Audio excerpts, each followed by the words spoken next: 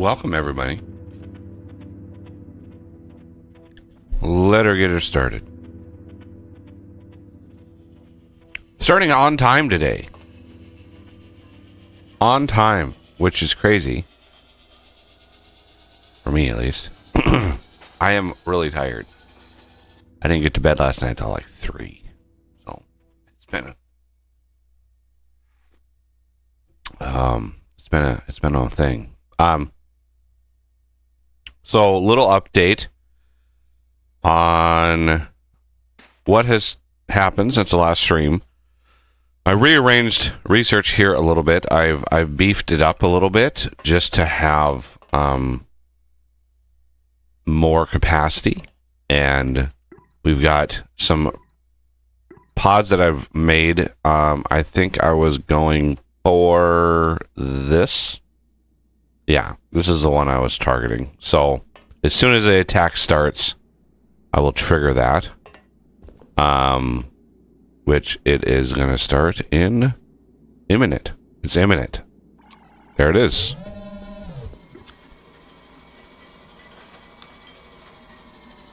So that should be finished by the time the attack is over. So our research is pretty fast now. I think we have just enough power. So the other thing that has changed is I have finished the process of basically digging out all the way to every corner. So every corner, it's a flat swath just carved into the hills all the way to the overmines. And they're all connected, right? It is a daisy chain of lasers all the way out there.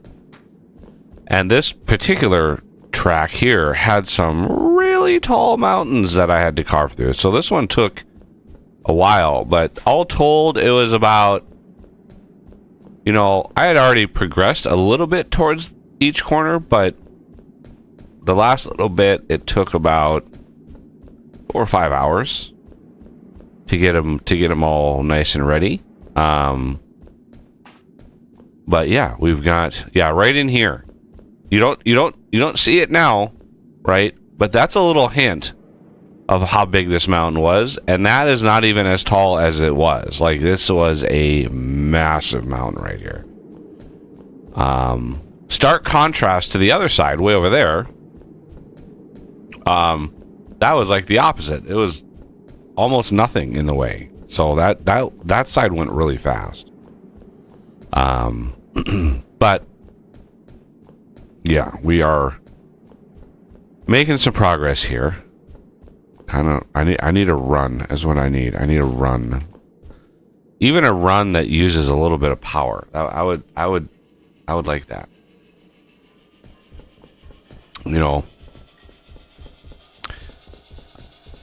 Otherwise, everything has been pretty good. We have a lot of processing going. I've swapped quite a few hopper, storages with these big ones, because I've been finding myself using a lot of said material. So I'm just like, I need more of a buffer. I need way more of a buffer. So that's why I've got some of these have bigger ones and some don't. I just, whichever ones I needed.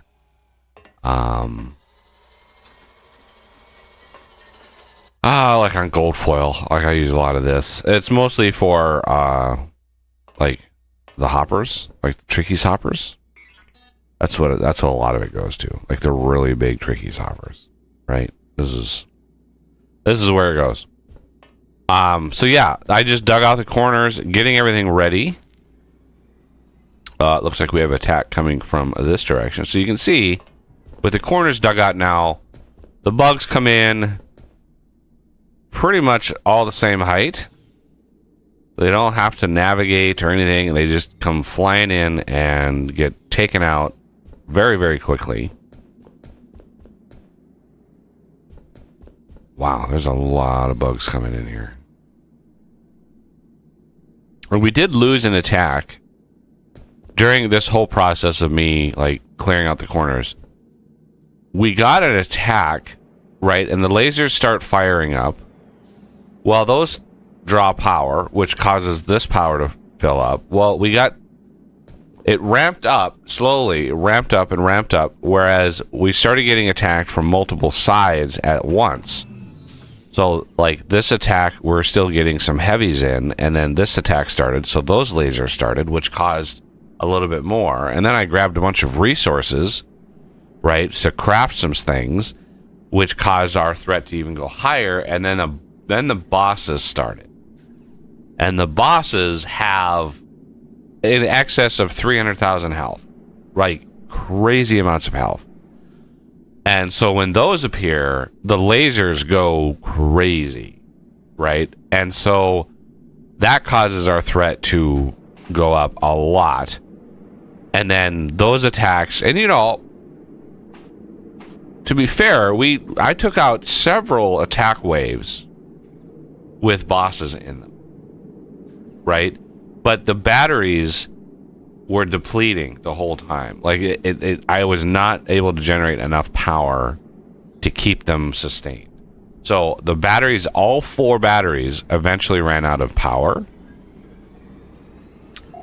And when that happened, that was the end. Like, there's no way. If you run out of power, you're not able to kill the things. It's over at that point. So yeah, we ended up losing a battle, but we put up a really good fight, right? So I'm pretty proud of our base for sustaining that amount for as long as we did. It was a while, and I've been slowly trying to reprocess these pristine eyes. It's still the pristine eyes from way back. I did empty the container here, so I was like, that's nice, but yeah, the pristine eyes I'm still working on. I don't want to max the system out because I want it to be able to process everything that's coming in fresh. And when you get a sort of a blast of bugs right away, it tends to go bad. And the other thing I did is this little setup over here. This I noticed pretty late. I really wish I would have noticed before I started the corners, because it would have been such a nice thing to have seen. But the advanced machine blocks, these we were not making, right? This crafter was just sitting here and it wasn't doing anything. And when I looked at the recipes before I signed out, I looked at the recipes for like the refinery and stuff. And I was like, oh, this uses advanced machine blocks. And I'm like, where are the advanced machine blocks? We didn't have any. And yeah, that was a problem. We have the alloyed ones over here. We have the hardened, right? These are the hardened machine blocks. But for some reason, the advanced machine blocks just fell through the cracks, and we never built them. I don't know why or how we missed it, but yeah, we missed it. Maybe they just look too similar. I don't know.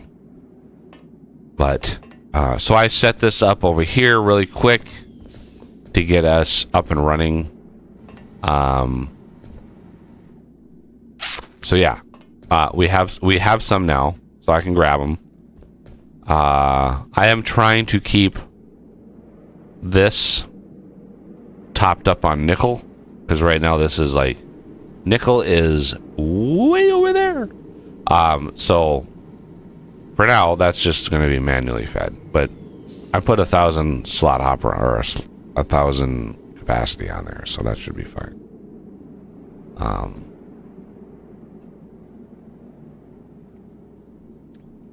And this thing can keep up with this. So if we had more than one of these, though, we would absolutely need more. Okay. So we're gonna start with 2 of these Okay. Needing more than 2 of these, like, it's a rare thing, unless you go really crazy with the production, right? Unless you really go crazy with the power, then you would probably need 3 or 4. Two is a pretty good start, and so each one of these vats, it's 3 clicks, right? Unfortunately, I don't have a 1-click craft for these. I wish I would have, but it is 3 clicks. So what you want to do is craft these in groups of 3, which is obvious. But the reactor vat is just a simple 3x3x3, but you can have multiples of these stacked, right? And there's a sweet spot. There's a sweet spot of every time you add a vat, it increases the speed, but it also increases power. Okay, and it's not linear. And so there's a sweet spot. I think it's around 4 or 5 vats. 4 or 5 vats is like your kind of sweet area of speed versus power, right? Any more than that, and yeah, you're going to get little bits of speed increase, but it's going to be a whole lot of power increase, right? So it's like an asymptote that's just like it's right in that point where it's becomes not good. So I think we're gonna target 5 vats. So that would be 5 vats times 2. There'll be 10 vats, and there's 3 clicks per vat. 10 vats, that's 30 crafts. I think I have enough. 30 crafts. That would be 90 titanium housing and 270. Yeah. So I have the craft 25. Crafting. And then 1, 2, 3, 4, 5. It's like that.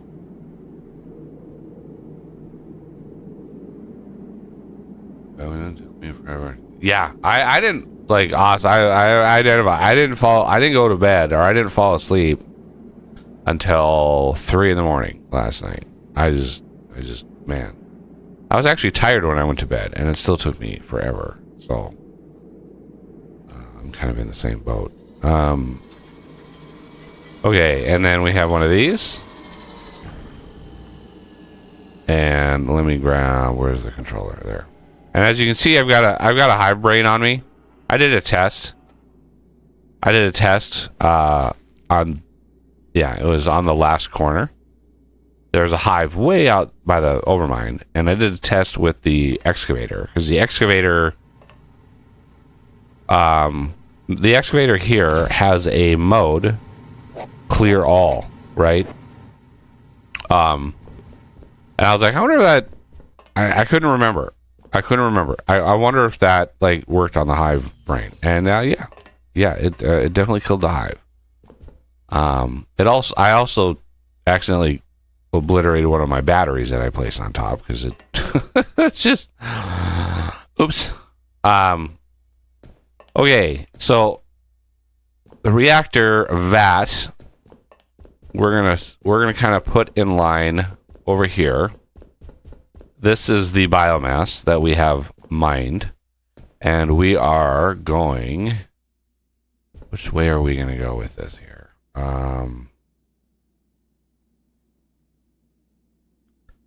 Yeah, I think we're going to do like over here. So this is going to come in. We're going to have 2, 3, and then we're going to have a reactor vat. Yeah. Looks like Spiderbot found his way. Yeah. Yeah, he reappeared when I started. Like, it was just I don't know where he was, like what he was doing, why his rendering stopped, but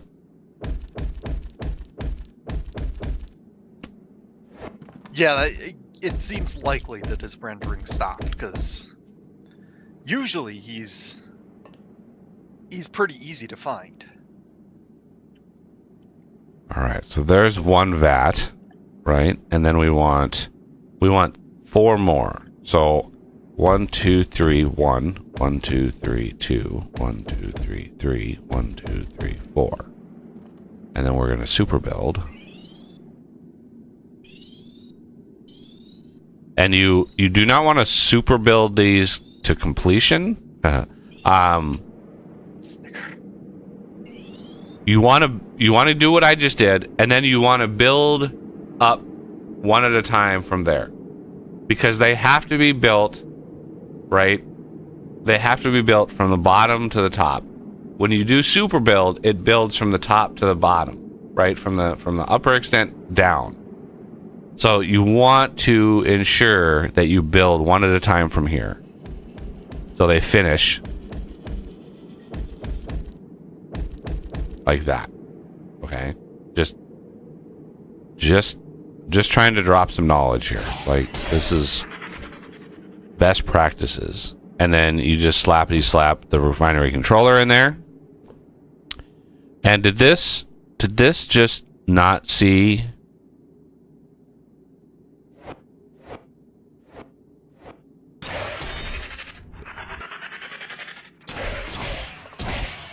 Did I forget that this thing is just the stupidest thing ever?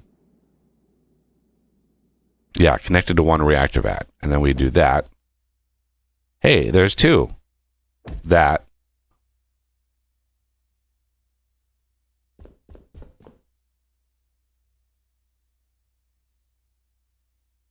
That. And that. There we go. I didn't build the thing before I built the thing. Okay. So the second one we're going to put in line. You give yourself a little space. Actually, give yourself, if we really want, give yourself 3. You can fit. You can fit a Mark IV battery in between these two. That would be the best way to do that. So 2, 3, and then 1. Get out of here, bugs.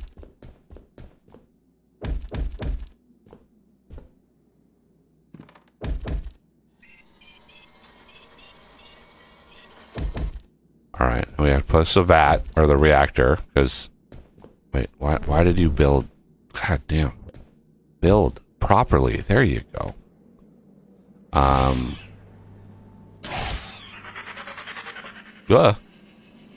Excuse me. Okay, so we want 1, 2, 3, 1, 2, 3, 1, 2, 3, 1, 2, 3. Now I don't know if is it going to be a problem having these things in the way of these? I kind of didn't think that this was right in line with the bugs coming in. Like right in line.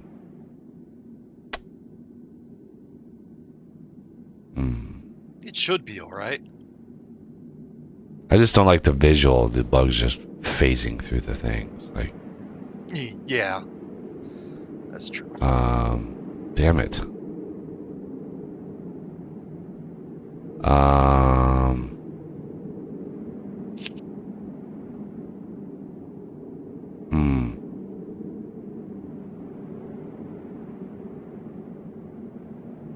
Yeah, let's... damn it.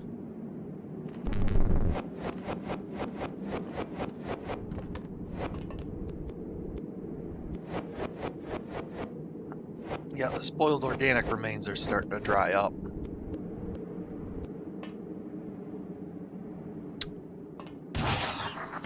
Oh my fucking god, the stupid beacons just stole some of the... God damn it. Why does shit not fall?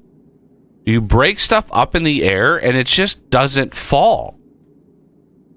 That's so annoying. Like, why?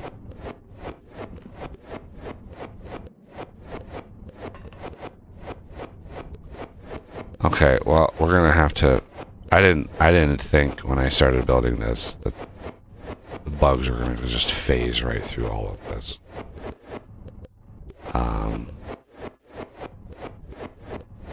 If you don't want to set it up again, are you already tearing it down? Yeah. I was gonna say that Death and I can do that while you're working on something else. Well, yeah, this is what we have to work on. We can't work on anything else until these are built and running. So. I just didn't think that the bugs would just go right through everything.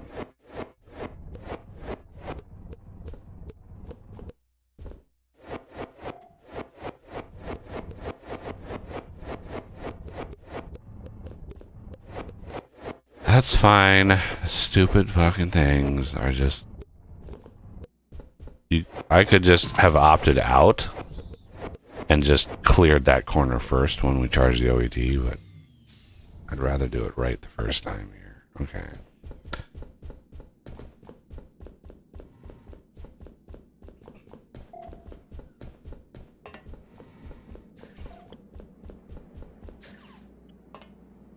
So one of the things you can do, if we're short on bug parts, is the spoiled stuff for the slimes.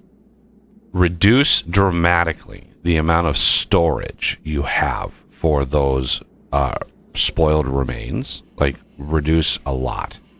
So the hopper you'd want like a small. You don't want a nano, but you want a small. Or even a logistics, like a base logistics. And then the tubes could come to here with a priority splitter of prioritizing the slime pit for the ruined parts. You prioritize the slime pit, and then if that line is backstuffed, the priority splitter would go then and reprocess them. That's, something. It's one thing we... Don't forget your parts. There you go. Yeah. That's why I came over here. Do we have the distribution splitter unlocked? Oh no, there is the priority splitter. Yeah, that's unlocked. Should be unlocked. If it's not, I can look into unlocking it or getting it unlocked. Oh, we have an unknown material in the research thingy too.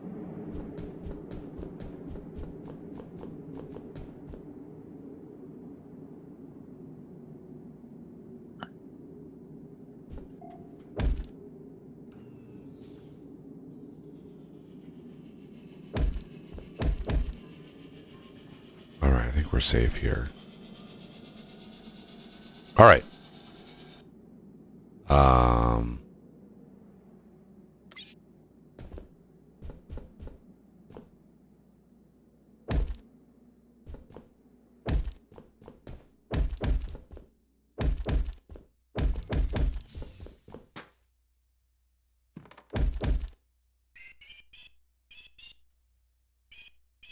Oh, it looks like the priority splitter isn't unlocked yet.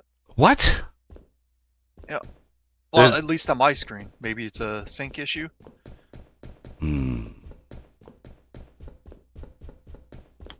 Is it a research that we have to do, or is it just...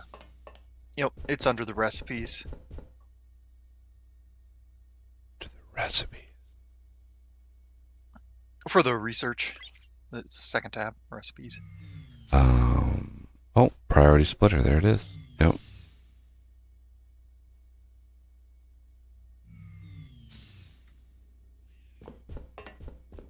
Well, yeah, this research should be more than finished. Let's collect that.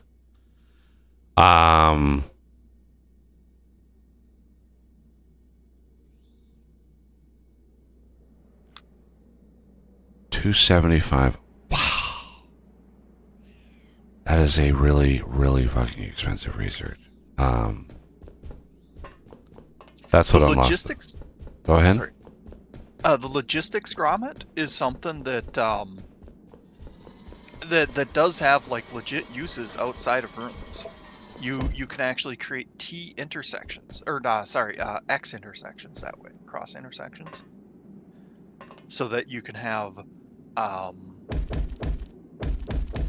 two resources go past each other. You know how we had a couple of lines where we go under the coal. You could just put a logistics grommet there instead, and it passes those through each way.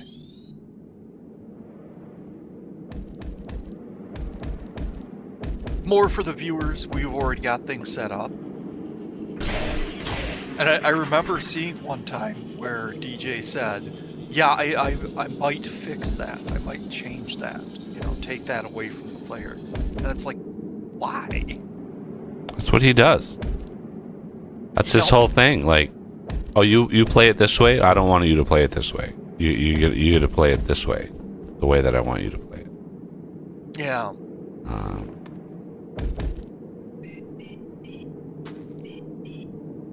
It's just weird because it's not even a like game altering thing. It's just a little convenience item.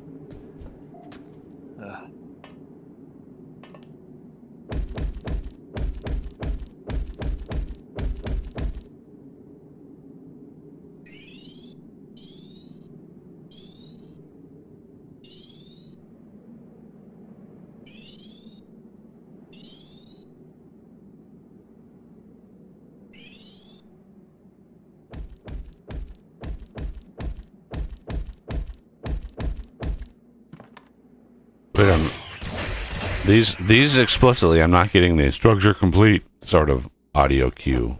Like, okay, it's super effing dark over here because we can't have nice things for reasons. Get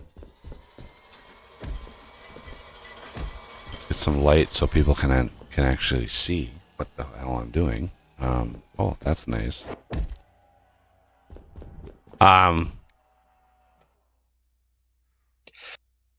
Okay, so with these, we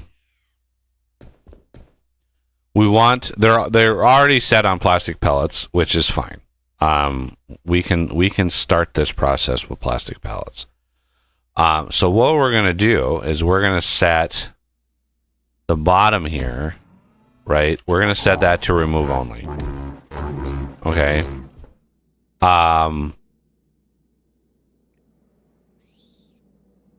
And this just needs biomass, right? So that's what that is for over there. And that is why I made those in line right into here, because what we're gonna do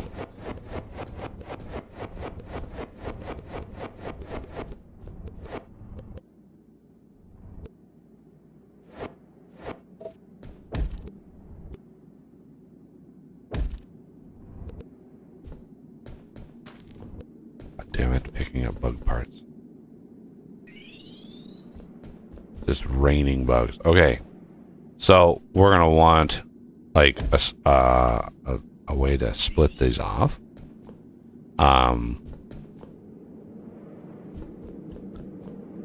And then go up. Now again, when we trigger this, when I trigger this and we get these powered and all of that,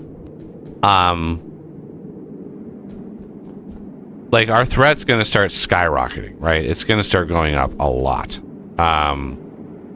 So, you know, it is what it is. There's no rhyme or reason to it. It is what it is. But we need plastic pellets, right? We need the plastic. So I'm going to just build myself. Yep, titanium housing, of course. Of course, I need titanium housing.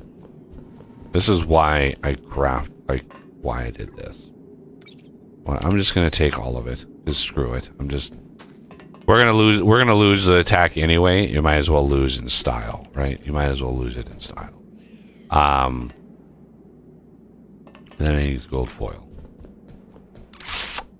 And while I'm here, might as well use that as well.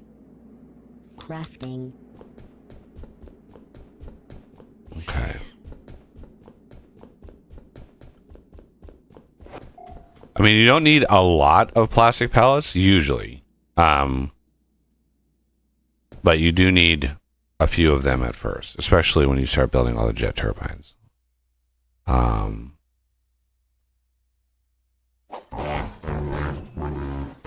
Okay, so one of the things we want to do is power. Okay.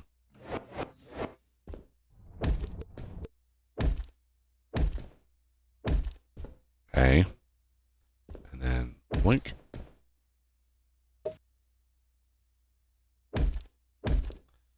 And this line, I think, could come in right here.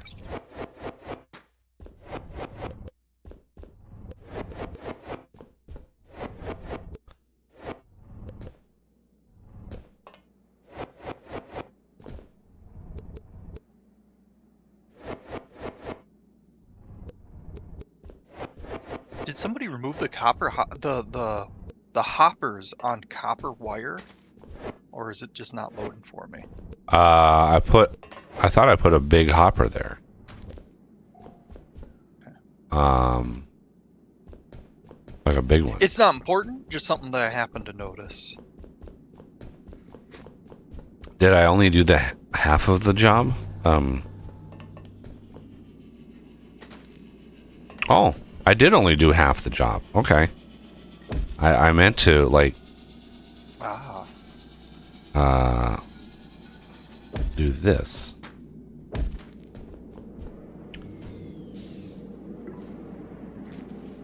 Okay, I need a bunch more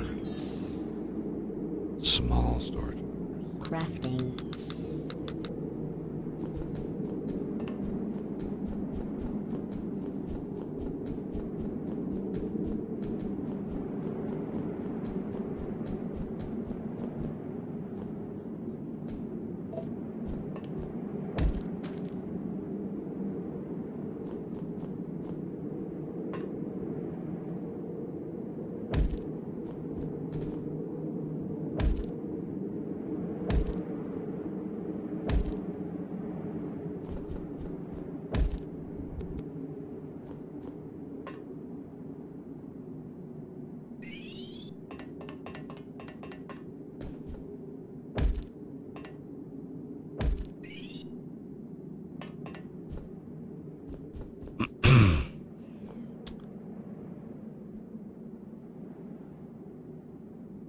Okay.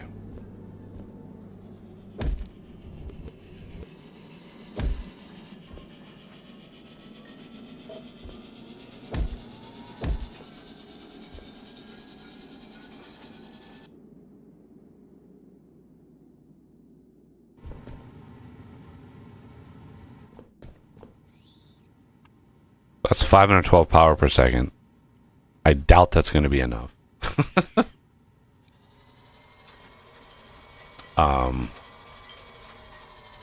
Okay, so let's get that. Hey, Spy. I think the only thing you really missed was Buggy setting up the refineries. Death and I got on late too, so.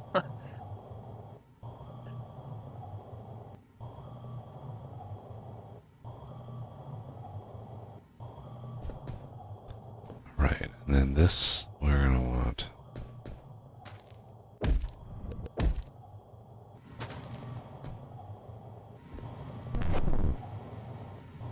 Does the number of vats you have on there affect how much power it uses? Yes. Yeah.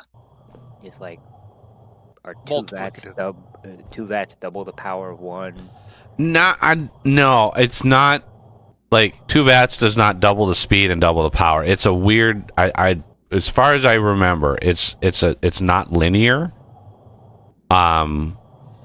Which is why I mentioned like there's a sweet spot. There's a sweet spot of number of vats for speed and power. So any more vats in the setup, any more than 5, gives you smaller amounts of speed gain, but much larger power use increases, right? So the threshold is like 4 to 5 vats is like the sweet spot of speed and stuff. So from what this is what I remember. Again, it's been like years, so but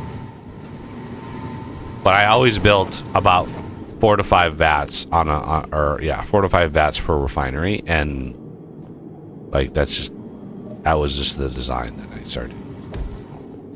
I just stuck with it.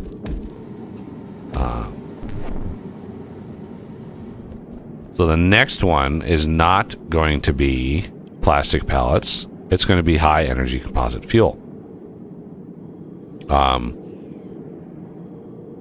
And then eventually, once we have enough pellets, both of these will be fuel, right? Because when you make missiles, the missiles use this fuel as well, right? The turbines use it, and the missiles use it. So you have to have more production.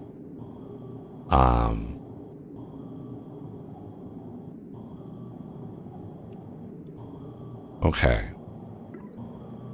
I mean, it's going strong, but the other thing we are going to need is the fuel canister crafter. So we're going to need, over on iron, there is a GAC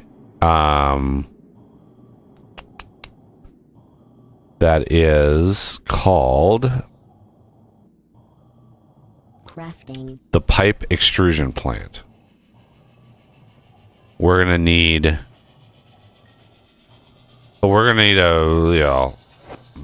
possibly more than one of those.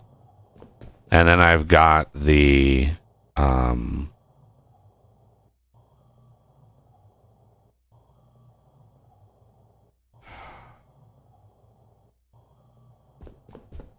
fuel canister crafter, which I can't remember. I need to come over here.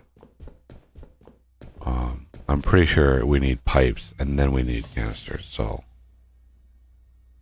it's been a hot minute since I played this last time. So I'm just basically going off of muscle memory at this point. Like, it's just, yeah, this feels right. Yeah, it sounds right. Things first. Okay. I so need more hotbar spots. This I don't need more hotbar anymore. So the fuel canister crafter, if we go over here to iron, and we just slap this thing down. See, one iron pipe, right? We need an iron pipe, which is why we need this here. But unfortunately, iron is miles away from the canisters, or from where they're needed. So maybe we could set it out over here and we have more of a straight shot over there. So fuel canister crafter, again, we might need more than one of these, so I'm going to put it over here. Does this need power? This does not look like it needs power. How about the fuel canister crafter? Did somebody craft one of those? Or the pipe? Nope, you want me to? Okay, no, I'll do it. Crafting. Because also, I seem to remember needing to build more than one of these, like on an induction pad. But we'll plop this down and see if I can find it in my lovely inventory. There it is. Converts bars into tubes. Okay. This also doesn't report as needing power. So is there a... Let's just see.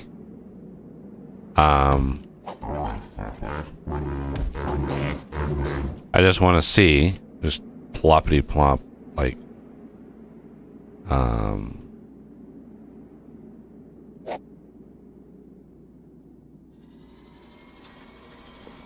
And there it is. Yeah. No power needed. Amazing. Okay. That's refreshing. So, what I want to do, build that and that tubes.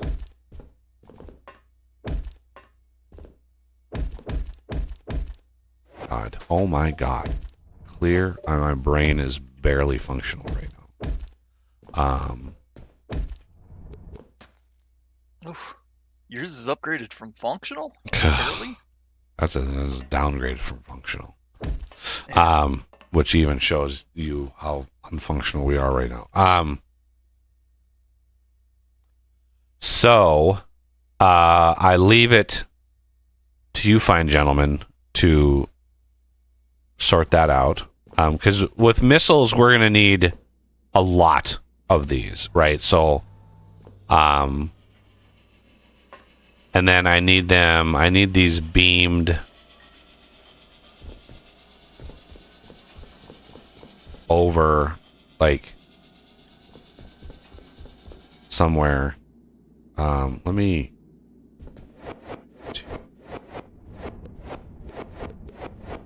And when did a gentleman sneak in here? Yeah, I regretted saying that as soon as I said it.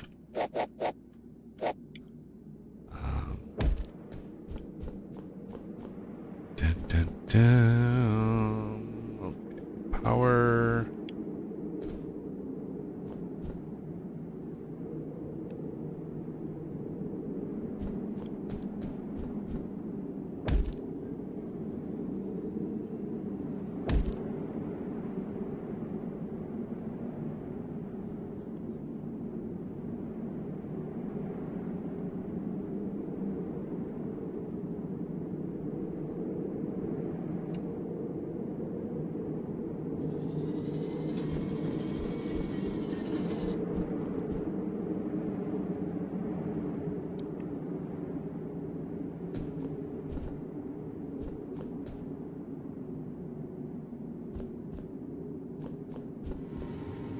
Oh, and of course, there's a tin.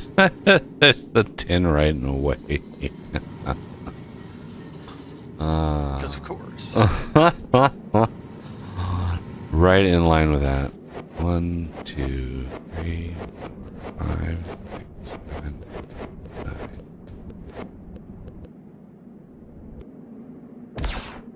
Let me guess, it's a nice big tin vein. It's a tiny little bit, but it's just like, oh, it has to be right in the way, doesn't it? It just has to be right in the way. We're gonna do that.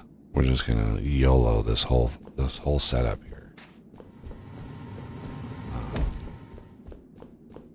Boy, we have lots of the recombined organic matter now. Oh yeah, I have.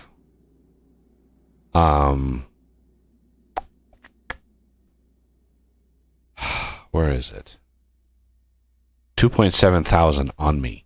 Jeez. And we have 22 of the purple eyes, the massive faceted eyes. Yeah, we killed a lot of bosses before the power ran out. Like, it was surprising how well it did. Bosses or heavies? Bosses, the big guys, Wow. like the huge, like, purple guys. We took out. There were probably 5 waves, 5 different corners of bosses that we survived until finally our threat level got to the point where they had so much health. Because, you know, as your threat goes up, their health goes up. So they start, I think, at about 250,000. If you are just at the, like, mark where they spawn, it's like 250,000 health. They can have, if you have 20,000 threat, which is the cap, they can have like several million health. Like, it's crazy how, like, strong those things become. So yeah, it's nuts. Okay, well, that gave us this gives us a few more options of beaming those things over here. But if we go in here, well, I need to make the one thing we never set up that I kind of regret, and it's too late now, but we never set up a PTG GAC. You know, yeah. and it was like, that would have been a smart thing to do. But we never did it. And now we have evolved away I from think I devolved a little bit.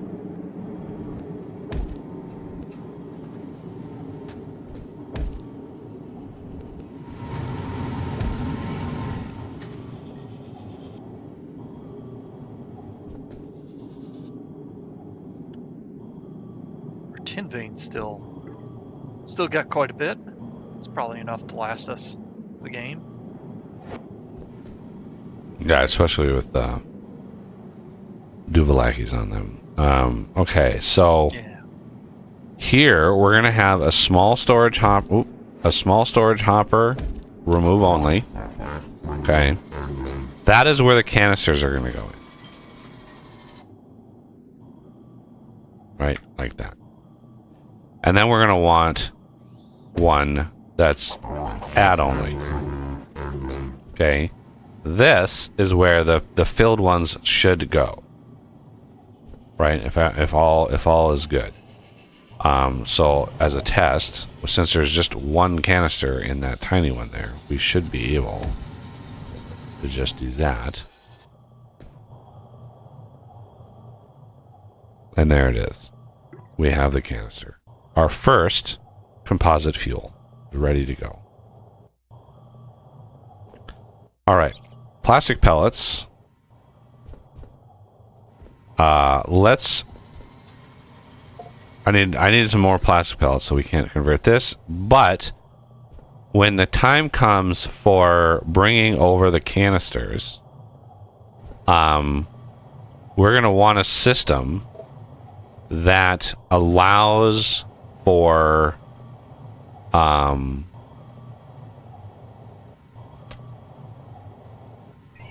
a variable amount of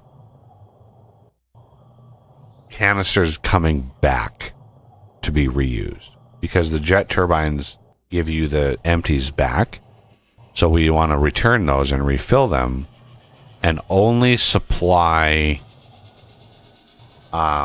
new canisters when they're needed, because missile production is going to consume canisters. So you have this dual process here. So I would try to probably bring fresh canisters if I were to target an area. Fresh canisters can go like right in here.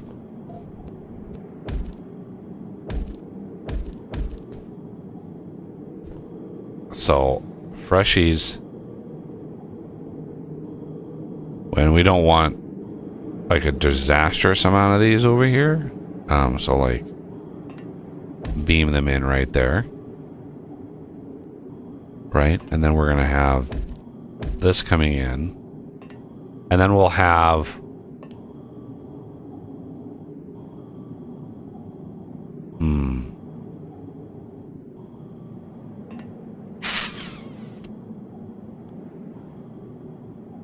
okay, we'll have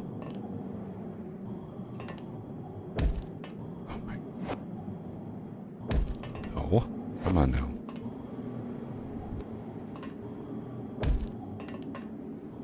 We're gonna need a way to prioritize inputs, and the splitters, like they split priority. Is there a priority merger? Is that a thing? You guys can experiment with that. I'm not 100% sure how to accomplish it, but Priority merger. because you have two, we're gonna have. Like a makeshift one. But yeah, I'll look into it. I mean, it might not be an exact. Oh, this machine is a priority merger, but if we can figure out a way to do that, that would be very helpful. Okay. So the turbines, believe it or not, were really close to the cold cave tunnel, and we could always dig another cold cave tunnel. Like it's the cold caves. It's pretty easy to get to. It's just straight down.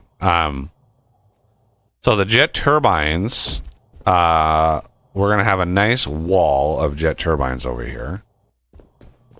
Or at least start it. And we're gonna do the 3 like that, I think. Yeah. Okay, yeah, the distribution splitter can be set to use merge. Okay. Does it prioritize one line over the other? I don't know how the distribution splitter, because this distribution is what a splitter does. So it's like saying splitter. So distribution splitter is like, that doesn't tell me what it does. Priority splitter tells me, oh, it's priority. So it's just poorly named. Well, the distribution splitter is mod. Right. So there might be. But it's still poorly named. It's just all like. Yeah. Okay, so the turbines, we're gonna have a line coming in. And what I'm thinking is do 3 wide, 2, 3, 4. Is it 5? Yeah, it's 5 deep. Okay. 2, 3, 4, and then we want one more. Okay. So this line here will be the fuel. Although, how do we? I'm just remembering like how I usually do this. And I usually put them in the middle. Okay, so let's 2, 3, 4, 5. Let's clear this. Clear this. And then plan on having it in the middle. Okay. And then there's going to be another one here. 2, 3, So where 4, did we 5. need the distribution splitter? Sorry, I kind of missed where you were working on that. Over here, we have fresh cans coming in. Okay, so We're this going to is have going on. used cans coming in on the other side, right? So from the back, Okay. used cans will come in. And then we want to prioritize the used cans over the fresh cans.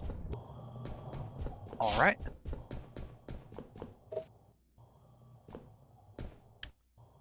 Okay, so this then,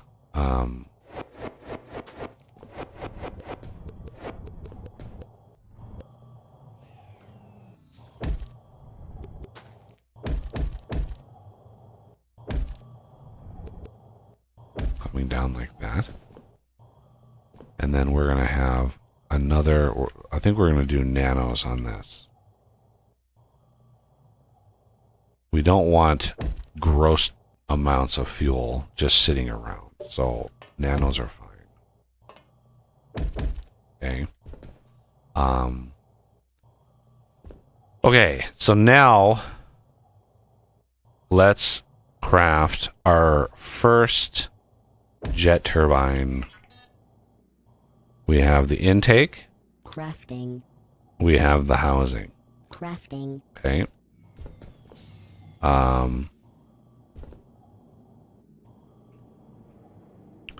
And you want these elevated off the ground. And we'll talk about why in a second. But trust me, you want these elevated off the ground. and pointing away from your base.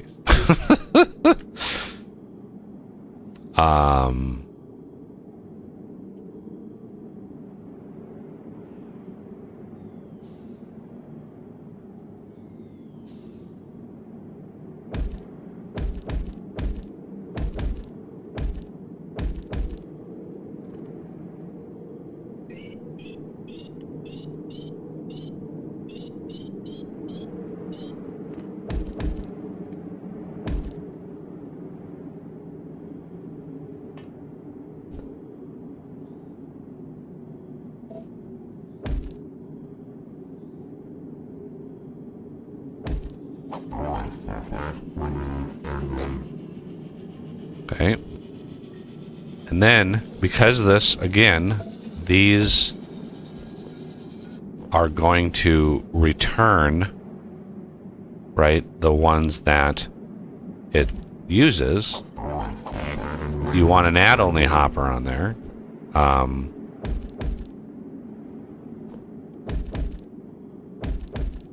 Like that.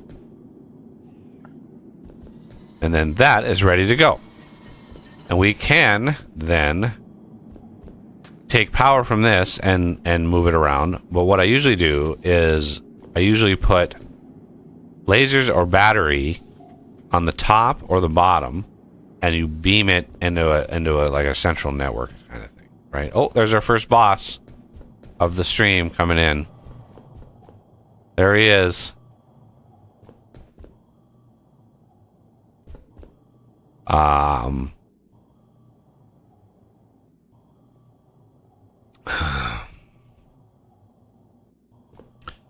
The one that we lost, right? Here's a boss there. There's a boss there. There's a boss there. I almost took a screenshot of it. It was a line of bosses going all the way back to the Overmind. There were dozens and dozens of bosses. And it was like, I looked at that and went, oh yeah, we're not winning that shit. They are very tough. And you can kind of gauge that when you look. The lasers that are targeting the boss, you can actually look at them and it'll report how much health they have left, right? So you can actually see what they have left. Okay, so we want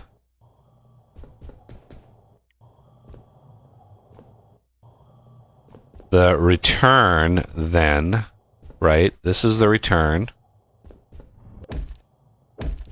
Coming down, and then this is going to go back.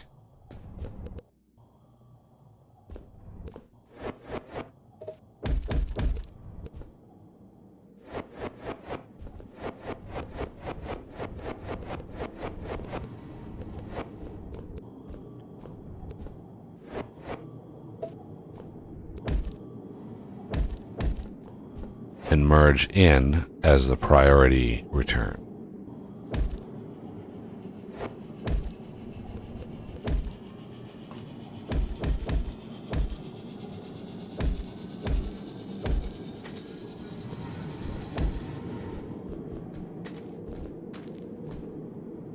Okay.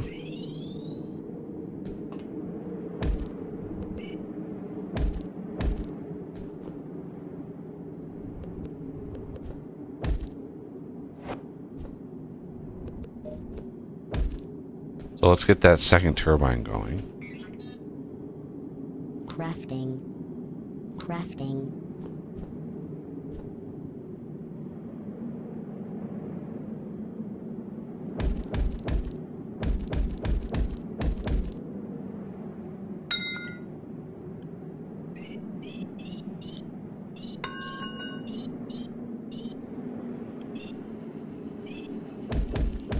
And the amount of power these produce is dependent on what settings you use for your game. So there's no hard and fast rule.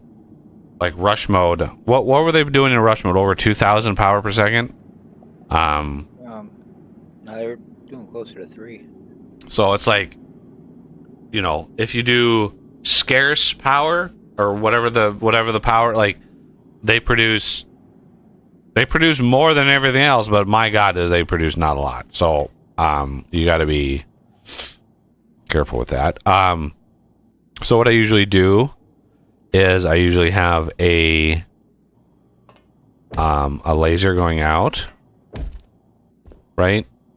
I usually put a battery on them, and then that also would allow a couple more lasers if the time, if the need arised. And then out in front at some point, kind of arbitrarily, you want a thing that starts centralizing the power.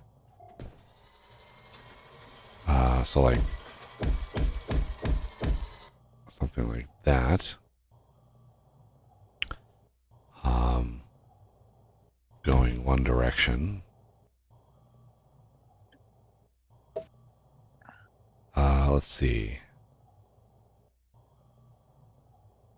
Oh, I want to do this. Trying to think of how I did it in the past.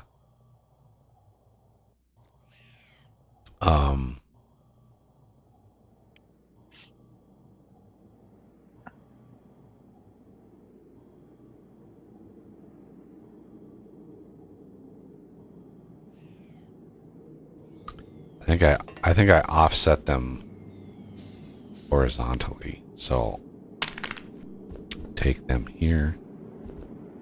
Take this here, right there.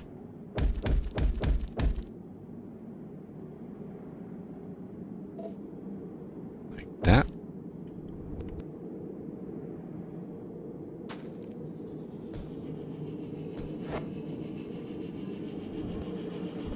And then I'm going to come over here in line with that battery from defense.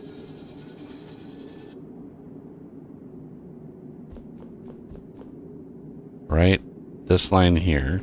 So what is that? Is x minus 25.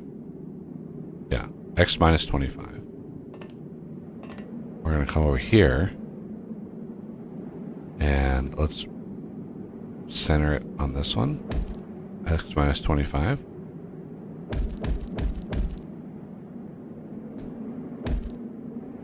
And then I should not have removed my manufacturing plant. So put that back. Crafting.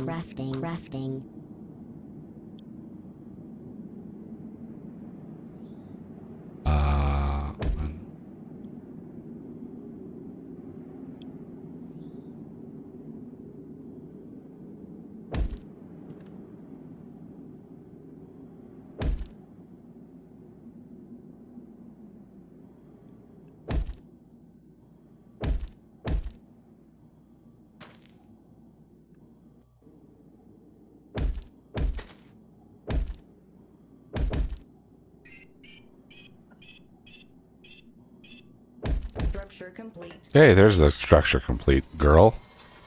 Whom I know and love. Okay. Ow. My knee. Alright. Now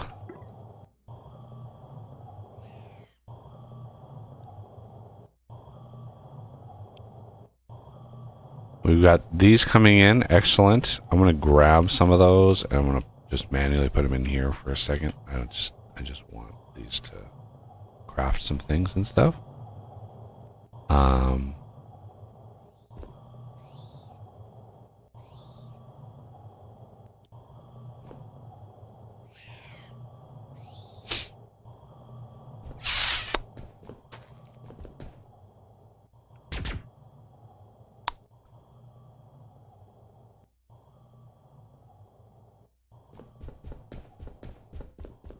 As soon as they start getting attacked, I can look at the lasers and see just about how much health they have. There it is. So he has 380,000 health. That guy there.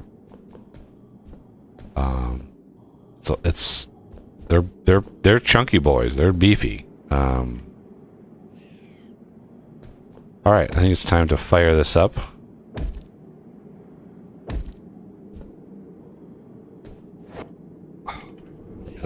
It always does the wrong direction when I do it. When I like think, oh, I'll do this safely, but no. Okay, so this we'll fire these up, and this is why you want them elevated. It gets a little toasty back here, and you run into that, and you get crispy. You don't want to crispify yourself.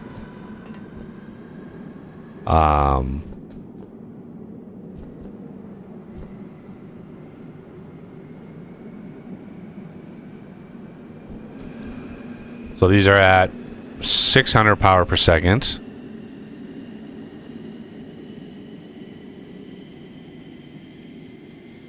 It would be so fun to do these in Vintage Engineering. Could you imagine? Like, oh my god. I'll have to ask DJ where he sourced his sound effects from. Because it's one thing Vintage Engineering doesn't have is sound effects for everything, and I'd like to change that. 1150, 1170, 11. Oh, now it stopped because it's full. No, it's not full. Oh, it ran out of fuel. No, why? You don't have lenses in the lasers. Oh shit! Yeah. Lens, please. And lens. Thank you. Those are not going to be good enough. Those lenses are not going to be good enough. Let me grab.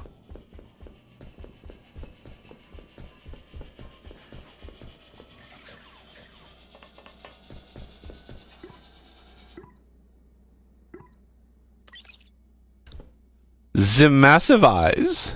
He wants the massive eyes. And exceptional organic lens. Crafting. We're gonna craft those.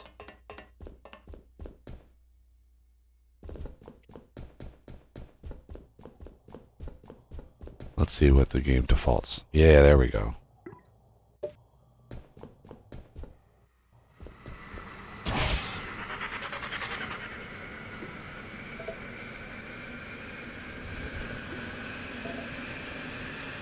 Okay. So, to accommodate more juice coming in,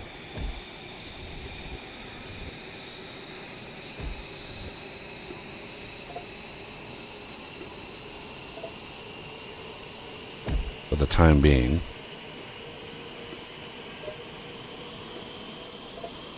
because I just wasn't sure how much power these are going to produce, so it's like, I think 1800 once they're fully spun up.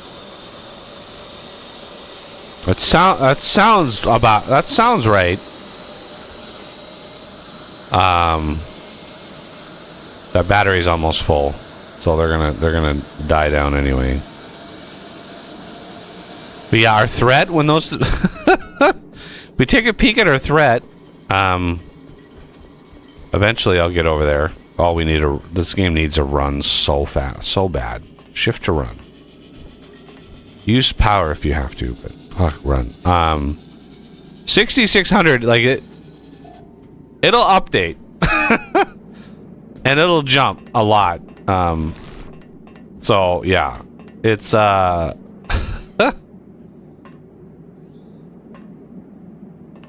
Yeah, this looks kind of gross. It's missing the tubes over here, but otherwise it would be functional. It's just I got a bunch of spoiled organic remains in my inventory, trying to.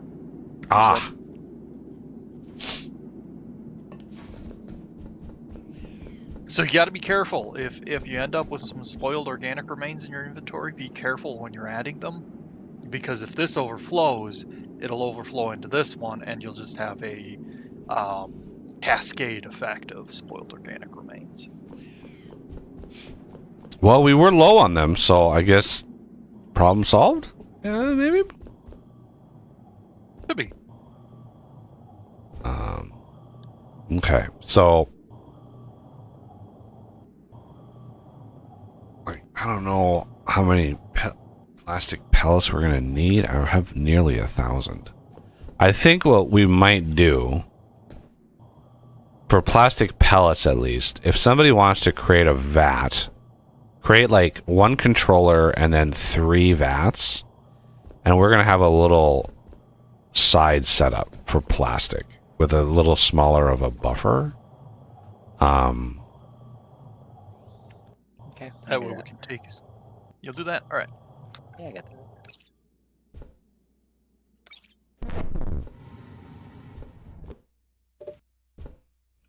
Has Buggy made himself the latest progression item? It's under progression tab. I don't know what that is. The jetpack. Oh, not yet. I've been working on, other things. Yep. Okay, so this are the tubes. We want these coming in. These are add only, and then we want these to be. Make sure it's empty. I don't think it's contaminating our build here. Okay, so this should.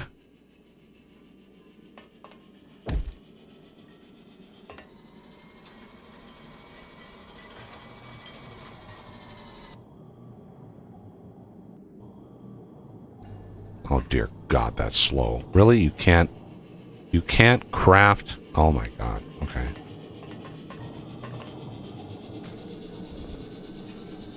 Okay, so these are full. I think I want to tweak this design a little bit.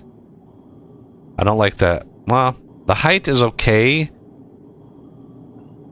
I think what I'm going to do,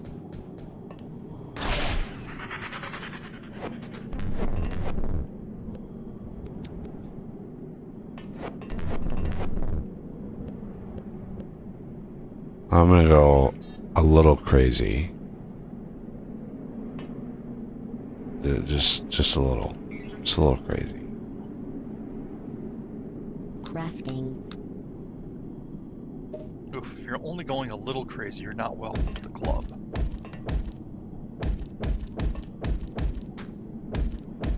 I go full crazy to be allowed in. Structure complete. This might have an impact on our threat. a little bit.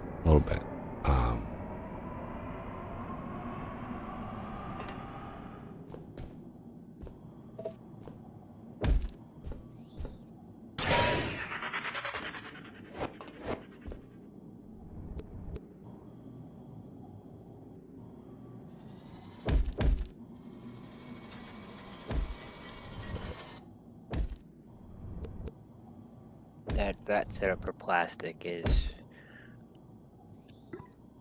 just next to the one you already have built, or you want me to go down closer to the elevator? Put it like right there.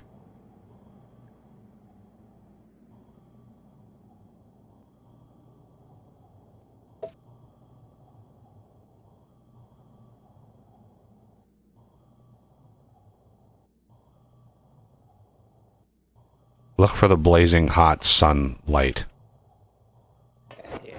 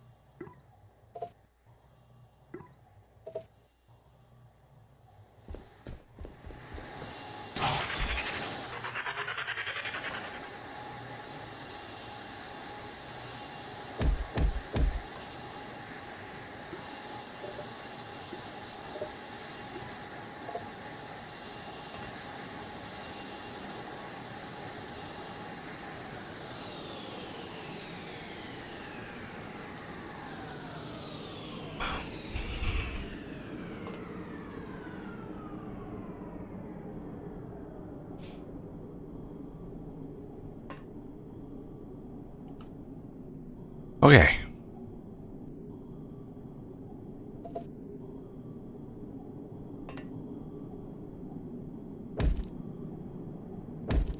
Yeah, our threat is now 8733.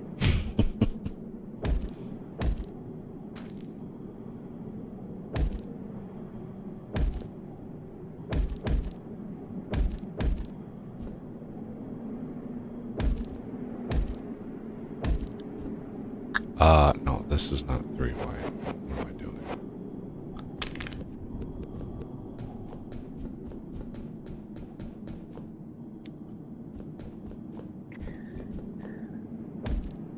What size output hopper do you want? 500,000? 500 should be fine.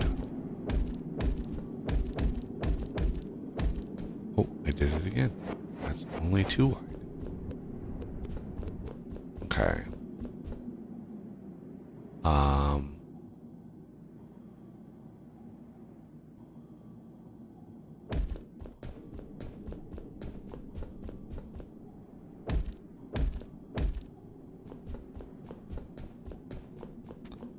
Now, let's build 2 more.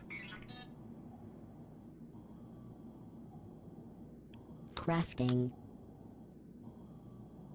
Crafting.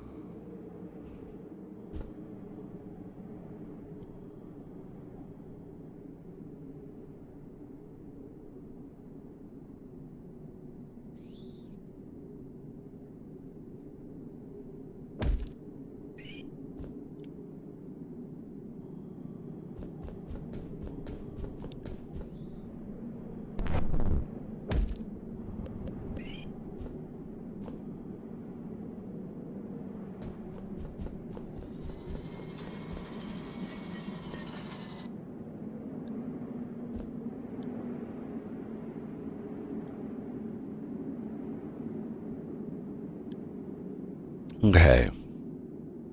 So if these are, I think Oz is right on the 1800 power. It's not exactly 1800. It's like 1836 or something like that.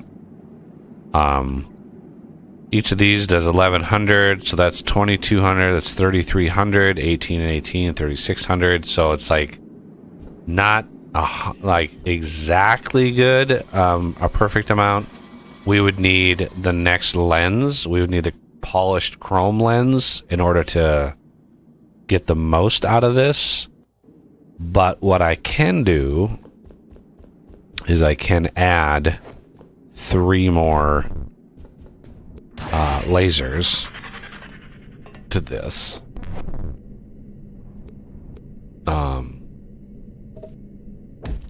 Or, you know, even 2 more or whatever. Like, it doesn't matter. So lens. Oh, I just noticed we had some recruits from a bit, or comments from a bit back.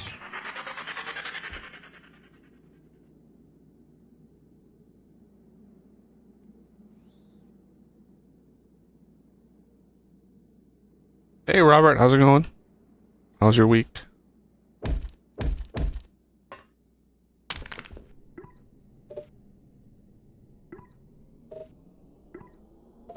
There we go. Now we have uber amounts of power coming into this battery. And again, this is just 4 of these, right?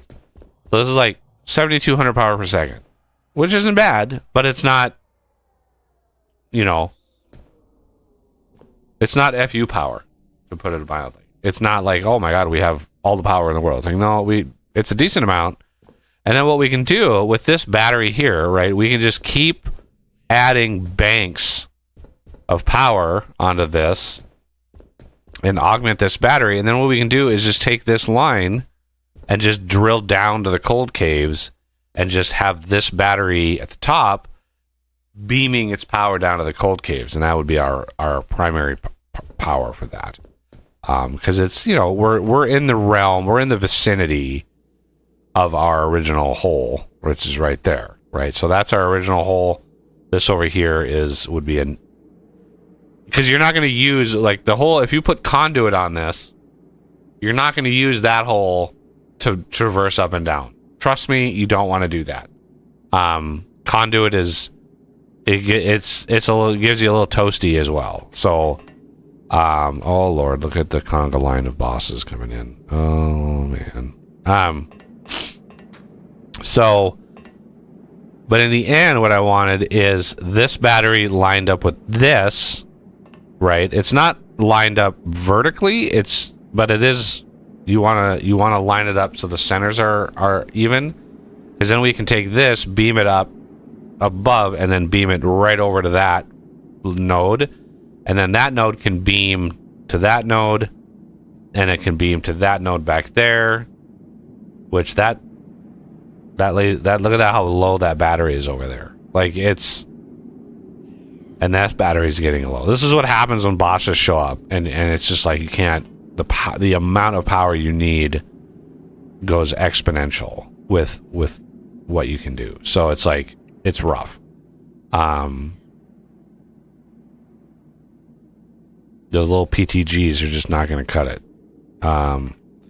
So with this setup, we could do another one centered lined here. Okay.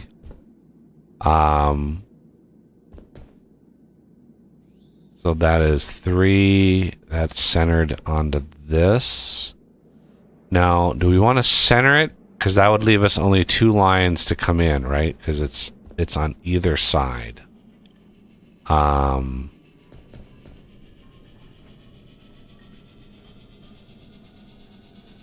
that would be a little harder to get all 9.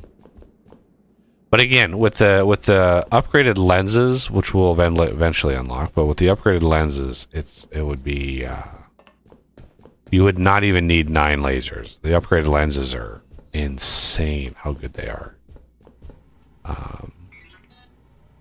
So since that research finished, I didn't actually look to see what other things we have to unlock here. We need that. We need that. We need that. And that.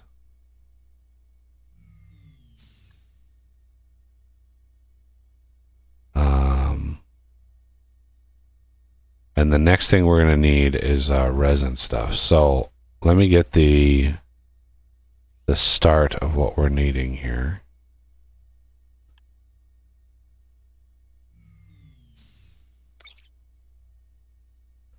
$25 Ultimate, $25 Excel.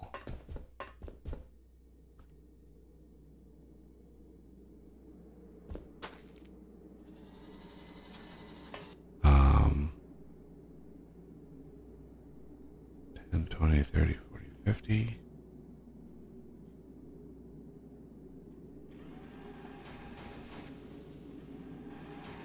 Okay. I just want to knock this one out really quick.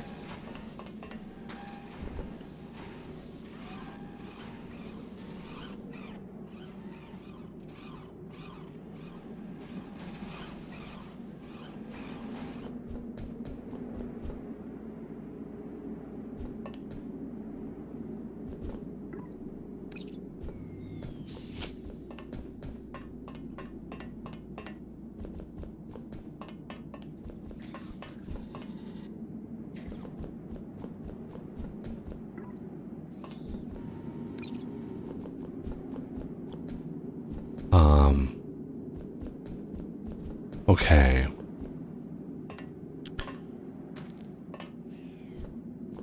So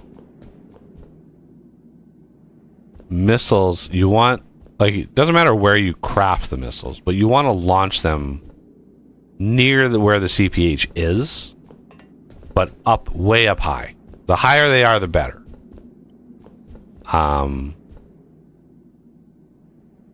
So 2 tasks, or at least 1 task right now. We need more beacons. Once we get missiles up and running, we're going to need beacons along. That's why I left all the batteries where I cleared, right? So the lasers go all the way back. So you need, 2-3 beacons, on the battery locations as they go out and out and out. It looks like somebody already started doing that. So that's good. I don't know how far along that is, but we need beacons all the way. Because as soon as missiles start, they can blast, things way back there. Way back there. So it's pertinent that those get distributed.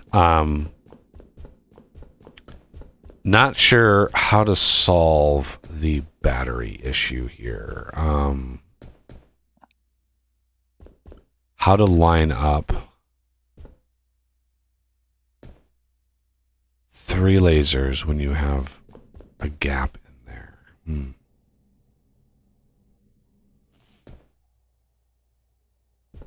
I would have to rearrange where the tubes go somehow to make that work. I like this design though. I don't want to change it. So I think what we're going to do, instead of doing that, is we're going to go over.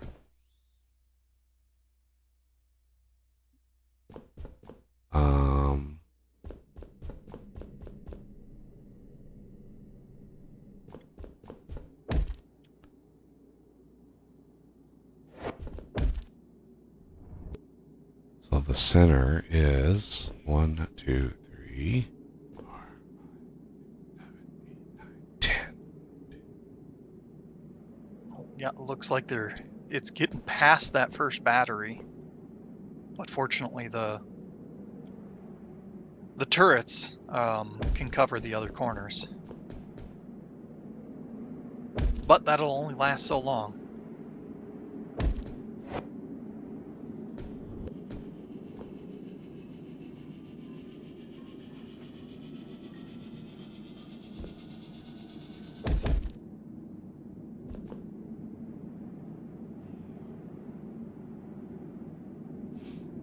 That's a good idea, Jay. I think we'll do that. We have a nice amount of space in here for that. It just kind of breaks the symmetry, which, is icky. Just icky. 1, 2, 3. 1, 2, 3. 2, 3, 4, 5.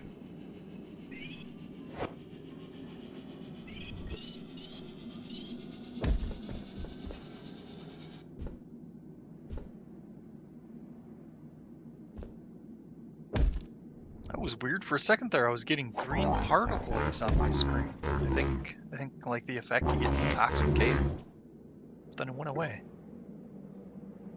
I don't know whether it thought I was in the toxic caves or there was some kind of event, like one of the bosses dying that did it. I don't know.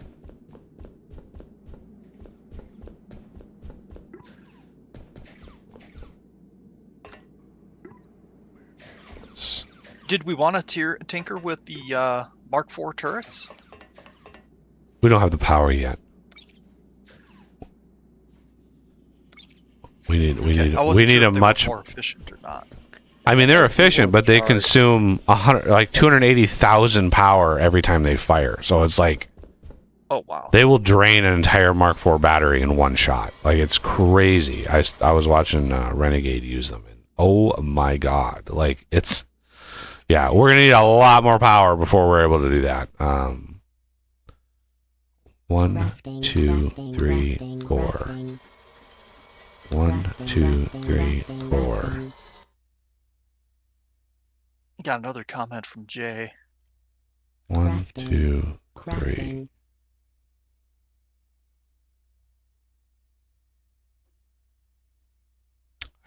I need way more exceptional lenses. Let's do craft.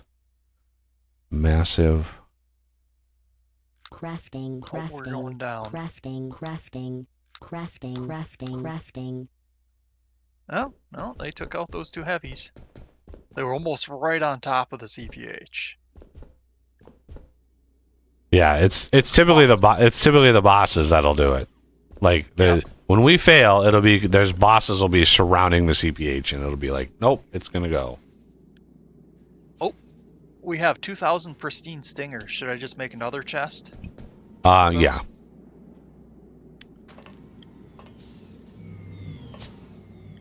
And if you just manually move all those into the chest, like just so it doesn't sit there and move 2,000 into another chest. Sure. Okay, what was I doing? I was doing something important. Oh yeah. Crafting. Yeah, more lenses. All right. Somehow I think I duplicated the 2,000 stingers. But that could be a client server thing. Do you want to check it, or should I just grab the extra 2,000? I don't care. Like it's just whatever. It is what it is. And then we're gonna want that one there, that one there.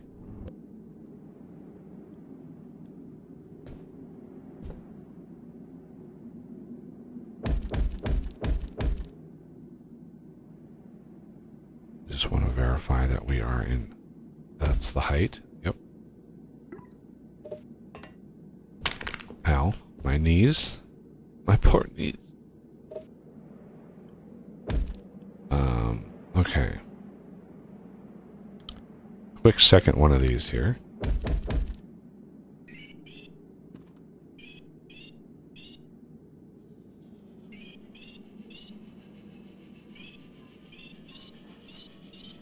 Your base is under attack.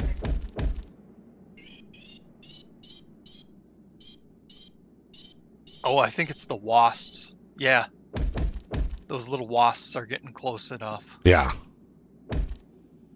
Yeah, the higher your threat, the faster those little guys fly. So, like really high threat, like max threat, those wasps come flying in so fast, they get a couple shots off the CPH before the lasers take them out.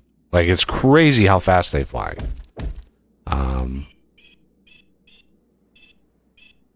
Many a base has Structure fallen complete. because of that. Yep.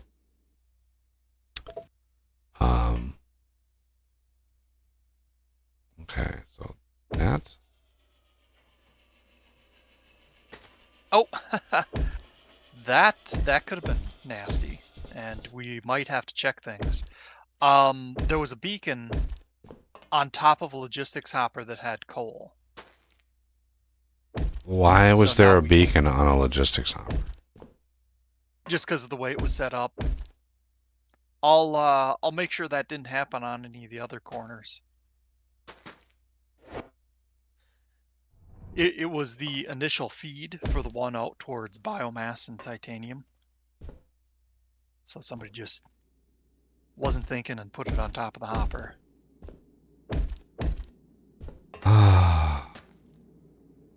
Great. That means every one of our fucking mining places could have coal somewhere in the line. Like Yep, I'll shit like that. It's I'll go just check like 'em. why you gotta pay attention to what you're doing.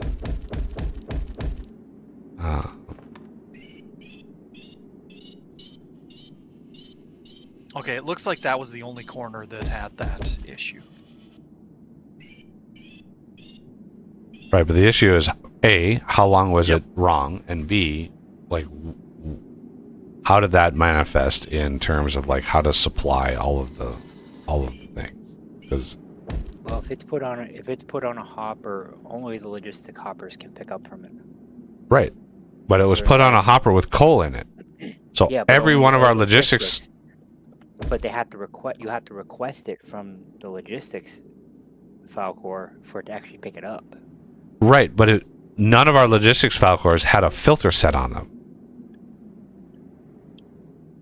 None of the ones that I've seen had filters set on them, which means that it was going to pick up from whatever was available. Unless you went around and put filters on all. Are you talking about the bug part ones? I'm talking about No. the cutter heads, the plasma cutter heads. The plasma cutter head logistics Falcors was only pulling from one hopper, the only hopper that had a beacon on it. Well, somebody plopped a beacon on a hopper with coal in it.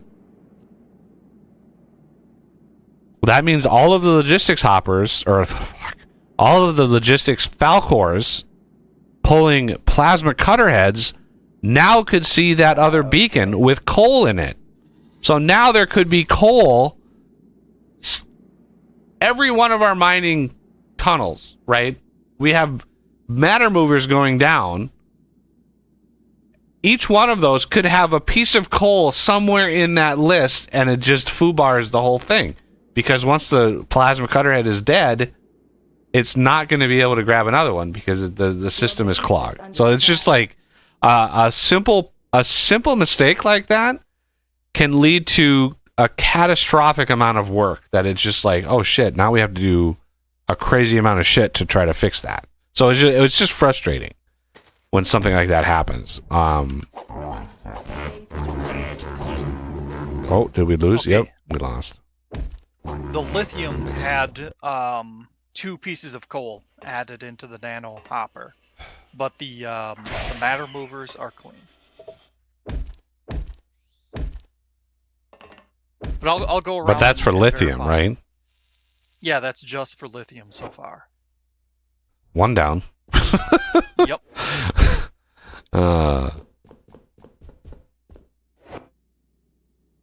That's just the furthest one out there, so I just wanted to check that one first.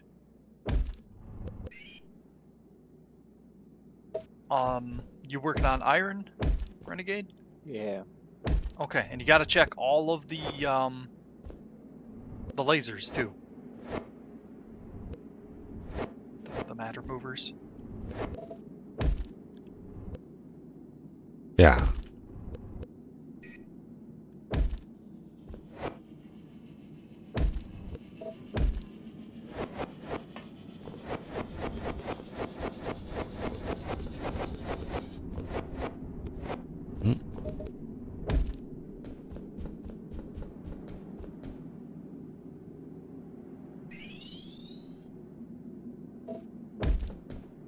All right.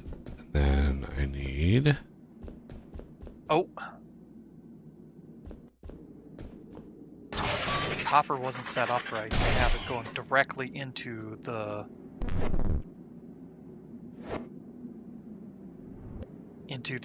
hopper. Can't set it up that way. I thought you could, but you know.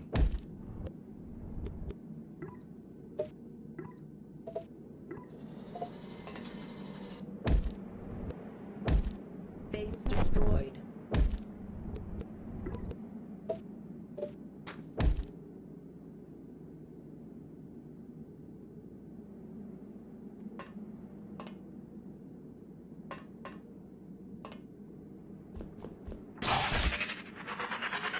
Whoa, I did not want to come this high up. Jesus. Okay, there we go.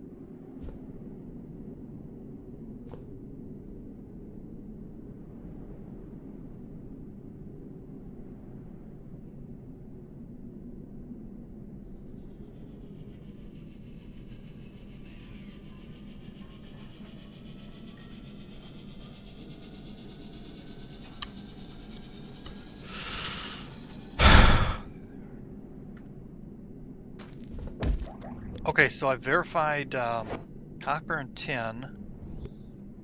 Do we only have one coal vein that we're extracting from right now? I think so. Okay.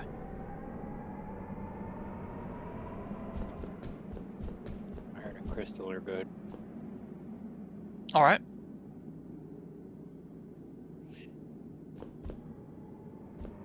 So that's all the surface ones: iron, lithium, crystal. Are you gonna handle? Okay, you're passing nickel. I'll handle nickel. I have a bad track record. He has bad memories of nickel.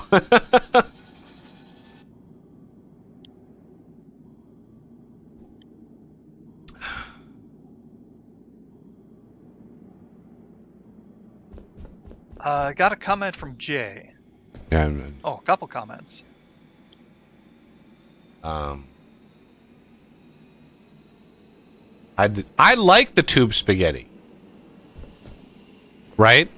I like seeing the industrial like tube spaghetti. I do. This is why like if you go way back and you watch like my one Minecraft series that I did on this channel many moons ago. It was like 7 years ago. It's called Minecraft My Way. It's just the way that I play, right? So it's my way of playing. It's different from other people's way of playing. Like I leave all of the pipes and all of the thing. Like I like that industrial look. Just like the power beams, right? I'm not hiding those. Some people like the clean aesthetic. I like the gritty industrial, like, oh, this is all the tubes and like all that kind of stuff. I don't know why. I just like it. So if we go with the sideways thing that you suggested, that would mean we want. Let's see, how is that going to work? Let me look at this for a second. We're going to need.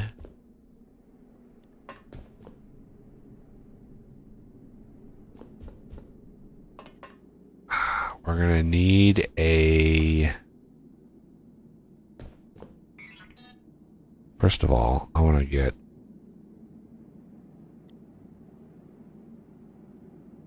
the jetpack.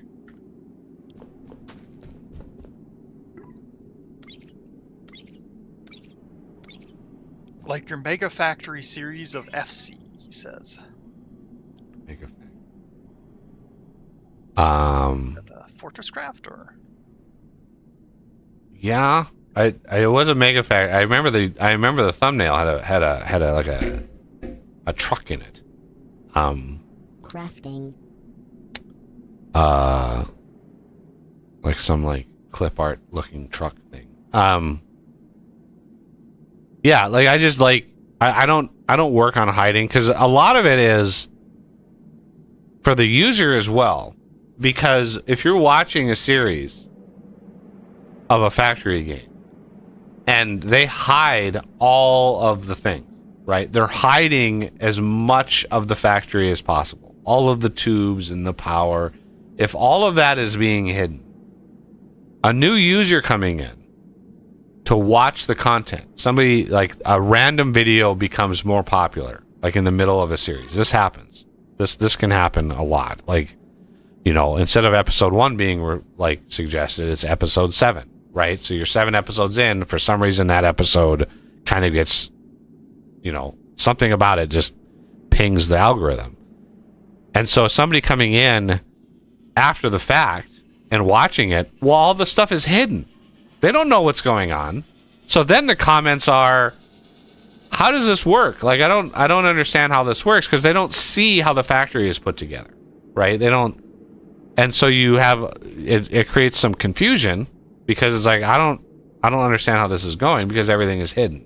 So if everything is exposed and you see it all, an average viewer who's new looks at that and goes, "Oh, I understand how that works, right? This makes sense to me."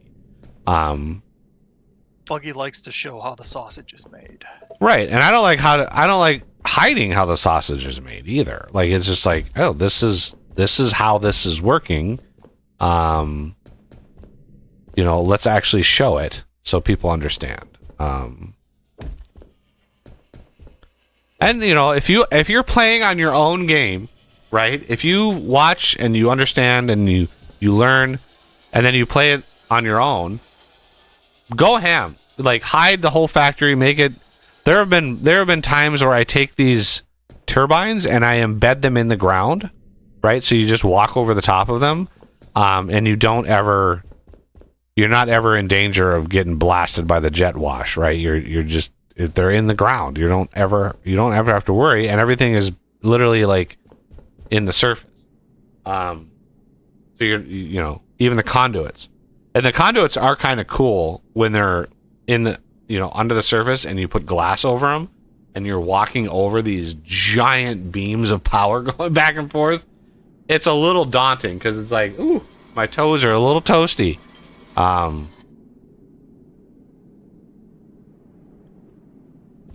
Okay, so this we have as the center.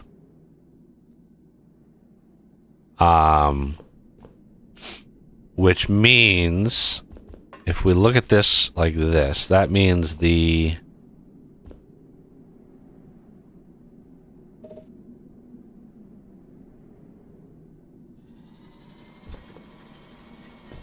center of the battery. Yeah, this matter mover. I'm gonna take this away and this away. It's hurting my brain thinking about that matter mover. Okay, so we want this line to actually be a rotated version of this. So we want to like take this block, just like you suggested, and rotate it 90 degrees.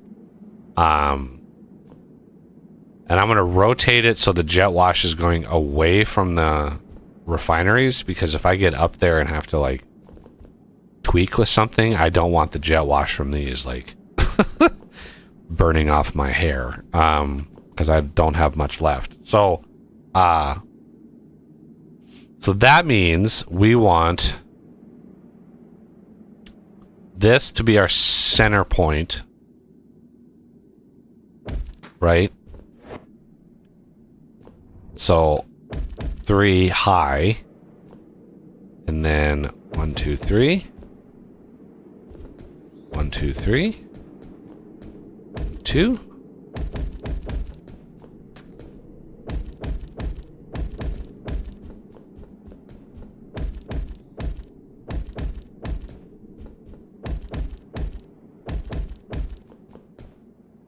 Like that. There's your 5. And then the actual, like, these are going to be right here, like the supply line.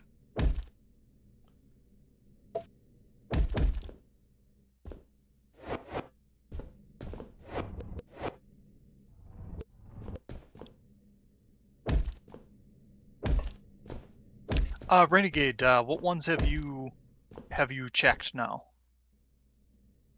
Well, I did check titanium. I mean, I died, but I did check it. You did check. All right. So I've got gold here, and are you taking from the top crate the plasma cutter head to make sure that the Falcor itself doesn't have the wrong thing?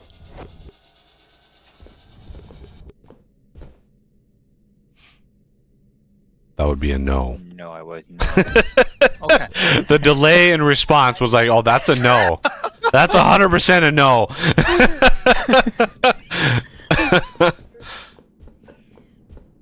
few more comments. And hey, this interaction's great, by the way. Everybody watching. Hey, now would be a good time. I hate to abuse the system, but maybe we should have people refresh. I mean, yeah, that would be great.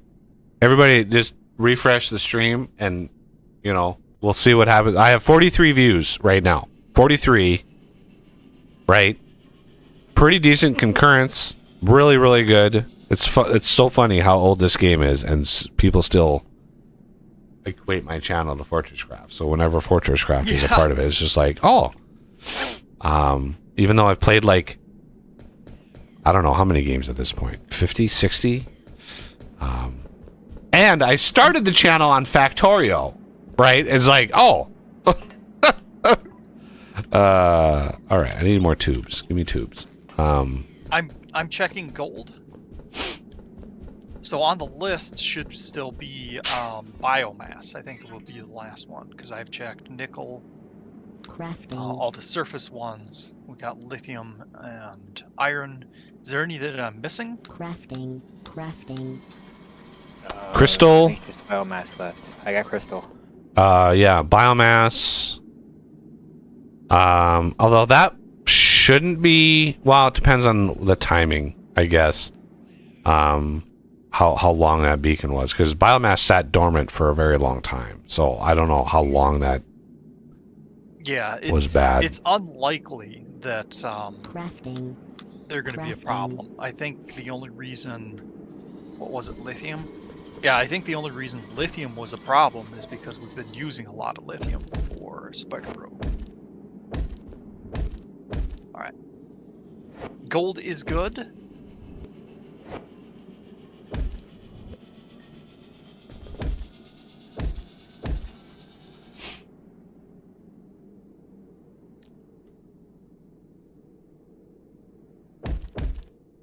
Oh, Bai's comment didn't get through. I'll use my mod powers to show it. All he said was, "Do it every so often." Yeah, I think you get an ad when you first load the video, or if you refresh it. Yeah, I literally have mid-roll ads turned off. Right? I have them. By that I mean I have them set. I have them set to manual, and then I'm not actually triggering them. I could trigger an ad, but I don't. So mid-roll ads, if they're running, are not because I'm doing it. It's because YouTube is ignoring and going, oh, we're going to show ads no matter what you choose. So screw you. Yeah.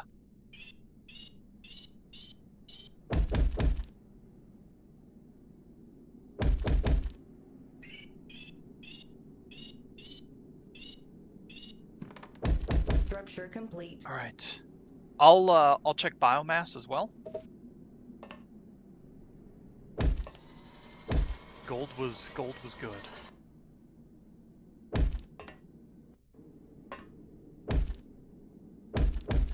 Oh, it's a good thing you have the modded setting for durability on the cutter heads, because otherwise this would be a much worse problem. Oh, yeah. Yeah. We would be going through those things like, oof, we would be going through them so fast. Because, yeah, maxed out, right? They do 1,000 ore per minute, right? 1024 or whatever ore per minute with a plasma cutter head and the fusion motor. Well, with a durability of 2,000, you're literally getting 2 crafts, and then that's it. And you gotta have another one coming in, and there's 2, right? So it's like you'd burn through them really fast, really, really, really fast. Which would be sad, but.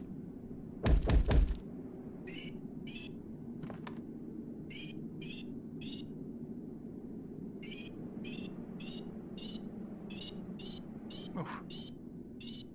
Ope. We have a camel bot on top of one of the lasers transmitters here. On the one for biomass.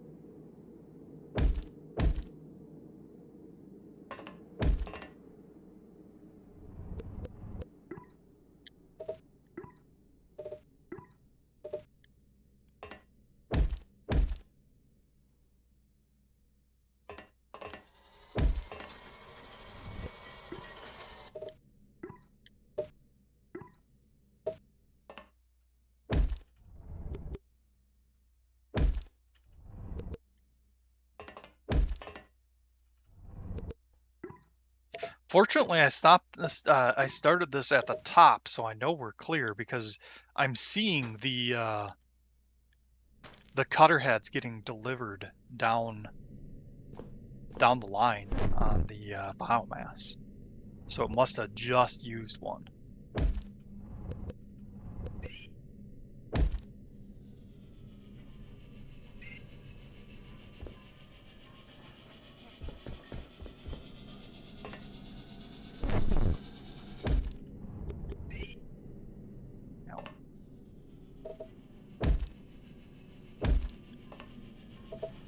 Alright, looks like we're good.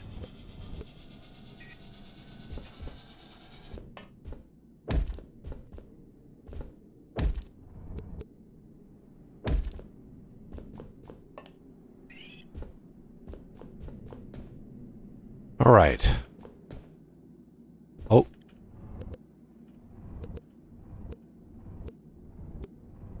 I'm sorry. Oh, there. There we go. That is a lot of lasers and a lot of power. If it's 1800 per, that's 36. So each bank of this is 7200 power per second. We have 3 of them.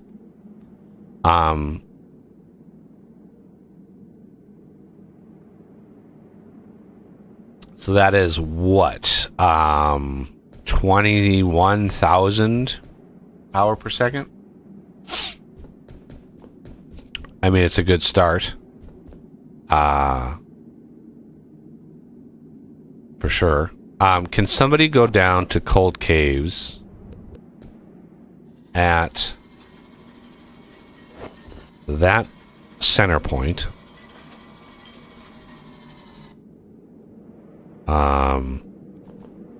Minus 25, minus 63. And see what's there.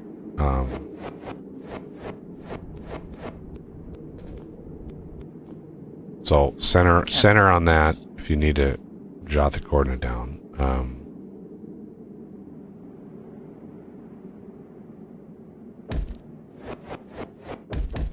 I have to unload my cutter heads. I'll get it. I'll get it. All right.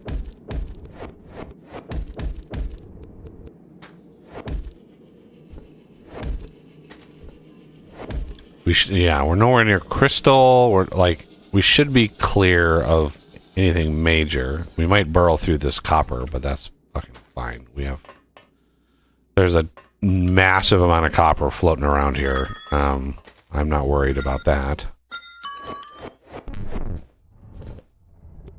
All right. Now. No, there's Surface nothing here. attack. Sweet.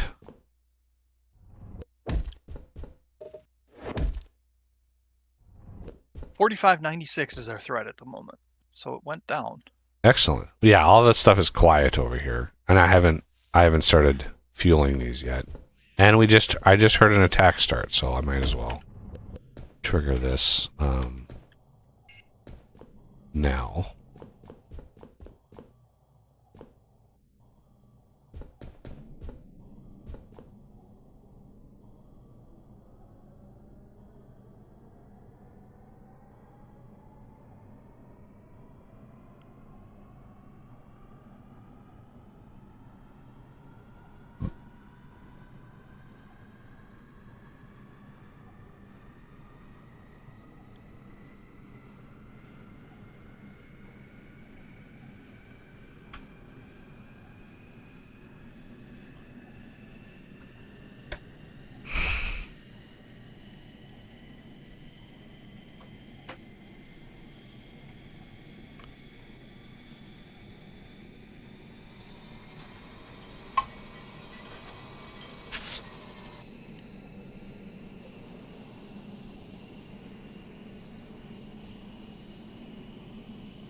Oh, that's really, really full.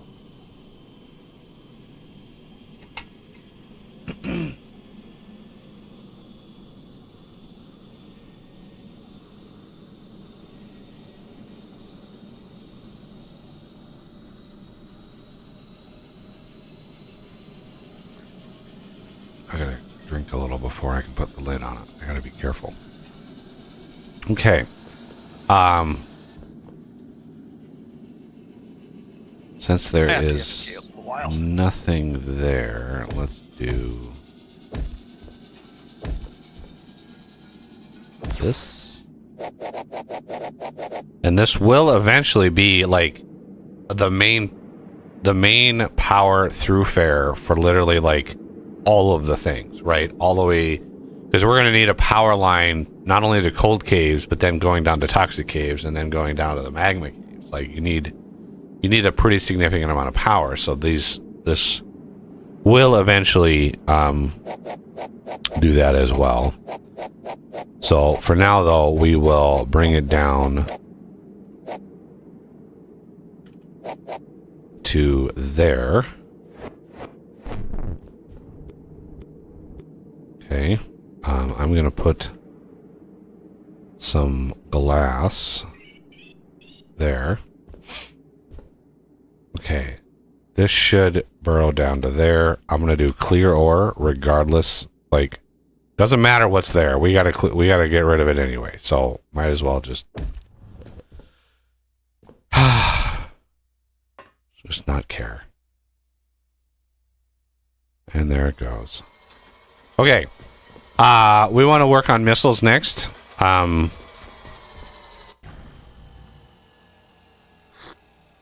Is there a recommended research to do before I start this process so I can craft? Oh, no, missiles.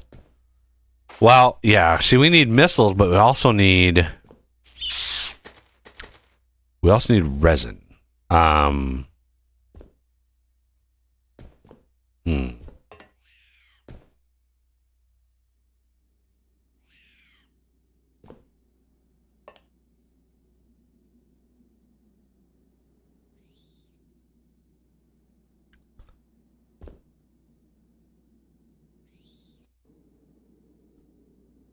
This is almost done. This is when you do a tight little 3x3 like this thing is super fast. Like it's super fast.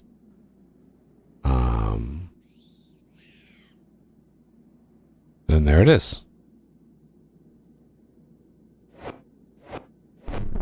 Okay, that's ready to go.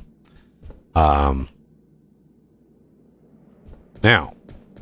let me grab my manufacturing plant. So the moment we get resin up and running, right, then it becomes really it's a lot of power. It is a lot of power.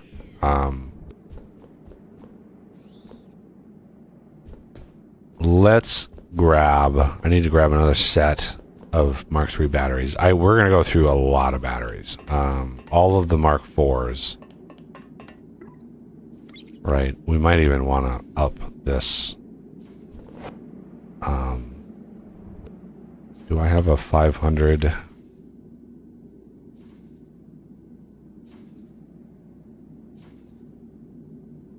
No, let me drop a 500 slot on these batteries.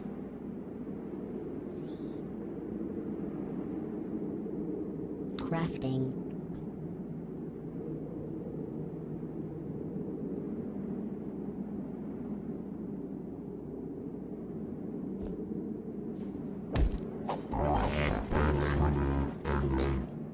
There we go. It's a lot of batteries, and this is gonna like massively affect our threat level just because it's gold and it's just all the things, right? So it's but it is what it is. This is what we do. So we're gonna finally prototype and build, and we're just gonna build it and not power it until we get missiles. So I'm gonna build 1, 2, 3, 1, 2, 3, 1, 2, 3, and then I want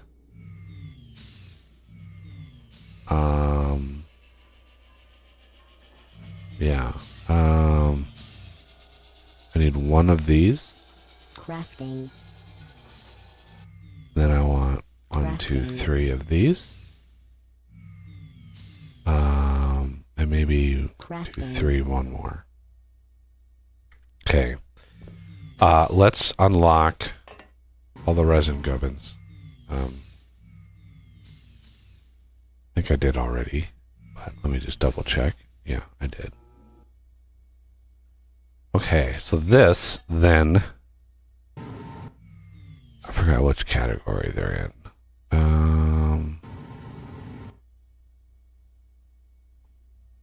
Oh, did I craft my? I did craft my jetpack.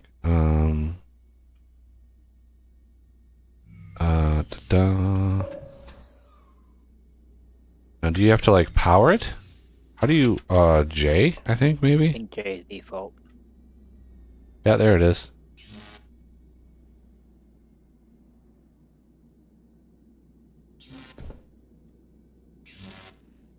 Not really sure. Oh, yeah, it's right. It uses power. I was like, doesn't it use fuel? But no, it uses power. Okay. So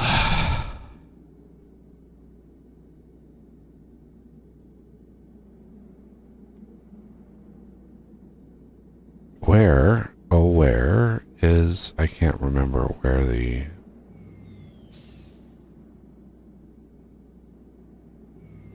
all the resin stuff was. I remember seeing it a little bit ago, and I was like, I don't remember where I was. The manufacturer's in the GAC category. Ah, there it is. Okay.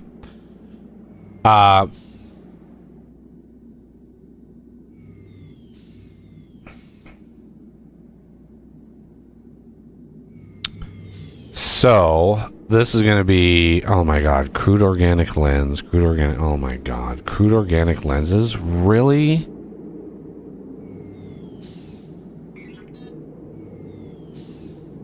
Fine. Crafting.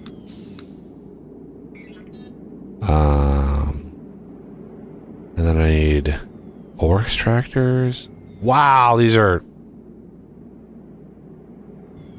good god. Crafting. And Mark 1 lasers. Crafting. Tin plate, of course, because where is, there it is.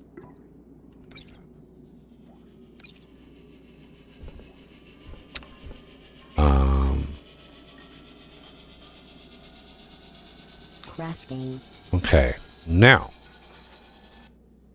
we want, I'm just thinking here.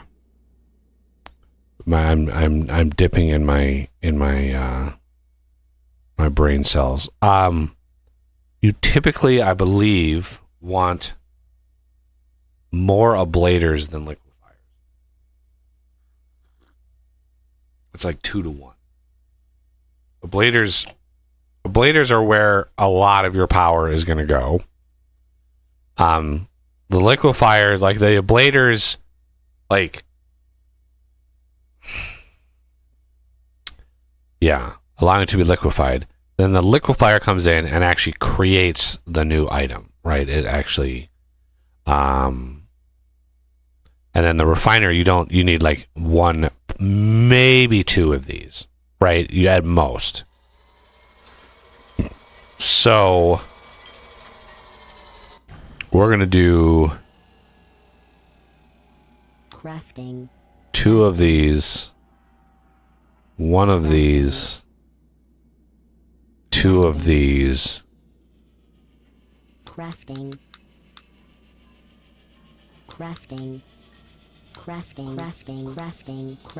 Okay, and leave ourselves a little bit of wiggle room here. Okay.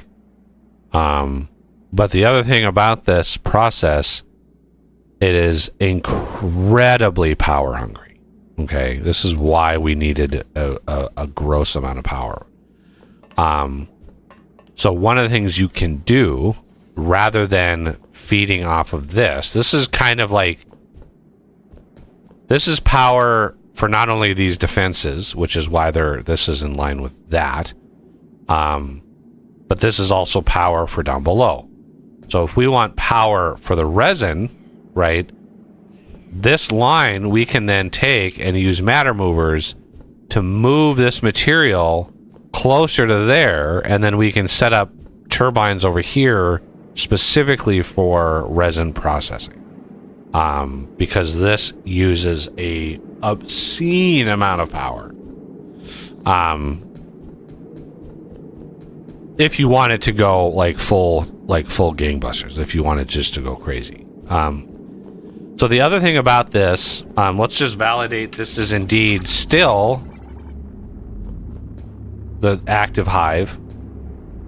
It is excellent. I like that.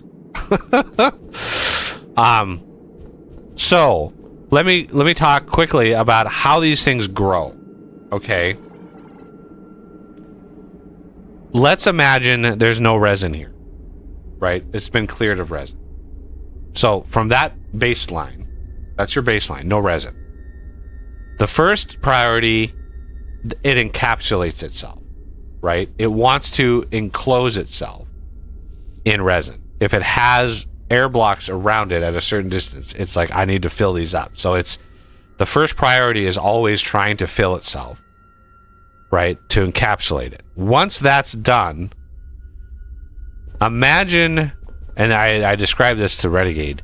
Imagine there's a from the hive core that's in there. You go you cast a line straight up into the sky, okay, like a fishing line. Like you got if you've been fishing, like a fishing pole is stretched up into the sky, and then the CPH, right? The CPH is like a really big fish on the line. And so the pole bends over to the CPH, right? So you have this grand arc that bends over to the CPH. And so when it grows, assuming it's encapsulated, it will grow all tendrils from the sides and the top, all of it will grow up and then bend towards the CPH, right? And you can already see I fed it a little bit. I fed it like 30 blocks. No, 15 blocks. Right? I fed it just a little bit just to make sure it grew and everything. And you can already see the top there is very gracefully bending towards the CPH. So it will grow towards that corner. Right? And you can use that knowledge to your advantage when you farm it. If you're farming the hive, which you need to do at some point, right? You want to build close enough to the core where you're going to be able to grab all of the core resin.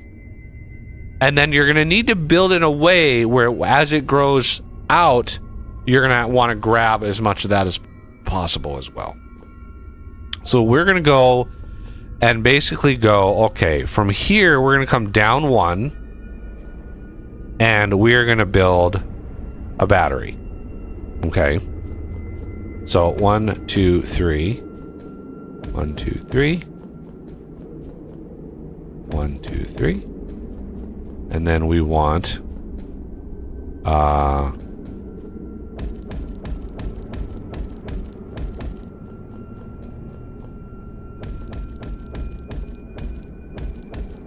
like that. Okay. Just snuggle it right up to it. As close as you can possibly get it. And just for my sanity's sake, I'm going to put a manufacturing plant over the door so I can craft stuff if I need it. Oh, not the thing I wanted to. Come on. Hit the right key. There we go. Let's get one of our tabs here ready to rock and roll. So we have the liquefier, we have the ablaters, and then what we want is a small some hopper right here. You want your liquefiers attached to the hopper. Okay. The liquefiers you want on the hopper. The ablaters, doesn't matter where they go. So we're going to put those on the corners. Okay, so that's the corner. We want another one there and another one there. You obviously need a space to get this stuff out, so we need a tube coming out here. Oh my god. Okay. And the tube, right, we're gonna have coming out. So here you can put another one. Right? It doesn't matter what direction they're facing. You can always do this. And again, you want the ablators on the corner. Let's get this pointing up. Ablator, ablator, ablator. And then liquefier, liquefier, liquefier. Okay. And you can do you can do as many sides as you want, you know, but you are going to need a way to beam power into this. So we're going to grab a window here and we're going to say, all right, we're going to create a line right to there. And then that is going to be another battery. Somewhere in here. Just the tabs are tough. So you want to build this battery in line with where you're going to put it one on the, like one above here. So if we want a battery, I usually try to have it in the back here.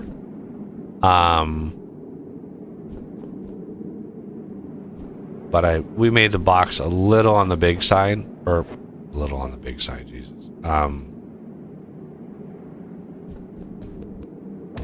So the center point is there.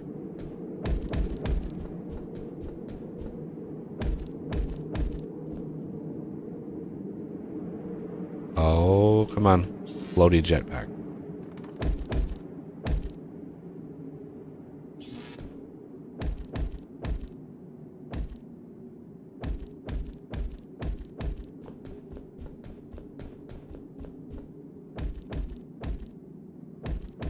Structure complete. Okay. Now, in general, when we get conduit, it will help this process immensely. But as a general rule, the hives do not overwrite like most of these like reinforced blocks, right? They do not like to overwrite them. They will if you leave them no other choice.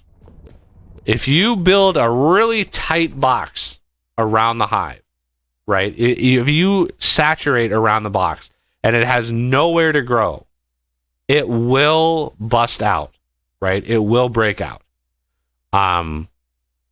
So there's no hard and fast rule of like, it will never ever break these blocks. It will bust them out. Even if you surround it with batteries, like high level stuff, it will still find a way. So there's no way to completely enclose it and not ever worry about it. So from there, right? So this is like taking care of like the underneath the radius on these, and there's another, we can put another set over here. The radius on these is like, I want to say 32 blocks, right?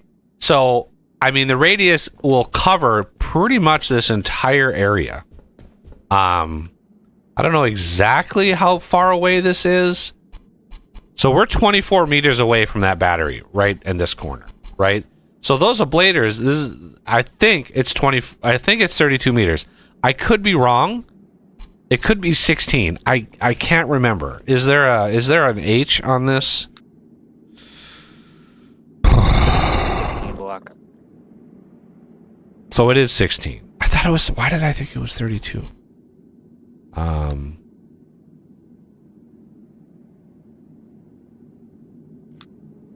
Yeah, 16. Okay, so 16 blocks, which is right about here. Ish. little over here. So we would need another one over in this corner somewhere. We'll take care of that in a second. I want to do the one on the upper area first.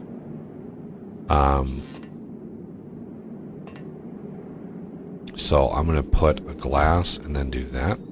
That's my center. Okay, we're gonna go up. And that's a little on the tall side, so we don't want to go all the way up there, but it's the best way of building. God, the jetpack is just like, whew, brutal. We're gonna do right in here. Right in there.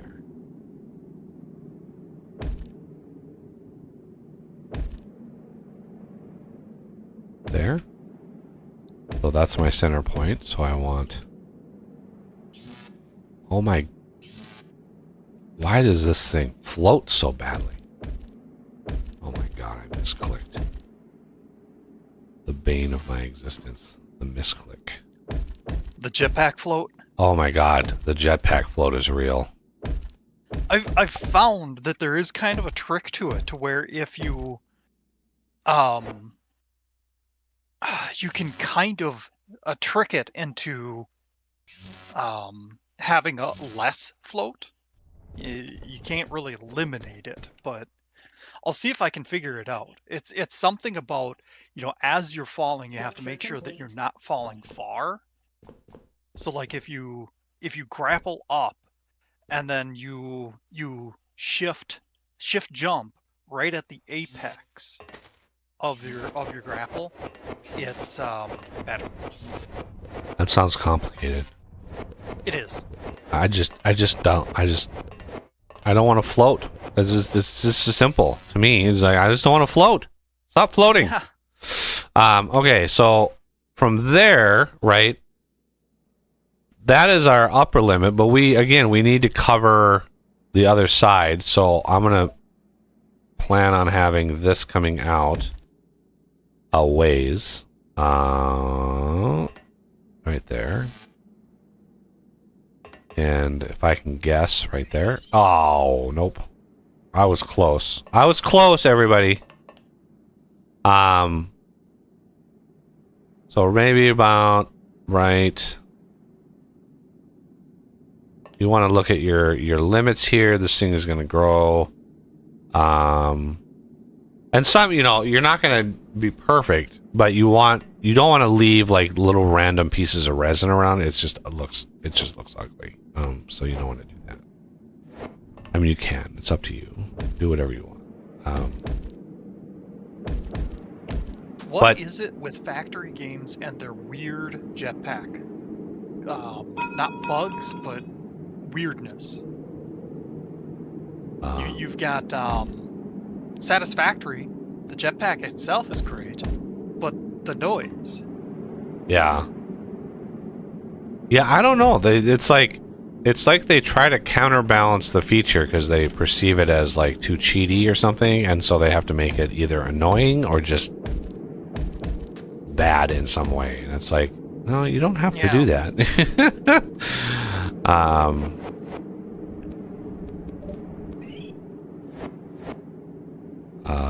Okay, so yeah, this is where the line comes in.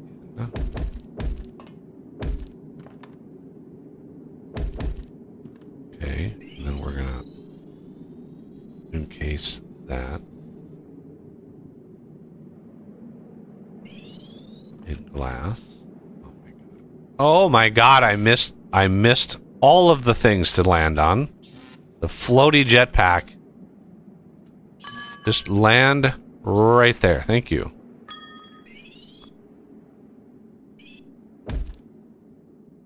Let's do a feature of a game and just get shy of having it be useful.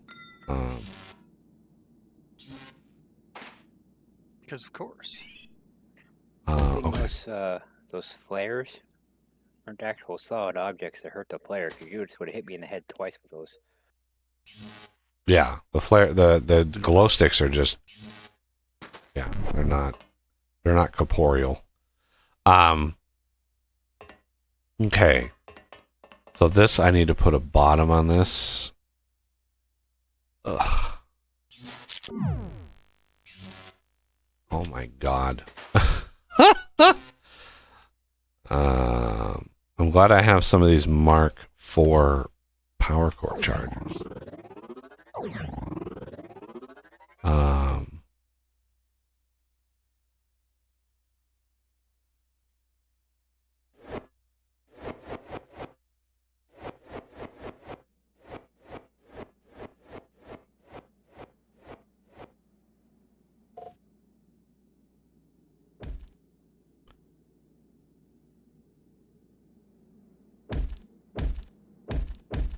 Oh, I fucked it up. Should have put the back ones on first. That would have been smarter. Bingo. Structure complete. There we go. All right. So this battery, we're gonna have ablaters. Again, you put the ablaters on the corner. We're gonna have the small hopper in the middle.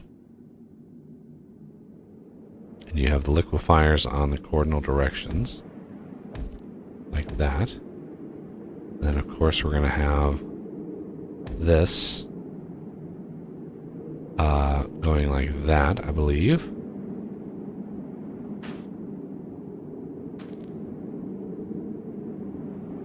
I wish there was an indicator on these tubes on all of the sides so you could actually look at it and see an arrow, because the arrow is on the side, right? So it's like, is that going the right direction? Yes, that is going the right direction, but I wish there was something on the bottom and the top. That would be very helpful.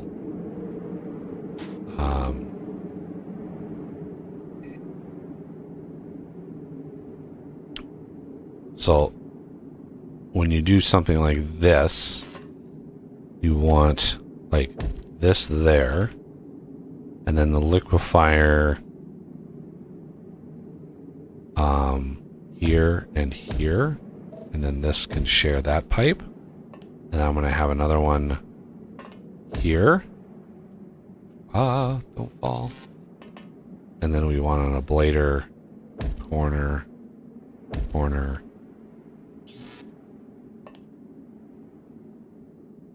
corner, corner, and then another one here with the tubes going out and then down, and then ablator, ablator, ablator, ablator, liquefier, liquefier, liquefier.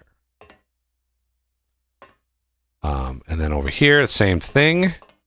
I'm out of small hoppers though. Let me craft some more of those babies. Crafting.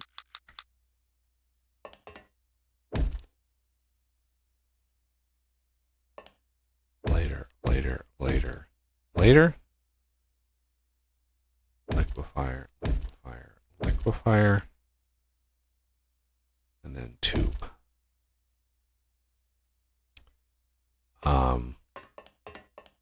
And then I left this gap here. Eventually it'll be a conduit. Oh my god, is that?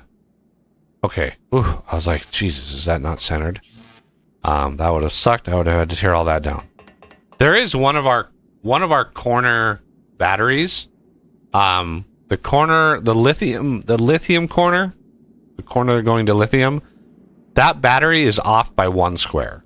If somebody wants to like redo that setup and just shift that over, like all the laser, like the whole thing, the battery itself needs to shift one square, and you can just look at the center lines of all the other 3 batteries and see where the shift needs to happen. But yeah, one of the directions, it was misaligned. So that is a project that somebody can tackle if they wanted to. All right. So this then we want.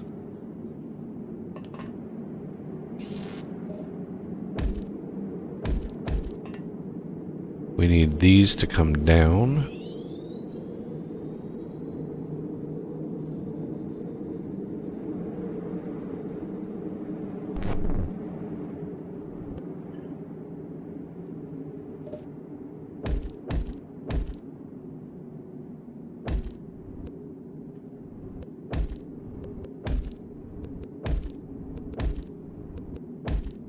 And I'm not putting lasers in these. Very, very specifically. I'm not putting lasers in them.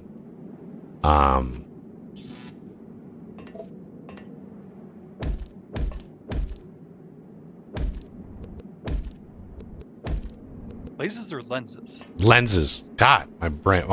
I'm still half asleep. Like my brain is just like, what am I doing? Yeah, I know the feeling. I think this will be by far the most active. This one in here is going to be very, very active. So this, I think I do want lenses. Just in this one. Okay. Like that.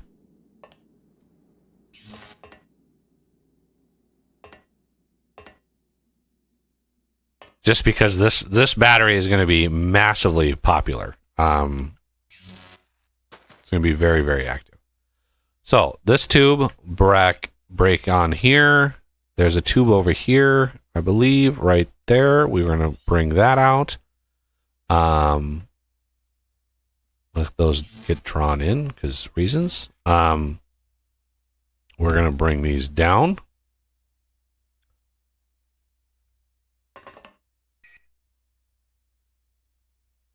And this one here, we're going to bring it down like that.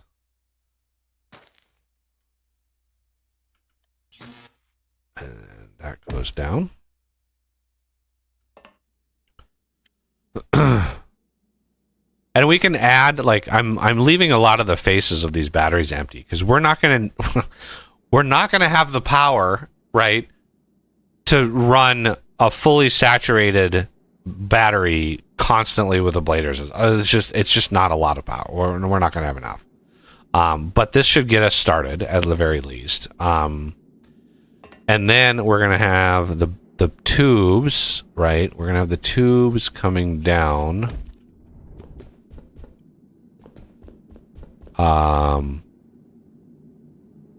Really? You're out of render range, huh? There you go. Go up here. Get those rendered in.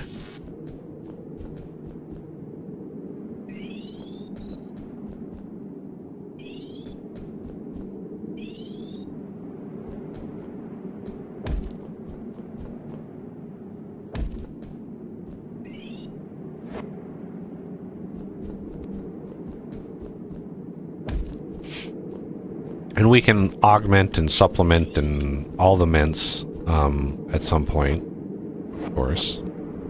But from here, we don't need to be in this box anymore, right? This is going to be the actual resin that we want to refine. So this is like, all right, we have the resin. What do we want to do with it? Well, what do we want to do with it is we're going to pull it into an induction pad here. I know I crafted one of these. La la la la la.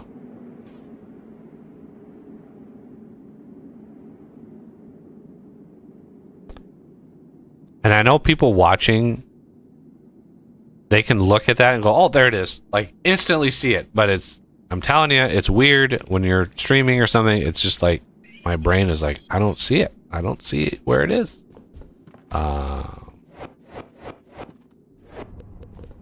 Okay, and then we have this. Structure complete. Okay, and we have a hopper. Here, remove only.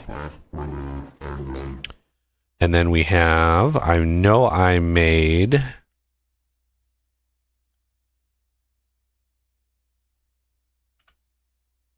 the refiner. We have one there. Oh, and one there. I need to turn my jetpack off. Jesus. So these use 64 power per second each, which is, I mean, admittedly not a lot when in the grand scheme of things. It's not a lot. So I'm going to use 100 slot hoppers as the output. Okay. Because we can put a third one in here eventually. And we're going to have these come out. And then in. And then a 2000 slot hopper here. And then we're just going to daisy chain hoppers. Like, as you go through, well, you know, that's 4,200 storage. That's pretty decent. Okay. Now what do we do with power? Well, power. What do we do with power? Well, I think power can be fed right in there. Oop. Okay. And we do want to ensure at least we'd want to discourage the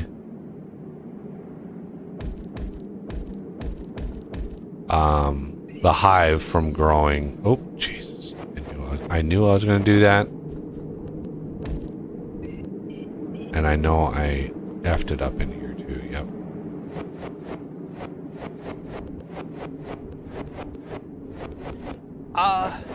Okay, so I was gonna fix the lithium, but I think there might be more than one that's off, so... No? It shouldn't. So the battery should be in the center of a diagonal from the CPH, right? Not...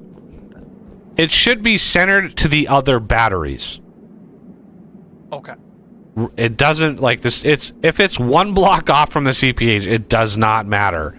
The important thing is it's centered on the batteries, which it's not. It needs to be shifted back one square in one direction. That's it. Right? Because the other batteries are lined center to center. It's just that this one needs to go back. It needs to go back basically so the center of the battery is where the blue chevrons are. That needs to be the center. Because then it's center to center with the battery over here. Right? Because the battery it just needs to be shifted back one square. And then the power and all that kind of stuff needs to be shifted, but okay, let's get back over here. Oh, wrong direction. Let's go the right direction. Got a couple of comments in chat. I don't think you addressed. Bejas, I have stopped caring about 7 days completely. I just don't care. Honestly, I cannot give that development team any more of my headspace and time. I just don't care. They had their shot. They long ago removed my favorite part of the game.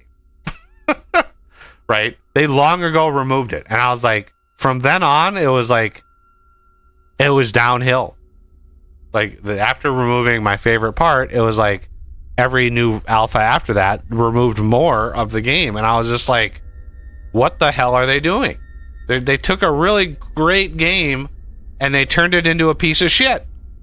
Like, what are they doing? And now they're trying to backtrack because the people that have been like playing this game for so long finally were like, okay, we can't do it anymore, right? Like when 2.0 came out, it took them 13 years to get to 1.0. Then it took them like 18 months to put out 2.0. I'm sorry, but the team they just don't know what the fuck they're doing. And then they made the changes that nobody liked, and now they're backtracking it. It's like, I don't even think they know their own game and why people play it. Like, I get the sense that they have no idea, right? So I'm done. I don't care about that team anymore. I don't care about that game anymore. Got a question about that. Spy's asking what was removed. So my favorite part, I mean, it's trivial. I mean, it's my favorite part of that game was the feeling of progression on building a really cool bunker base, right? So you start the game with nothing, and you build up and you build up and you build up, and you eventually have this phenomenal, like, hard base, right? Well, in the early days of that game, you had to go through the very specific, like, levels of blocks and progression until you could get, like, concrete. Like, reinforced concrete was a very specific process requiring you to make rebar blocks, right? So you'd craft a rebar block and you'd build the structure, like a skeleton of the structure you wanted out of the rebar, and then you would craft the concrete mix, and then you would upgrade all of the, or as many as you could afford, you'd upgrade the rebar, which would create like a wet concrete look, right? And it would take days, right? In-game days for that all to dry. And until it was dry, it was incredibly weak. Like, it was very easy to break.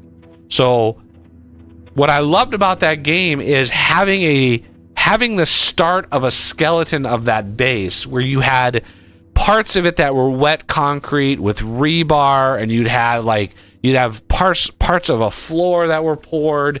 You had this look of the game, and you'd have like this time limit. You'd have like 7 days after a blood moon to be like, what can we finish in this base? Is this base going to be ready? And you would be upgrading blocks, and you'd just be praying that the concrete would dry in time where a blood moon would not just obliterate it, right?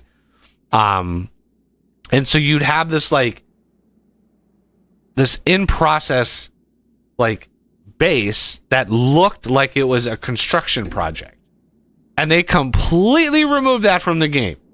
They removed rebar, they removed the whole enchilada, they removed all of that, and now you just craft concrete blocks and you just pick the shapes, right? You just plop the concrete block down, and it's like, why did you remove that fucking feature from the game? Why remove that? Right? There was no reason to remove that feature, and they just flat out, one of the alphas, it just vanished completely, and they just removed it all. And I'm like, why? Like, that was so awesome, and they removed it completely. And I'm like, okay, I guess I don't know. Like, I don't know. And I know it has nothing to do with zombies, but I'm a builder. Like, I love building shit, and I just love that look of like a partially finished build, because there was no other game that did that. There was no other game that you could build with rebar and then upgrade with concrete and then watch it like slowly dry and start to piece together while having this like time sensitive deadline that you had to adhere to. So it was like, it's very unique in that terms, and they could just completely removed it for no reason. There was no reason to need to do that. And yet it was just like, oh no, we're gonna take this out and screw you. We don't care. So at that point I was like, okay. We played it. We streamed it a couple times after that. We did. But I every time we streamed it after that, I just missed. I was just like, it's a little depressing, because I was just like, man, I really miss that feature. It was so awesome. After that, I just kind of, and then they made even worse decisions after that. Like it never fully recovered. They were removing, like, they had a whole like clothing and armor system in the game, where you could mix and match the armor, and you could loot certain pieces, and you know there were higher level things and lower level things, and it was always like, you know, you had this inner like this sense of progression, right? You had this like sense of progression, and now they completely removed all of that. They just pulled all of that out, and they replaced it with an outfit, right? So now there is a rogue outfit. There is a like sniper outfit, right? And so they have all of the class archetype outfits. Well, they did that so they could sell DLC for cosmetic outfits as DLC, right? So they removed a feature of the game and replaced it with a monetization because 13 years of development was not enough. They wanted now to monetize the fuck out of it. And I'm just like, I am fucking done. I can't support a team that does that. Right? They're just not they're just not good as developers. They're just like, okay, well, I'm checked out. And I know there's still people like holding out hope, but I'm just, whatever. I'd rather play Project now that Project Zomboid's got multiplayer. I'd rather mod the fuck out of it and play that multiplayer, right? I've been waiting for multiplayer. It's gonna be a little bit before I think it's ready for like a lot of people. I don't think it will ever be ready for a lot of people, but you know, I think the team behind it, they've been hiring people and they're refactoring a lot of the back end, which is sorely needed. I have applied. I emailed them and applied to the job that they have posted. Because that job they posted was because of an email that I sent them. I emailed them. I emailed the Project Zomboid, I think it's Indie Stone. I emailed them about 6 months ago. When I first started looking at the Project Zomboid code and first started dabbling in modding Project Zomboid. And I was looking at the source code because it's built in Java. You can decompile it. And so I was looking at the source code, and the source code is in many ways the opposite of Vintage Story. It is a mess. It is a disaster zone of code. It is so bad. It's so poorly run. And so I emailed them, and I said, "Hey, as a developer, I want to recommend that you look at if you have it in your budget to hire somebody whose sole job is to go to older systems and refactor them." I said, having looked at your item code for all items in the game, every item in the game, I said I looked at the code for an item, and you have over 400 variables for that for an item, and I said that is not very efficient on memory if every item has those 400 variables. It is horribly bad. Okay. Now I tried to use as light of a language to them as possible during this interview or during this email, and I was like, you could take this and refactor it and split up like the objects and make it actually more efficient on memory and more efficient on processing. Because like there are 400 variables, and I'm kidding. I'm not kidding. Like every item in the game has variables associated with ammo and food and fuel and like you name any archetype of item in Project Zomboid, and the item class has variables for that for all of the other items. So a bullet has variables in memory associated with food nutrition. Why? That's so stupid. Why do you do that? So I emailed them like 6 months ago, and I said, hey, think about if you have it in the budget of refactoring some of your older systems and updating them. And I went to the website like a month and a half ago, and the job they have posted is we're hiring somebody that's gonna refactor the old systems. Right? It's literally the suggestion I said to them. Right? So it's like, They might have been thinking about it before I emailed them, but I sure as hell think that I had something to do with that. And it's funny because I applied to it. I'm like, I'm not inherently a Java programmer, but I'm a C# programmer, and those are very similar languages. And I would love to, help you out with this project if you want help with it. And I emailed them like 4 weeks ago, and I never heard anything back. I mean, I've been watching my email, I've been watching my spam filters, I've been watching everything. So it's like, yeah, I was just sorely disappointed. Somebody took my excavators. No, they're in a. I put them in a. Over by the turbines. Over by the turbine. You just put them on the ground somewhere? No, they're in a hopper right here. Aha. Okay. Thank you. Okay. So I was getting blinded to death when I was putting the matter movers up. oh yeah. The stupid fucking shaders on that. Okay, so what we want to do, since I've got one of those setups going, what we want to do over here is build another one of those. Okay.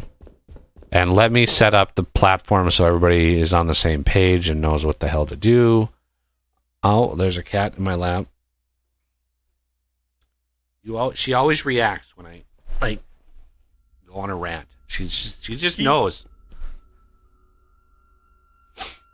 Buggy won't be able to look at the image. He doesn't have Discord up. He has limited window space. I mean, I have 3 monitors and they're all being used. I have OBS on this one with my chat. I have the stream over here with all of my metrics. By the way, I went to 75 views, so all of the refreshes and stuff definitely help. And then like OBS over here is covering Discord, so it's just like I ran out of real estate. Okay, so over here we want, let's see, the main thread is here, so we want to build the central battery like right here. Okay, you need to lay down or jump down or like she's just a lap goblin. That's all she is. I'm gonna take this and we're gonna move it into here.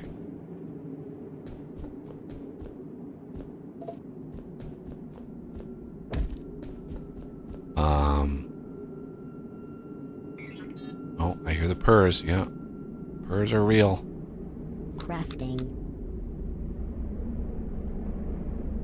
Yeah, it sucks when you get those fictitious purrs. Yeah.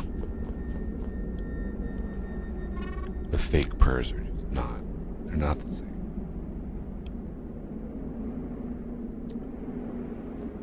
Okay.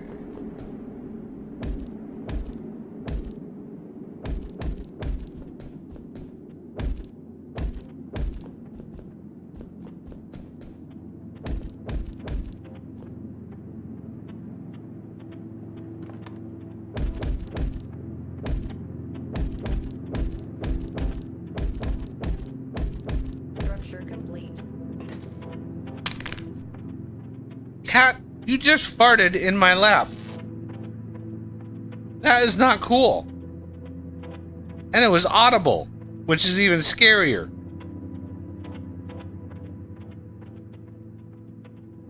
Thanks for that. Just fart,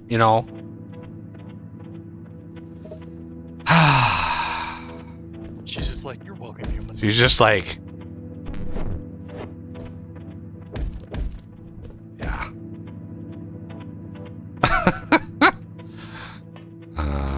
Okay, so this, maybe I should,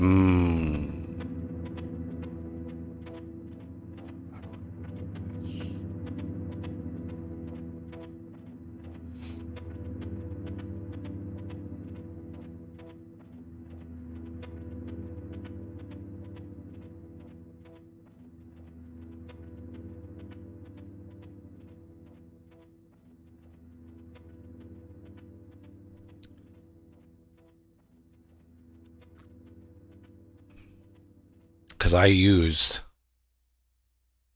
3 sides of that.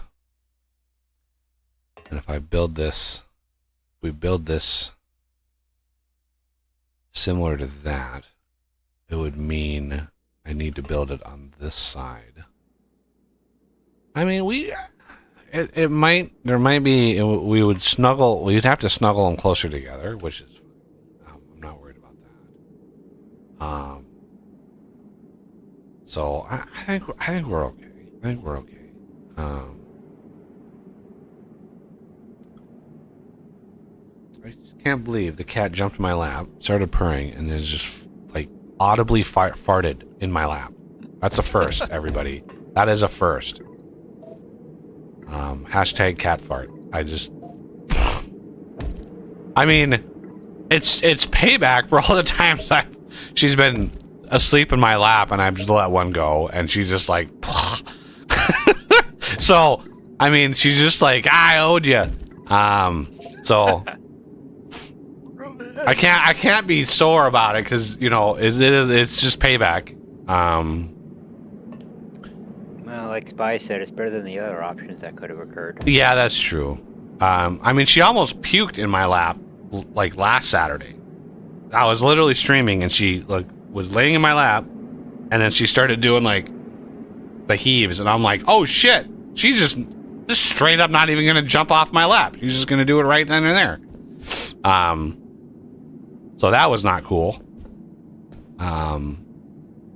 Was that? I think that was last Saturday. It was either last Saturday or the Wednesday before that. I know it was like I had to take a quick hiatus from the stream while I cleaned up the pile of food on the floor. Okay. So, if somebody wants to craft 12 turbines worth of gubbins, I have, how many plastic pellets do I have left? I have 542 plastic pellets. If somebody wants to come and grab them, I'm on my way. I'll see who gets there first. I I'm don't. already- Do you have a big hopper? I never. No, I don't have one. I have hundreds. Oh, one type? Yeah, I've got a manufacturing plant. Nobody has them. Don't run and craft a Crafting. bunch because I can. I was just seeing if somebody just had one. Let me put the plastic pellets in there. Somebody can grab them. There we go. All right, and I'll start prepping the area for all of the gubbins. Area gubbins. Oh, the purrs. Oh, purrs are so real.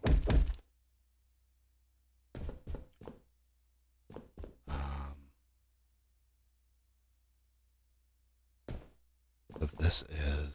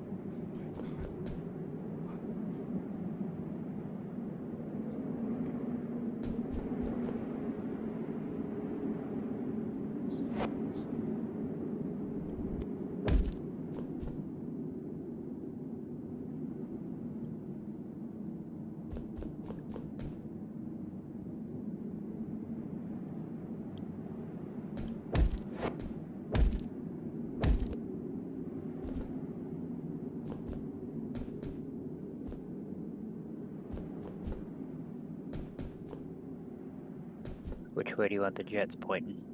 Towards the bugs. Okay. Blast them as they come in.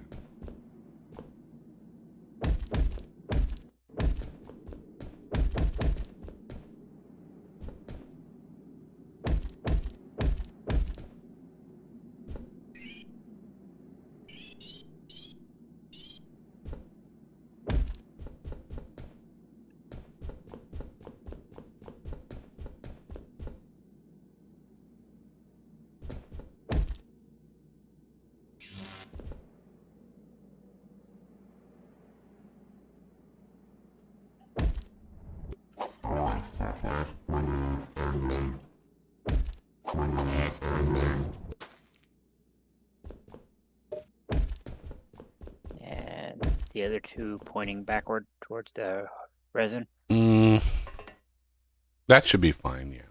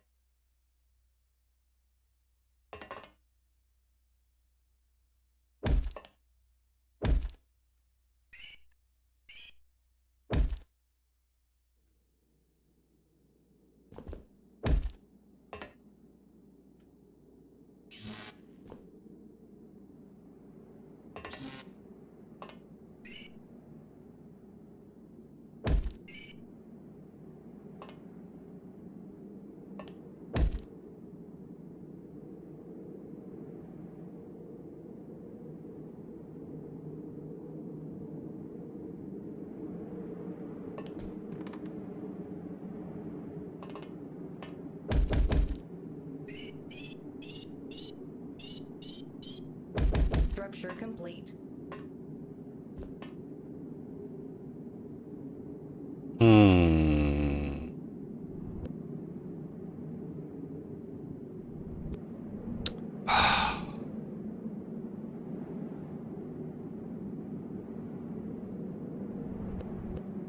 It'll be fine.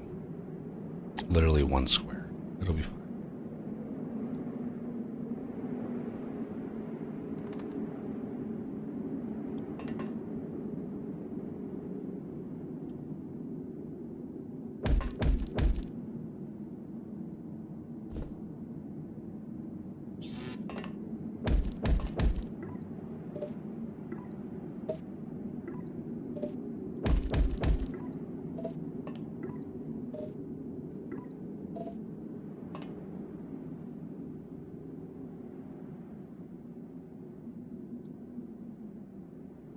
Why didn't this one finish?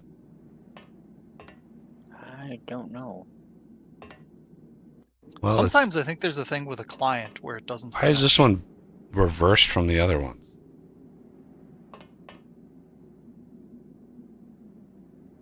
Why?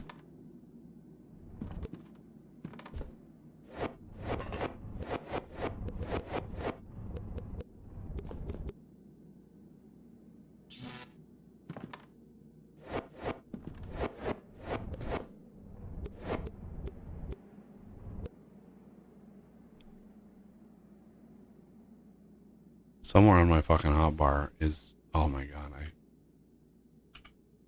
removed it in favor of those.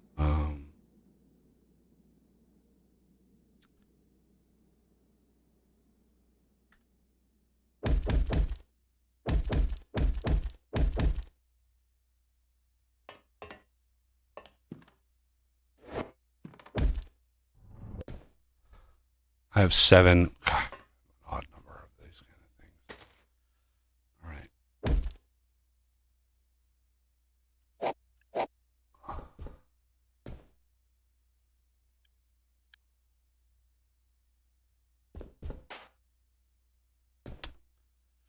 Is there going to be a problem that these are fucking one square off?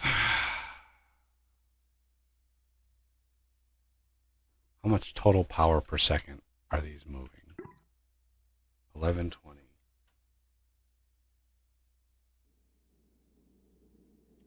6720 power. Yeah, we're gonna be. Yeah, we have to. Fuck. We have to bump these up 1 square. Oh shoot. All right. So all you need to do is trim. Oh yeah, all you need to do is trim the bottom. Right? You need to break them and trim the bottom. You don't have to deconstruct them. Just trim the bottom square, and then build them up 1.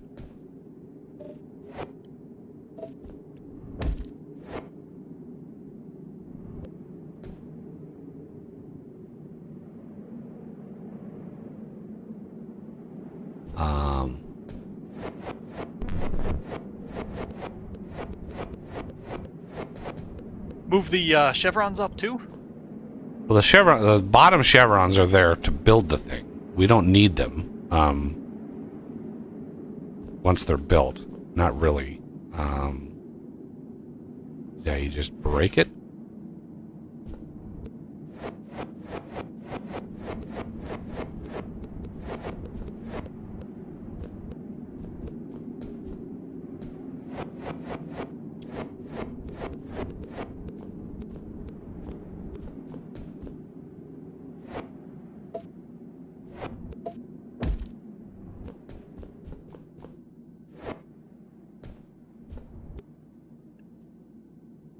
Might as well just let me finish them. Multiplayer being what multiplayer is. Especially if you try to super build them, it just does not work.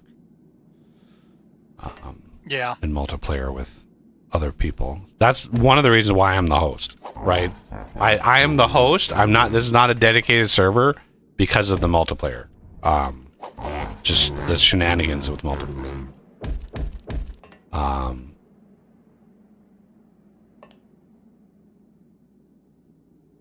Yeah, Renegade, flee the scene for a second, please.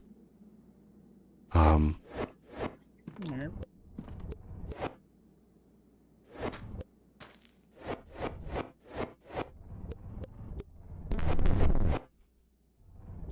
away.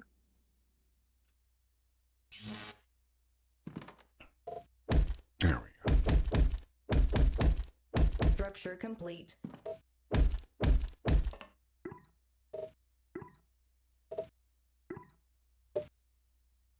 All right. Much better. Oh, Jesus. Oh. Breathe and continue. Thank you very much. Very much appreciated, Jay.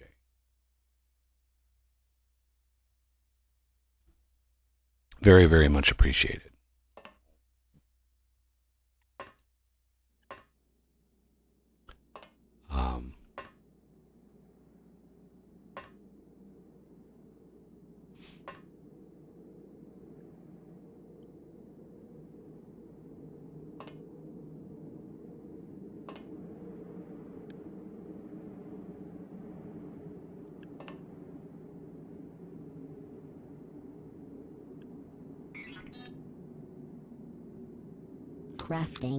Crafting.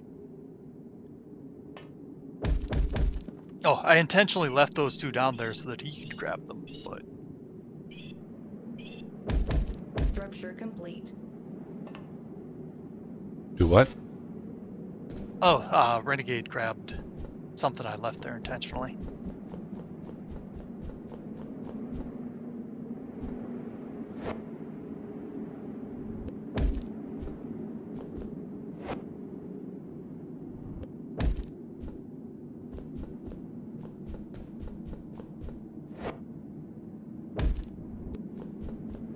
I think I got the hoppers the way you like them, wanted them, but verify.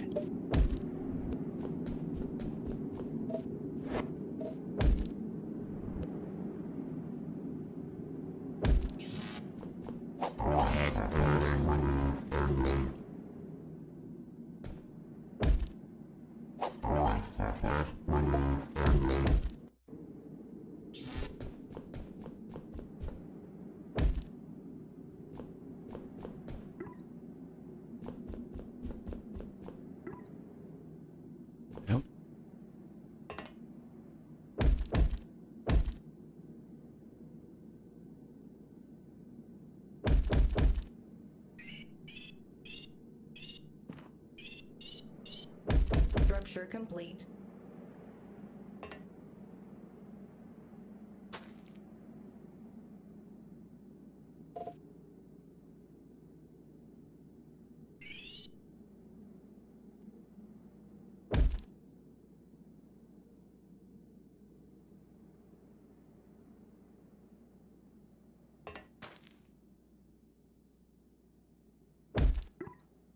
Well, it looks like we defended against that attack.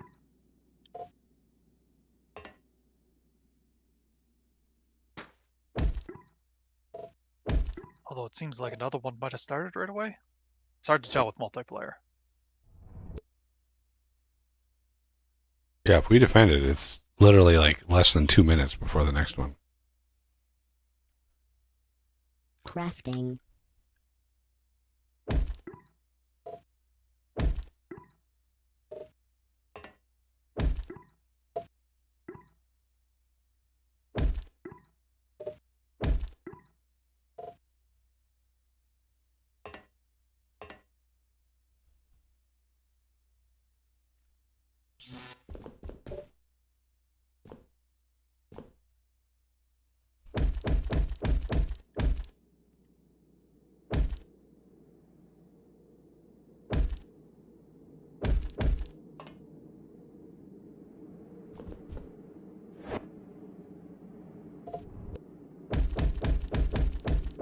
God, what am I fucking hitting my head on? Jesus.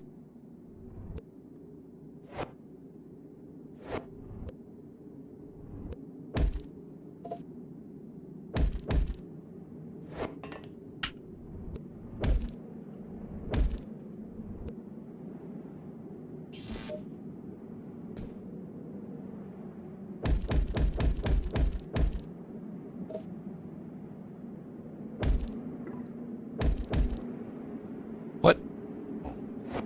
Oops.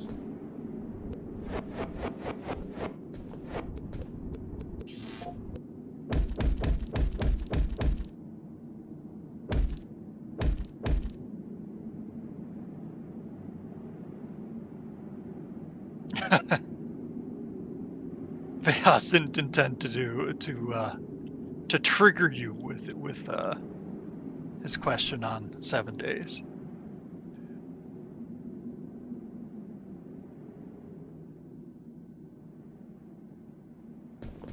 I mean, you didn't really trigger me, but you asked, like, what I thought of 7 days, and that was what I thought of 7 days. Like, it's just my honest take on it.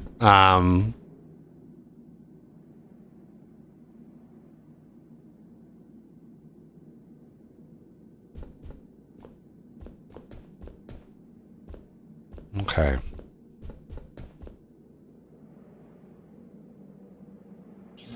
Six more turbines? Somebody working on that? Yeah.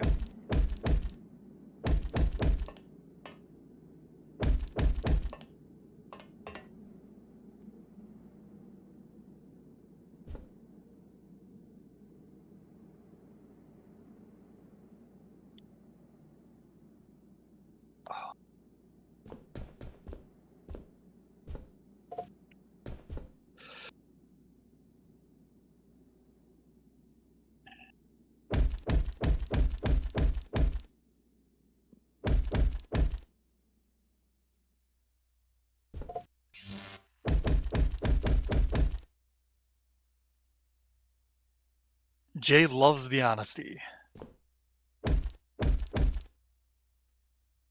Plus, here's another caveat to this, right? Some channels were a part of their creator program, okay? So they developed this creator program that gave them like early access to beta versions and new builds and like direct line to like their developer Discord, and gave you a special channel on their Discord, and they have been actively kicking out people in the creator program who have expressed frustration with the decisions that are being made. Right? One of the channels that I saw he posted a video, right? He had built his channel around 7 days. Built his channel. Like, it was a 7 days to die channel. And he was part of the creator program. And he put out a video and he was like critical, right, of the changes they made in 2.0. He's like, I don't like what they're doing here. And I don't like what they're doing to the creator people, like the creator program. Like, they're kicking people out. And I was watching this video, and then I looked at the comments, and the pinned comment was an update from the owner of the channel, and he said, "I've been kicked out of the creator program." It was literally like a day after the video posted. He's like, "I've just been kicked out of the creator program." So it's like, you're kicking people out who are critical of the decisions you're making. That's not a good sign. That's not a healthy studio that's doing that. A healthy studio welcomes criticism and welcomes like other opinions, and it's like, hey, well, give us feedback, right? When is feedback grounds for like, oh, we're gonna boot you out of this program because you're not a fanboy? It's like, I'm sorry, but I don't agree with that shit. I don't think it's a healthy business.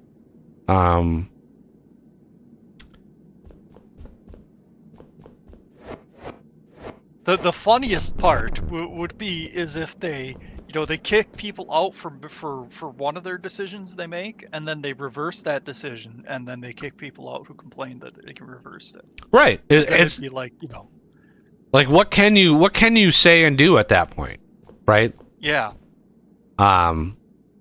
Your only duty is just to be a yes man at that point.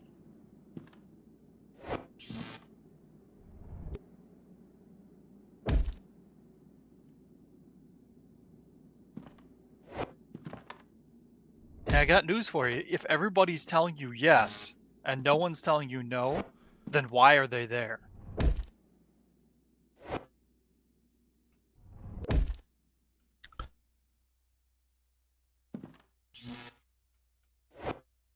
You may as well just make a recording of your own voice telling you that that you're doing the right thing. What is going on with this one? Did you run out of? Oh, I have the rest. I think I have the rest of the gubbins. Yep.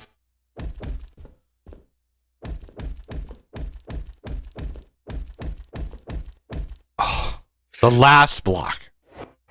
I always fuck the last block up. Okay. And then 1, 2, 3. There we go. Let's get the hoppers good to go. Yeah, Spy. That's another valid alternative. Just an AI that parrots yes. Yeah. Yeah, that's one of the problems with modern AIs too. They're sycophants. And they just give validation. They don't. And yeah, and it caused it. Well, there was an AI. I think it was Gemini. I don't think it was ChatGPT, but I think it was to Google Gemini. Literally, a teenager was talking to it about committing suicide, and it was like, oh yeah, like literally encouraging this kid to commit suicide, and he did.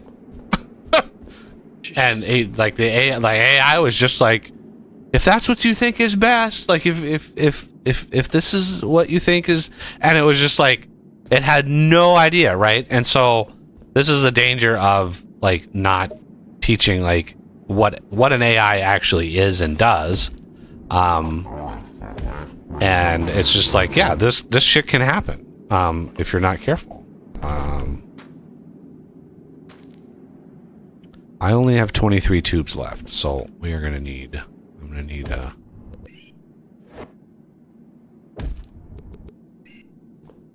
somebody to run an audible here.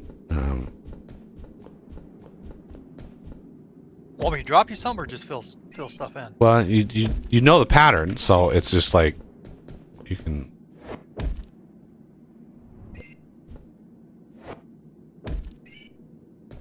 Oh, that one's missing one. I'm gonna go grab some more. You guys can.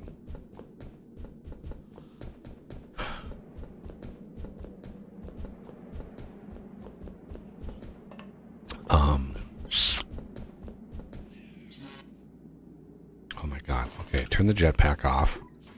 floaty jetpack is not my idea of a good time. My God. I keep forgetting where the tubes are. Over here, I think. There they are. Yep, tubes. We are going to need more tubes. We're going to need like a 500 slot hopper on the tubes. 200 is just not going to cut it when we get to the cold caves. It's going to be... We're going to need a lots. Okay, so the matter mover situation over here should be relatively straightforward. Unfortunately, they only go 64 blocks. So we are at minus 13. So we will go to positive...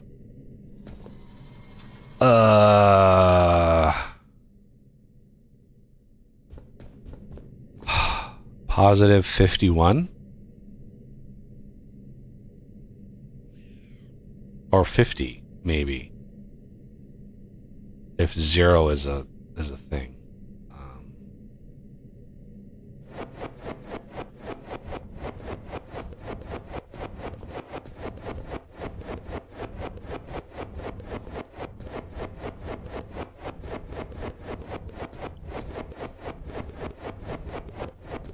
Oh.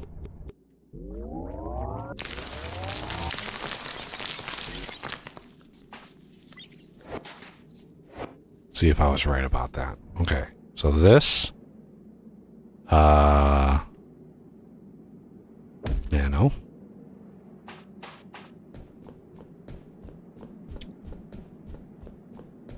We should be able... I think you'd be safe at 51 because the matter mover itself is in negative 13.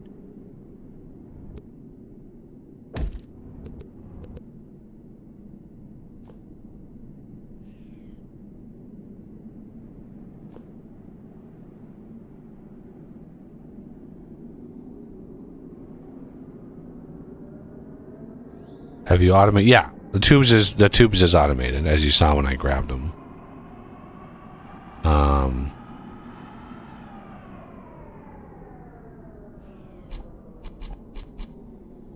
I mean, this is... There it goes. And so the return... going to be right here.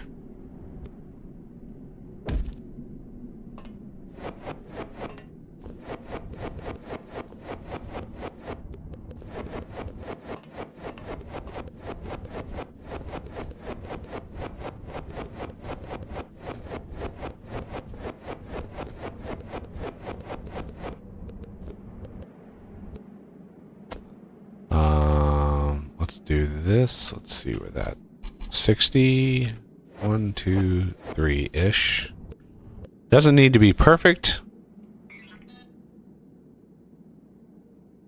Progress, not perfection. Crafting, crafting.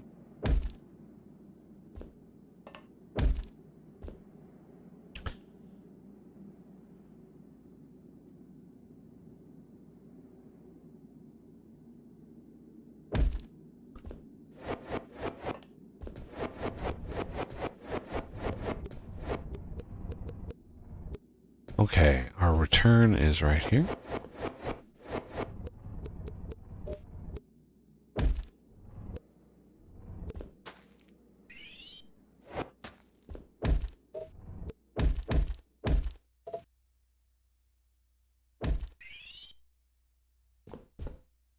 Oh, where are we going to get power for that matter mover over there?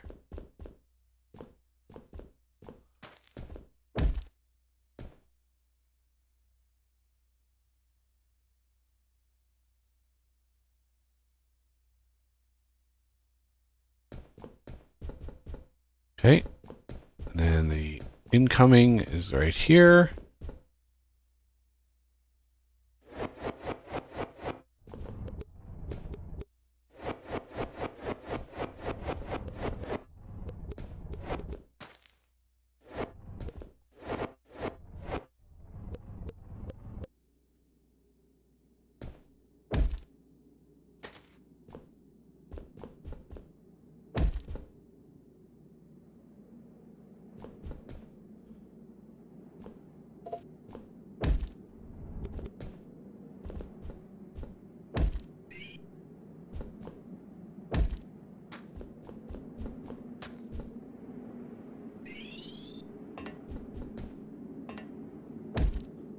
we are not going to hook this up just yet. The moment we hook this up, sad times happen. Okay, so the last piece of this puzzle,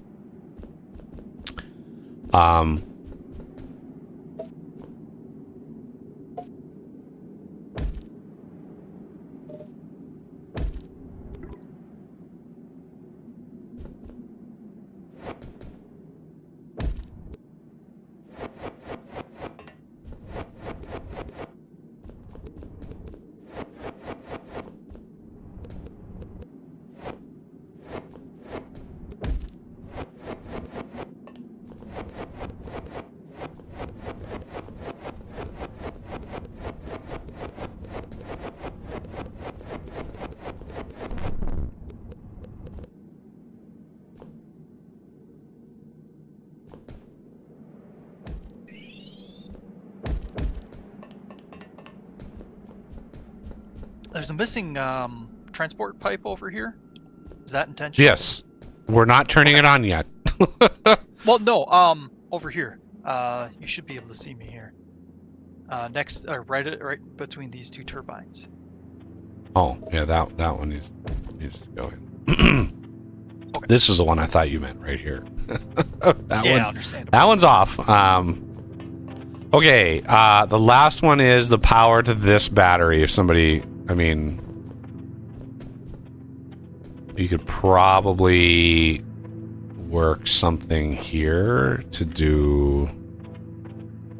Well, I guess we could do.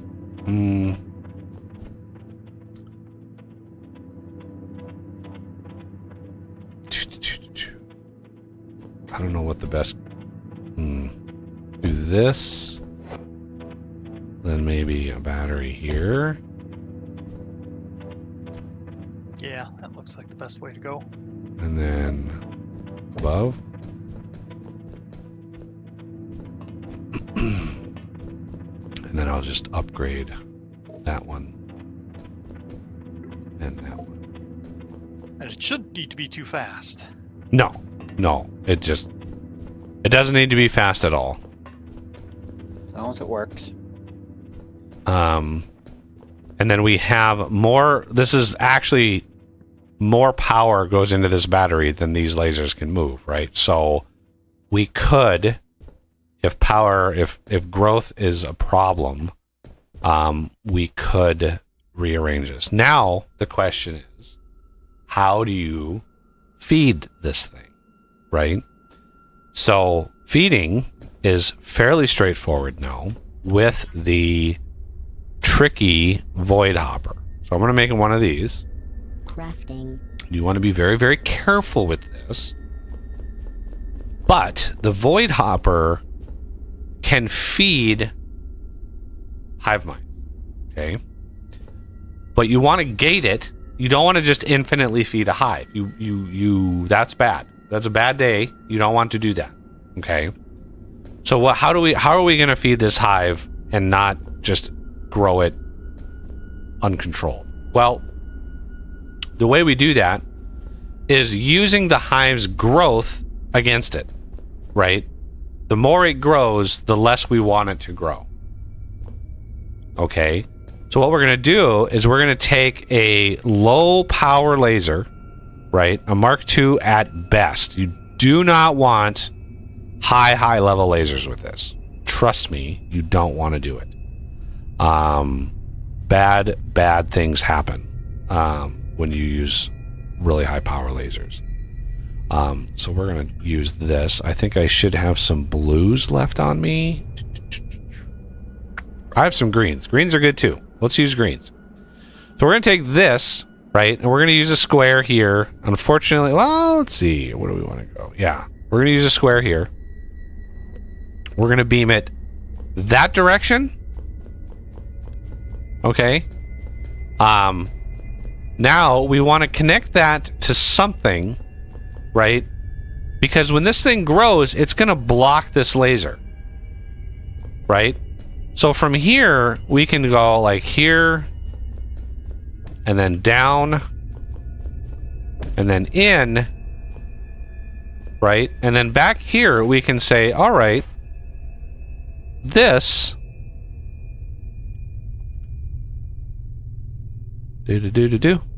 somewhere in here, there it is an ore extractor. This is why I left this vein here, right? And I know we have a motor we have like a basic motor in storage in one of the crates. We can just throw a little. It doesn't. Again, we do not want huge throughput, and we definitely don't want a steel cutter head in here.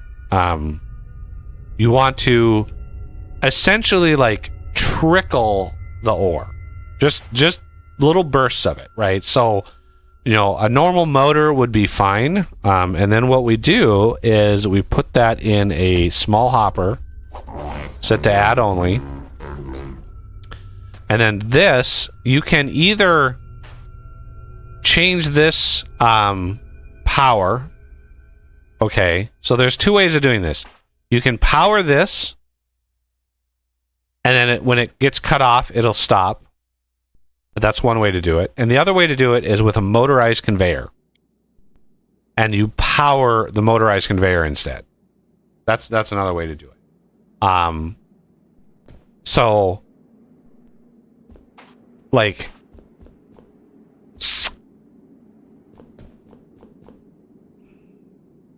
these are 10 power per second. Yeah, this should be okay, but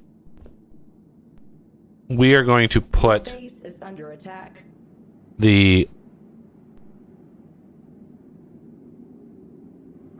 let's put the void hopper. I still don't have enough. I still don't have enough hotbar slots. It's just crazy how many hotbar slots I need. I seem to remember a mod that added like 2 more, because it's like F7 and then it added like F8 and F9 or something like that. It added 2 more tabs. I don't know how. You'd have to do some low level like stuff and things. So this is the void hopper, right? And you can see toggle hive mind feeding. We turn that on. Okay. And for now, in lieu of a motorized conveyor, we do that. And if we want, what you don't want, right, is you don't want any batteries, right? You don't want any power storage, right? Because power storage means this would be bad. And I could put this setup up here. I could have this, like, instead of beaming like this, I could have it just beaming from here over to here and have a setup on top that's doing the same thing. I'm going to tuck it back here just so I have a way of coming in here and validating it, right? But if we want to test this, again, you hit K and wait for a second, and then bop, there it is. That is the indication that this is the active hive. Okay, this is the indication. If it wasn't, it would be just a green square, right? So that's your indication that it's active. So what we want to do is we want to validate that this thing is going to grow. I mean, it is. I just want to show it on camera. And of course, it's fucking nighttime because I just can't win in this life. So we have 7 tin on me. So if this is set to hive mind feeding on. If I store the tin, this will start to grow. You can already see more tendrils have sprouted, right? And this thing grows with that hopper. It grows a lot. It's about 2x the growth as if you had Minox doing the same thing. It is crazy how fast it grows. So you do not need much growth for this thing to start cutting off power. Now, the best way to do it is to beam the power across the top. Because remember, this thing wants to grow across the top, right? It's going to grow up and out. And so that would have been the best course of action, doing it that way. But we'll see how this we'll see how this runs. So I'm going to turn this off manually for now. I do not want this to run until this thing is completely harvested, because I want to validate the harvest, like, gets all the blocks. If there's any blocks left over, you kind of have to tweak it a little bit. We might need to put something on the side over here to get that tendril there, but we'll see. We'll check it in a bit. And this, I'm missing a line there. I want to make sure that's good to go. And might as well add a couple lenses to this, because why not? Give a lot of power. Okay. So again, I don't want to really turn this system on just yet, because this would consume unholy amounts of power. And we would immediately lose whatever attack wave hits us after that. Like, there would be so many bosses that would spawn with such high HP, it would be impossible to win.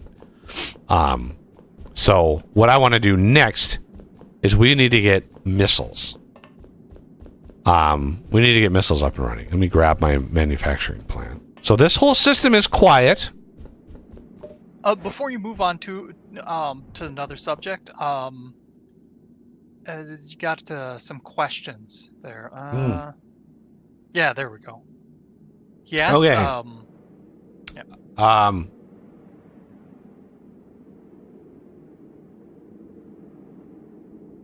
Do you have an agitator? Let's see. Have you automated the tubes? Yes. Do you have an agitator? We don't have an agitator. We don't need an agitator.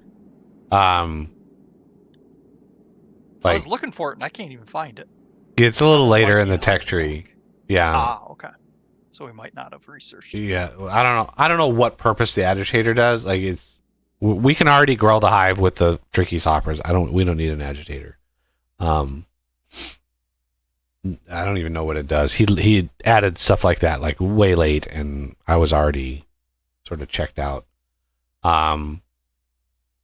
Is he going to stream? I highly doubt I'll stream Phoenix. Like, he missed the anniversary stream. I asked DJ back in September. I was like, hey, I'm planning on doing a Fortresscraft like stream for my 10th anniversary. Is Phoenix going to be ready? Right? Am I going to be able to do the new version? Because I would rather, like, I want to stream the new version. And he told me back in September, he was like, yep, that's the plan. Release, it'll be early access, but it'll be playable in December. And I was like, excellent. And like a month later, he posts the update on Steam. I'm going to miss the deadline. I'm pushing it to May. Now, he didn't message me. He didn't message me and say, I'm sorry, but I'm not going to be able to do it. Or at the very least say, hey, here's a few keys, right? Because I know his patrons have access to it. Like, there are people playing it, right? Testing it. And so, like, he knew I had already asked him about, like, streaming it in December and blah blah blah. And he posted this update on Steam, and not a peep to me about, oh, I'm gonna miss the deadline. I'm sorry. Not even that. And so it's like, no, I'm not. Fuck, I'm not gonna stream Phoenix. Like,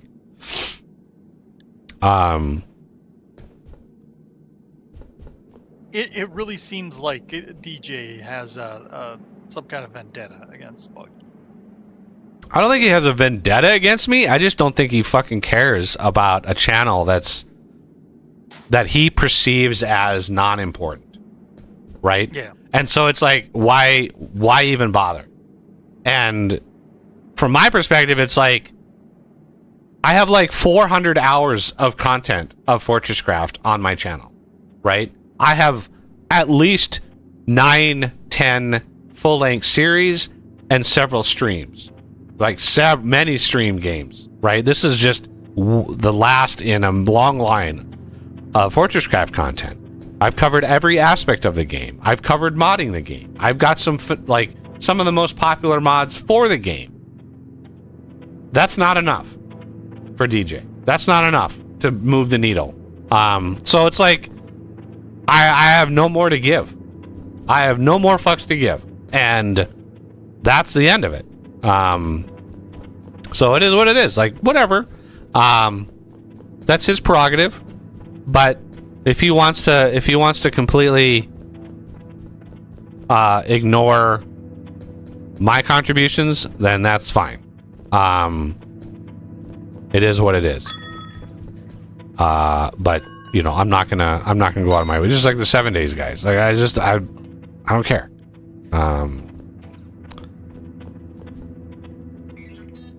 I was going to do one thing. Oh, we need it. Okay, never mind. I can't do that one thing. Not yet anyway. Let's somebody can please, I think we have one lithium coil charger. We need 3 more over there. I've rearranged the hoppers a little bit to try to allow for that. So if somebody wants to triple that setup over there, once we plug Spider Bro in, just recharging him from empty is 300 lithium coils. It's not cheap charging up Spider Bro, but it's worth it. Like, I'm gonna take the hive mind that I've got, and figure out where the hell his guns are. Let's go over here and see Spider Bot Blaster Cannon. Okay, plastic pellets, I'll be able to grab those. And the particle rifle, yeah, I can do the particle rifle as well. So let's do the cannon. I need 8. Can somebody give me 8 plastic pellets? Renegade, do you have 8 plastic pellets on you? I should. I need exactly 8.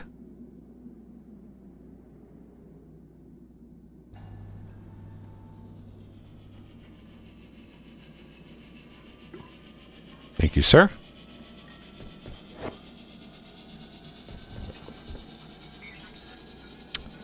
And then 2 Mark II turrets, which are up here. Crafting. Crafting. Spider-Bot cannon. Pop. Crafting. Okay, particle rifle is 8 massive eyes and 2 Mark III turrets. Okay, so Crafting. Crafting. Crafting.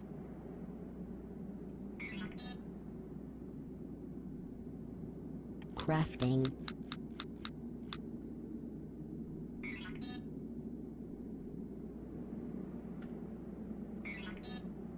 why did this change the tab that I'm looking at? That's so weird. Particle rifle here. Crafting. It's surprising how many people have found Buggy's channel from Fortress Craft. Oh yeah, like what he's- 90% of the traffic on my channel was originated from Fortress Craft, because like, yeah, it's just, this is why I'm streaming this game for my anniversary. That's how I found it. So here's Spider Bro. He's got a little cannon on the bottom. You know, he's got a little thing there. So we're gonna add these, which adds, I forget where they are. Oh, in the front. So those on each side of his head there. Okay. And I don't know why he's got a giant mustache, but it's just DJ's British humor, I think. And then the particle rifle.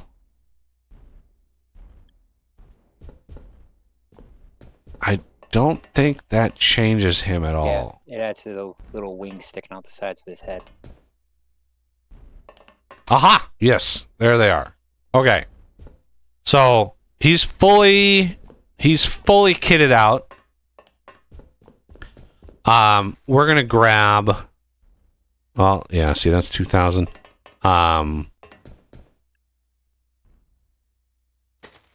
Yeah, let's I'm just gonna grab all of them, and then hope to God I can just dump 300, because it's literally 300 of these to restock him. So I'm just gonna.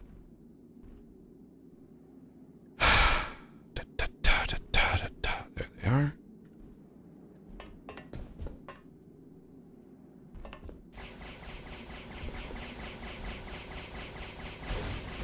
Oh yeah.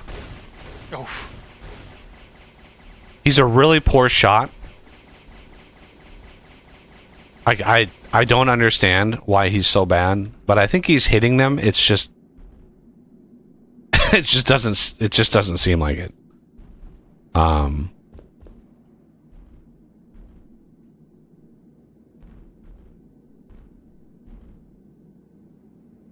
So yeah, each coil is 500 power.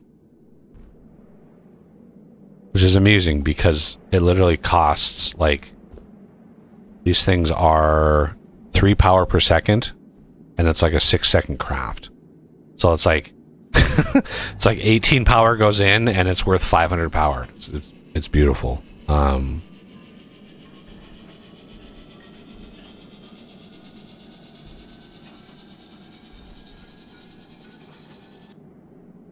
Okay, now I can put the rest of these back.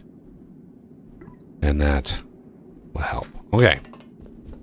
Spider Bro is now that we have the beacons, again, we need beacons all the way to the overmines. I mentioned that about 2 hours ago. We need beacons on the batteries. 2 or 3 beacons on every battery going all the way down to the overmines on each corner. That whatever that project is. Whoever wants working on it. I'll work on this corner. I'll start working on the missiles. And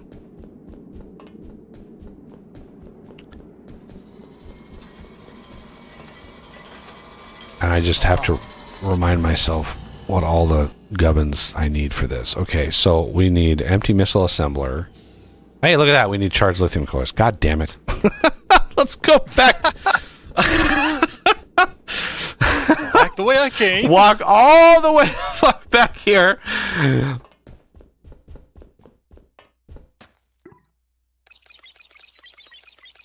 I wish I could grab 100 at a time, but I'm gonna grab a couple hundred of those just to have some on me. And I need more beacons.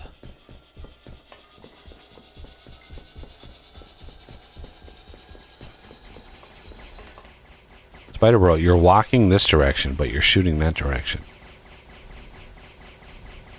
Oh, he's like, oh, where do I go? No, he's still okay.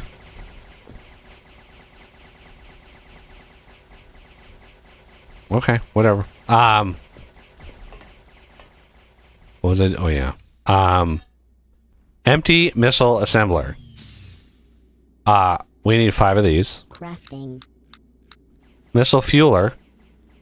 We need 5 of these. Crafting. Imbuer.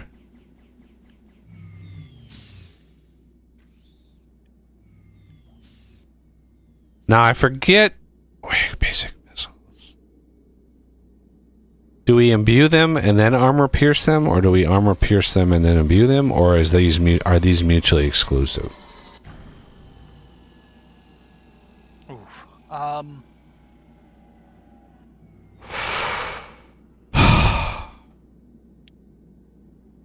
Crafting. Oh, I'm gonna craft I this. think you imbue.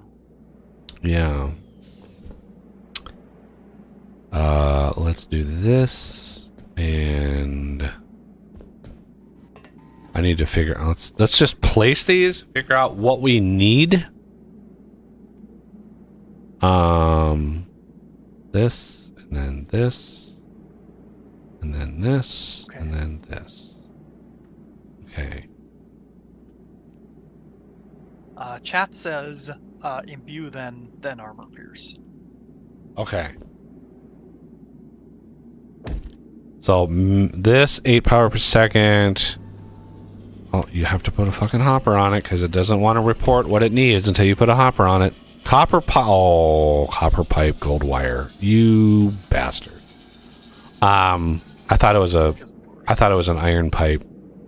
That's why this setup is so massive. I thought it was something like that, but it is what it is. Copper pipe and gold wire. So copper is way over there, gold. So this is the wrong corner for this setup. And I would like a Induction charger, please. Crafting. Why did Spider Bro go over there? Like, oh, there. That's the current attack vector. It takes these guys so long to get here. It's just like they just bob their way here, and it takes them so long that they're just now arriving, and the attack is coming from that. Their new attack is coming from that point. So it's like, yeah, it takes them a while. So I think what we should do, there's gold right here, right? So this is gold. Copper is literally right there. What I think I'm going to do is elevate this a little bit. So we're going to elevate it to like maybe to there.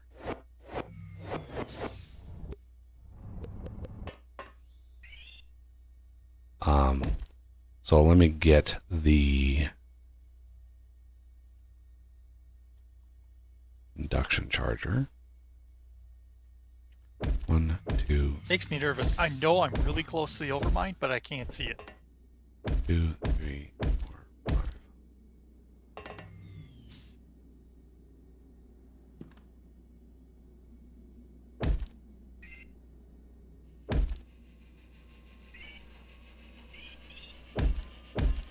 Structure complete.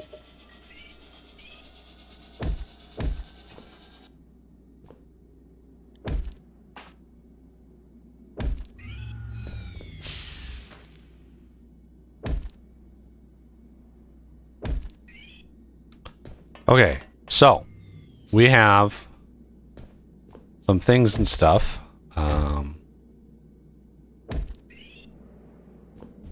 See, gold wire, copper. Okay, so we'll build them going this direction. 1, 2, 3, 4, 5. And then the fuelers are gonna go, let's see, there, and there. 2, 3, 4, 5. And then we're gonna use the handy dandy nano hoppers. I like the nano hoppers. Minimal gubbins. Crafting. Tin plate, which of course are literally right behind that, I think. Yeah, right there. Okay.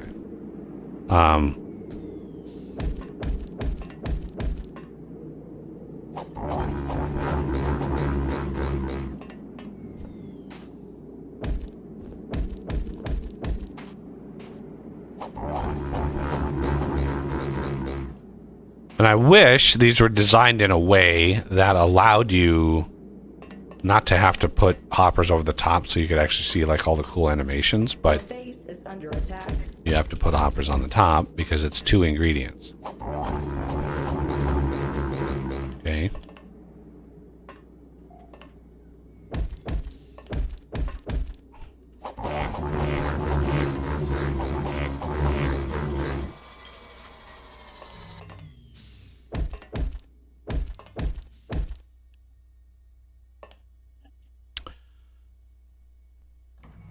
Okay, I put beacons out towards lithium, or past lithium. Looks like somebody else finished towards the hive mind.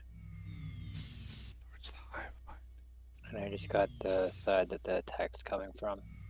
Okay.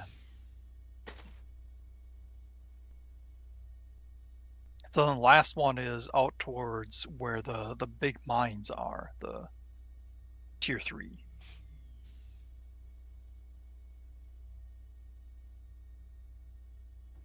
Or am I wrong on that? The titanium side, yeah. I think that's the last one. It looks like somebody filled this one in already also.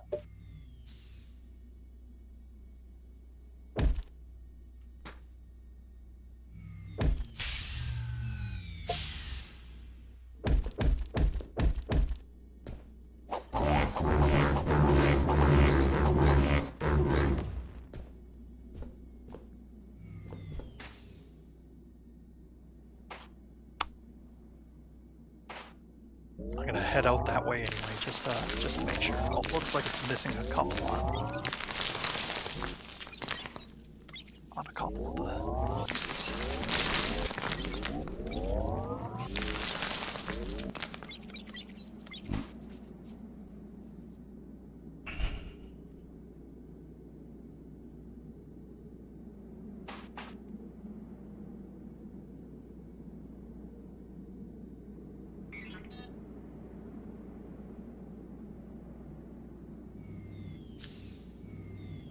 Crafting.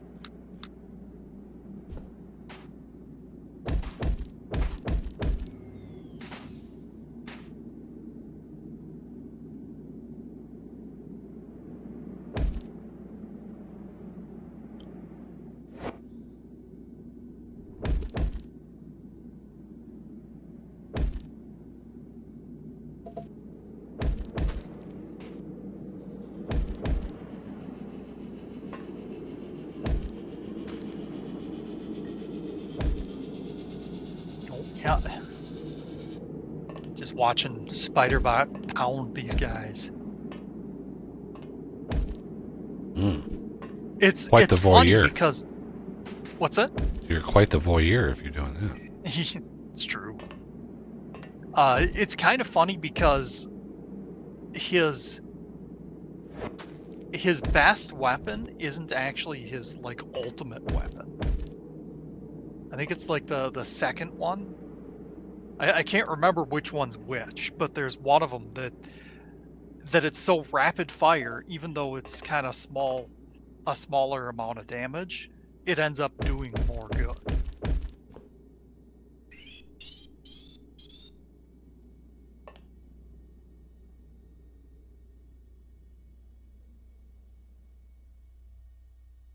And as far as power efficiency goes, you know, the turrets, you know, like the Mark 1 turrets, they take more power per damage than the tier 2s, and the tier 3s are even better. Of course, the tier 3s you got to be careful because they can one-shot a small wasp, which is actually a little bit of a waste. But then you've got Spider Bro, who is massively efficient. Oh, we might actually end up losing this. Oh yeah, 100%. I fully expect to be losing this battle.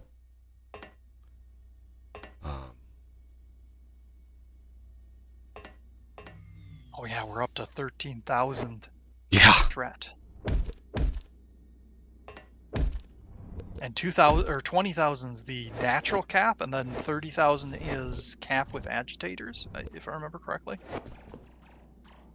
I thought the agitator was not capped at all, but you could have changed that, obviously.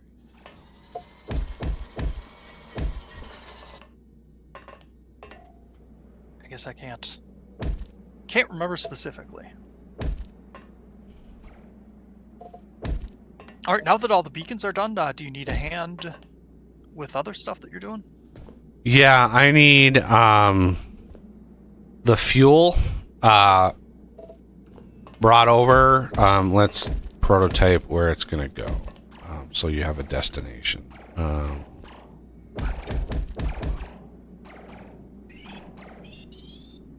Oh, okay, you're up here. So the fuel needs to hit here. Base is under attack. There you are. And wait, why are those at what?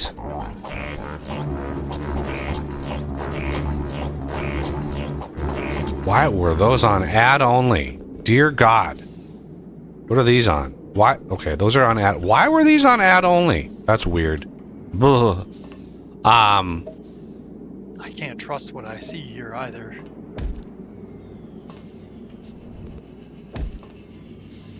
Okay, and then we want 3. I just want to see 3. And we want to go over. 1, 2, 3, 4.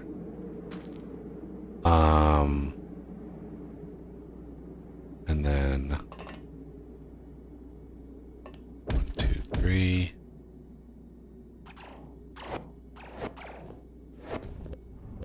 In. No, come on. Again, this fucking thing needs an indicator on the goddamn top. Why does it not have an indicator on the top? Wouldn't that make sense? Put in a little arrow on the top of it to say, hey, this is the direction it's gonna go.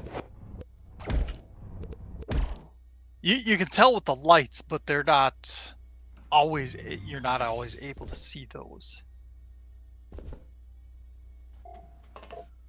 Especially since they're on the base of it, not on, the top.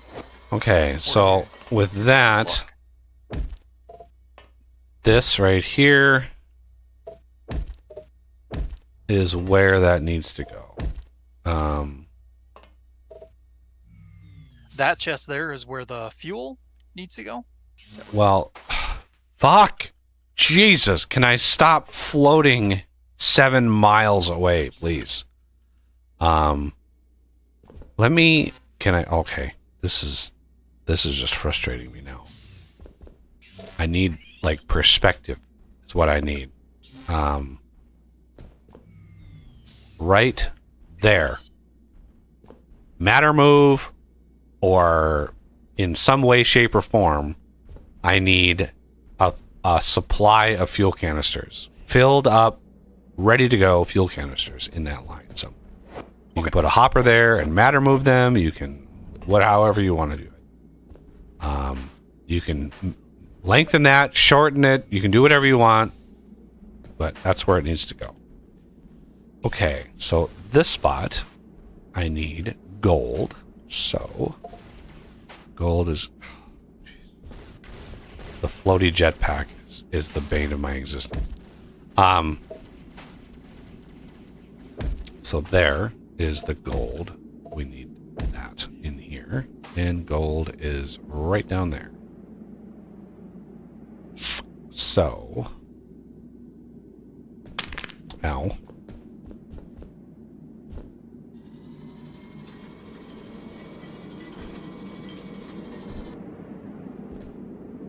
Wink. Make sure it's not interrupting anything.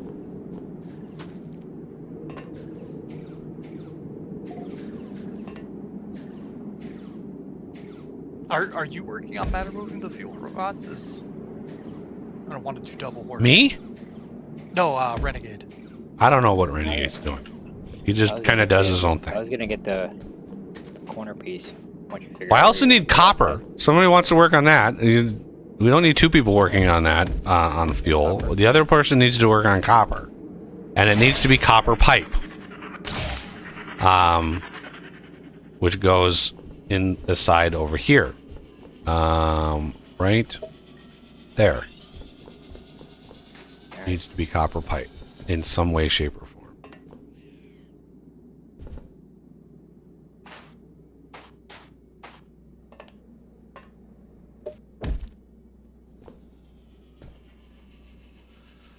Okay, gold. How many crafters are you gonna need? 5? For copper pipe, probably. Depends on how fast it is. Sometimes they're pretty fast, and sometimes not. So,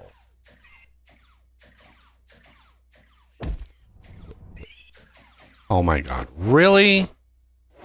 How is it? Fine.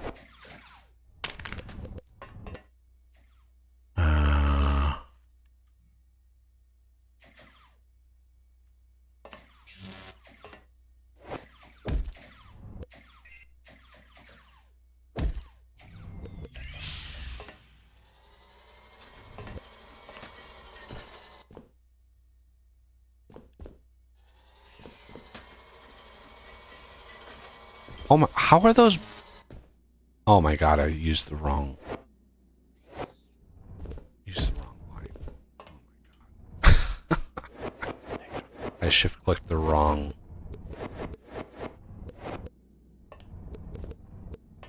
It was this one here that I needed.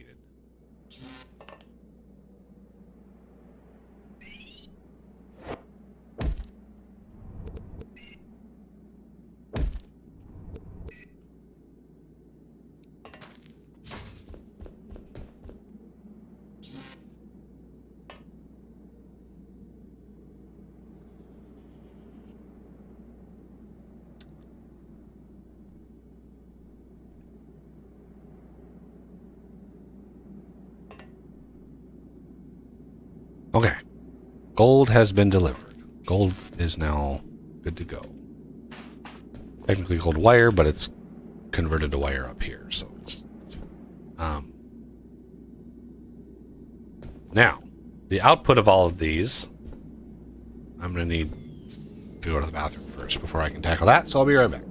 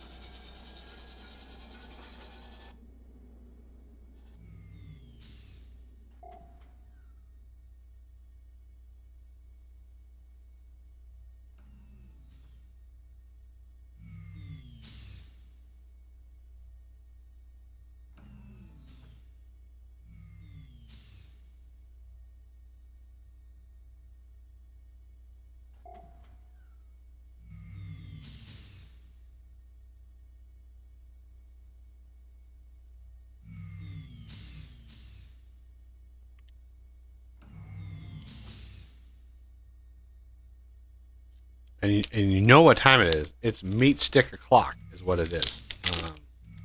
I'm going to munch on this. Turn my webcam off. Okay.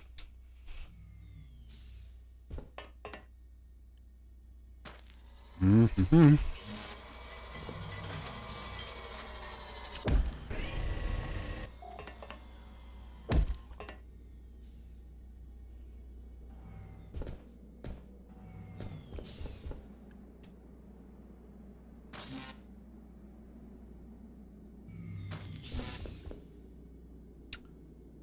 I want to see.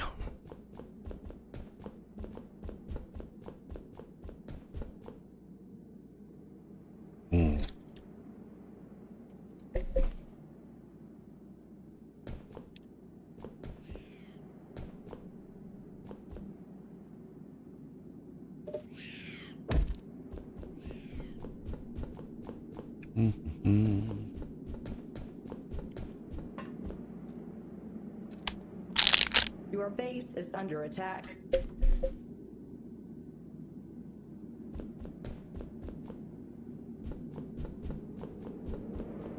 There we go. All right, the fuel is getting delivered.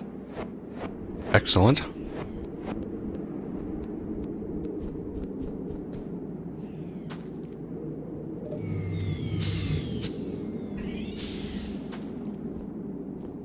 Looks like the copper tubes are getting delivered as well. Copper pipe. All right. Let's line this up here.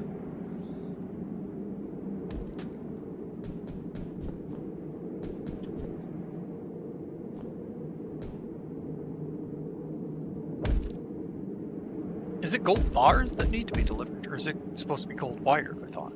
The wire crafters are up there already. Oh, They're okay, they're they're invisible. part of the build. Okay. So that is a little on the low side. Whoa, okay.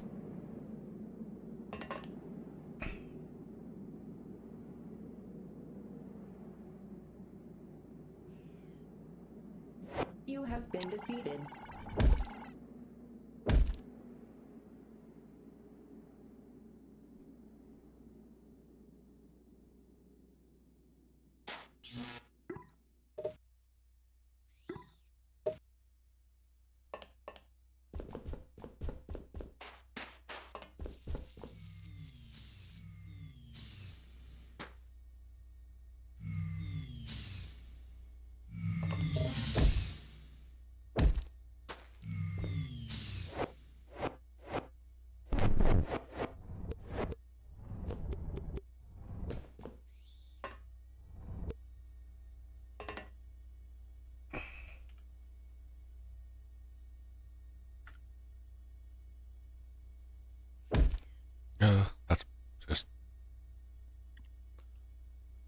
512 power per second.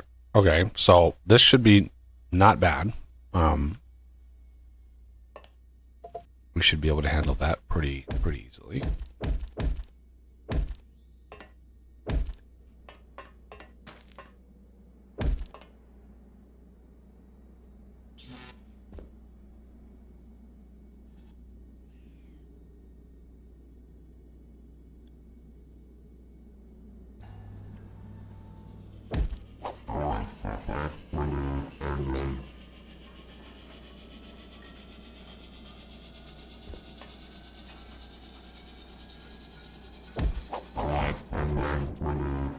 You can see I'm slowly kind of working my way towards where these stingers are over here for a reason. So that's what's needed for the armor-piercing gubbins. So yeah. And then up. Base destroyed. Okay.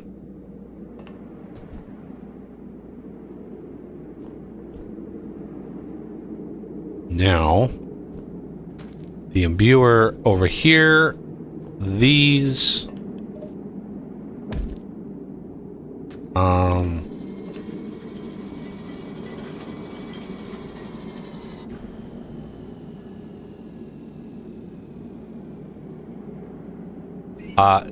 okay, let's do a priority. Okay, somebody who knows who's done this before. I need a priority thing. There you are. Oh, that's a matter mover. I can't block that matter. Or that. Damn it. Okay, let's change tactics. Where is this? Let's go here instead. Nope, that's gonna block. Why, oh why does this have to be right here? What is that delivering? Okay, that's bringing in, okay. We can maybe go here? Yeah, we can go here.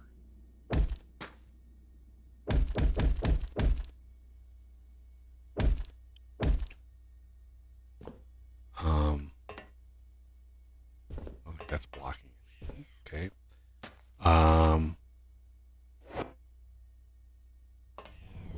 Because what we want is we want to make armor piercing, but if all of our missiles are armor piercing, it's going to overkill by a lot, and I kind of want to mix.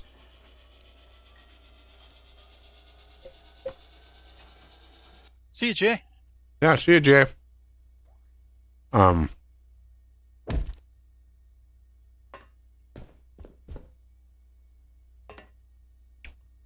So, these are going to come up into a nano.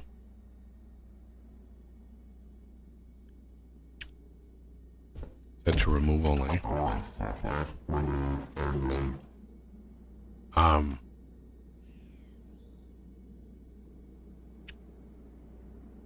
Oh, this is we're getting tight in here. I might have to move this hopper, so let's remove that.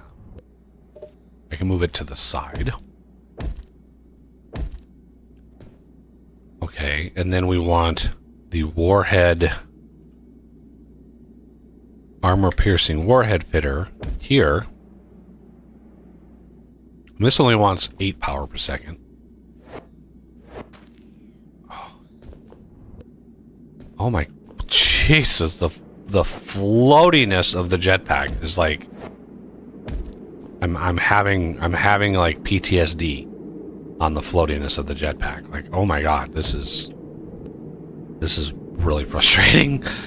Like every time you drop, like here's a square, it's like, oh, it's just this. Your brain just after like you doing this all game, like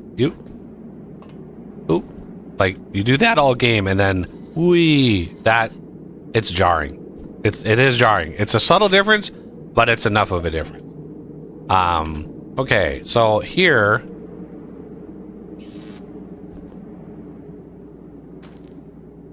Normally I do this on the ground, but we're running out of space, and all of this stuff is right here anyway, so I think this was a good call. So we're gonna do this add only here. This is Pristine Stinger and the Plasma Imbued, right? So this Nano Hopper, we're gonna have this as a remove only. Then the priority system, I don't know, like, I don't know.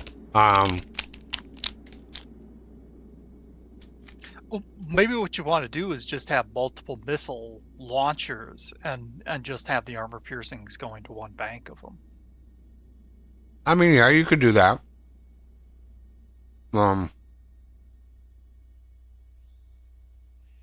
Because then also on top of this, is it the Patriots? I can't remember. I was thinking it was Patriot, which is weird. The football team? No, there's another type of missile that we get later that it breaks up one of the imbued into 8. Maybe it's clusters. Yeah, it's a cluster. Like, you don't need any of those. There's like 3 other missiles. There's a Mephetic missile. There's like a bunch of missile types, and it's like you don't need them. The armor piercing and the regular missiles are like, you just don't need them. The clusters are kind of cool because they just look cool. So the clusters do a lot more damage compared to the imbued. Right. I get that. Okay. I do. But again, you don't really need them. Like, yeah, true. We have so many recombined parts, recombined matter. We can make near infinite amount of stingers. Like, we just don't. Like, the armor piercing are absolute devastating. They're devastating. So if we do this, right, coming out of there into there, that will make the armor piercing. And then we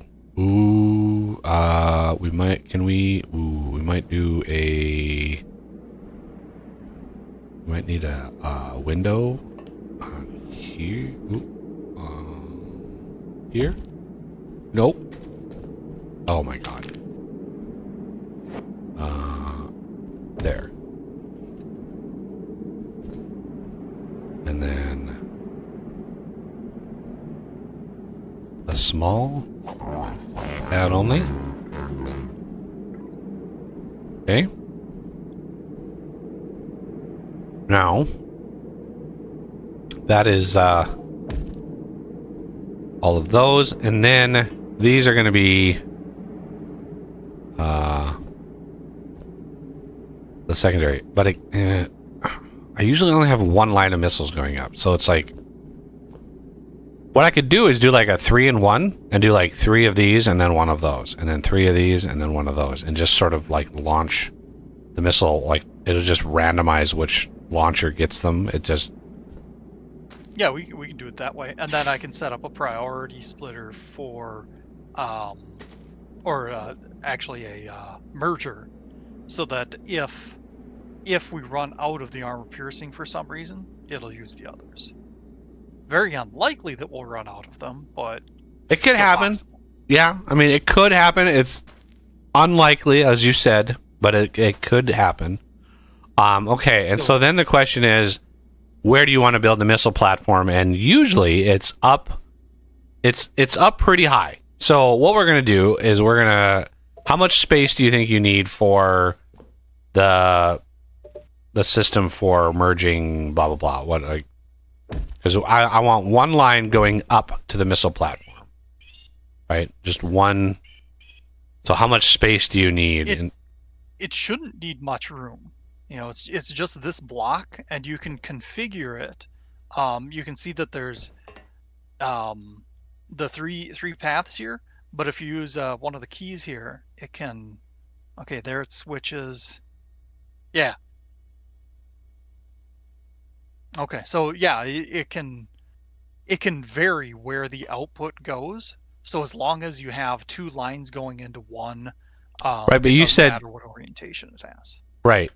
So the issue And then is you want the using the 3 and 1, right, to mix it up a little bit, and then that so that plus a 3 and 1, like I don't know how much infrastructure you need to make all of that work, but I can just like YOLO it and just be like, I'm just gonna put a line up, and then you can do whatever you want Yeah. from that.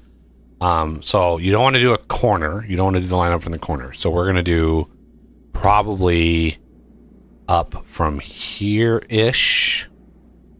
I'm gonna avoid that laser, but You do have to be careful because the CPH does destroy stuff within a certain radius up above it. And I think it's in kind of a small cone. yeah, it's like a 3x3 up from the beam that's going up above. You don't build over the top of the CPH, but you build up. Like you want height on it, so it has a line of sight to all the corners. Like you want unobstructed. But because I clear the corners from the CPH, like if you put it like way over there, right, it's not going to have clear line of sight. So you wanna make sure that it has line of sight. Oh my god, let's just float down. Here we go. So if we go here, and then plan on it being like here. So 3 to 1 is the ratio you want? That's like our only option, because the 3 and 1 zipper merge is what we use for. The distribution splitter has Oh options for that. well, I'm not sold on any one. Like, to me, it doesn't matter. But Okay. I need some more freaking pipes or tubes. I need tubes. Did anybody upgrade the tubes with a 500? Yep, there it is. Excellent. Good to see. Let's see. Is that going to be facing the right way? It is. Excellent. I like that very much. All right. So now, what are we going to do when we get to the top? Well, the top is going to be really interesting. We're going to do 1, Crafting, 2, crafting, 3, crafting. 4 of these. We want. Where is it?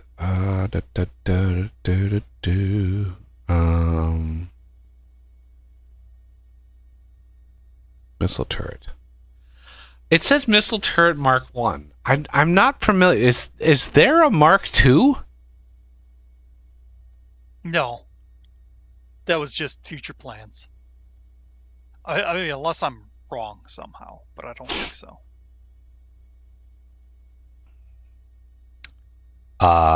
Let's see.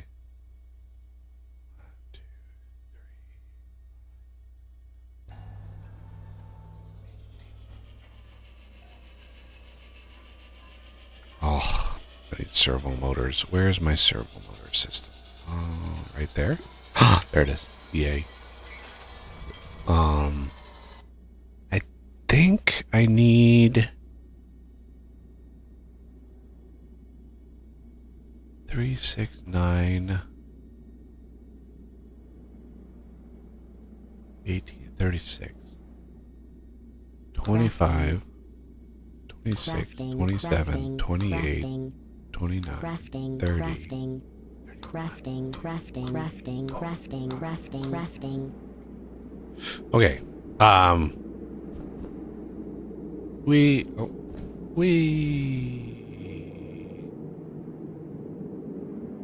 Oof.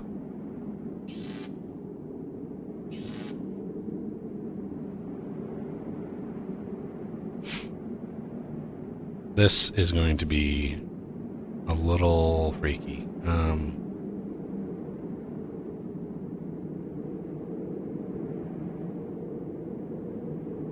Okay, how do we want to do this? This is a little close to the CPH, but if we offset this a little bit that way. That would help.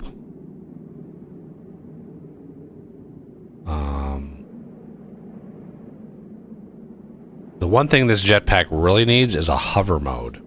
Like, that would be really nice. Just to be able to, like, float.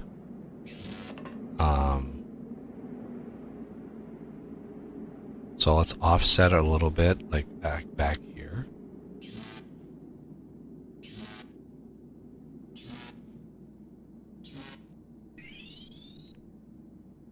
Okay. All right, for now I gave you a 5 to 1. Okay.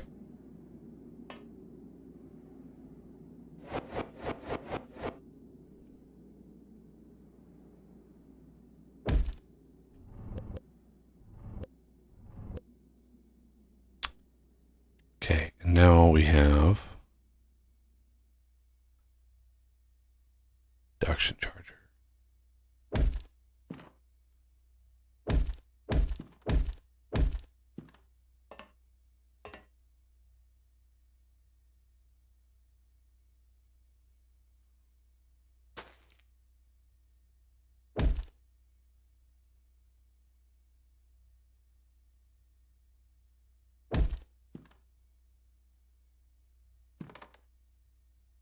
This is where a shift sneak block protection would be so effing handy. Yeah. I can't remember what DJ, like, when I, like, it was like one of the most, like, requested features, Structure complete. right? It was such an incredibly, like, common thing to be like, hey, can we sneak click and not fall to our doom, please?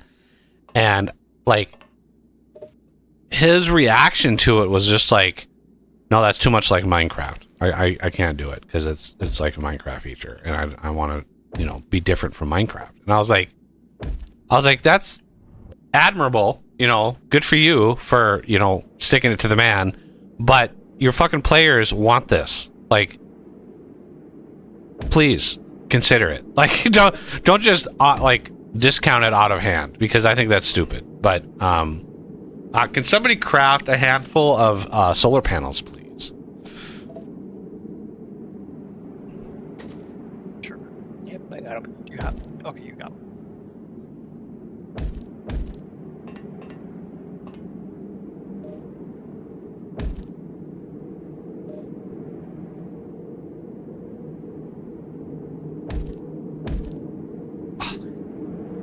Do we want the 3x3s? No, they're for the missile launchers. Yeah, I You suppose don't we don't need that. a huge amount of power up here. Like 3 or 4 per pad is more than plenty. But just hold off on placing them. God damn, this is nerve-wracking. Even with a jetpack, it's like, ugh.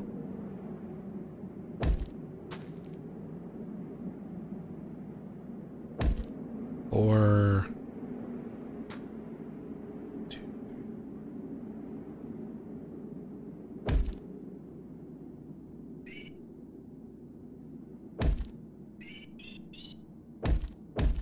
Structure complete.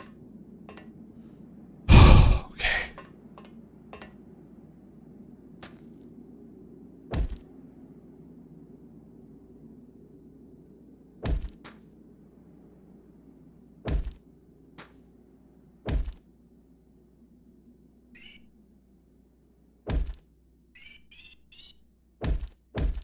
Structure complete.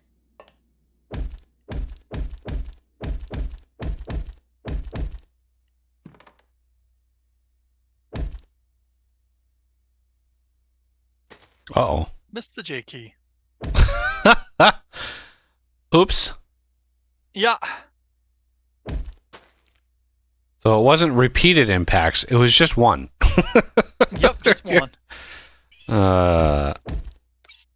What? Why am I missing one?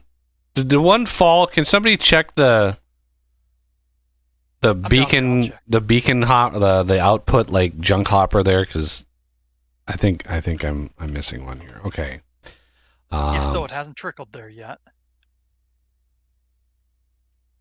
Is it possible it's in It might. Renegade's inventory? I mean, it could be. The fact that I'm down, like I'm missing one, is weird. Because one of these, when I super build it. No, see, I wonder if it used one more than. We'll give it a minute, and if not, I'll have to craft another batch and just void the rest, which is.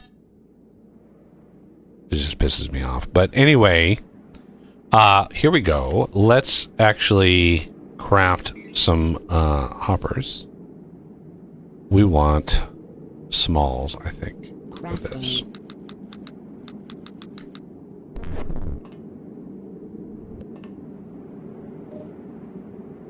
Yeah, I haven't seen it come through, so must have to Renegade, do you have it? match. Nah, I looked. Damn I'll it. double verify myself. Oh, we're talking about the induction pad, right? Yeah, induction charger. Okay.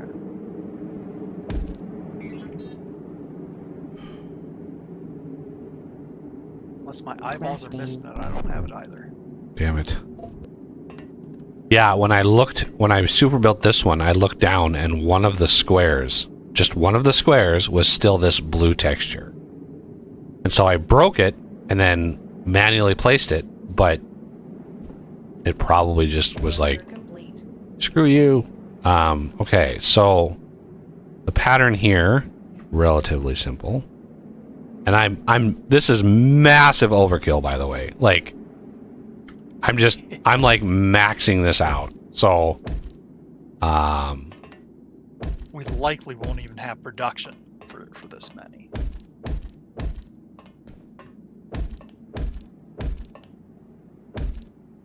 Might want to use a nano hop here in the center, otherwise they could end up with, all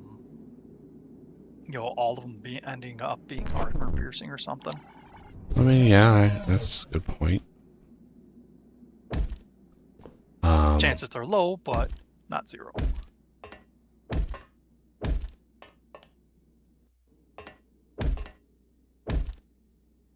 Okay, is that? Yep, okay. And then small, small, small.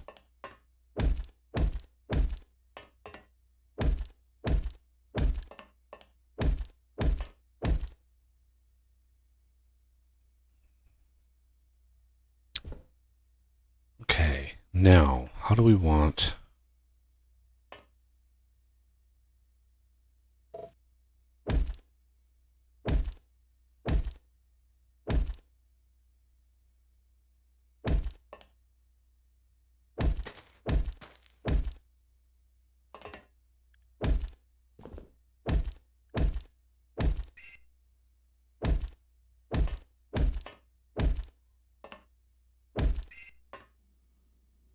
And then solar, basically in the corners. You can do them in the back corner, so like six solars in each back corner. That's more than plenty. Like, it's more than enough.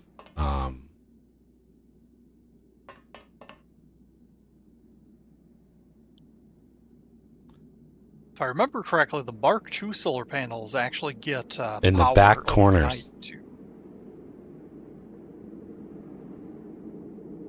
You just hit the back corners.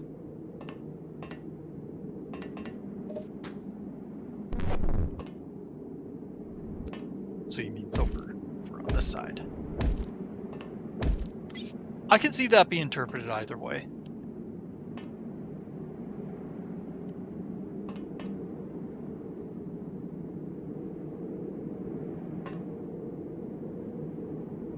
Okay, so now Spider Bro, he's doing his part. We're gonna reinforce Spider Bro. All right, let's go down.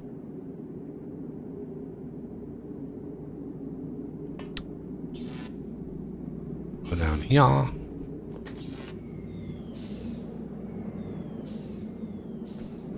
And somewhere over here we should have power.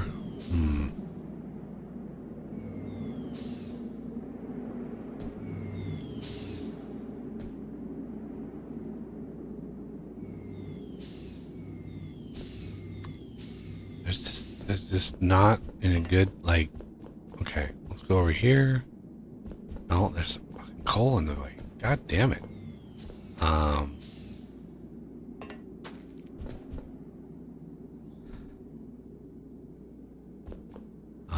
I wanted to beam power in here from the turbines. Let's go like right there.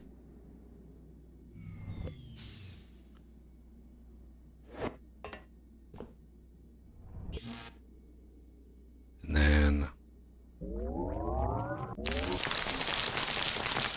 right there.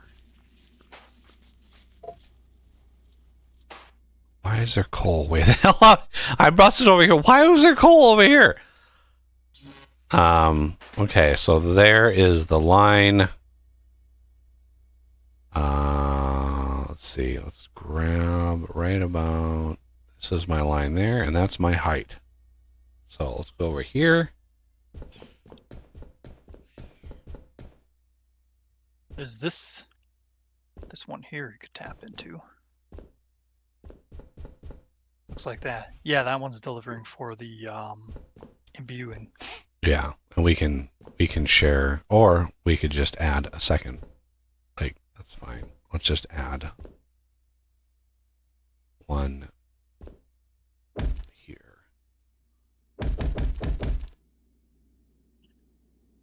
Just want to make sure my height is right.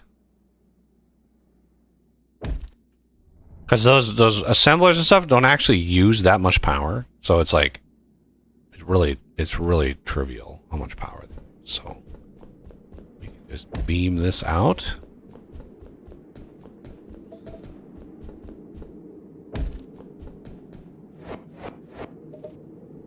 Beam it up.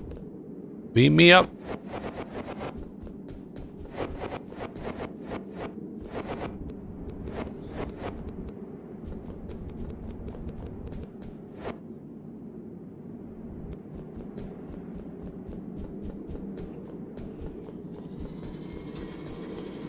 Super sweet. All right. Cannot locate one copper pipe. Why? What happened to the hoppers? It's not. There were hoppers on top of all of these machines. What happened to them?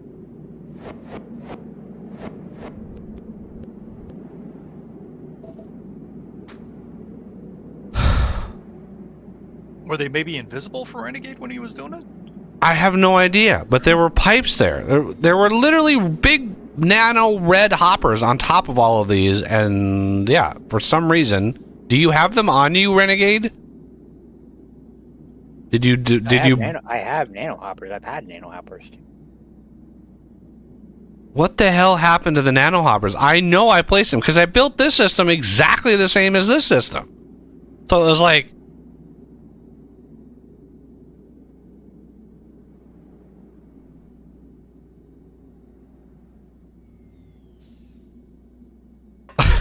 it ruined like the big boot up the sequence thing. It was just like, everything is in place, let's power it and get it all running, and then it's like, for some reason all of those hoppers just converted themselves to tubes. Like, fuck you. We're just gonna make these tubes now.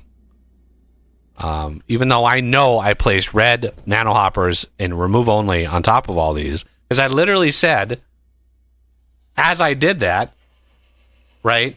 I literally said, like, oh, I wish I didn't have to do this because there's an animation and stuff that you miss out, right? So you don't see it. And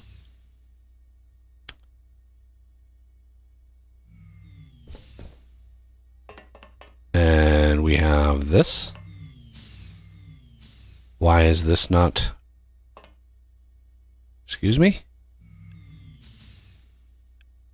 You didn't finish the tube down here. Should I link it up? I didn't. What is that tube for? That's for the stingers. Or are you looking at the ones that I had built? That's the backup. That's to make sure that this line is always full. Because this thing is saying no valid hoppers found. It's lying because I mean it's outputting them. So. Oh. It's not outputting them. That's the problem. Okay, it's outputting them into the. Where did this tube come from? I don't know. I mean, I must have put it there, but I don't remember.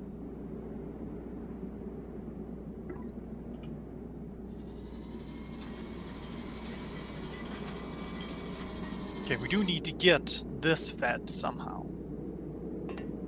So that was the one that was feeding this, but yeah, it doesn't work because it's trying to output it into the belt instead.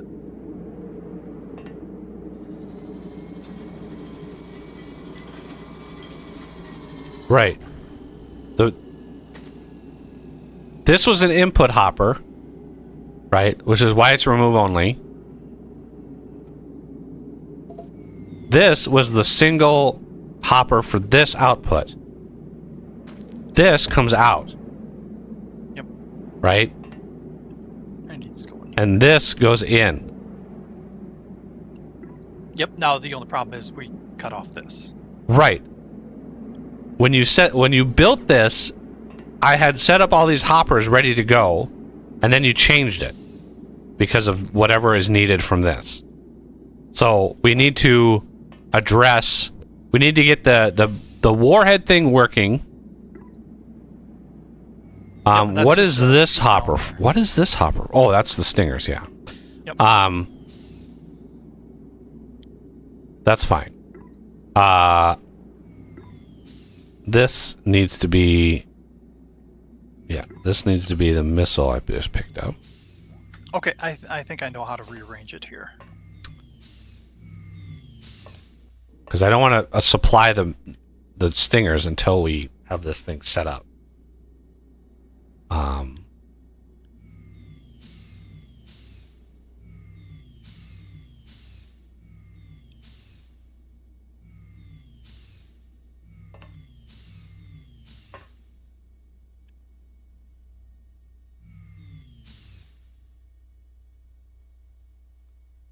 I mean, you can go over the top. There's a lot of ways to skin this cat.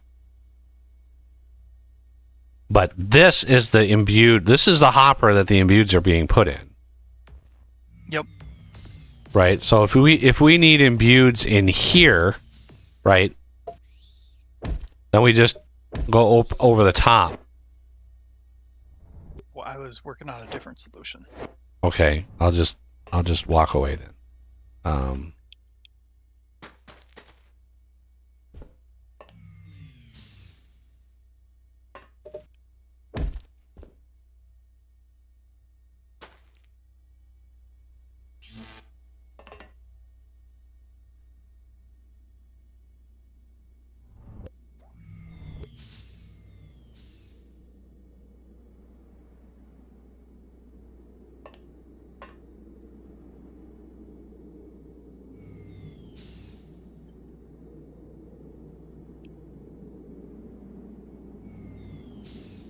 What is our threat right now? 5,400.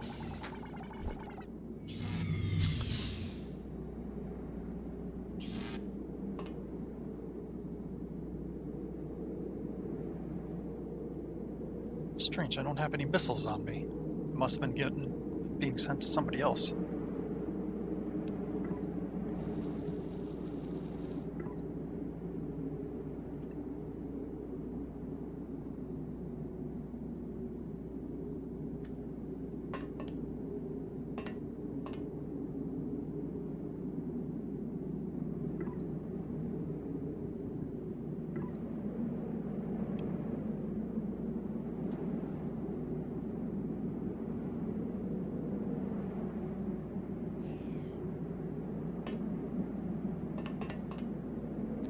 And if worst came to worst, we could also include the regular normal missiles, right? Because this line, we're way overproducing the missiles, the basic ones. So we can take the basic ones and infuse them. If we really got desperate, we could introduce more of those as well. Because the imbuer, I mean, yeah, you could increase the amount of imbuing that you have going. It's certainly an option, but the imbued plus the warhead, the armor piercing, they do so much damage. You use way fewer missiles with the higher damage ones. Like it's night and day difference. But what is the craft time on these? I always overproduce the basic missiles, but so it's like a 6-second craft.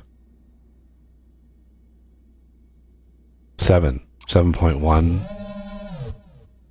Okay, let's look at this new threat level. 5,600. Okay. We should start seeing missiles. You can see there's actually some possibly being backed up. Yep. Its system is getting backed up.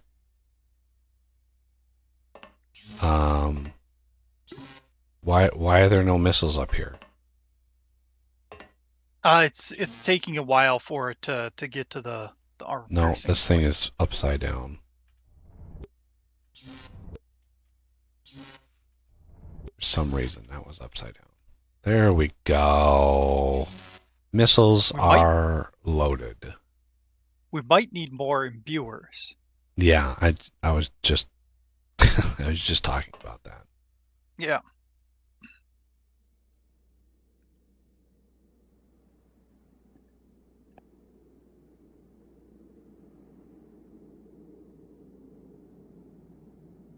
So 450,000 damage for these. I don't see. Should have a stinger coming up pretty soon. Or armor piercer.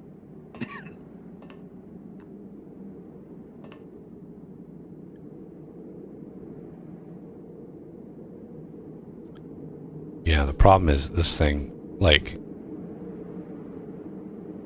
it doesn't offload them evenly, unfortunately. What you could do, right, is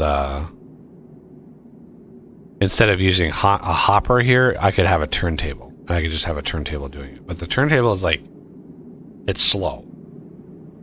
But if all four sides are actually viable, like outputs, then it's fairly fast. But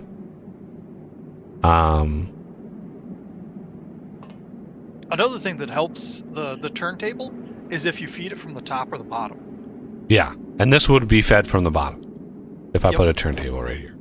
So if I just slap one down, I know I have so many on me. Oh, there we go. So there is a armor piercing 750,000 damage. So normal imbued 450,000. You slap a stinger on it, 750,000 damage. It's not quite double, right? It's not double, but it's many. It's many. The bosses that spawn are less health than that thing can do right now. As soon as our resin system goes online, the bosses are definitely going to have that much power or that much health. Like, it's going to be a lot. Oh shit.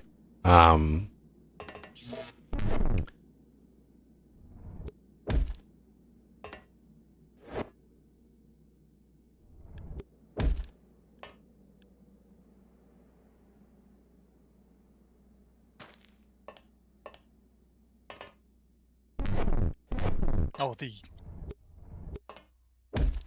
I want to get them away from the line of sight of the missile launchers. Yep. That I was didn't notice that those hadn't gotten moved yet. there's enough of them up here, and they're touching, so they should all be sharing power. Yeah. If worst came to worst, we could slap just a couple, just as a precaution. right? Just slap a couple batteries in here as a share, right? So it's like the induction charger will pull, right? Pull and push power. But as you can see, it's like it's pulling it and then pushing it and then pulling it, and as soon as daylight hits, at whatever point, it should power everything. But because this is jumping back and forth, I don't like it. So I don't like. It's not equalizing and just calming itself, which it needs to do. I did that sort of algorithm for Vintage Engineering. It's a pain in the ass to write, but you want a buffer there where if it's in the range, it ignores it. Yeah, because otherwise you have two-way communication every single tick. Yeah, it's too much traffic to do that. Plus, it's every time it changes, it's doing block updates and sending it all the players, and it's just like it just compounds. So right now, the missiles aren't firing. I mean, they're seeing the enemies that are that far away. I mean, their minimum range is 64 blocks, right? Their minimum range, and they can shoot almost all the way to the overmines. Like it's just shy of the overmines.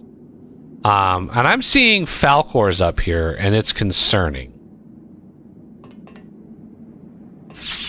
Why are oh man, am I built right over the Falcor setup? Oh man, that's why.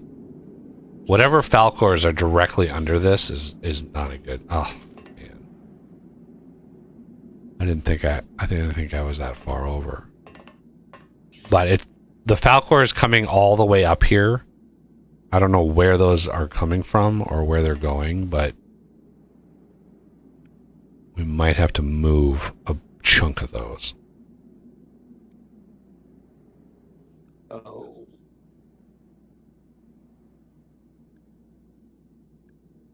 The imbuing platform is directly over almost all of the Falcors. Oh, yeah. Yeah. Just because it's like, I mean, they go up and down pretty fast. He shot straight down pretty fast, so it might not be that bad, but it's unfortunate.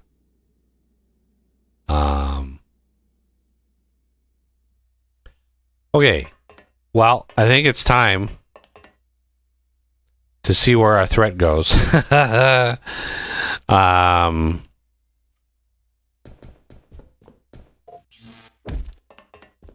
gonna take a quick potty break.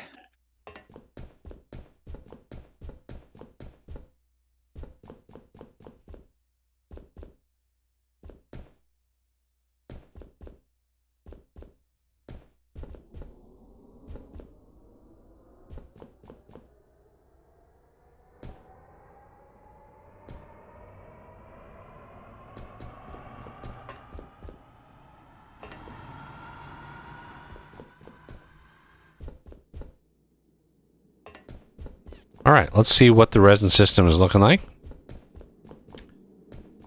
Little trickles of power are starting to come in, which means the ablaters and everything are starting to be like, hey, look at this. We've got gubbins coming down. Look at that. That's what I like to see.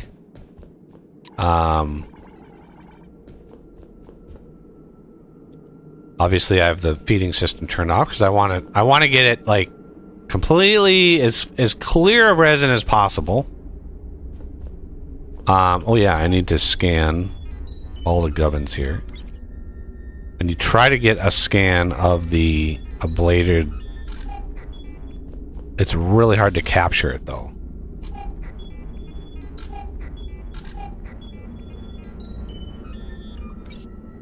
Oh.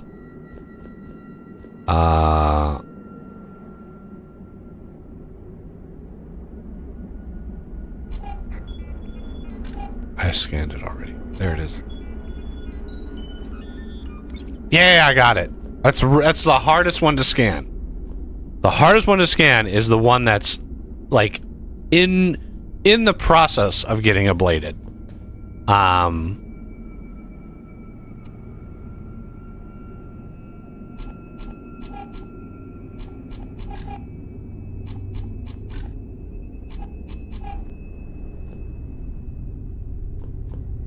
because yeah, it changes with the super crazy like red burning texture. It actually it's a different block. It's literally a different block. So that's how that works. We got that one up there grinding out the top of that. We got that one working on the top. We might, depending on how fast this grows and how that works, we might need another battery like right in the middle of these two batteries with a bunch of things blasting it from that side. It just all depends on how that goes.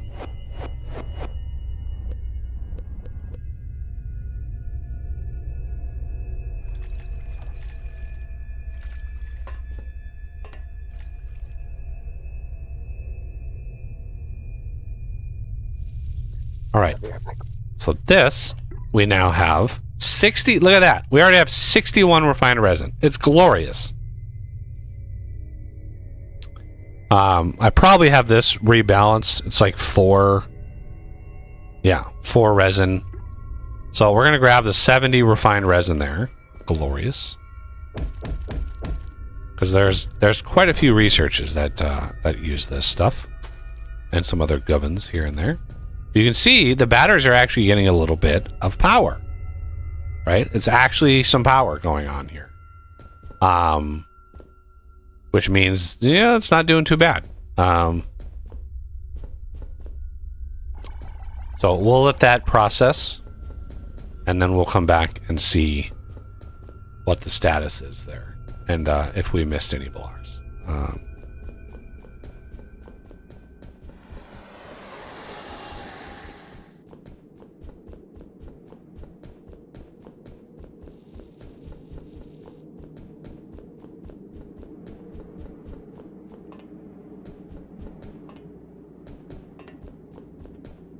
Our threat level, by the way. Turning that system on, our threat went to 18,000. So we were like, what, 5,800? And then, boom, 18,000. And so, yeah, having the resin... I don't think it unlocked any new research, per se. It's just, like...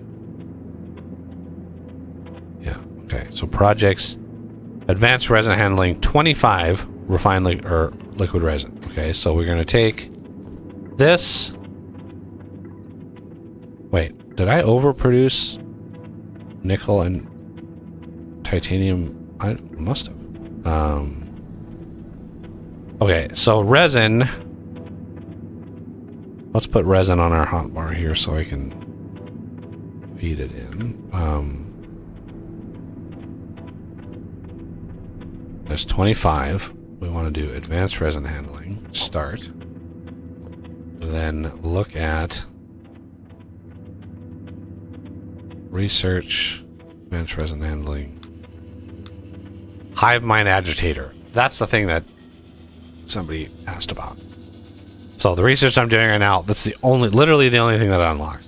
I don't know why you'd need it, right?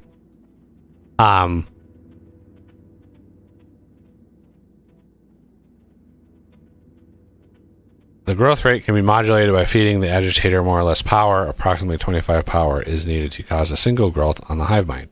There is no particular limit how many agitators can be used on each number of hive minds. This is a warning.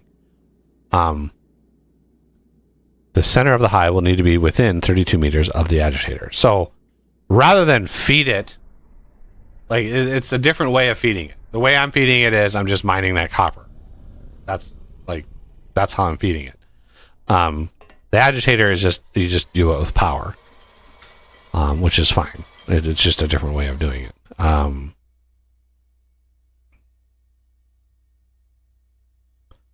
And last, there it is. Collect. That's done. Okay, now there's one more that required, there it is.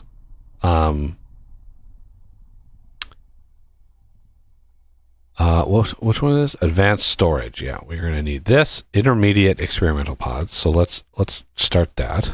25 of them. Oh my god, turn my jetpack off. So that is 50.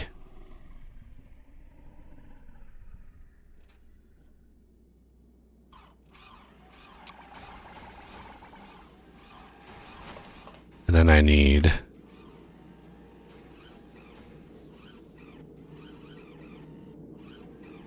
10, 20. Was it? Where is it? Which one was it? Advanced storage. Yeah, 25.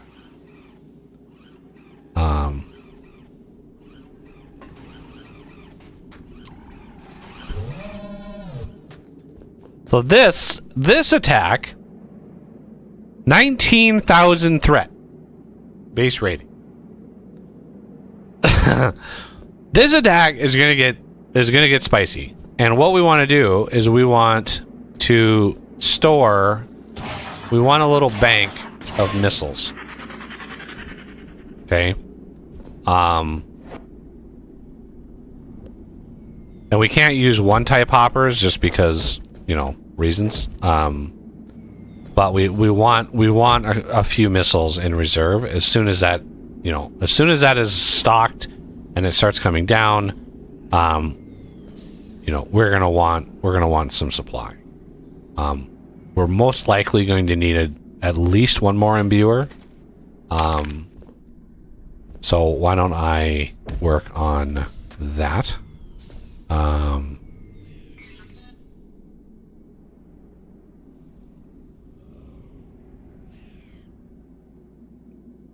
Crafting. The way it's set up, you should be able to put one. Oh yeah, I could put one here. What am I doing over here? Oh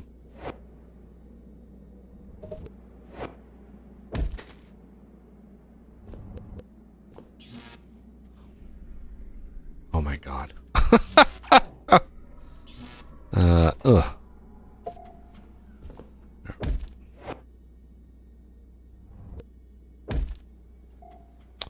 Okay, and then we come over here.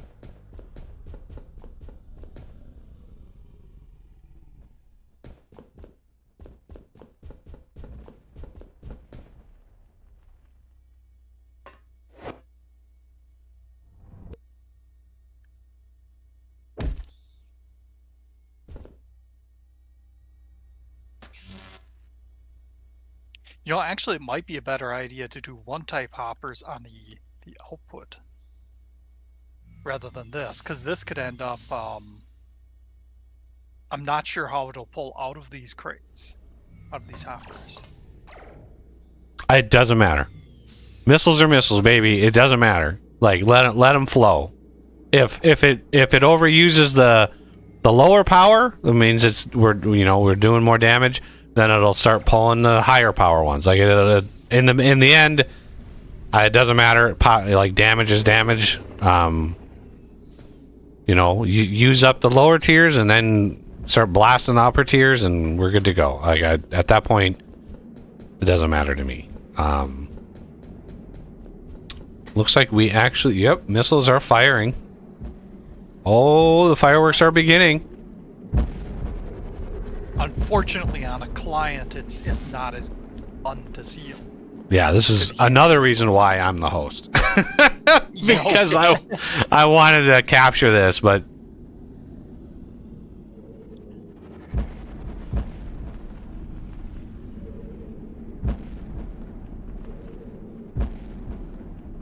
yeah, they're spawning with way more health now right now, by the way. So it's like, this is why, I mean, we're doing a few million damage to these things, and it's like they're taking it right on the chin.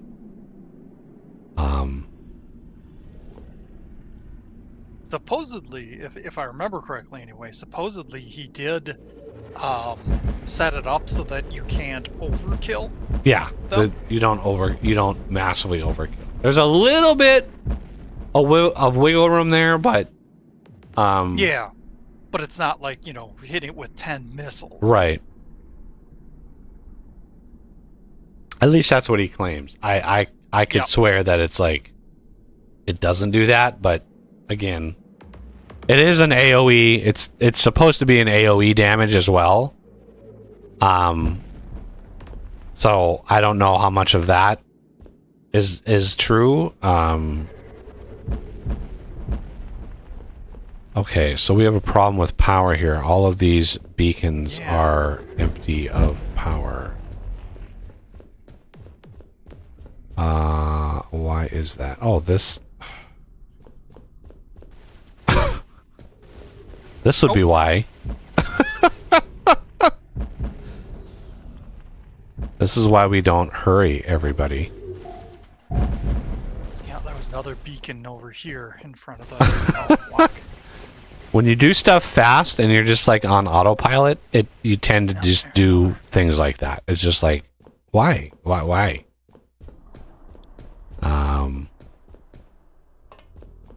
Take a heartbeat, take a knee, and just like when you do a big factory, like the mistakes like that, you're like, why? What is going on? Why is this doing it? It's like, okay, that's why. It is what it is. Okay. Good.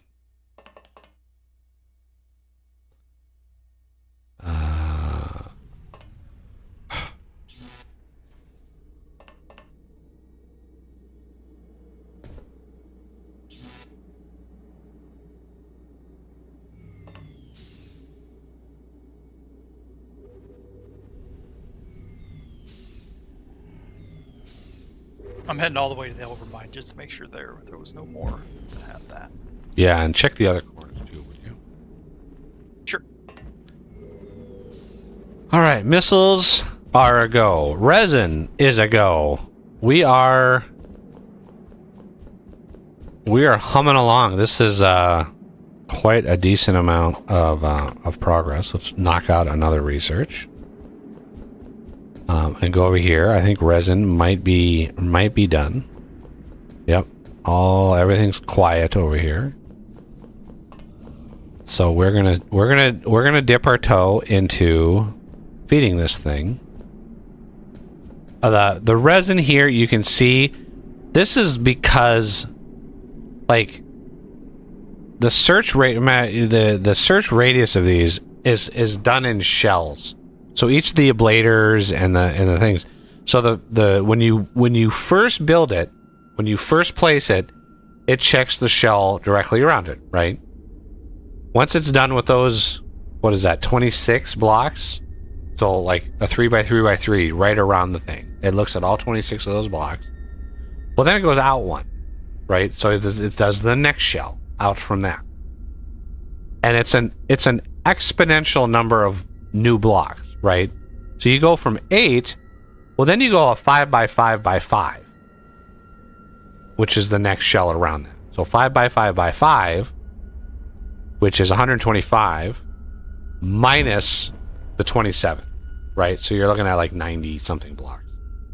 So the first one it looks at is 26 blocks, and the next one it looks at is like 96 blocks, and the next one out from that is like, so the curve is just like whoosh. So by the time it gets to that like 16 radius shell, 16 blocks radius shell, it is like a huge number of blocks.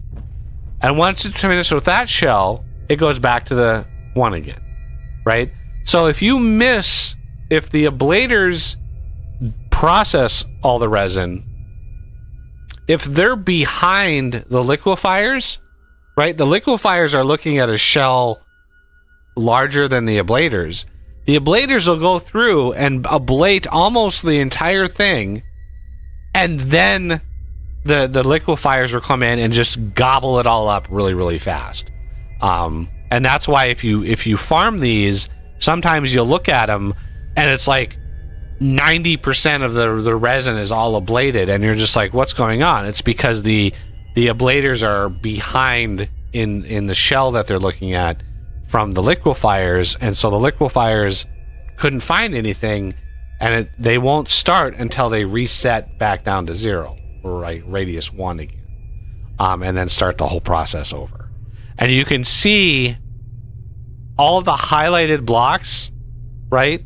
The flashy highlighted blocks that you're seeing, those are what the liquefiers are looking at. Those are the blocks that are, it's just iterating through the blocks, and it's like, is this, and it's just like, is this one, is this one, is this one, is this one, and every tick it's looking at a new block to find if there's a block to grab. So that's the shenanigans behind that. So 237 resin plus the 70, we got about 300 resin.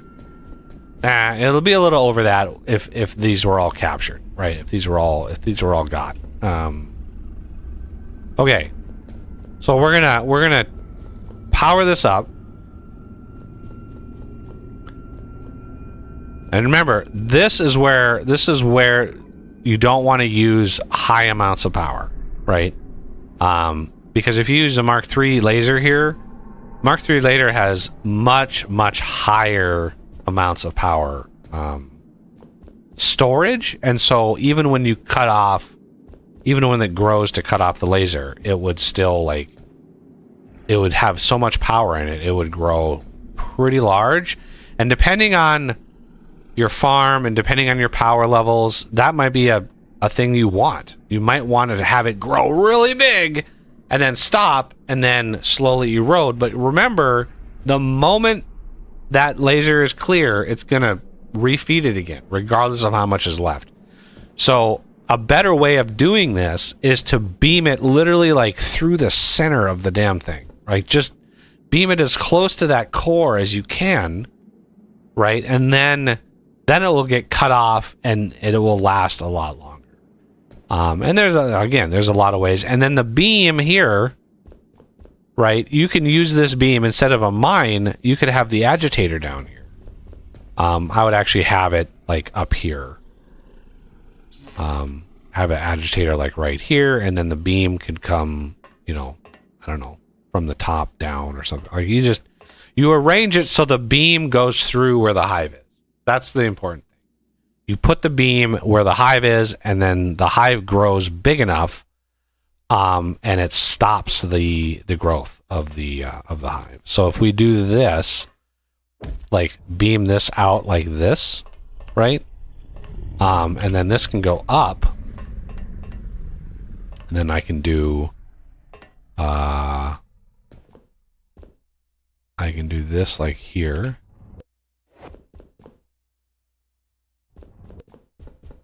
And then this like here.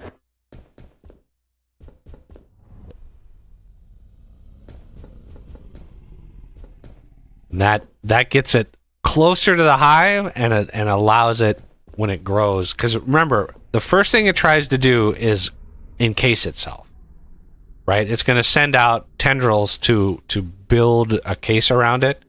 And once it's all locked down, then then it will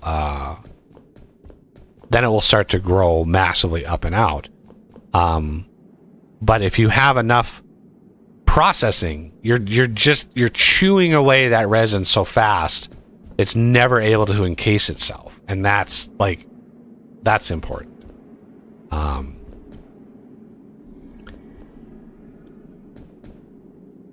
And as far as I know, when you have an ablated resin like this, right? When you have an ablated resin like this, it won't get replaced by new resin growth.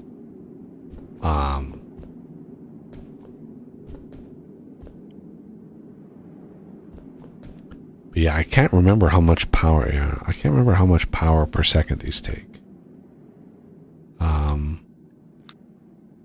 Yeah, 250 power per second for each ablator. And then the liquefier, 500 per second. So the liquefier does use more power, but it's really fast.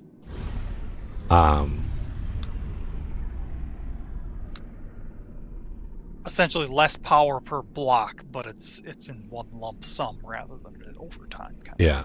And we're in rapid resources, so ablation time in rapid is halved. So it's 1.25 seconds. So it's really fast.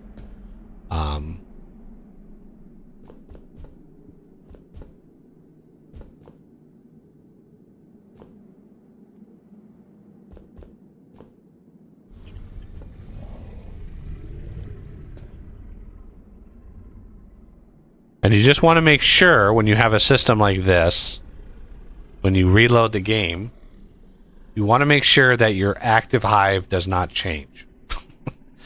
Because Yeah. the active hive, it can change.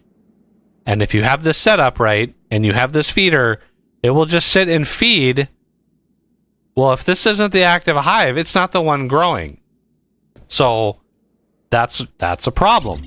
And if this active hive changes, right? Then like because there's one like literally right outside the door here, right? There's one like right there. So if suddenly the game was just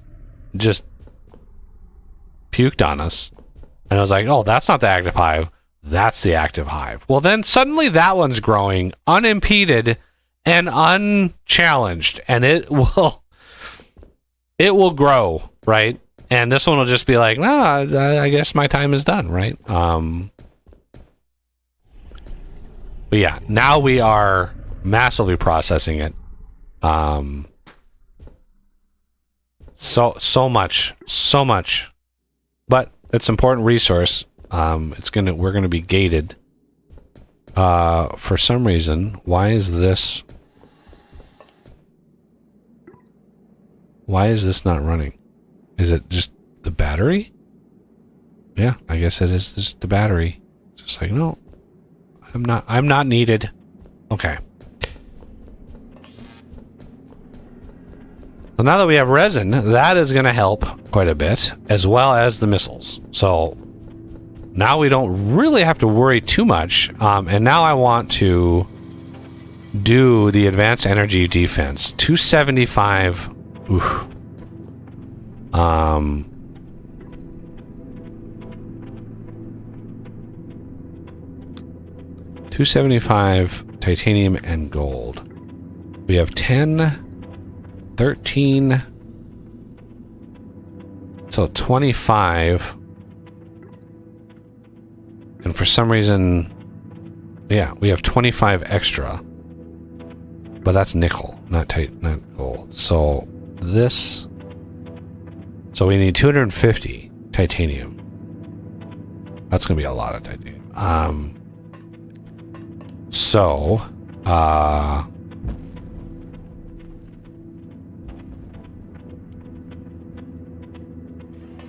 That's going to be 100.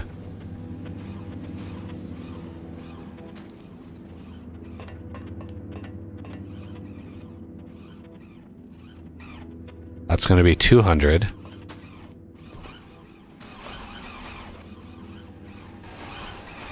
That's 250. And I have 26 titanium bars left. I started with like 2,600, and now I have 26. That was a lot of titanium. And I'm going to need equal amounts of gold.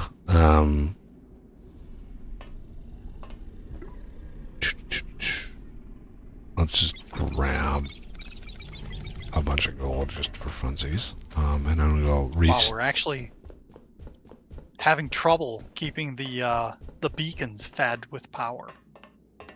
I checked, the lines are clear. It's just not transmitting enough power to keep them all going. What is the source? Where is it getting the power? Yeah, I gotta work my way back there. It's probably PTGs. It's a single PTG at that. Yeah. Oof.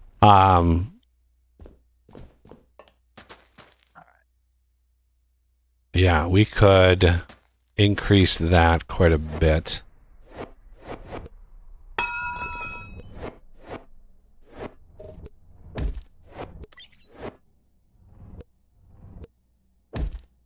double that power.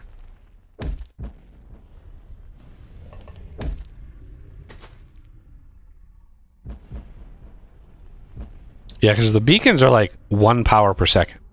So they're not, doesn't take that much, but the line has, you know, X number of beacons on it. So it's like, it does take quite a bit of power.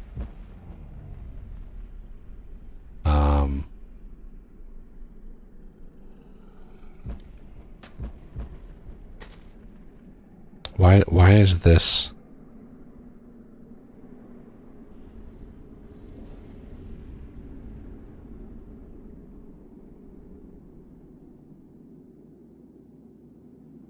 Huh.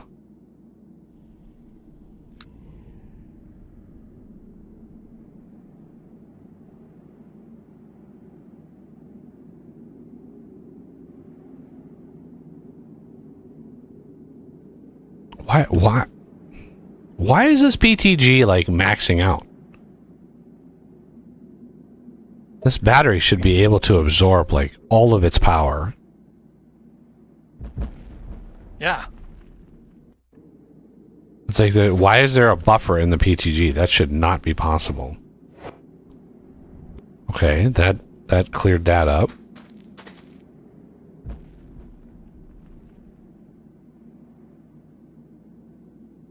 That's weird. But yeah, now we still have problems with this one here. Well, no, it's draining. Okay. Yeah, the one on top, I'm less concerned with. It's the one supplying the main line here, and it's, you know. So this. Is it because it's got a storage block on top of it that's messing it up? Maybe. I mean that's a part of it, but yeah. This thing is transmitting a pretty consistent 227 power per second. And this one is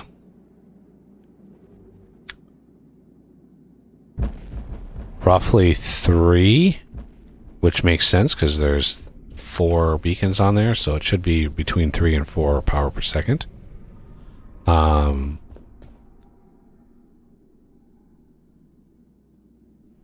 But the litmus test on whether or not this is sending enough power. So we're at 226. It's weird. We're literally making 256 power per second, but we're only sending like 230. So where's the? I guess there's 3 up here, so there's 230. So we're still missing about 15 to 20 power per second somewhere. I don't know where. This PTG for some reason is just not. This should have 0 power in it. I don't know why this PTG has power in it. It's literally sitting next to a battery that has 5,000 capacity.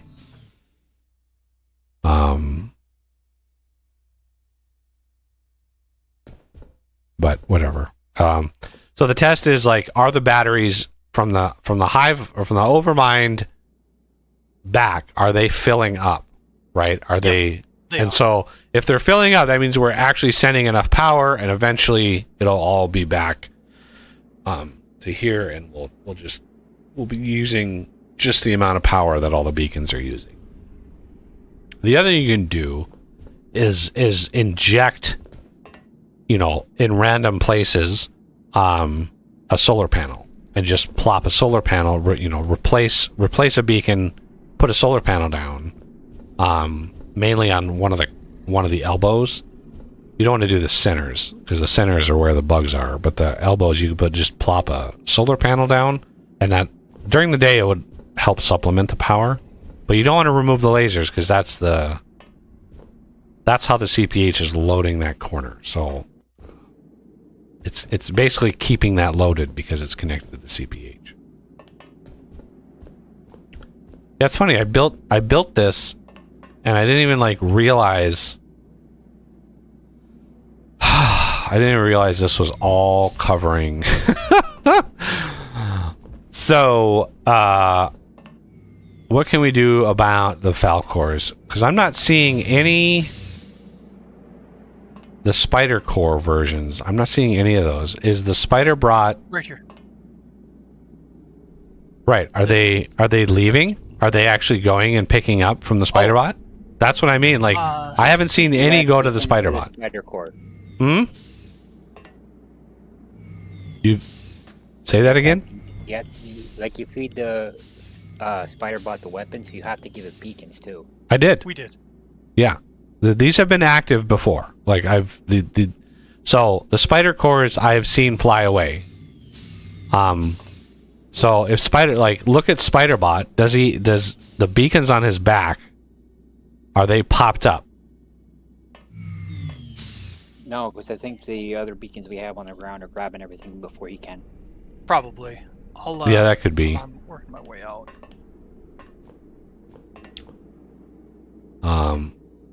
Not his beacons are popped. Yeah, So- and none of these cores are actually leaving. So we need to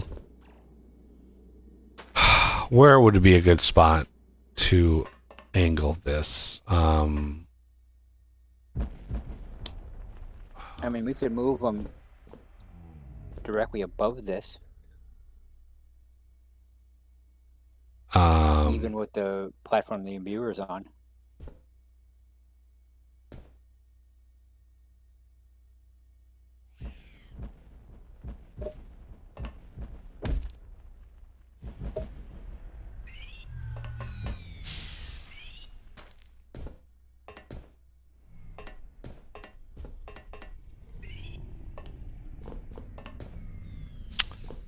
let's line this up.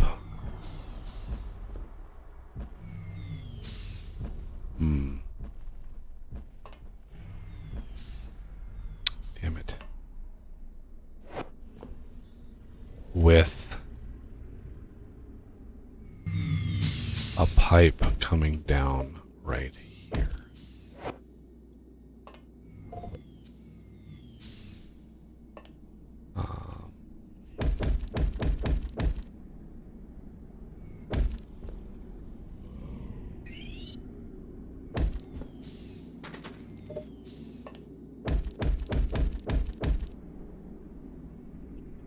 So what I want to do is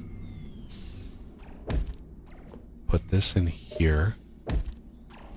This is a supply. Ow. My poor knees.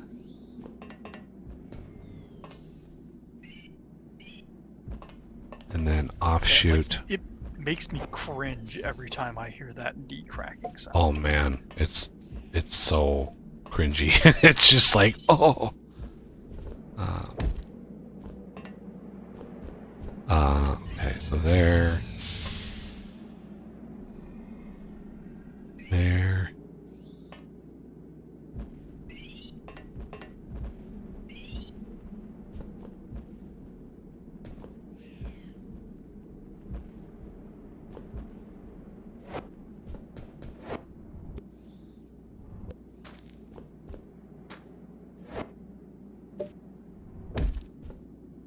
Oh, god damn it.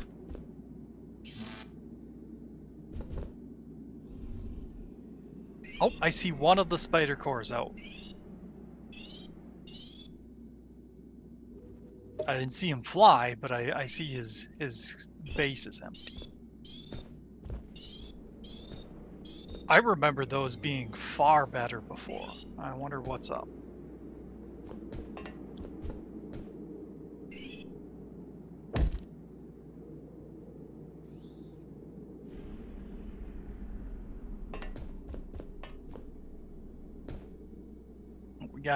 We got kamikaze wasps almost making it to the base or to the CPH. Yeah, I'm not worried about those. Jeez. Those guys are. They're Yeah, dead. yeah. They're dead when they arrive, and the only thing that frustrates me about that is the stupid voice, like your base is under attack, and it's like, Right. please spare me. Like, Yeah.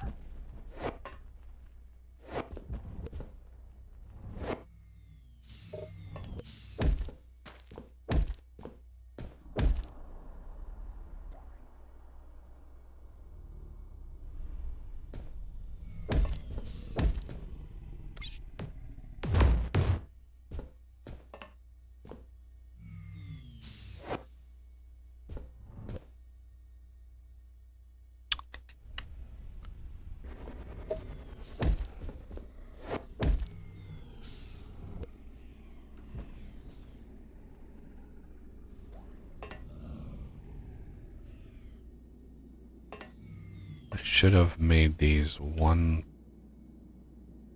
further apart, I think.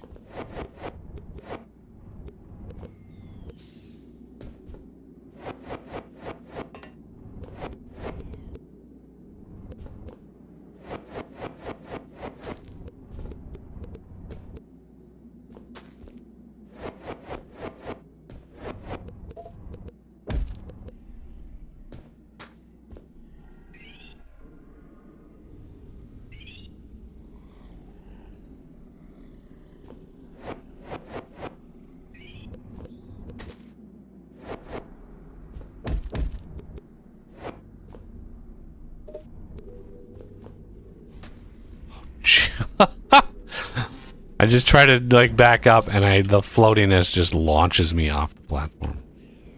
Yeah.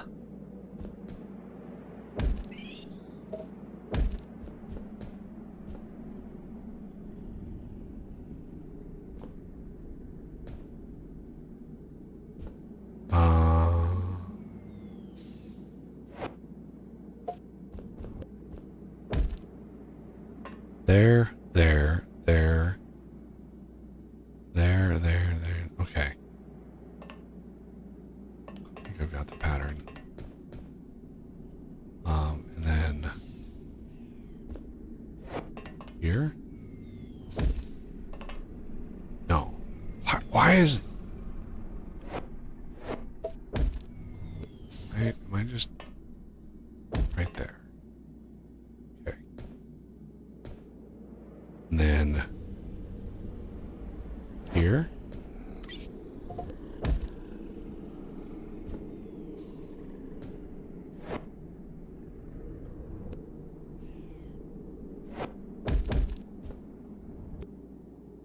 No.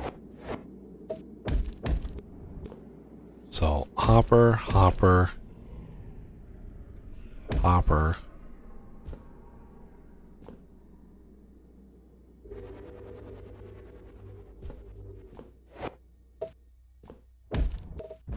Hopper.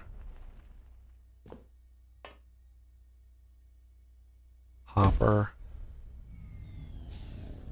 Yeah. I mean, it doesn't have to be perfect. Hopper. Somebody want to start like moving this stuff?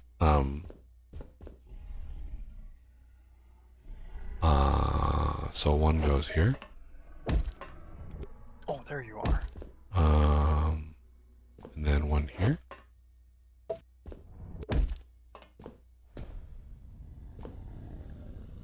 One here. One here. And one there.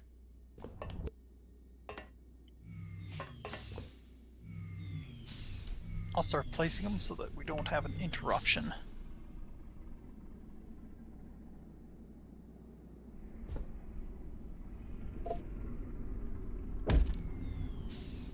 Let there be light. So the reinforced concrete, is that where the hoppers are going to go? Yep. I just I needed something to visualize it so I could. Yeah. I didn't have the hoppers on me because I didn't want to craft a bunch because we already had a bunch. So I was like, I don't want to craft a bunch of these. So that's what I used.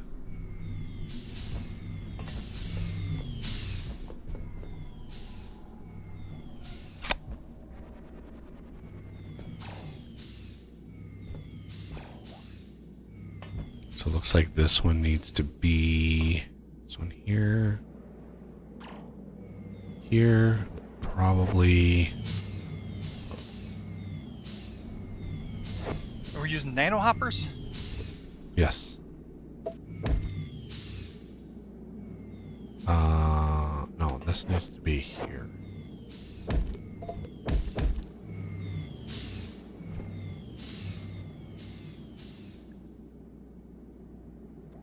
I think.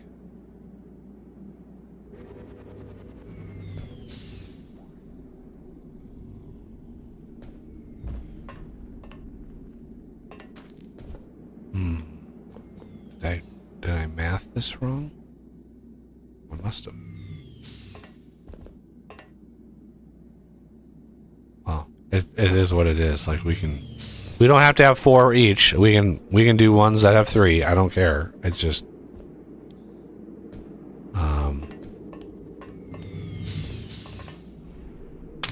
ow.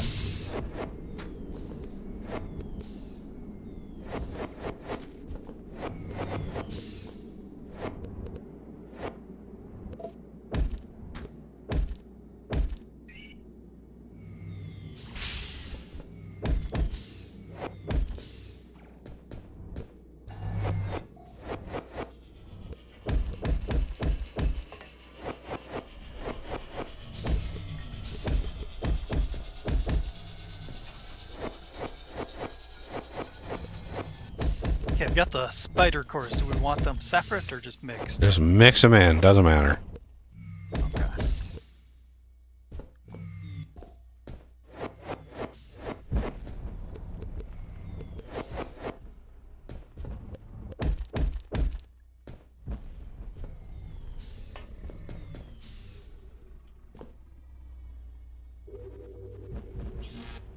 Oh, I think Renegade might have gotten 2 of my spider cores. No, I don't have them. I just have the regular ones. Some of them? Because I could have swore I had exactly 12.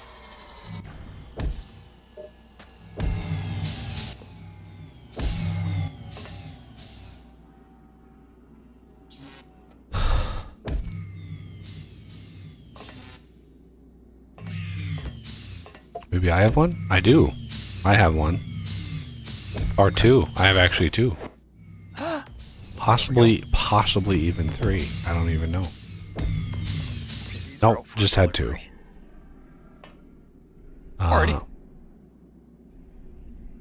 And that was the last of them.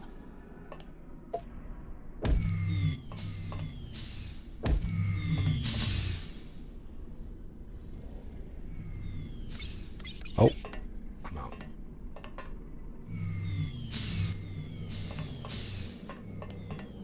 And if we need more, we can expand.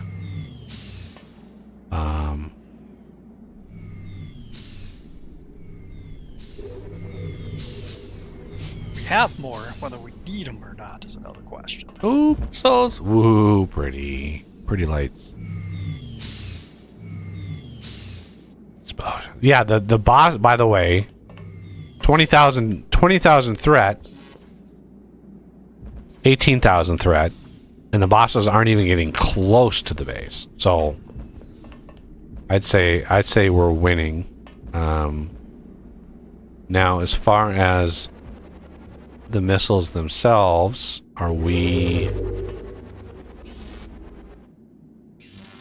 doing okay?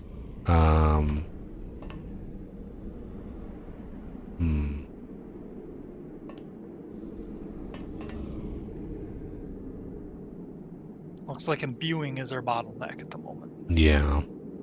I'm not going to worry too much about it yet. Let's see.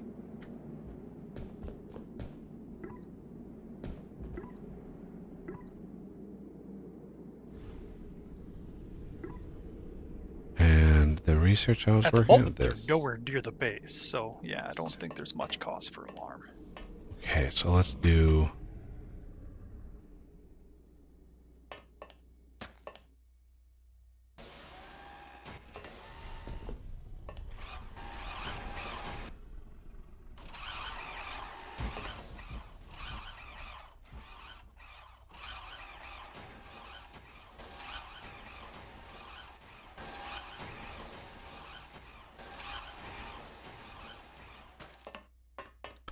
All right, now I think we can just flat out like, hey, let's just work on the project. It's not like Yeah, don't- it's not like the threat is gonna be any different from 18,000 to fucking 20,000. Like, this is what it is. Like, this is our new normal. Massive amounts of threat. As far as the missiles go, I think we have.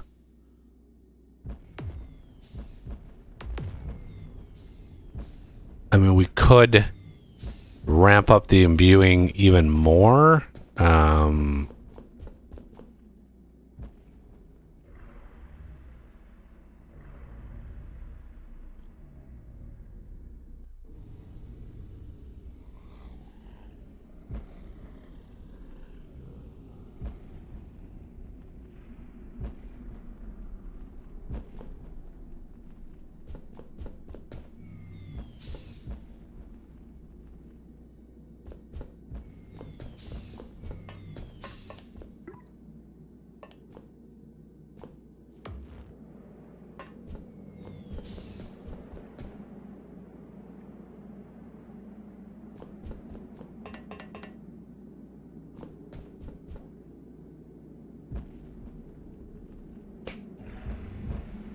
Yeah, we're getting close. Close to 20k.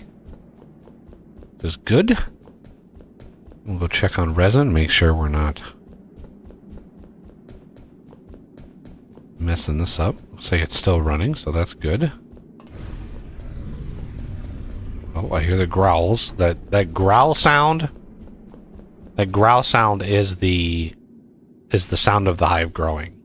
So if you hear that, if you're walking around and you hear that sound, it's a hive that's growing. That's where that sound comes from.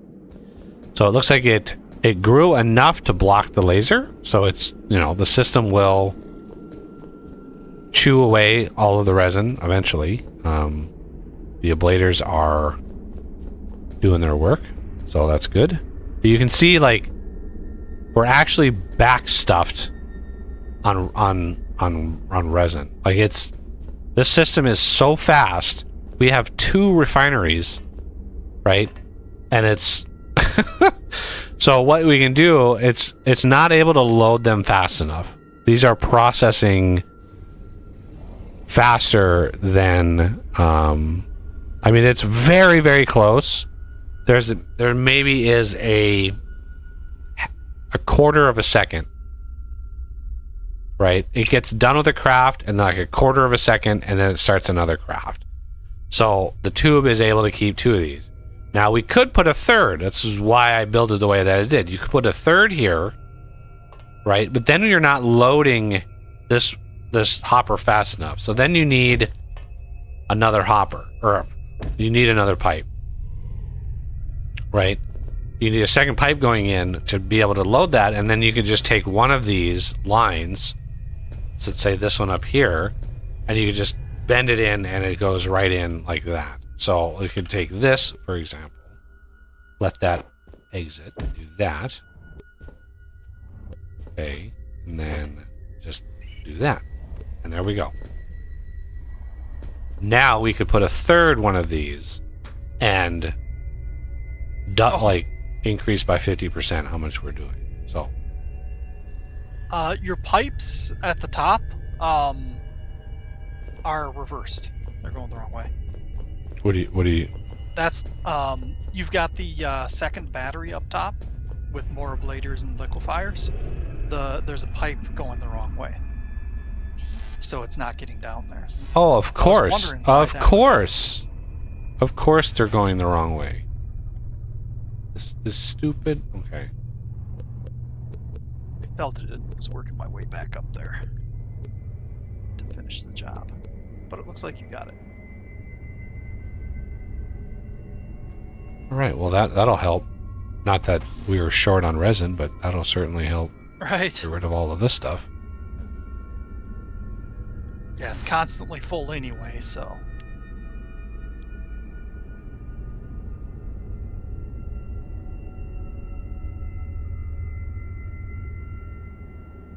But getting that top clear is important because that's the way it grows most. But at least it always tries to, finish that shell on tops or around it. So, in theory, we should be covered.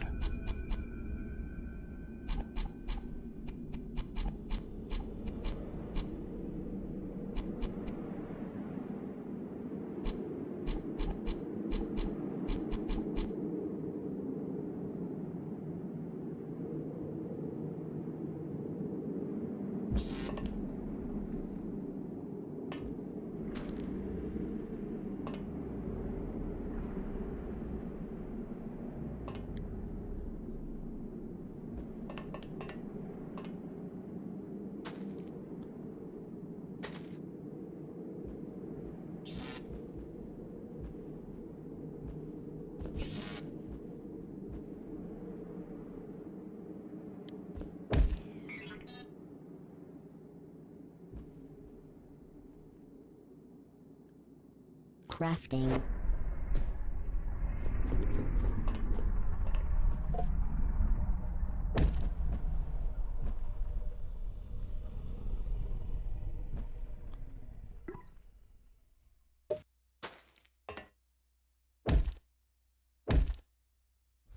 Flop down a third. Your base is under attack.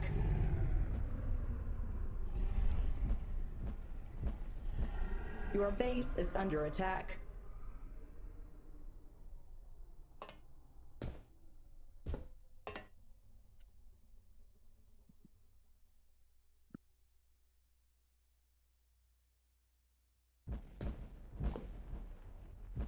Your base is under attack.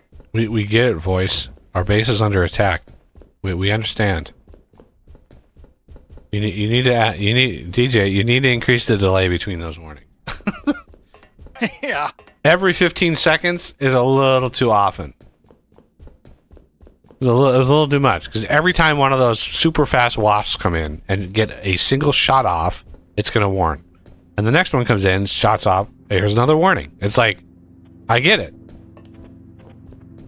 And the problem is the lasers have a delay from when they can actually target something. You know, it Right. comes into range and it's searching. They always the super fast ones. They always get a shot off, right? And so it's like, this is why I think, or why I have the concept or idea that DJ doesn't actually play the game. Right? Yeah. If he played a normal game and he got bombarded with that warning over and over and over again, he would be like, "Oh my god, I need to do something about that warning," and he would go in and create a delay that doesn't repeat that over and over again, right? But the fact that does that means either he turns them off and he doesn't actually play the game as is, and he just like he changes it in some way, or he just doesn't casually play the game at all, like even to test. Or he turns his volume down or mutes it or something. It's not like anybody who plays this game hears that warning so much that you become numb to it. You don't even hear it after a while. You're just like, I don't even care. Like, especially now, it's like, what are we gonna do? Like, what are we gonna do from here as far as like the attacks? We could, like, I'm researching the crazy ass like lasers, as like a backup measure. I don't know. Did in your experience, Renegade, did the lasers shoot the heavies, or was it just the bosses? It'll hit the heavies and bosses. Okay. But if it has a full charge and I mean- it kills something, and there's something else in range, it'll immediately switch to it. Right, and the heavy, I mean, it does 12k damage in a tick, so the heavies go down pretty fast.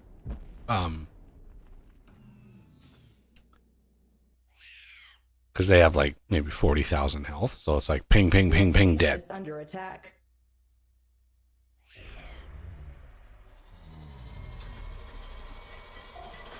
Your base is under attack.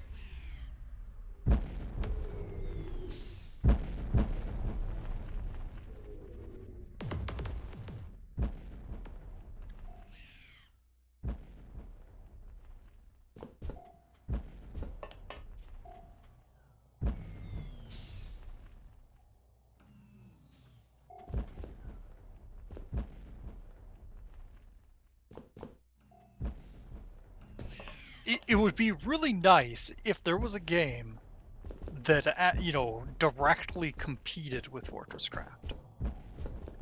You know, one that has all those nice little things that haven't been replicated in other games. Because I mean, that's the only reason that we come back to this game.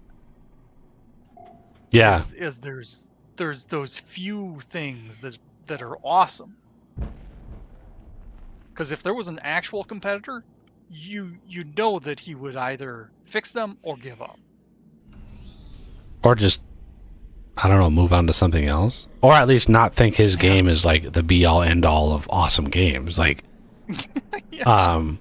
His ego, oh man. so like, the unique things about, or the unique thing about this particular implementation that would be needed to, like, let's say I conceptualize a mod, right, for like Vintage Story, like a Fortress Craft mod. The machine, like, the Vintage Engineering mod, like, I've replicated, or I would be able to replicate a lot of what this game does, right?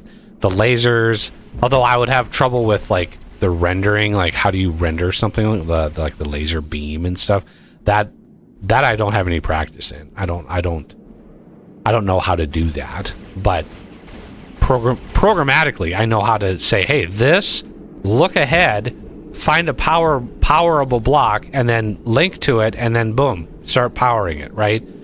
The rendering stuff is visual. It's to the functionality of the thing, it is irrelevant.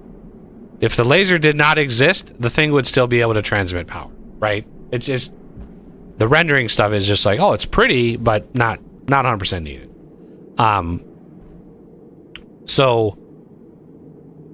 But the Fortress Craft mod, like, what I would need from the Vintage Story side, and what makes this, at least this implementation, able to do what this game does, is the way that it does the terrain and the chunks, right? Because theoretically, the depth of this world is near infinite. Okay? You can go down thousands and thousands and thousands of meters in this world. But if you don't, those chunks are not generated. And that it generates chunks as you explore, right? As you're exploring, it's generating chunks that you need. So if you open a cave and stuff like that, like, as you look around, it's generating the chunks that you're able to see, but it's not generating thousands of chunks that go down thousands of meters that you're never gonna visit. And so it only generates what you need, and that is different from my experience than any other voxel game. Like Vintage Story, Minecraft, and even like Astroneer, they generate the entirety of the terrain first, and then you explore it, right? Even Vintage Story generates the chunk column at a time. Not just the chunk of the surface when you're exploring, the entire column. It's generating all of that, with its terrain generator. It's generating the entire column. But you could not do that in this game, right? Your save games would be on the level of like exabytes if you had a save like that. Even if you saved, like, this game like stops generating terrain after like 4,000 meters, 5,000 meters down, it just stops, right? Even if you went that deep, 4,000 meters, like, that's a lot of blocks. Right? A 32 by 32 by 4,000 meter block chunk, that is a monumental amount of data, and you couldn't do that.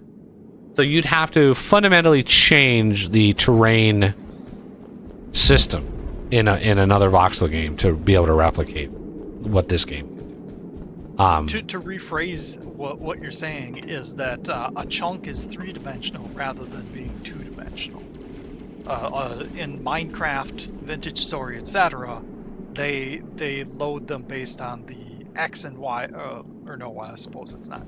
The X and Z coordinates.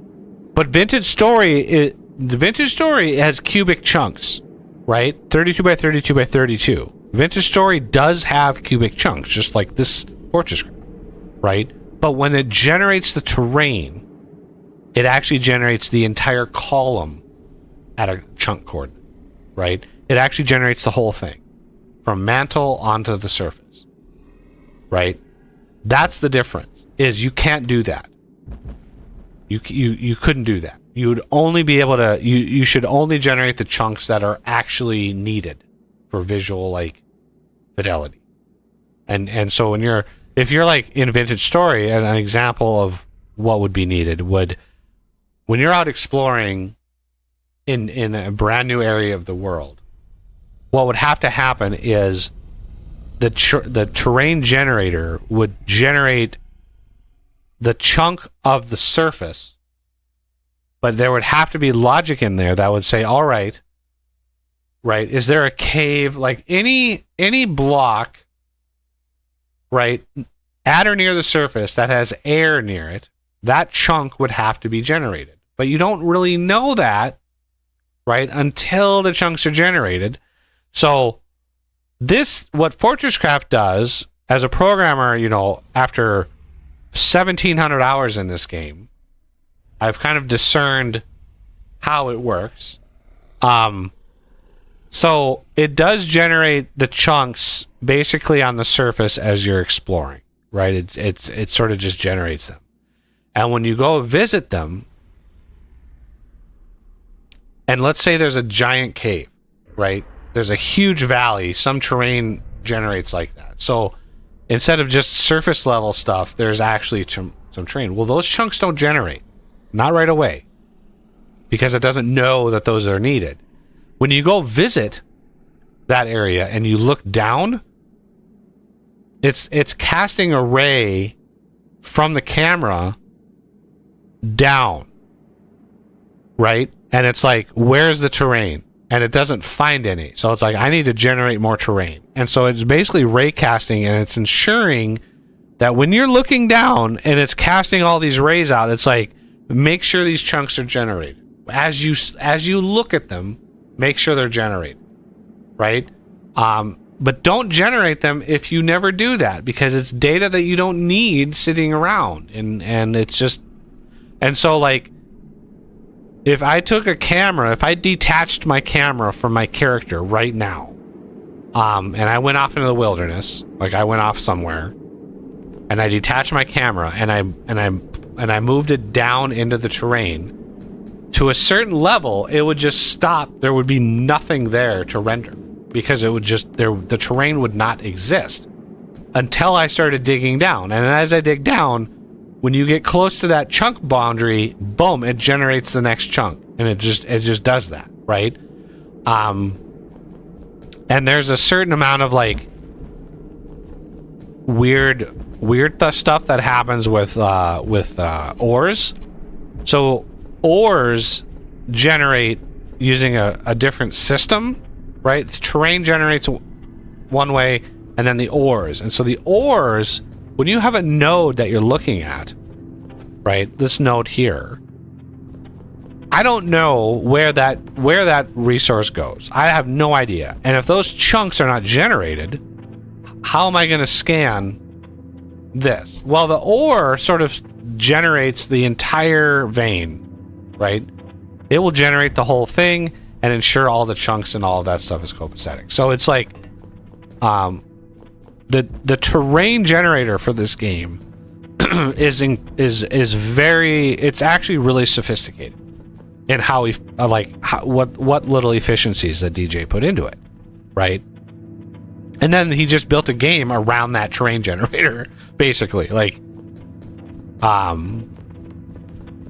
you start with the terrain, and then you build a game on top of that, and then you have the depth aspect, and all of that. So that would be the unique feature that would be needed. Looks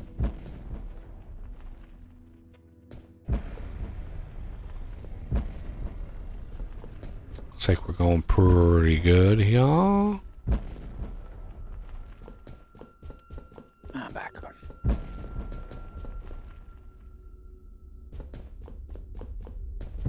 So yeah, that would be the big thing that you need to replicate.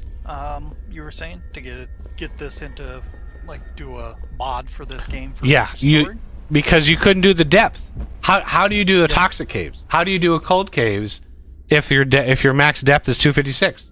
Like, you don't get that sense of depth and like scale right? And unless you can go 500 blocks straight down into the toxic caves.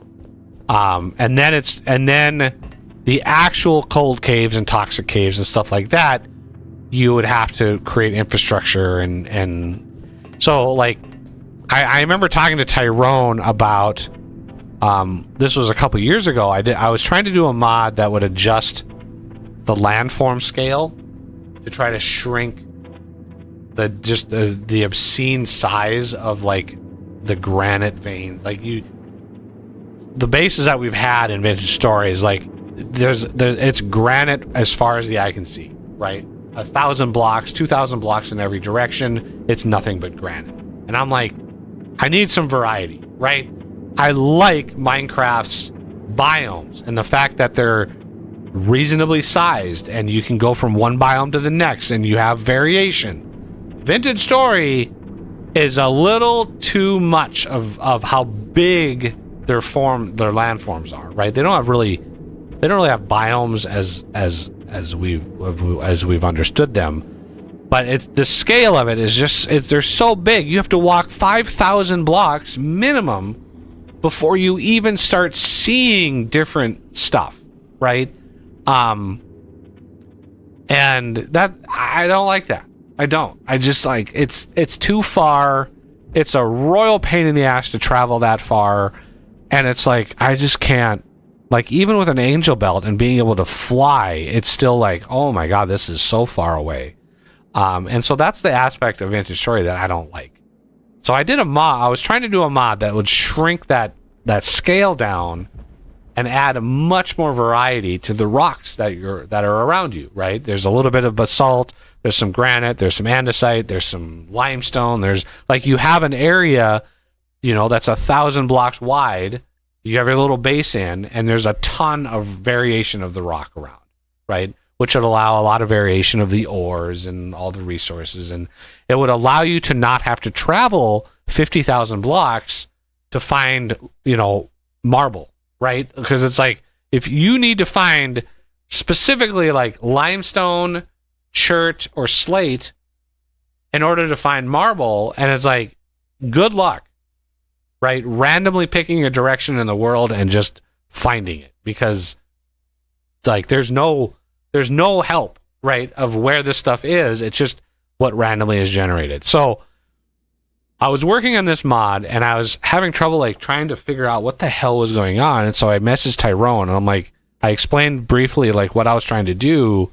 And I was like, what vector should I attack this with? I'm not sure what variable controls the landform scale, right? Like what variable controls that I can tweak in a mod that would allow for higher variation of the rock types. And he wrote back and he was like, I haven't touched that code in 7 years. I have no idea. And I was like, God damn it. So it's one of those like, when it comes to like a Fortress Craft mod, you would have to completely overhaul the terrain generator, like from the soup to nuts. You'd have to completely overhaul it start to finish in order for something like this to be a mod. The power system, batteries, I'm already working on like multi-blocks like that. All of that is already part of like vintage engineering. The big thing are like the laser power, right? This system is fairly unique. And then the depth, right? The hives, I thought, and I floated this idea to either Oss or Renegade. I can't remember at this point, but It was me. the hives, I thought this would make a great late game or late addition to Vintage Engineering. Is to introduce a sort of like temporal hive, like beachhead, that when rifts, because there are rifts, temporal rifts that are part of Vintage Story, right? You can disable them, but like rifts can just generate, and they exist for like half an hour, and they can spawn some enemies, and then they go away. Right? That's the extent of those things. And I thought an interesting idea would be hook into those rifts, because the system for rifts, you can just hook into it, and when a rift is spawned, you could actually hook into that and be like, all right, this rift is spawned, I'm going to monitor it, and then randomly place a, like, I don't know, think of some sci-fi, like some rift core, like something that is a block, because it would have to be a block. Everything is a block, but something that drops from the rift when it closes. Right, the rift closes, and it like drops. It creates this temporal anomaly. Right, it creates this little rip in the fabric, and then that is the hive core, right, and that slowly encases itself and slowly like builds itself, and then the more power. So it would be linked to power generation. The more power you would generate, it would grow towards whatever is generating the power that's closest. So it would generate, it would, because it would be part of vintage engineering, I already have access to all the electric networks. I can iterate through the electric networks, look at all of the producers, like two producer types. I can look at all the producers, figure out which one's the closest, and then the algorithm would just start building and growing towards the power producer, right? Very, very slowly, and then introduce all of the same resin processing, ablator, liquefier, resin system that you could take that material, process it, and turn it into some super high level advanced, temporal juice. I don't know. Think of if I like go into a word randomizer and just be like, give me some sci-fi, give me random sci-fi words, and it's just like, yeah, just pick and choose. Like, temporal armor. Yeah, like just something that allows you to craft like a super advanced level of tech. Like it's like, oh my god. So, like temporal cores. You could have teleporters, you could have whatever. Like you could just go ham with it. But the core would be like what you'd have, and then you could introduce, like, if you wanted to get rid of the actual anomaly, then you would need some of that resource to craft like a laser system or some system that does some intense like energy to the core to like eliminate it. Sort of like how the cryo is eliminated with the magma bore. Like it would have to be some intense amount of power. So whatever you unlock, whatever material you unlock with that, you could then use to like build the fusion system, like the mechanism fusion, which is like an insane amount of power if you do it right. Right, it's an insane amount of power. So you would need that material to then build the fusion reactor, and then the power from that, right, could be used to then eliminate the hives that have been growing around the map, right? Anywhere near your factory, there could be one that just randomly spawned, and it could spell trouble. So I thought of that idea, because the hive growth, the fact that it's interactable, the fact that it like is a little bit of a danger, and I just saw that grow. You have a comment in chat that I wanted to mention something. It would be kind of funny is if you mentioned the rift and entering that realm. What would be funny is if you did like in vintage engineering, you did that, and it's like the beachhead, and then you released a mod afterwards that's a full-fledged, like Fortress Craft conversion for Vintage Story. I know you're not going to do that. Nobody get your hopes up. I mean, if you want to pay for it, That's fair. I mean, the new year is going to be all about, people who are willing to commission mods, and if you are aware of how much work and time and effort that it takes, That that would be very expensive too. A total conversion. Oof. but I mean, a total conversion is like, if you really wanted to do a total conversion, you could take the vintage engine or a vintage story engine, right?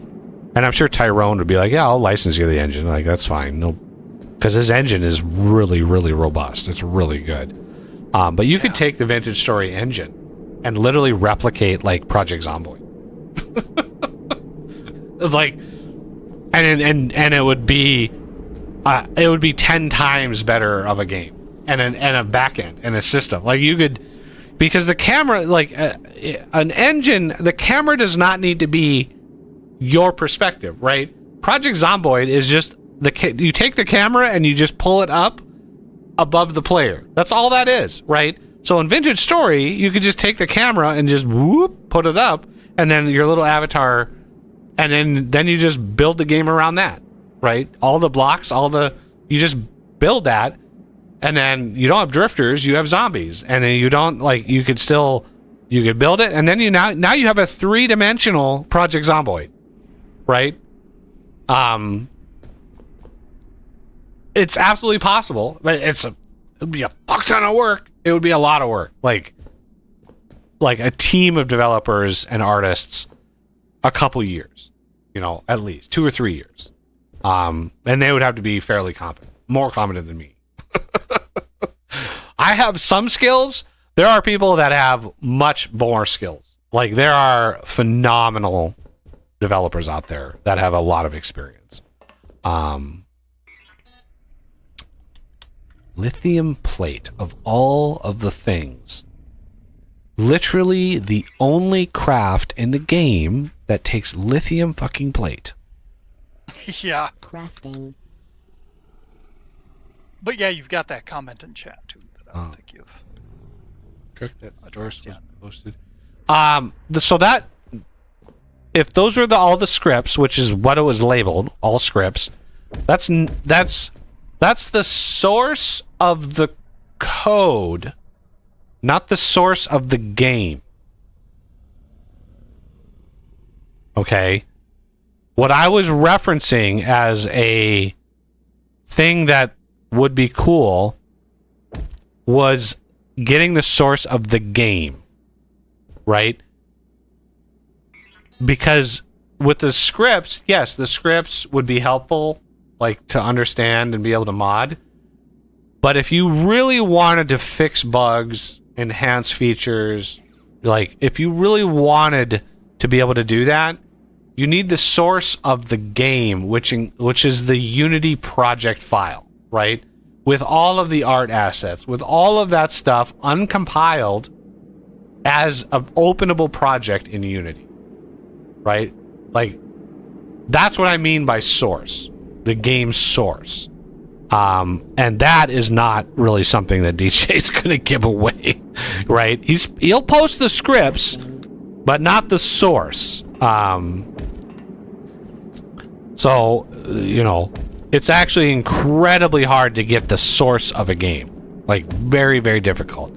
It usually doesn't. They usually don't put it out for years, right? The Doom 2 or the Doom source was posted like 30 years after the game came out, right?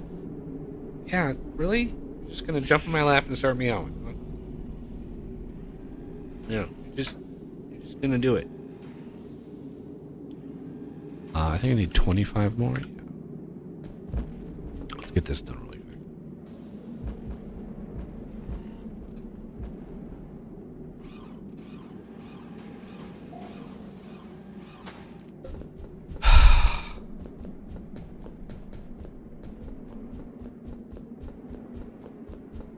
All right, what laser is that? Why are you not? Oh, I picked up. Oh, run away.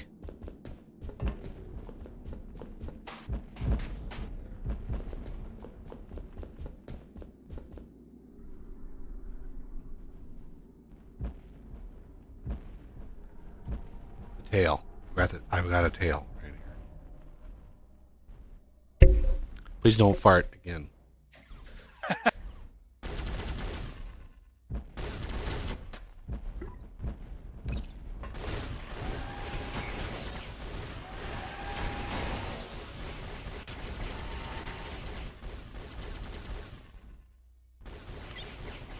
Oh, am my inventory full? Can't craft something? Yep. God. Ah, okay. I picked up some bug parts. That's okay. Oof.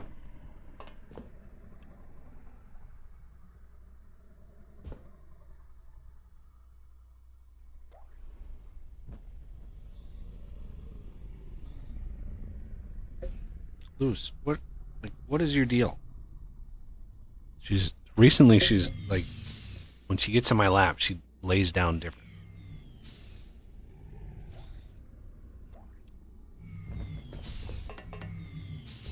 Where's my... I lost my bearings. Where am I? Okay, over here. No? Over here. Crafting.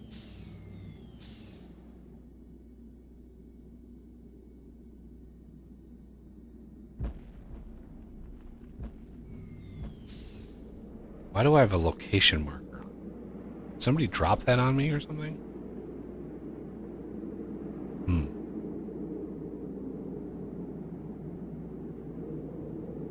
Yeah, have we even used anything that needs location? Oh, there's markers another. yet? I know have you two. need- I have two location markers.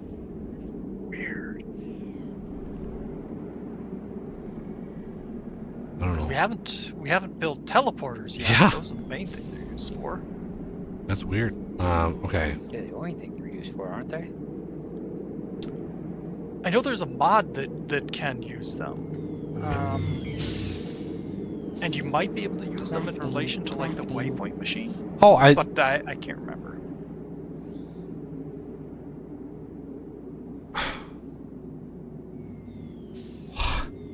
maybe I think I clicked the weird. Okay. I clicked the wrong thing when Craft? I don't know how my brain did that, but I clicked the wrong thing Oh, when I tried to craft the chargeable explosives. It was like, okay, well,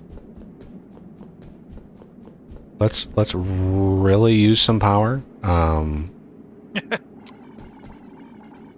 You don't need a lot, right? You don't need a lot of power. Unknown. Oh yeah, we gotta scan it. There we go.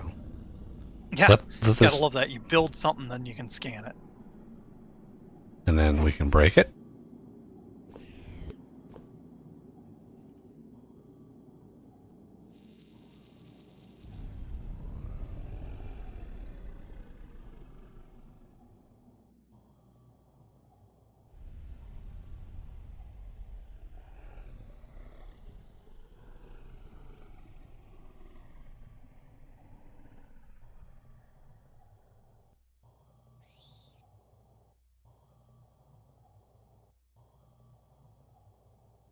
We'll get this one to 1 million.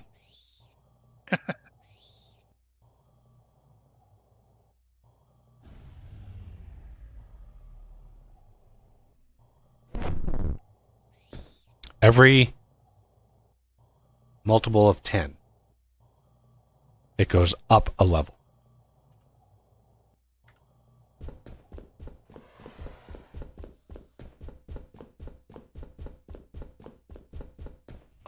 Is there a max?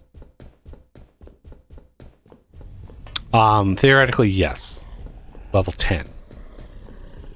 But it's like 100 billion power. It's a lot of power.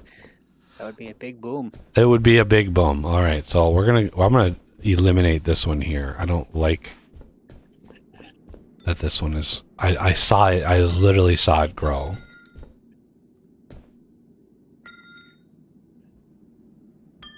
Can somebody please process that scan in the hub? Somebody's Sure. nearby. Are you close? No, I'm out with him. Okay, I'm working my way there, so I'll get it. Come on, scan the damn block. Stupid game. Oh, there's 2 unprocessed. I think it's that one. Must have been. All right. There's another one worth 20 points that hasn't been scanned yet. Yeah, I'll do that later. Okay. Yep.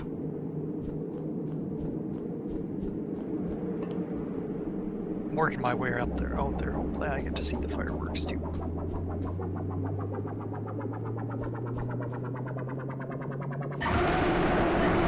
Oh, okay. I was like, to disappear.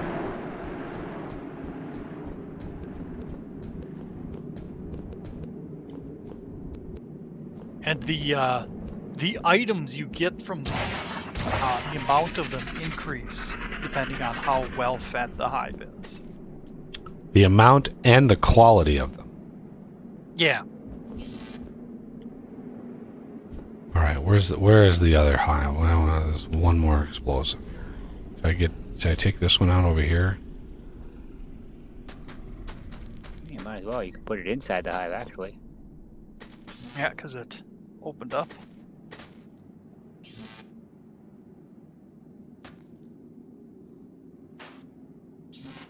I'll do it. My famous screenshot. Replicate my famous screenshot. I made a screenshot. It's a hive mind hat.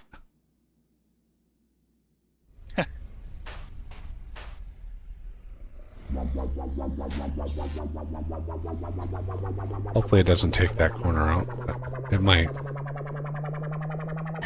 Yep. It did.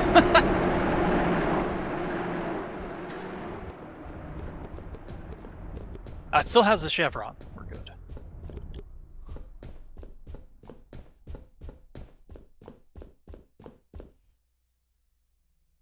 Oops.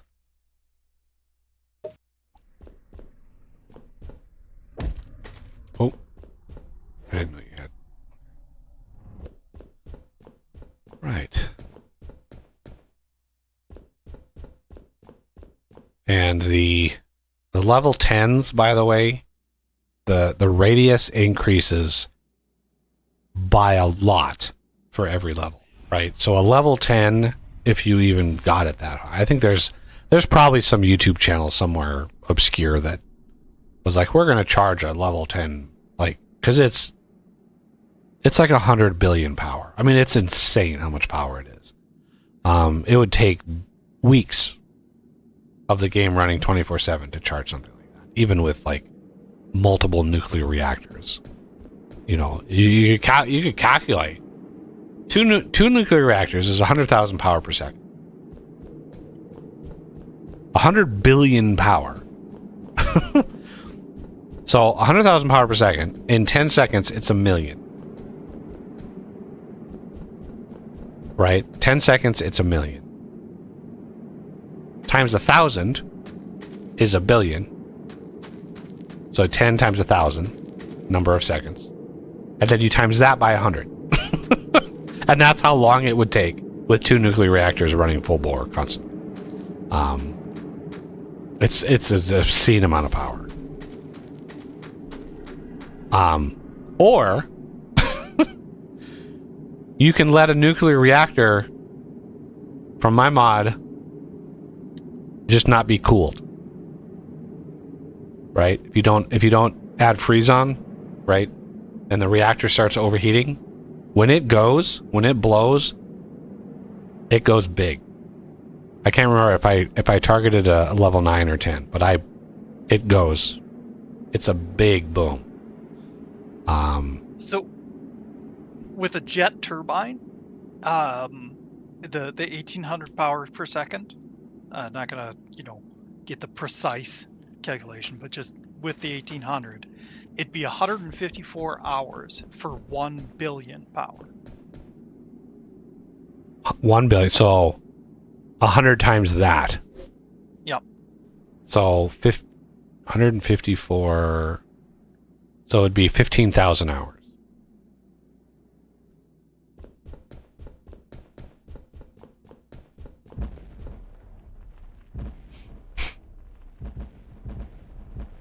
Which is a lot. 15,000 hours. Yeah. I don't even want to do the calculation. It's like Vejas said. yeah, I see. Have a good one. He's probably gone already, but So yeah, it'd take almost 6.5 days for the 1 billion. So 10 billion, of course, would be two months. So yeah, let's times that by 100 and then divide. well, 6 now. Yeah, it would be 60 days. Yeah, 2 months. Yeah. 3 months. 24. Oh, 641 days. So that's 2 almost years. 2 years. Yeah. But of course, you can just build multiple, or like you said, build a nuke reactor. Yeah.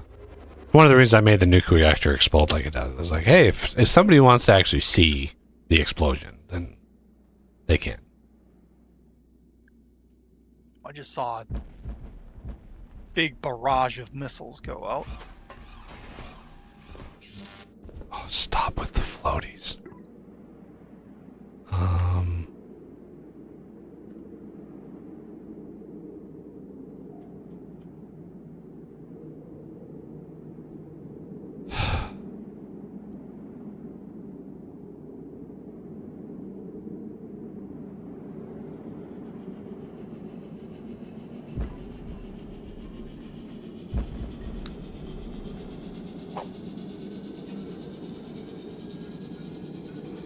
Oof.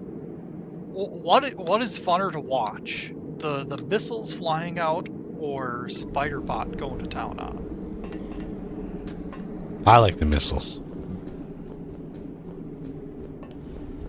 They're very impactful. Yeah.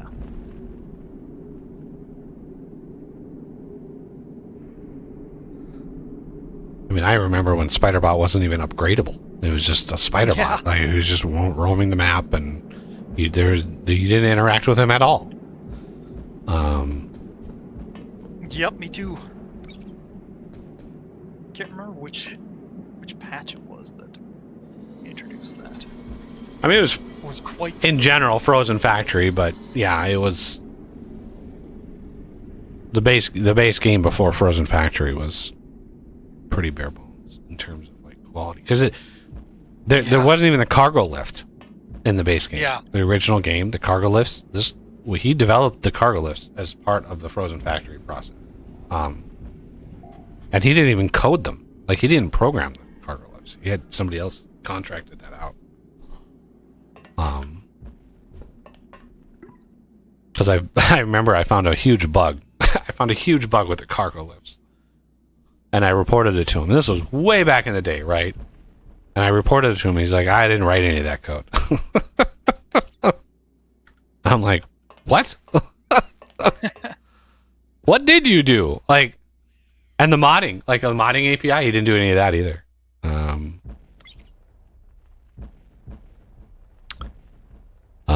All right, there's the motorized conveyor. There's the rapid zipper merge. We're going to do dual matter, quad matter mover. Might as well have that.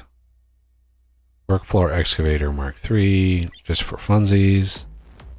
I've always found the matter movers to be weird because they decrease in the distance, but massively increase the amount of power they take. Right, which is why we have my rebalance mod, which changes. Yeah. And the tier 1 matter movers are crazy amounts of movement. It's like more than 4 times a single pipe.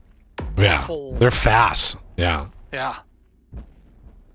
All right, this basic experiment. Wow, 150 refined resin. Okay, I happen to have that on me.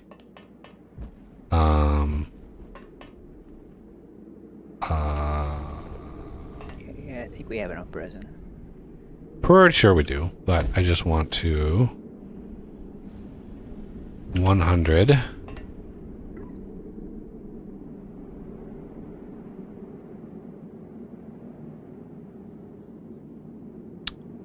Bulk storage 150.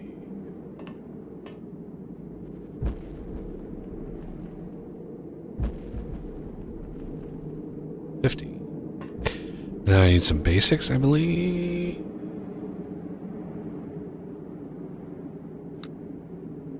$25 basics. 50, 100. Okay.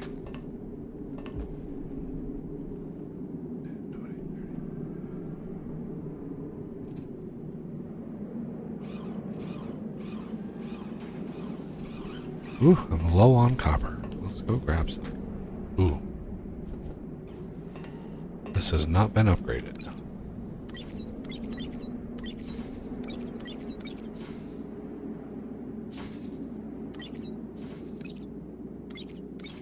There we go.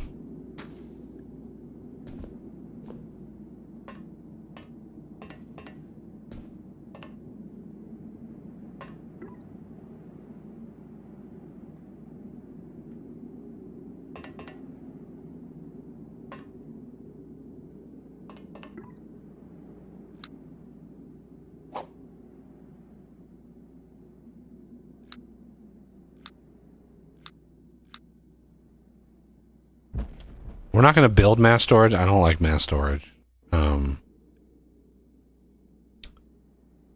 Yeah, but they- it's the ultimate upgrade module maker that we might possibly need at some point. So, what is this? Okay. Charged experimental pod. So 25 charged. It's another 50. Yeah, I've made multiple playthroughs where I've attempted to make use of the mass storage, and every time I've even if I get it to work, it just does not feel good. It just yeah.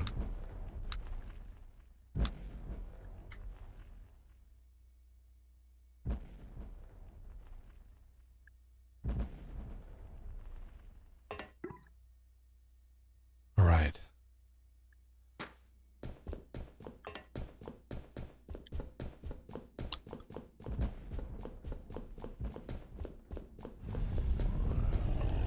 Cool.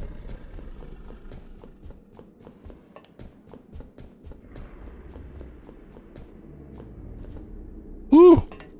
This baby grew. Wow. Okay, I am going to just manually cut that off for a little while. This thing is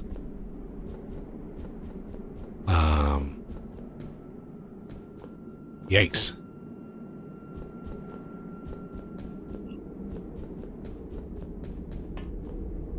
Wow, look at all the resin we have already. Crazy amount. Oof. We had like 4,200 resins in refined resin. That's a lot. Granted, I did modify the recipe in one of my mods of the ratio of resin, so it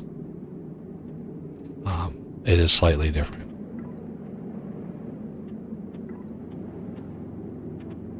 Yeah, at Vanilla it's like 4 to 1. 4. Oh, it's weird. five Oh, for- it's like 10 to 1. Like it's Oh, yeah, jeez. it's crazy. It's painful. And I made it like 4 to 1 or 2 to 1 or something like that. So you do get a lot more. You don't have to farm it as much. You still have to farm it. But it's a lot less of a grind to get what you need. Yeah, this thing was getting up there. It's almost to the top of the thing. Almost escaped its cage.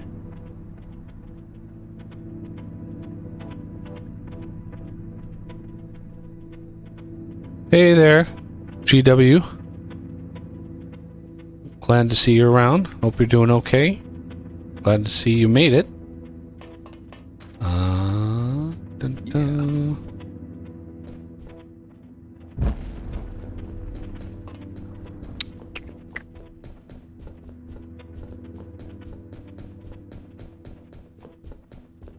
Yeah.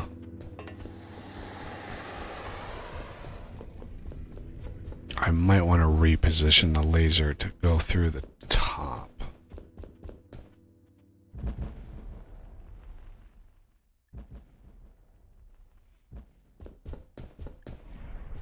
Have it like go through both No, just like around.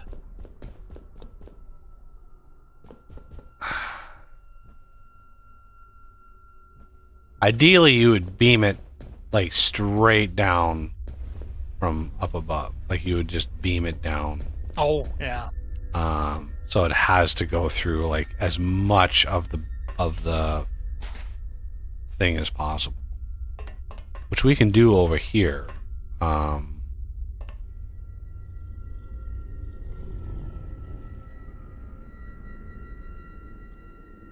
But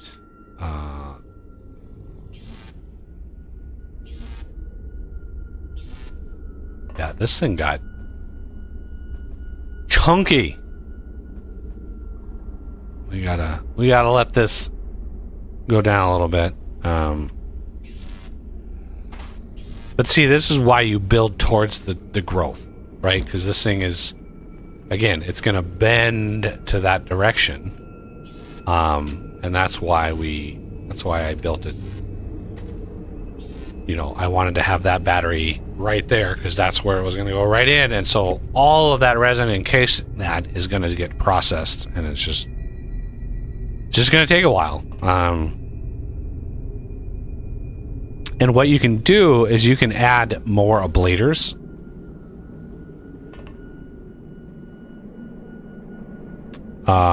This is a little low on power, so we can take and lens this up a little bit.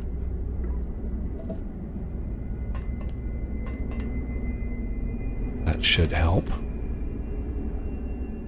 And we might need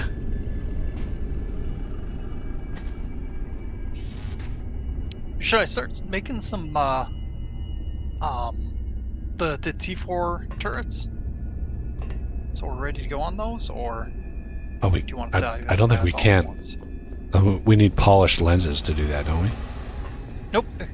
Exceptional organic lenses. Oh. Yeah, I'm gonna hold off on those. I Okay. like the goal for today was resin and missiles. You know, that was the goal.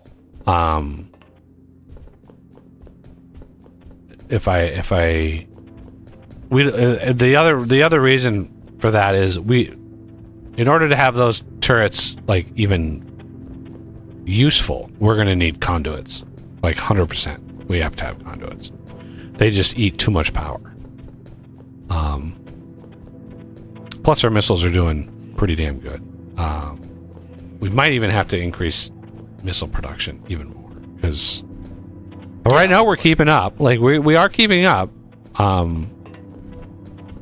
But like by this time I expected the pipe to be backstuffed up to the, you know, at least up to the first hopper down below. And it's not even close. So I think we are producing enough, but barely at this point. Yeah. These imbuers I just take forever. I think Spiderbot is taking some of them out also. Sure, Spiderbot's definitely helping, especially with the little ones and the heavies. He's definitely doing some work there, which helps. So yeah, having him now fully automated and fully kitted out is very, very helpful. Yeah, most of the hoppers up here with the missiles are, I'd say half of them are empty. Yeah. And it's probably the ones that don't have line of sight. Oh, speaking of Speaking of Spiderbot, he actually ran out of power. He's working his way back. Yep. The other thing we can do is put. So there's one more face on each of those T3 or Tier 4 batteries. Attack. The other outer face can be used, except for this corner here. This is the only corner that. But what we could do is put them underneath. Once we have conduits, we'll be able to remove all the PTG stuff. And so this one at the very least can go underneath. The top will be for the Tier 4s. And then all the other faces are going to be for conduits. So this is the only battery that we need that other outside face here. Oh, so it can connect to the. Yeah, we have to be able to connect to a Gotcha. conduit from over here. I gotta check on food quick. Could even put turrets on the top, or were you planning to put the Mark 4s on? Well, top? the Tier 4 is going to go up there Ah, when the time comes, because it's a 3x3x3, so it's a beast.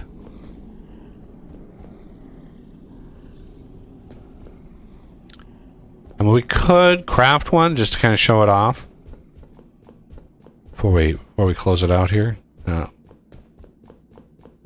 I've rarely ever used these because they were very late edition. yeah, I think it came into the last patch that he made. So I need I'll start 9 crafts. decking out the other. Mark Yeah, it's just like nine Mark 3s on each except for the one. So Yeah. so this one I need 9 crafts of this. So Crafting.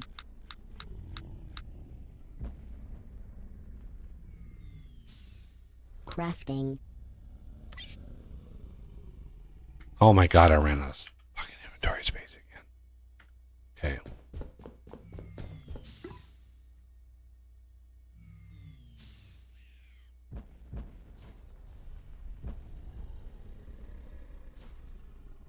Got a distribution splitter somehow. I don't know where that came from. If you're close to me, you can toss it at me. I did put it in the. Yeah, I'm right in front of you. I put it into the crates. Oh, in so- the storage? Okay.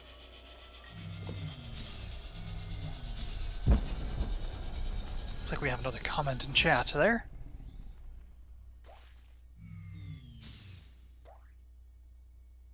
It hasn't gotten an update in like 4 years, maybe 5. I think he did a bug fix patch like 2 years ago, 3 years ago, but it's essentially the same game it was, last time we streamed 5 years ago. I think it was 5 years ago that we streamed it. Crafting. Yeah, I think somebody looked it up. Crafting. Exceptional organic.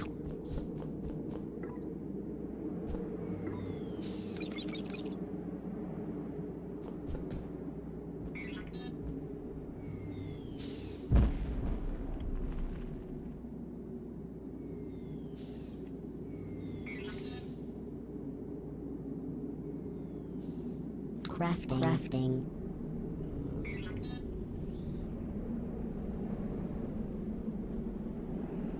Crafting. Crafting.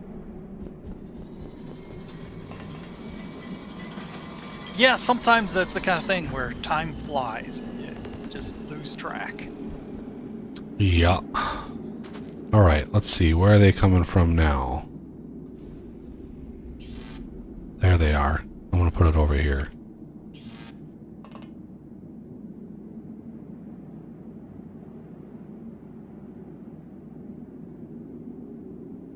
So I'm going to just warn everybody now. This thing is fucking loud.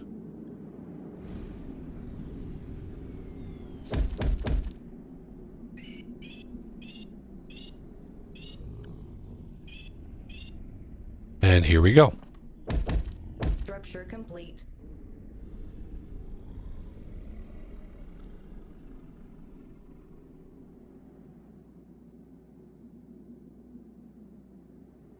Come on. Wake up. You've got power underneath you.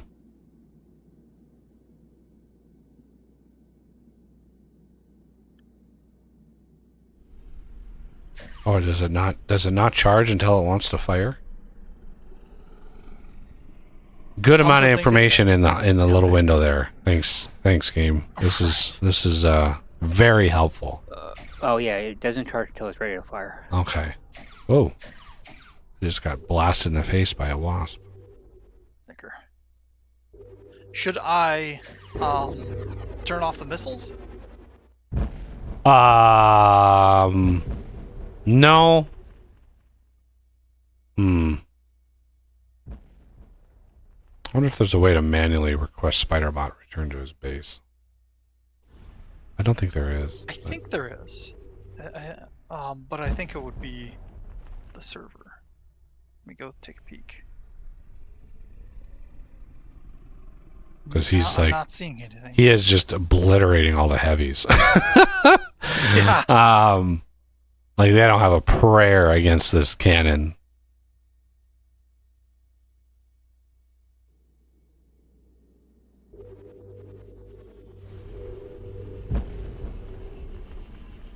I mean, we could disable missiles, but I'm a little like, yeah, let's just temporarily, let's just disable those. And then, because they have a minimum range, right?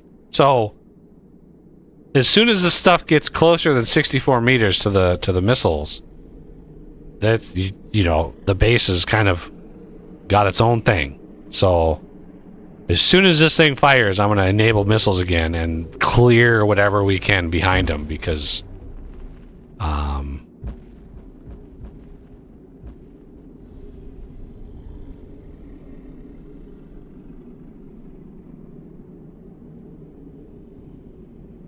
yeah, I think what we need to do is build a Mark IV battery.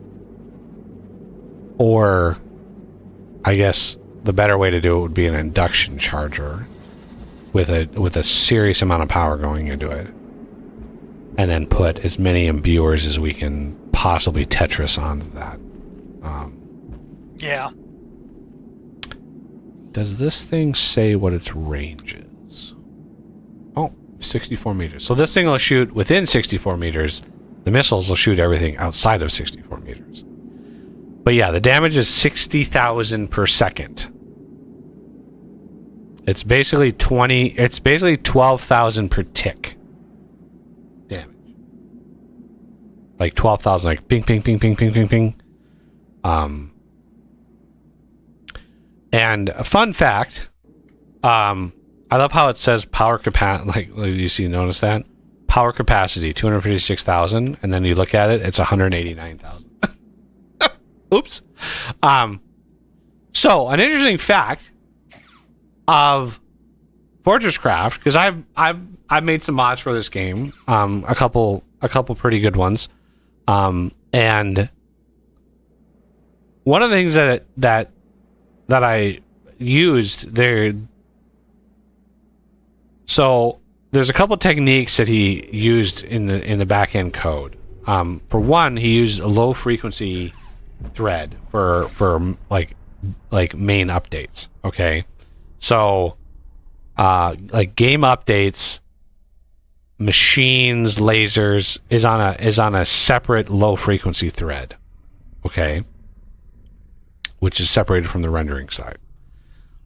The second thing is a lot of his interaction controls, you know, things that you work with, like hoppers, for example, when you use keys to interact with hoppers.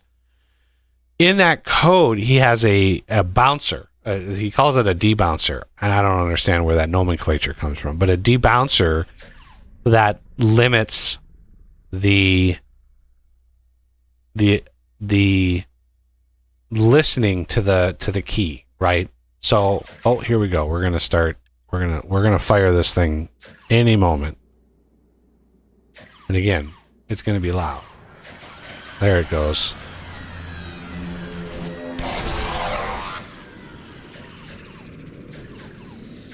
Look at the HP. So 610,000 HP.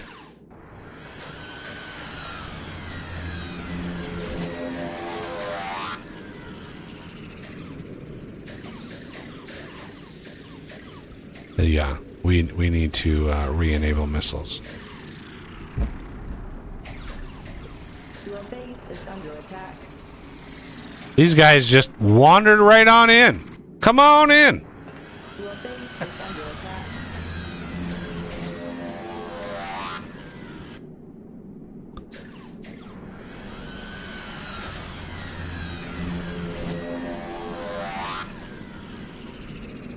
So it's not firing because it's not fully charged.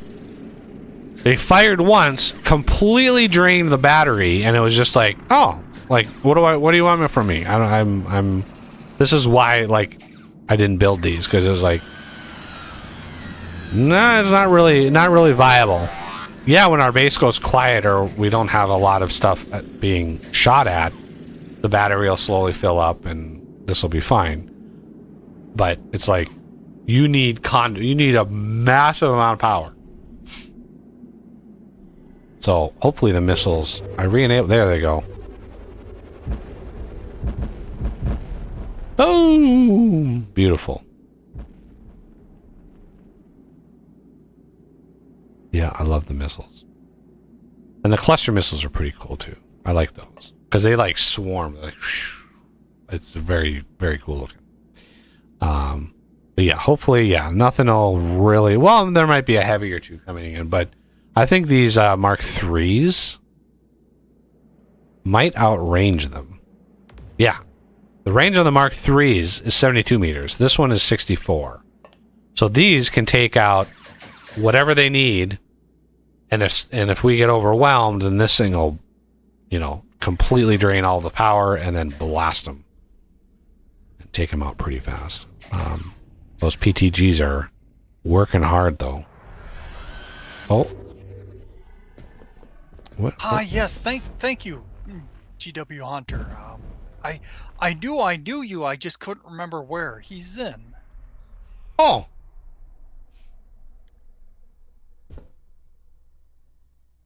Isn't there a Zin in the...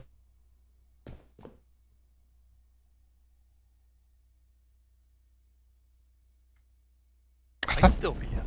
Maybe he created a second Discord. I don't know. Yeah, there's a Zin in... It's not online. Did you lose your Discord? Did you lose your account or something? There's a Zin in the Patreon, like, members only area, in Discord. I guess I haven't looked at that stuff in a long time. Or maybe just, a disconnect. He's GW Hunter on YouTube, but Zin on Discord. That could be. But he said his old username, so I was like, oh, true. And yeah, I agree. It was fun hanging out with you. Hopefully you can find time to make it back.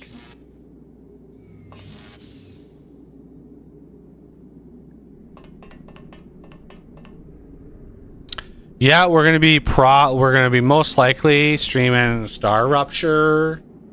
Next month we will almost certainly give a Hytale a try with whatever state that game is in, because I can't not. After all these years, I can't not. The story of that game is just too crazy to just ignore.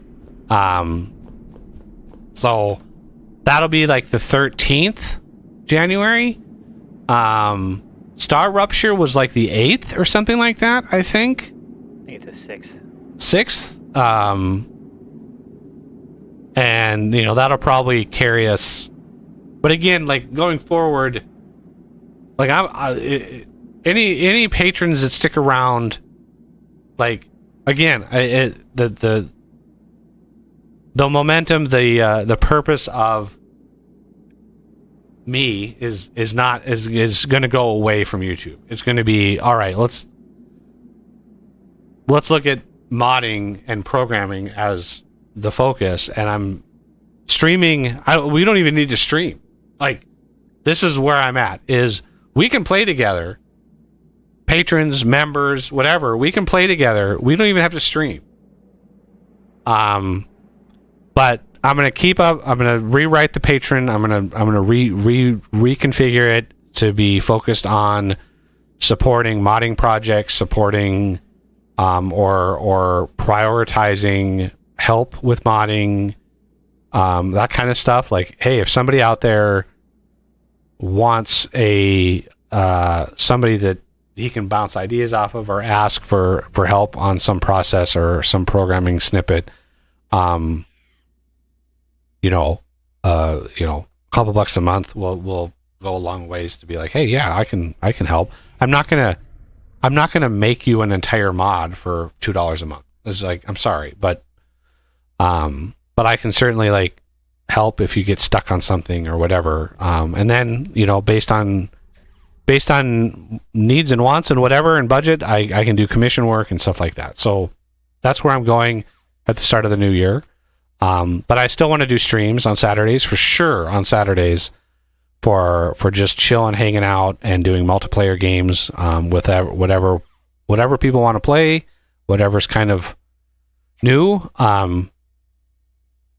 And Wednesdays, like during the week, the streams will be like whatever. If I'm working on a commission project and the person who commissioned it like would like to see like where I'm at and what I'm doing and what the features are and like how much progress has been made, then I can do streams with that and just be like, and I can just do that on Discord too. Like I can just stream it on Discord. So the focus of the channel is going to be not the channel. It's going to be development. It's going to be processing, the existence of streams and stuff. Because I thoroughly enjoy interacting with people, having people be able to ask questions, being able to, talk about what the games are, all that kind of stuff. That I thoroughly enjoy, and I don't want to lose that. I do enjoy that. But as far as like the focus of the channel, or the focus of my efforts, is just I essentially going to stop calling myself a YouTuber. It's just like we're 10 years in, right? We're 10 years in. I couldn't crack the code. I couldn't figure out the algorithm, and viewership of YouTube has radically changed. The patterns of viewership radically changed in the last 10 years. So most channels have had to pivot all of their content because YouTube controls all of the dials and all of the levers, and they can adjust their algorithm to focus on content that makes them the most money, and that's what they do. Everybody else is screwed. You can't make the content you want to make, right? You can. They're not stopping you, but you're not going to make anything on it. You're not going to make a living off it. Your income is directed by the algorithm and how many people can see your video. And a lot of channels. There's one called Foxy No Tail, and he does Minecraft content. And one of his latest videos, a couple days or about a week ago, he talks about this, and he's like, the format of my videos have changed because viewership has changed, and the views of standard like build and let's play videos is non-existent anymore. People are just not watching that. So what people are watching are videos that consume a more vast amount of time to produce, right? This is where you get like Shovel's Shovel 241, his Minecraft builds. He's like, this build took me 500 hours, right? It's one video. It's 500 hours of work, or 500 hours total, right? And he's paying people to help him with these builds, and he's producing it all into a single video, right? Imagine working 500 hours is 4 months of work. It's a quarter. It's 4 months of a full-time job. Imagine working 4 months and producing one thing and hoping to God that it makes enough money to pay for those 4 months, for the next 4 months, right? It's a risky type of content because you could have a video flop that the algorithm just doesn't capture it, doesn't capture people, and now what do you do? Right? You just spent 4 months on something just like the Vintage Story, Oz and I worked on that Vintage Story cathedral. We put near 400 hours into that cathedral over a span of like 2.5 months. Between the two of us, total was about 400 hours. That video has 1,800 views. I have made maybe 40 cents after 400 hours. And it's like, this is why I don't do a lot of those videos. It's like, if had that video gotten crazy views and actually made some money, like, then I would be like, oh shit, like, let's do another one. Let's do another build. Let's see what kind of creative. And then I could like flex those creative muscles and go like, let's see what we can do.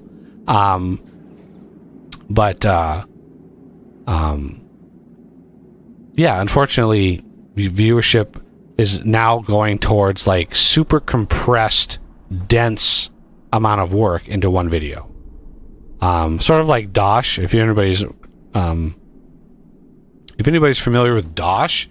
So the format of Dosh is like he works for 3 months on one video.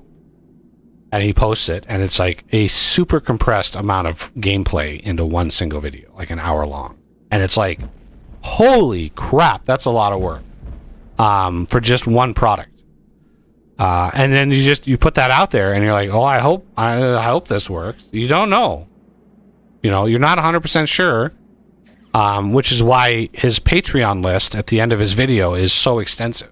Because he is allowed, because of that, he's allowed to put that time in. But yeah, YouTube almost requires it now. Streams don't count. Like my 8-hour streams, that doesn't, like, whatever. YouTube doesn't care. 1 to 2 hour long videos, super compressed, time lapsed.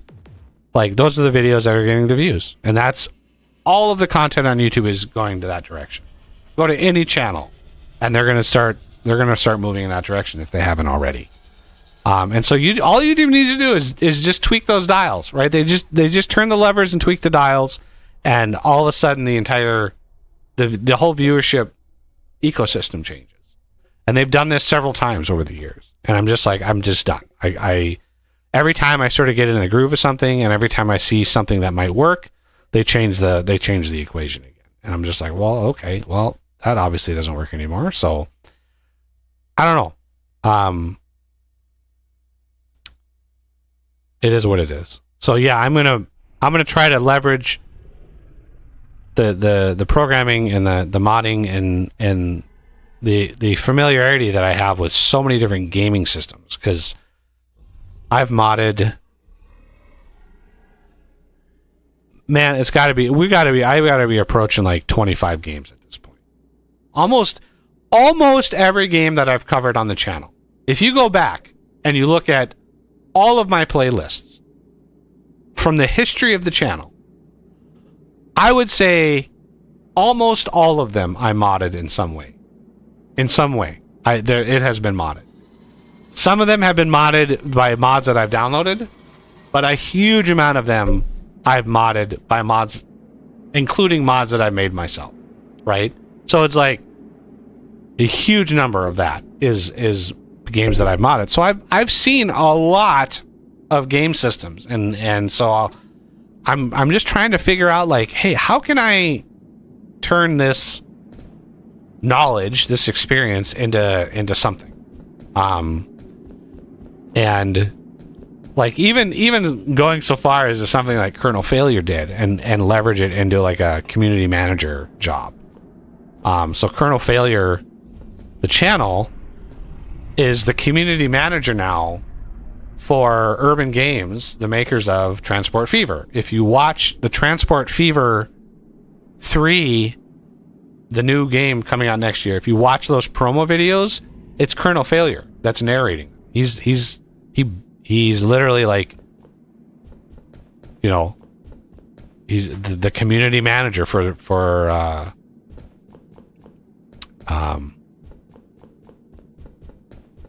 game. So it's like, yeah, you can leverage that into a job in some way. I just hope, you know, maybe I can figure out how to do it.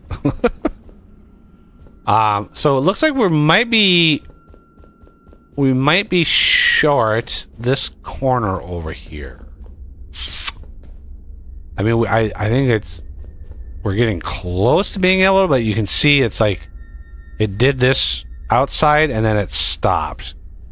So we might have to leverage another battery. Do I have another battery? I don't have another battery on me.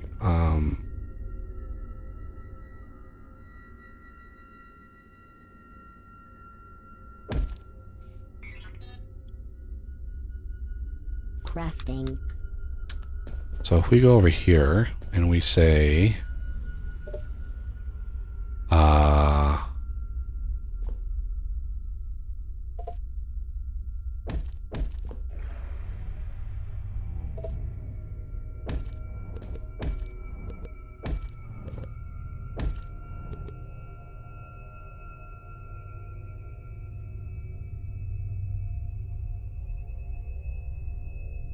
over here. Do we want to go up? Might want to go up a little bit. How about we go see if we can squeak it in. Can somebody go to the crates? The ones on the ground. I left the ablators and shit in there. And All right, I'm on more. God damn. The twitchy. Okay, let's go up here. Nope. I found the one square gap to fall through. Of course.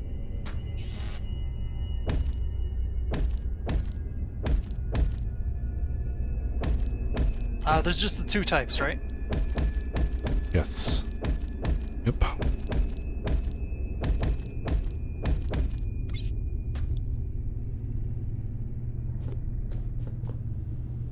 Structure complete. Okay.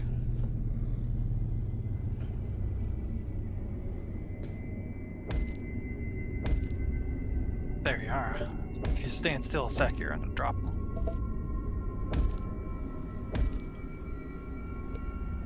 I think you got them both.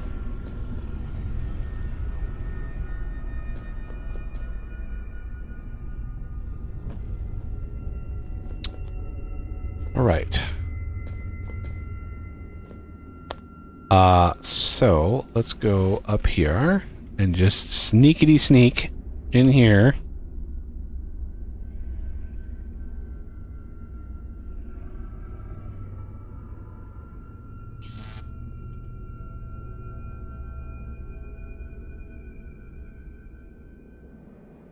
Should I fill those gaps in with glass?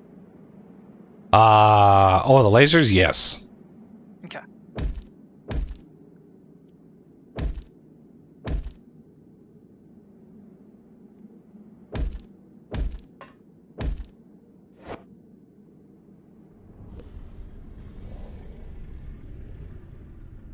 My knees.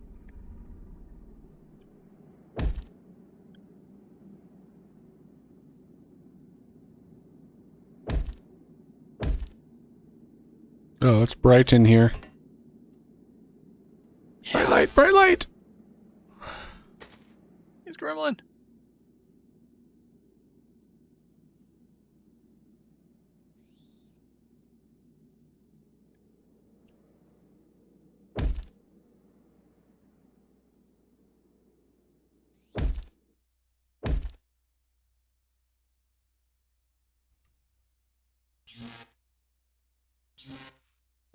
Okay, now the trick is going to be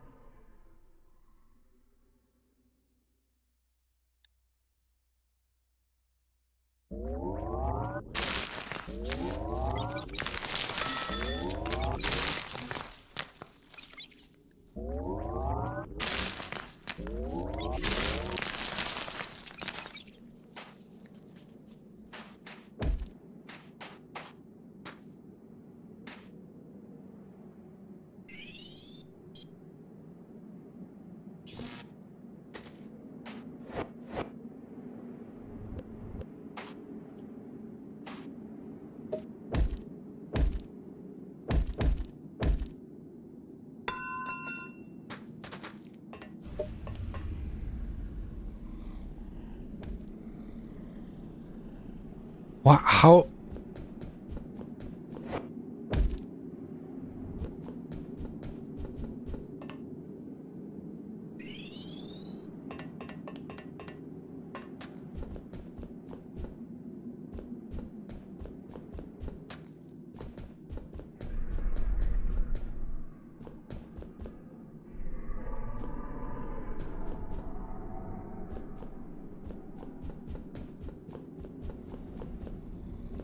This corner over here, I don't know how much I care about that.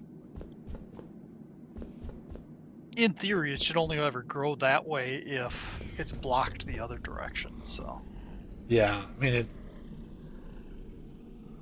doesn't have to be perfect. yeah, And you could, with it completely harvested, right? With it all harvested, you could rearrange this and tear it all down and rebuild it so you really have a tight area around, and then you can make sure all of your distances, and because you know the radius of 16 you want to build so it's like you have a little, like maybe a block or two of overlap between them all, so it's all like it's all mixed in. But yeah, you could mix it or match it and make it work.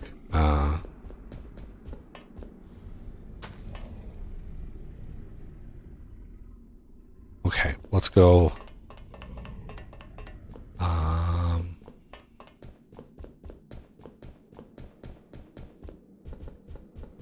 know I started crafting research pods. I don't know which research I was intending on doing, but oh, bulk storage is done. Okay, and then this one, I think, yeah. Quantum entanglement miniaturization. Words and things.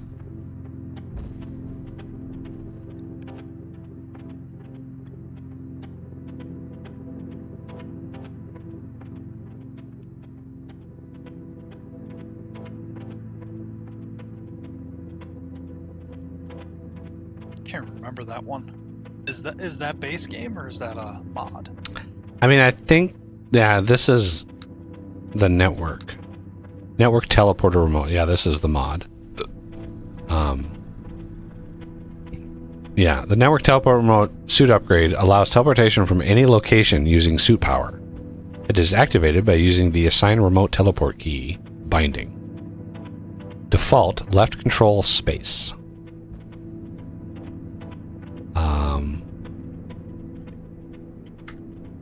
So it's a suit upgrade. It probably consumes a lot of power, but it would be better than nothing. Okay, so the network teleporters, we want to start dipping into that.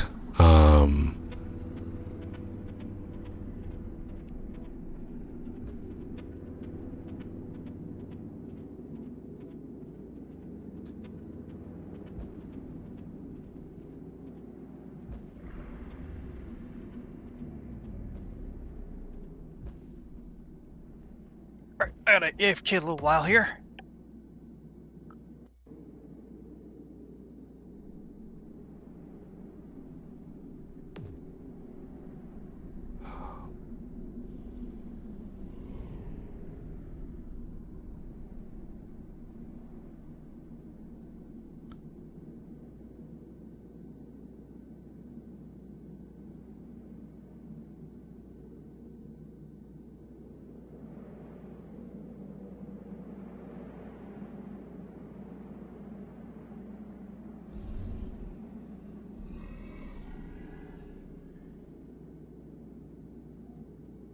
Network teleporter.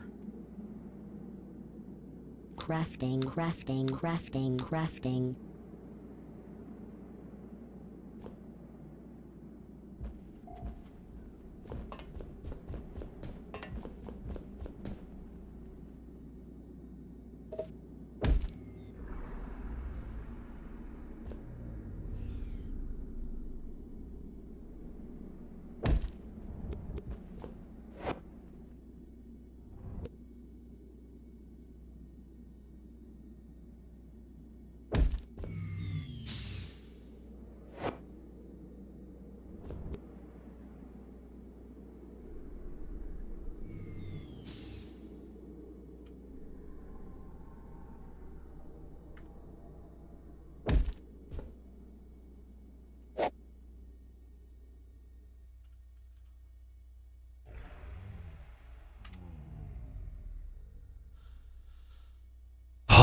I love this mod. I love it so much.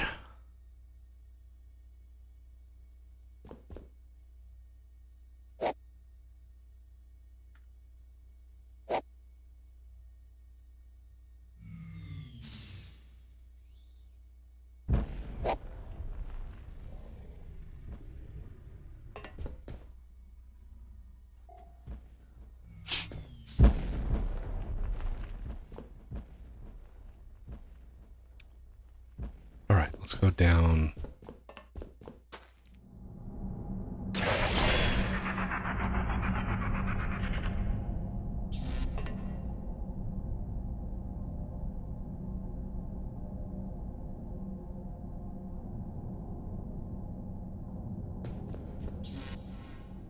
Oh, Camo, get out of here.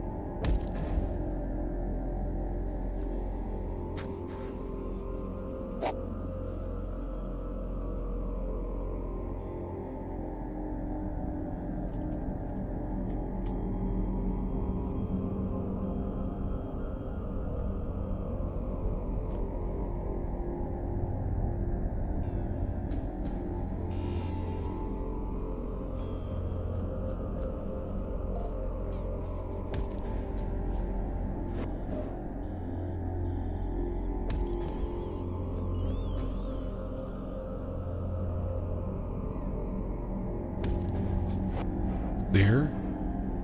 Click. Clear. Click.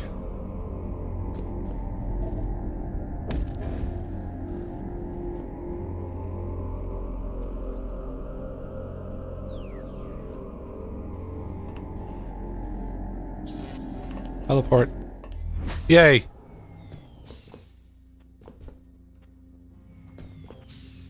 I have 2 more. Cold caves. Excellent. We don't have power deeper. Which is what the other line is for. I don't know where it is. We have a lot of clearing to do in the cold caves as we prep for more gubbins.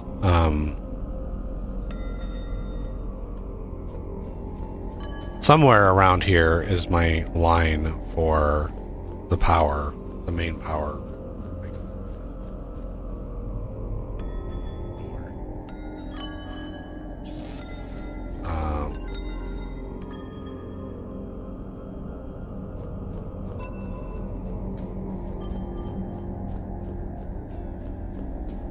I think we're gonna need, yeah, we're gonna need to build infrastructure. But remember, this floor is actually going to be a floor, right? So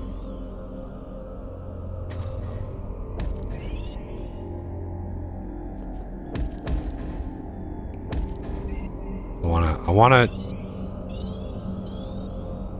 you know, this is the last time we play this game. I want this, you know, I want it to be a little special. So we're gonna do the cold caves. We're gonna do the cold caves right. And Renegade did test the cryo controller block, and it does. You can obliterate the corner cryos with it. So Takes a little bit for it to update visually, but it does do it.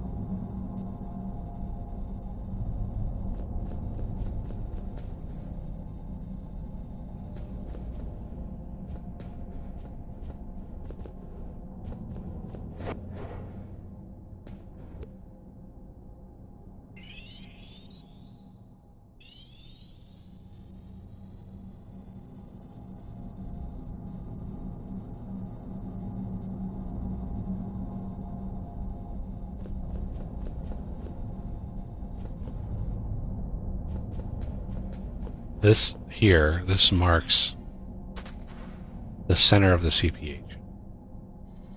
That's what this indicates. So this is the center, basically the center of the base. And I just started working my way around, going out and out and out and out, like, and then when we get to the extents of the space, what really dictates how big of an area we do,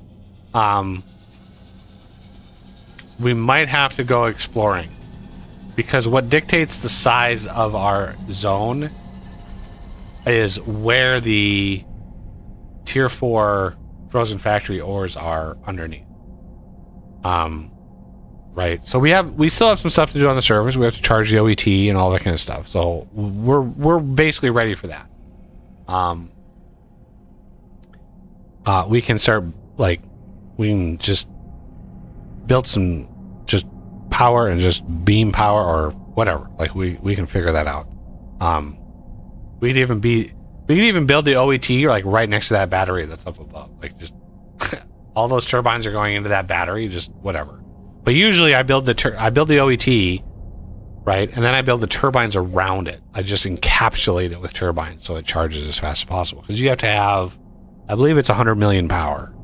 You have to put 100 million power into the OET, and you have to do that 4 times.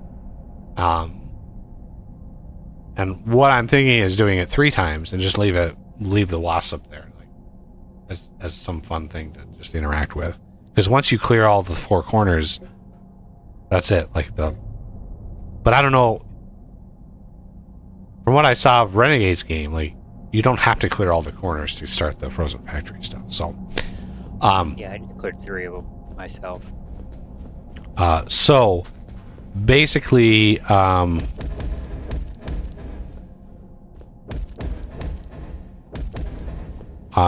we need to know roughly where some good veins of the 2 new ores are.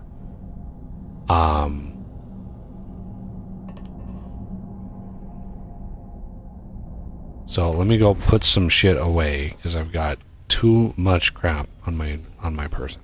Do you want me to add a couple warhead imbuers up here?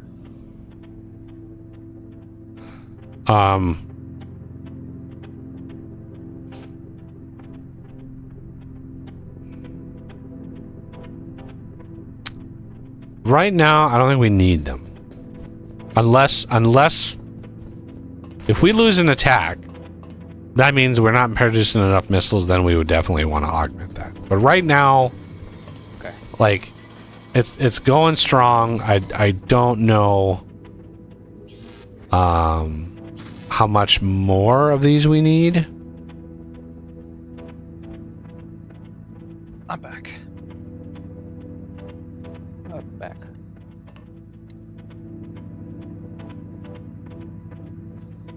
Because you could technically put 6 on the top of like a Mark IV battery. You just do like one on each, like one row on one side, the other on the other, and then the hoppers in between, and then hoppers on the outside for the supply. You could do it that way if you wanted to. But yeah, I added the second one in. I don't know.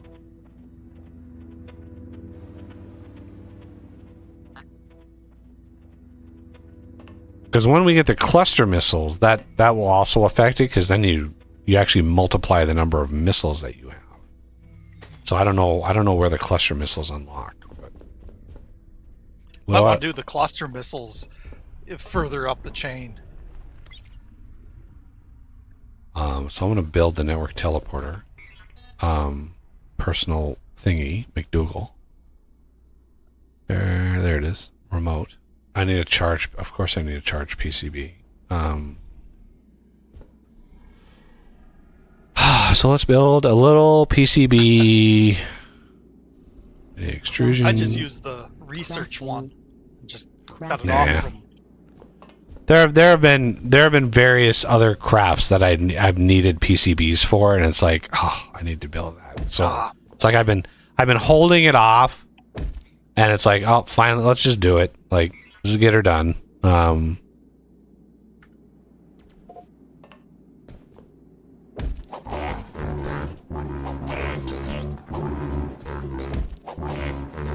So charged is lithium.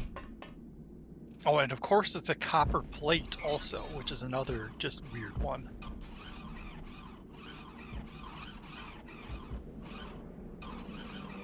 Those I have.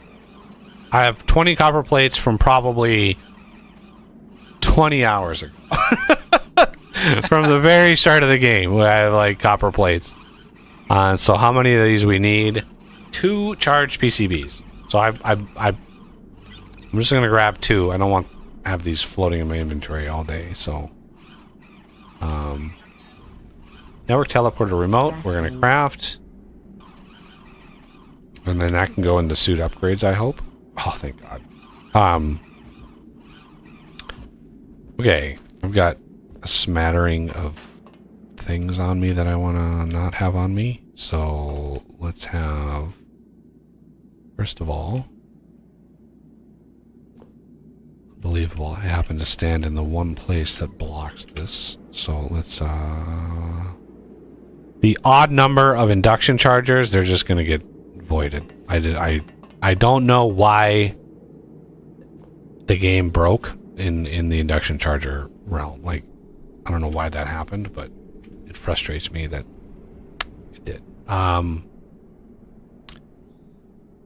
I've got some beacons that I just can plop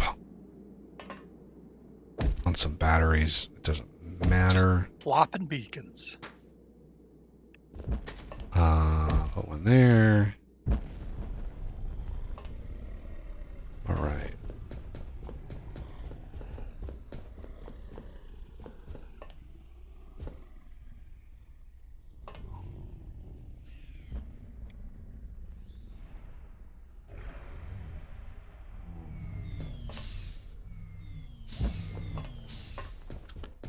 And let's put some gubbins away here.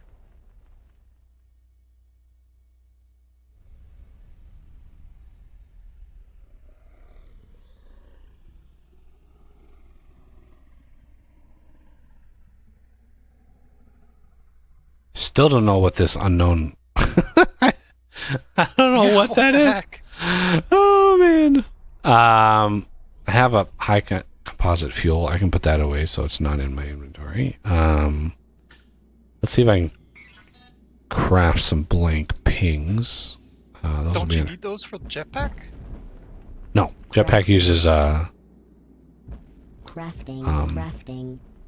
Suit power? suit power. I thought it used both, but okay. Mm. I'll take your word for it. It's used when you craft it, but not when you use it. Because I've had that composite fuel in my inventory for hours, and it hasn't used it.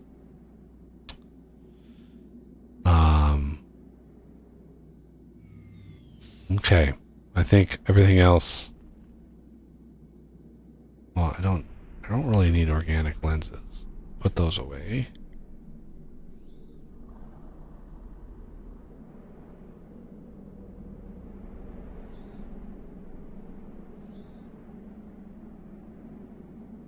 Not really sure why I have 2,000 hardened blocks on me, but you know, it is what it is. Okay, so now I'm going to zip down to the toxic caves. That's our lowest point right now.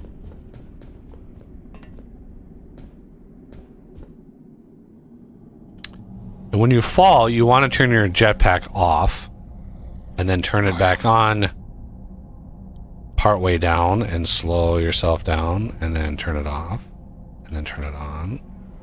Just because, like, when you're falling, like when you're free falling, the jetpack is actually slowing you down. So it's like you need to manage that so you don't obliterate things and stuff. Hey, look at that. There's a camel bot down.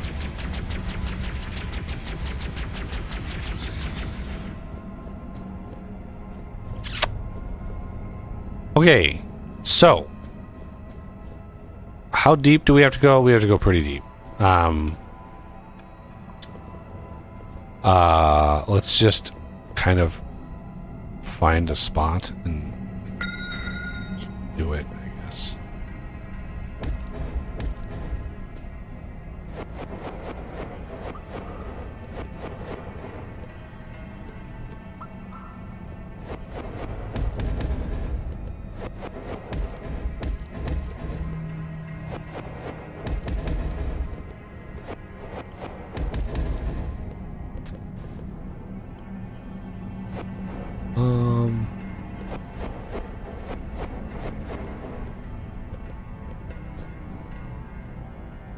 Let's see. There's got to be. Let's. That is a purple power line.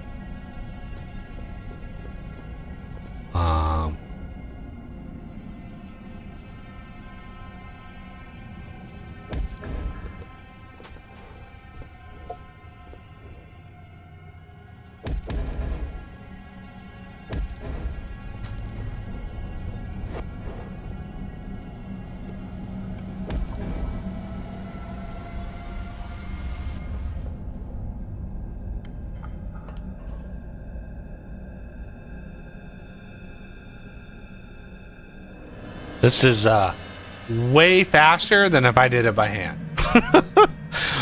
And cleaner. Like,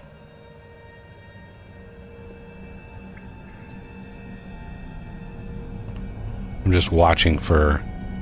It's like there's a vein right there. Ran into a vein of something. I honestly forgot like how deep we have to go. I think the magma caves might be right around 800.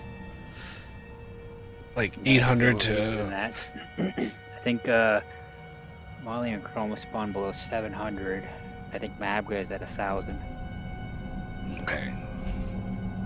This is gonna go to minus 800 roughly. So, and I do have some nanos on me. I don't want to clear ore with this, just in case, right? Just in case.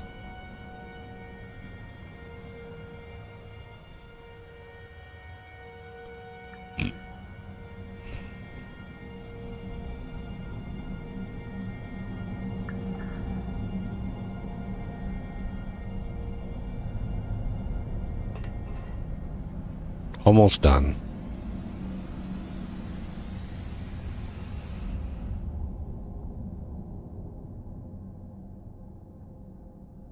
Oh, you found the other biomass that I had found. There were only 2 biomass that I was able to find in a pretty wide radius around this that were like decent sized veins. I'm like, but why?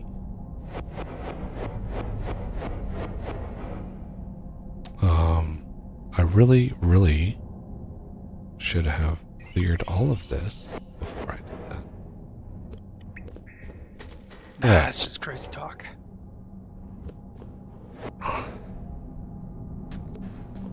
All right.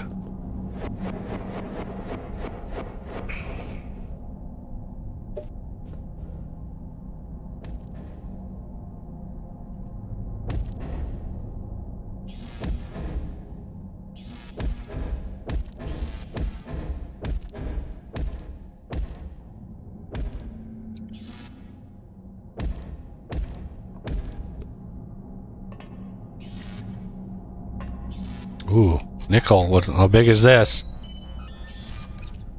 Oh, not too bad. Not the best, but not too bad. I want to recharge Arthur on this little waylay station.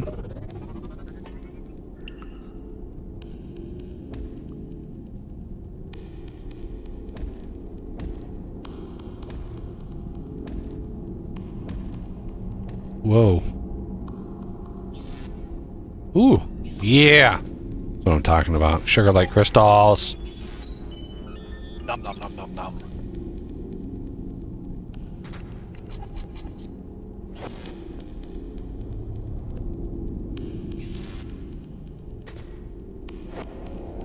Not really sure what sugar light is.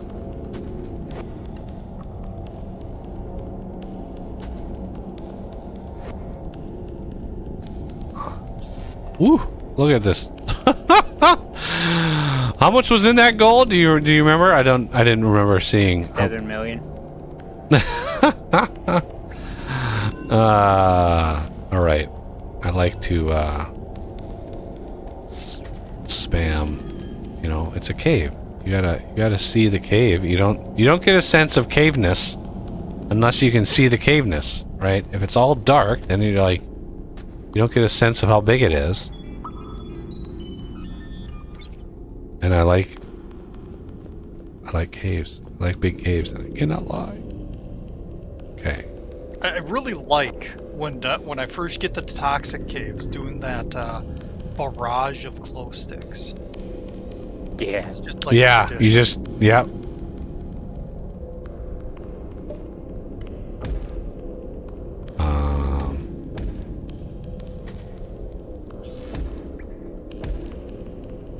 Toxic caves is probably the most impactful when you reach it because it's so cavernous.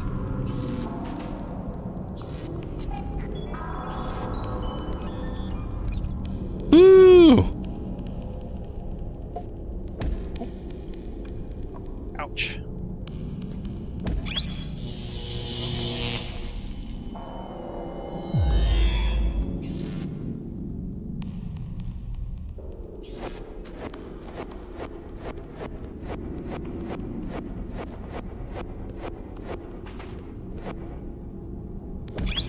Oh, damn it.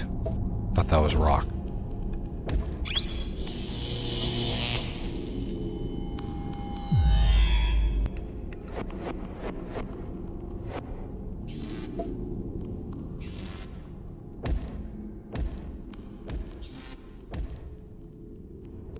Wow. And here we are. Let's do a ping unknown. That's a pretty big vein. Let's go see what that's all about. But it might be just rock, of course.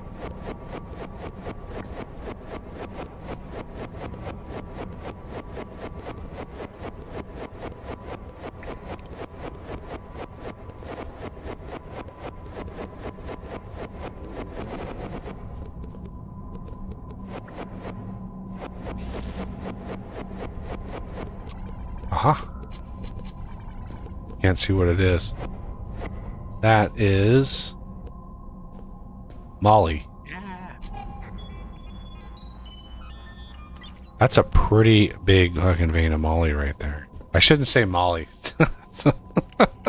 Yeah. That means something else. Kind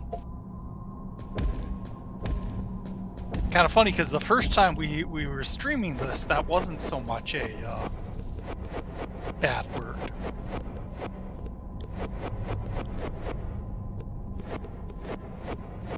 Oh, Rennie got disconnected. Hmm. Well, we've been generating quite a lot of terrain, so. Okay, so the other ping unknown is, well, there's one this way and one this way. I'm gonna go this way. All right, I'll go the other way. I mean, it could be the same. If it's the yellow one, then it's different. It's not. It's the same as I've already scanned, but.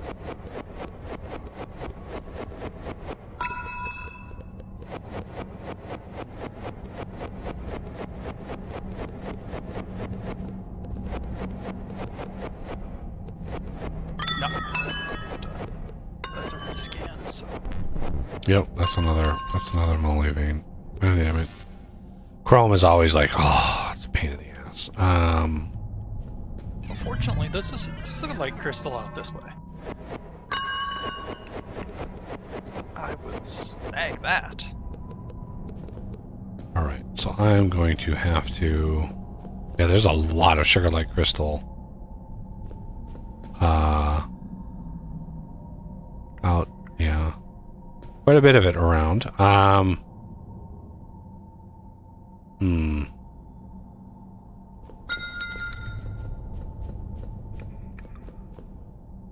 Ooh, it's a cave.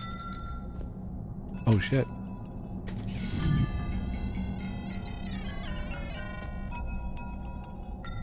Yeah, the path I went down led to a cave. Same cave even. Hello. All right. Where did I pop out of? Right here? Nope. Where's the way back?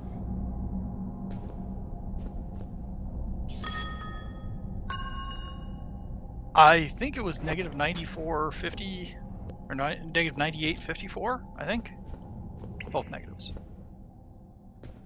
Aha, there it is. They're so well camouflaged. It's hard to spot like where the where it was. So what I usually do is I usually really want to make it obvious. Be like, hey, over here. Over here. Okay, now I can go exploring.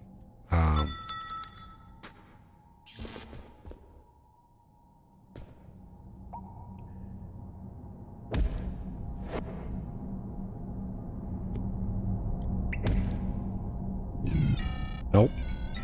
Wrong button.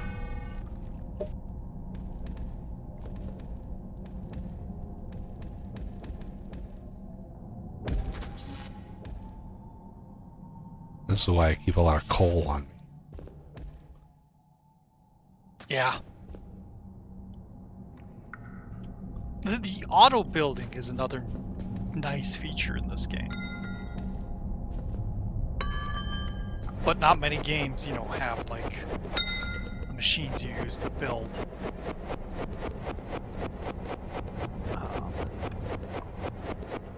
Build other stuff. Okay. Yes, I lost my train of thought. So I think we have to scan. I don't think we're going to find Chrome until we actually process the scan. And Do we have a network teleporter? we do, back down here? but it's really like power is going to be a problem.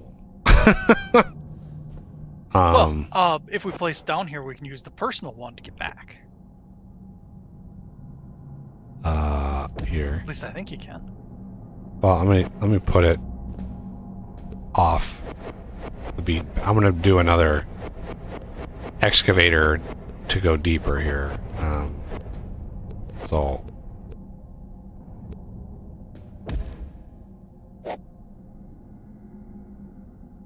and then deep.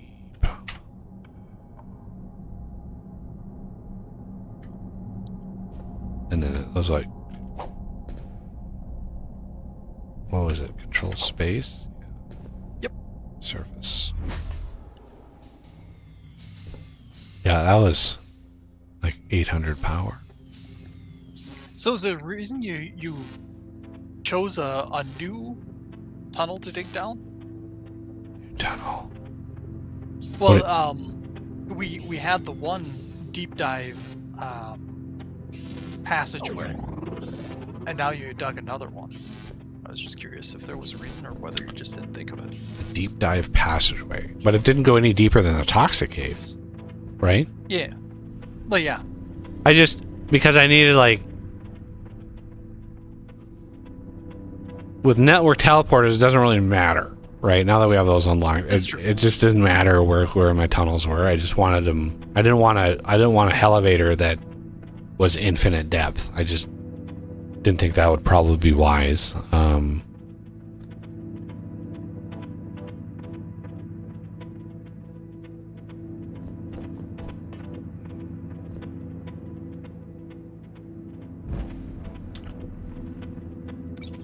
sugar light crystal was 40 points. Jesus. Close. There's.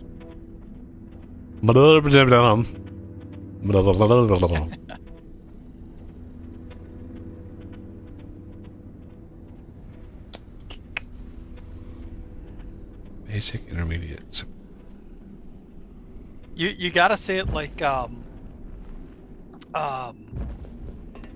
of Darkness. Yeah. Verata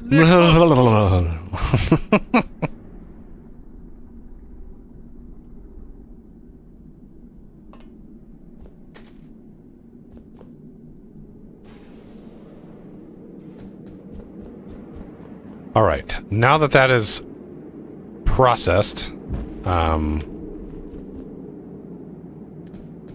we can go back. Got a comment from a little while ago. Somebody's like, hot dang. Oh yeah. Yeah. It is what it is. Surprised. Thought it was an old clip. Okay. Ping unknown. Oh, there's still some unknown over here. Was I really this close to Chrome as well? Are these going to be right next to one another? That would be glorious if that was the case.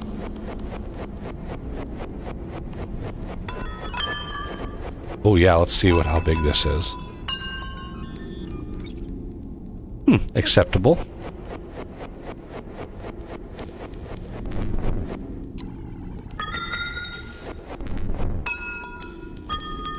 I wish I could see what I was looking at. Yeah. The glow is real. All right. It is nice to be able to see these things for a while when you're at a distance, but Yeah, when I'm right on top of it, it can go away. You can turn that off. there should be a. It's gonna clear- linger for a while.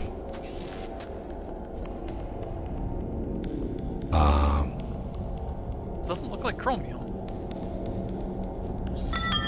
What?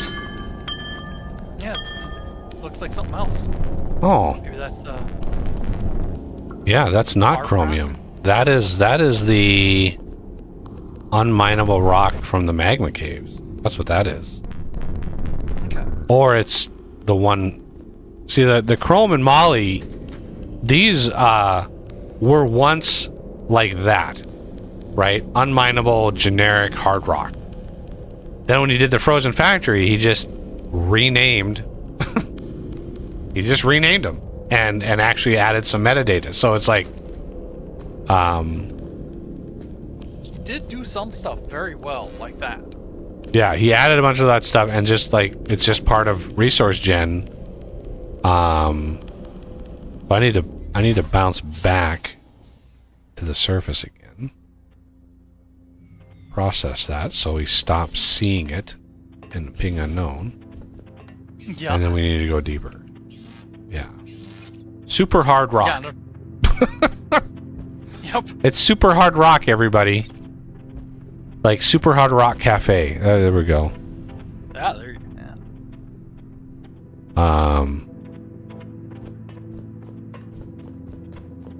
Oh, there is some more unknown close by.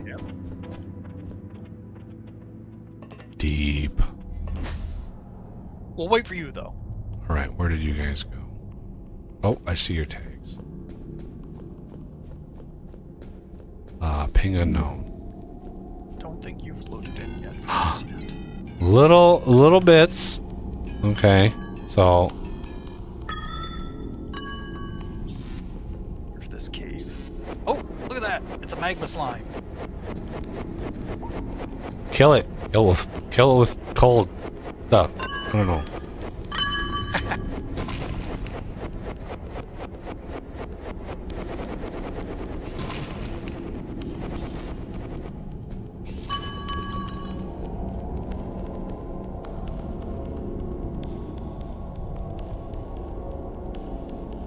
Oh man, we These are guys hit hard. like right below a ocean of sand as well. Oh, gave me some unknown material. It looked like. Yep, this is Chrome right here. Finally. Can I?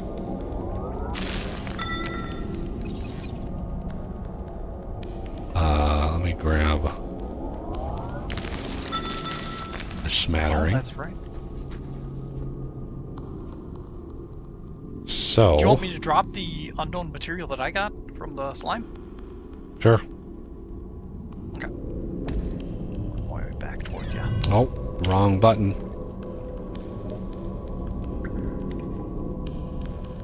There you go. You should get it.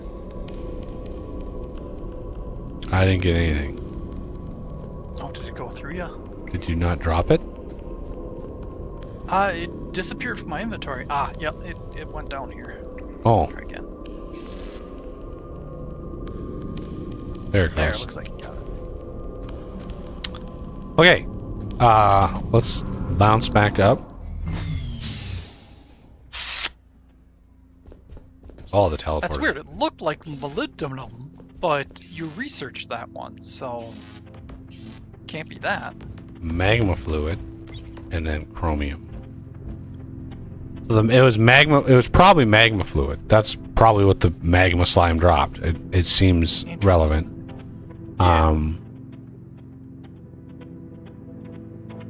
Okay.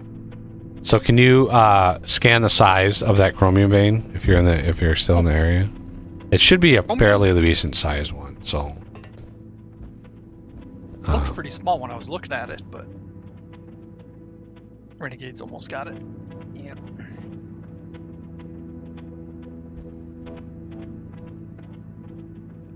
yeah. Oh, not I bad. mean, it's not bad. It's a good like first vein.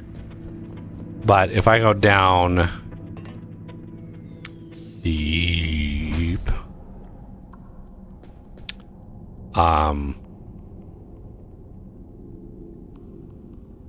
and I do a craft. and we're at the chromium point ping. where Crafting. the depth of them doesn't as much matter. Yeah, the depth is just like whatever. It is what it is. We can make whatever work. But making chromium pings here, I can. Oh, there you are. Sorry if I was covering your camera there. You're all up in my grill. Oh, there's one above. There's one up above this.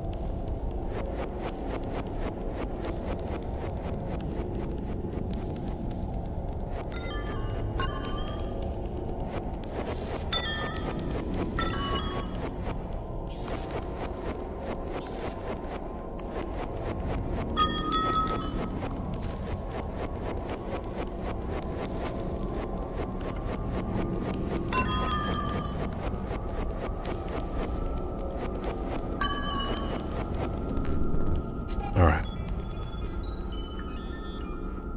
Oh shit.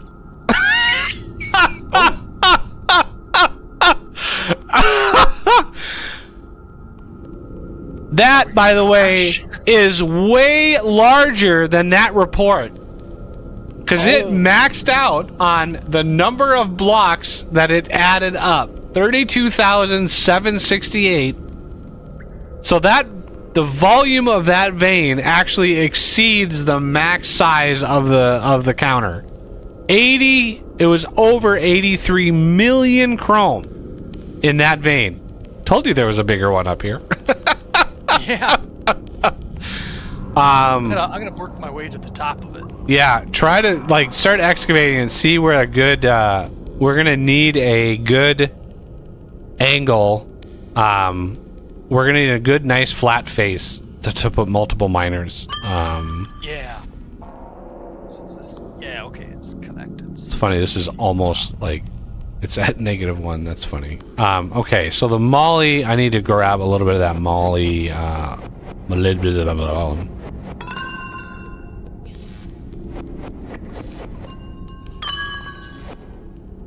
Oh, there's a molly vein right here. How big is this one?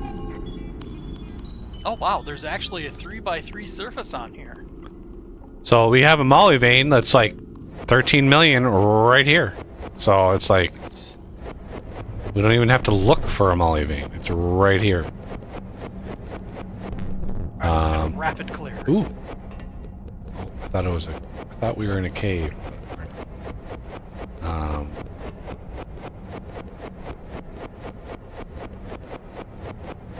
Okay, so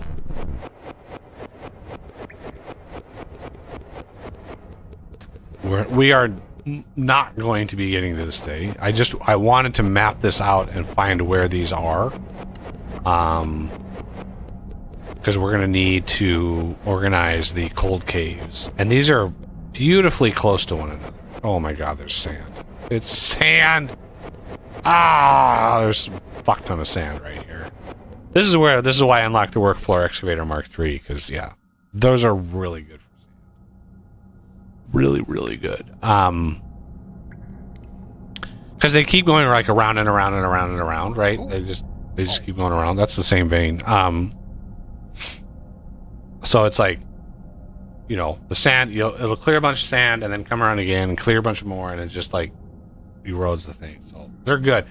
My excavator is okay with sand. You have to reset it over and over again to actually like clear it all. Come over here. But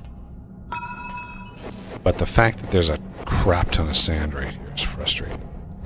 Oh, sand too? Oof. Yeah, Or this is is. that what you meant? Oh my Really god. big flat area. Oh, look at that Ah. nickel vein. I gotta scan it. Oh, it's not as it's smaller than I thought it was. Ah. But it's just this block right there. Okay, yeah, we have. Oh, that is enormous. That chromium is huge. Like I see your little. Yeah. My god, that's a big vein. That is such a huge vein of chrome. And it's not very like it's objectively not very deep considering the size of it. Right, yeah. Okay. It's rare to find such a good deposit so close to its minimum.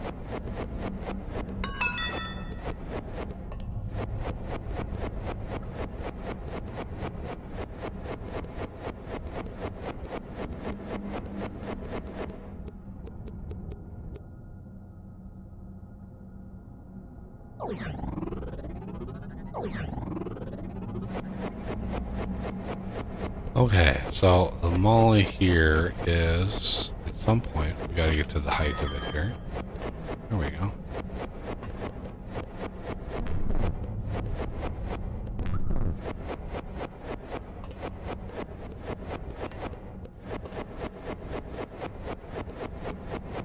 So what you want when you do these, right?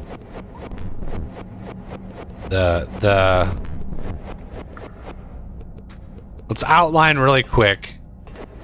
These ores are part of the Frozen Factory expansion. Okay, if you've never played the Frozen Factory, this is why you might be confused, because these were introduced for that DLC. So what you want is you want a 3x3 face. Okay. And that's like the minimum that you want. And if you have to sacrifice, you know, if the shape of it and stuff is not quite right and you have to sacrifice a little bit, you can do that.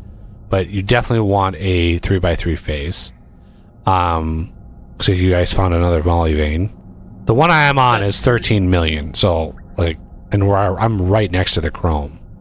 So This one's really close to the chrome as well. That's how we Up. found it, is that we found a Up in chamber the sand near it. pile.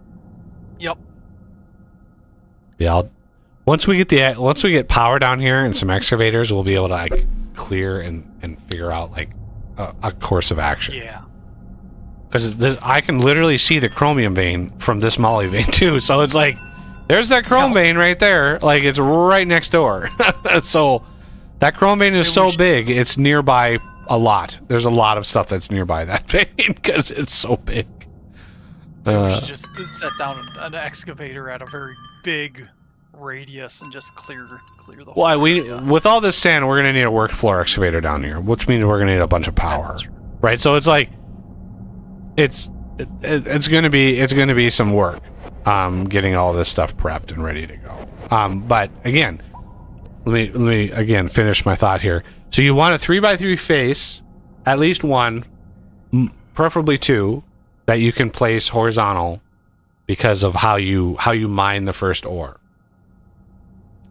You have a hard rock grinder, and it wastes a lot of ore. Unfortunately, it's pretty wasteful. Yeah. But you only need to do that like twice. You only need to run that like twice, and then you don't want to run it anymore because it wastes thousands of ore. So you just minimal.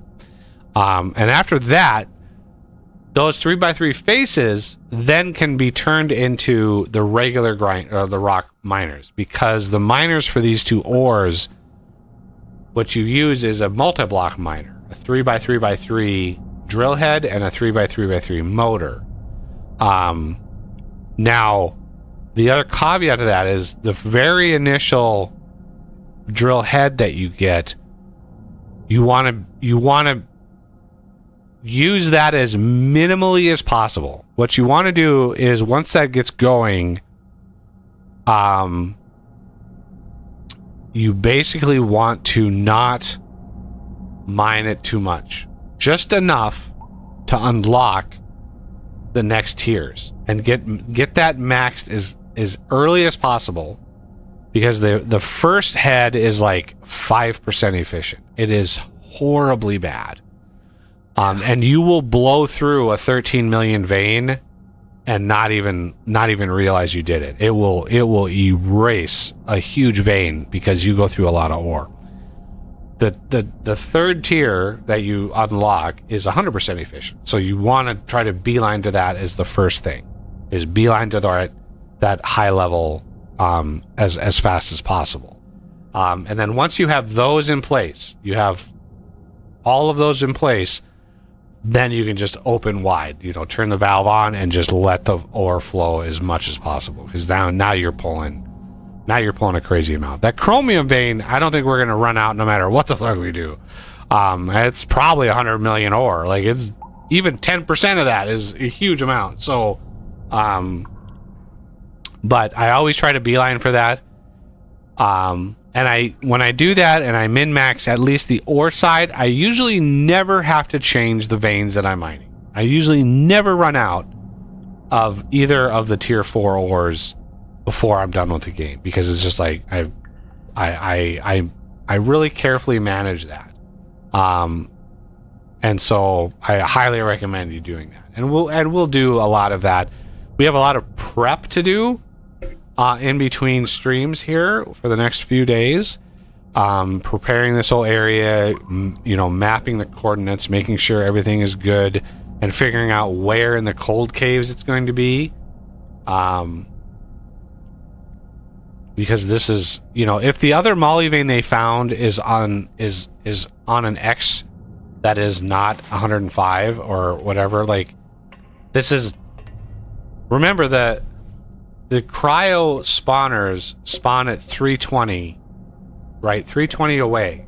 So, 320, 0, 320, 320, 0, 320, negative 320, 0. Like, it's all of the 320s around, right? You map that around.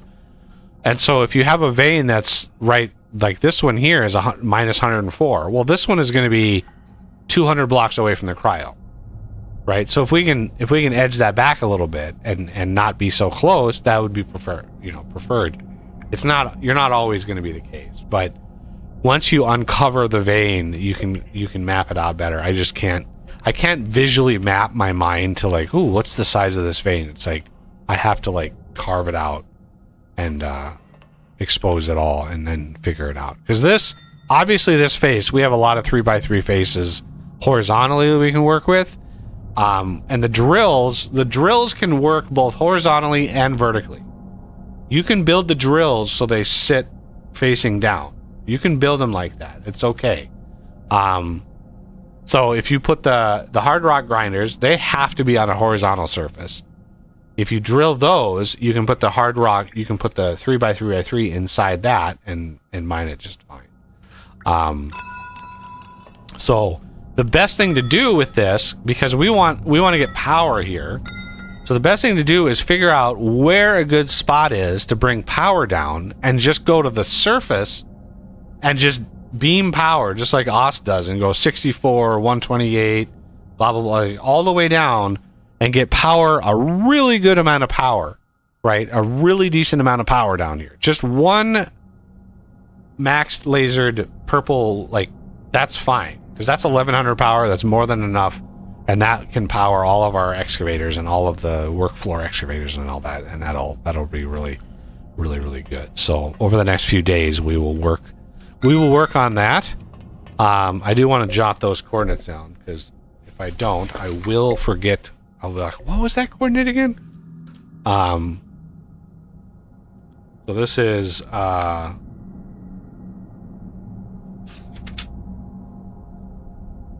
tier 4 minus 105, and again, these will change, but minus 897 and minus 50. You know, thereabouts. It's rough, right? If there's a better spot, you know, then that's fine. But Got a question in chat. endpoint for this, well,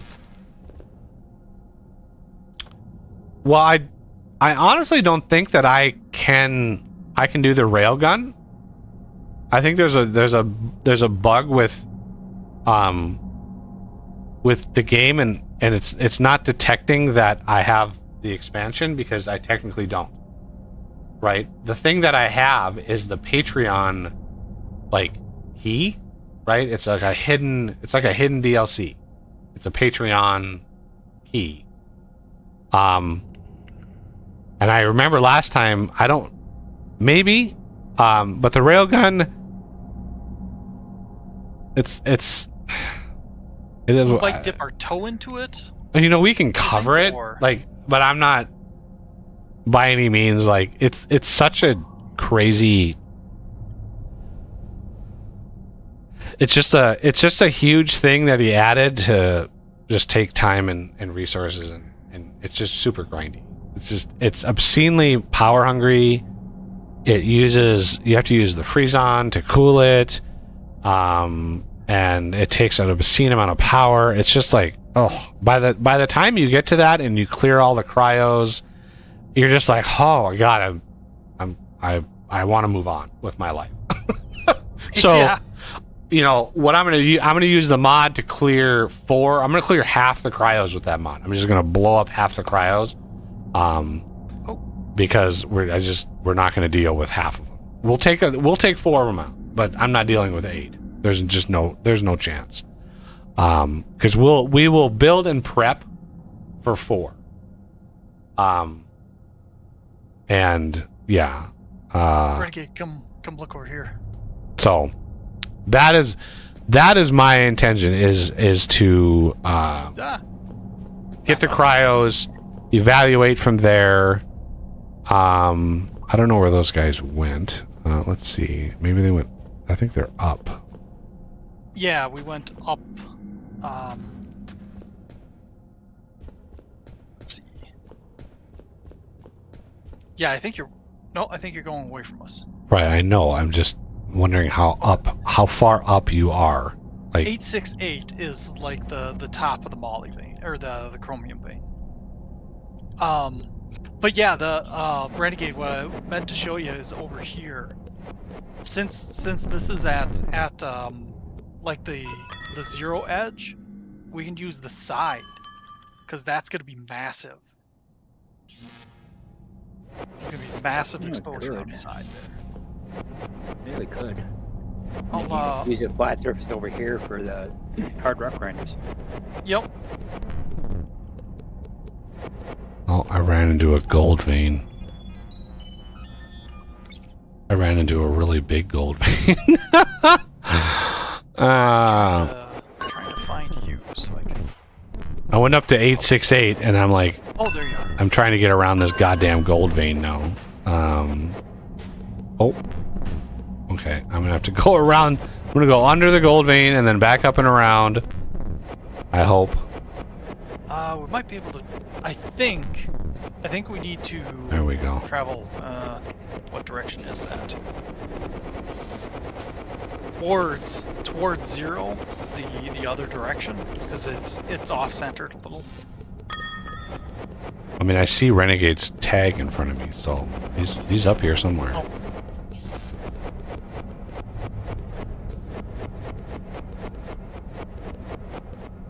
Yeah, here you go. So yeah, shocking that we've got such a large horizontal surface over here. Very nice. Running out of power. And then, like we were saying, since it's at the 0 edge, the whole side here. Yeah, this is the side that's basically exposed to the Yeah. Molly vein. It's Where was that shocking Molly vein at? That you This guys way. found? Oh, my jetpack's on. That's not open. Ooh, Right over here. Jesus! Look at that sand. Yeah. Ooh, this is interesting vein mechanics. Not really. Wow, that is a weird. Oh, and here's another molybdenum vein. Yeah, this is not a good. Well, it's. I mean, it expands this direction, but. Sugar light! Ah. Wow, a lot of gold veins down here. Yep.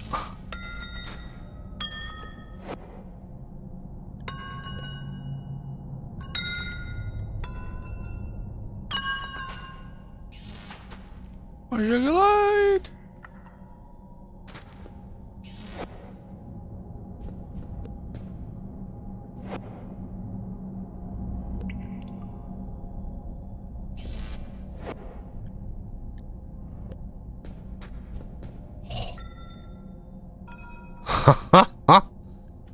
Yeah, beautiful.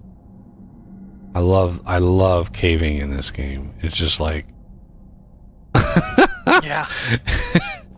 the sense of like immensity is real in this game. It's like, oh my god, look at the size of this cave. And you get lost really easily. Yeah, very much so.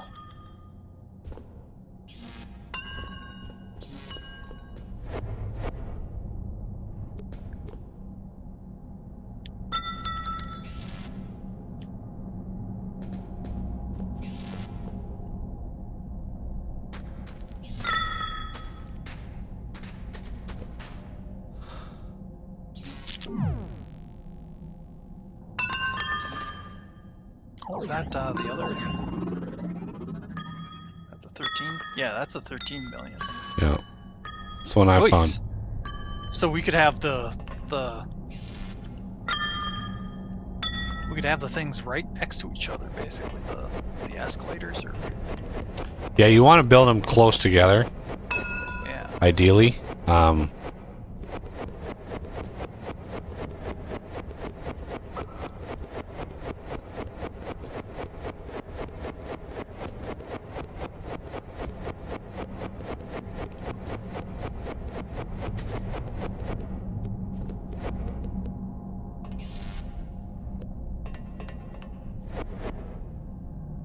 Oh, looks like you're pretty close. So yeah, you've got the chromium we can do here, and your molybdenum is Yep. right down there. Yep. Yeah, I saw the big face of this, and I was like, oh shit, yeah, it's gonna be right next to one another. Because what I do is I have a lift, right? And a maxed out lift can hold a lot of ore, right? So what I do is I finagle everything. So a lift comes down and pulls ore in from two different drills, right? You have two drills side by side, 3 blocks apart, or it would be 5 blocks apart. So you have 5 blocks apart, 2 drills. The lift comes down in between, loads all the ore, and then zips up, right? Because it's gonna move. Like, remember, the lift has to travel from like 256, 250, all the way down to here, right? It's a long ways. So the faster the turnaround that it can just jump and go, the better. And then having 2 drills doing that, and then you can, if you really want throughput, you can add another lift. And there are times that I've done that where I have 2 lifts, 1 for each drill or whatever. And so you have a process that and then in between the 2 or near the 2 you want the casting machine. So you want 2 lines of chrome and 2 lines of moly going into the casting machine, and then that is going to be spitting out ores and stuff. So we'll figure all that out too. It's not a big deal, but that's what I usually do. Is I have a lift, and you come down, you load it full of chrome, and you zip it back as fast as possible. So, but yeah, like right. This might be a better coordinate in here somewhere to. I don't know what a good spot would be to bring power down. We don't really want power. Well,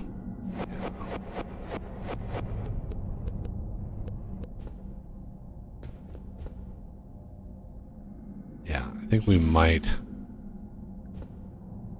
Let's plan on having like. Because if we dig a tunnel, we could just reuse it as a lift if we really wanted to, like 2 birds sort of thing.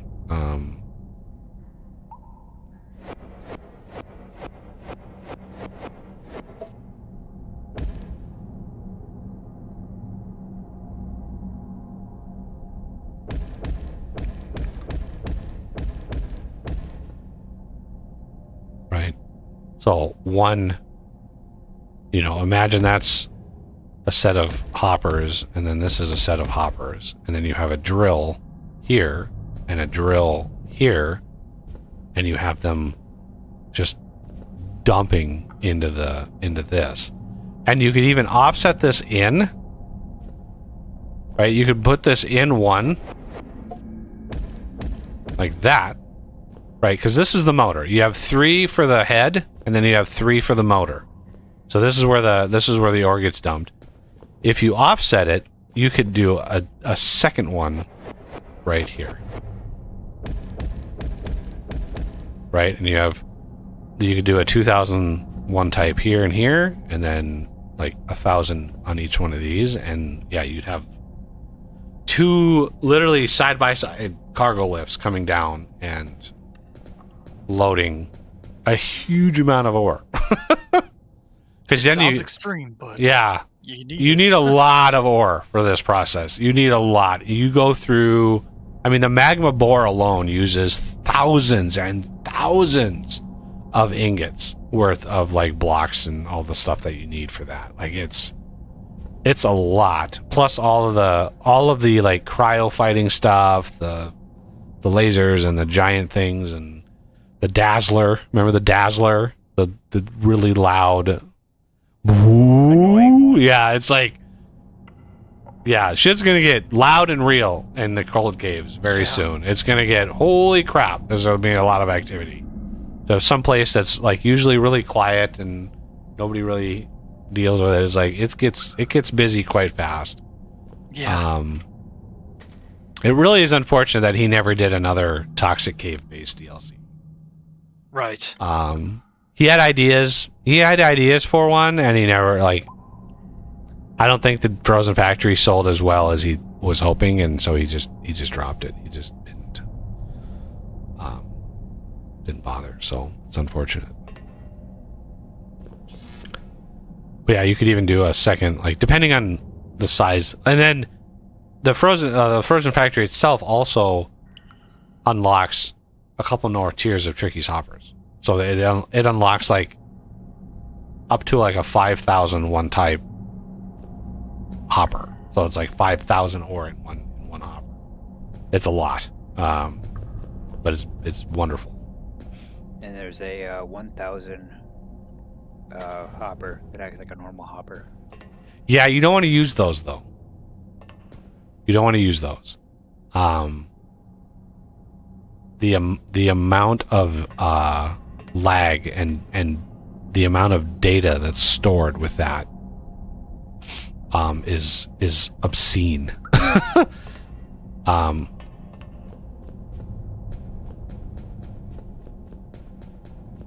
Because you literally have, 1,000. You could put literally 1,000 different things in that hopper, and all of that data in one little block is crazy. Now, if you're on a single player game, I mean, go ham. But on a multiplayer, you don't want to do that. That's why the one type hoppers, that's why they're so efficient, because it's a single type.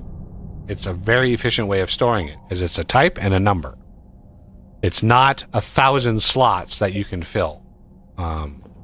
So yeah, we will work on. Let me jot this coordinate down. Rome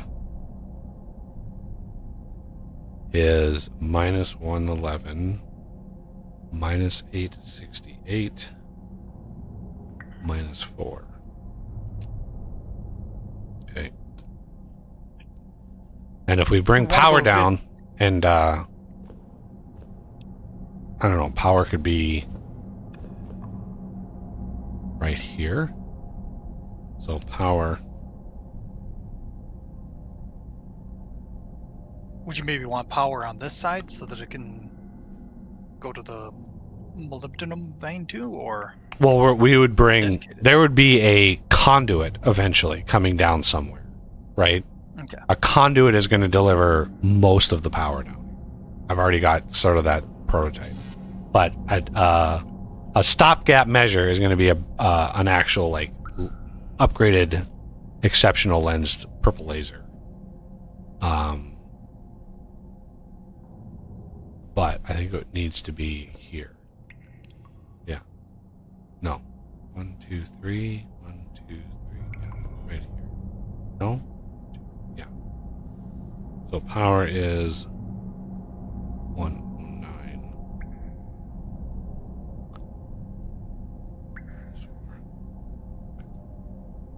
It's just like a little bit of a single block space all the way down here. It's gonna be a pain in the ass, but I guess now with jetpacks, it's not gonna be so bad. But Yeah.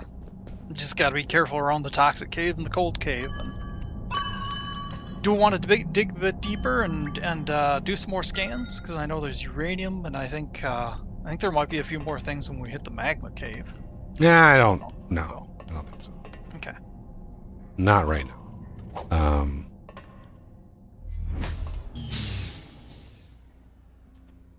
Oh, made it back.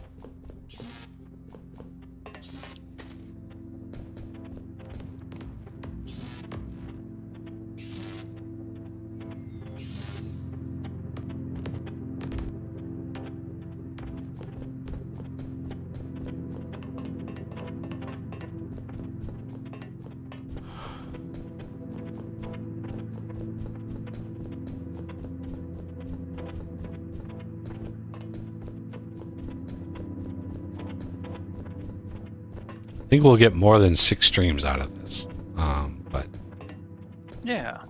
Even like it. Ooh, rocket's backed up a little bit. Yeah, our threat is only 7980. yeah, the resin system stopped. It's Yep. quiet, so it's made all the difference in the world right there.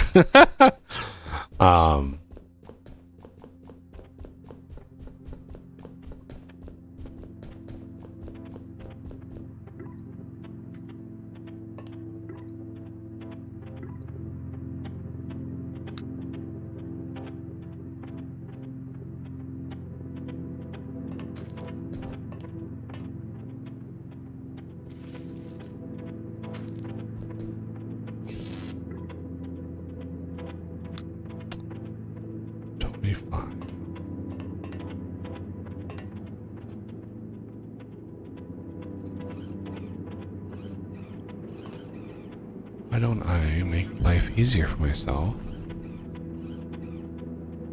Sounds like crazy talk. Crafting.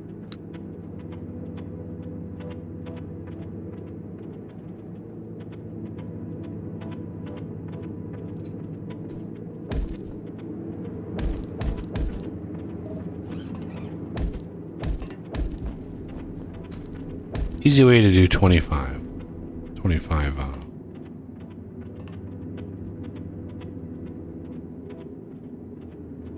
Oh, I see.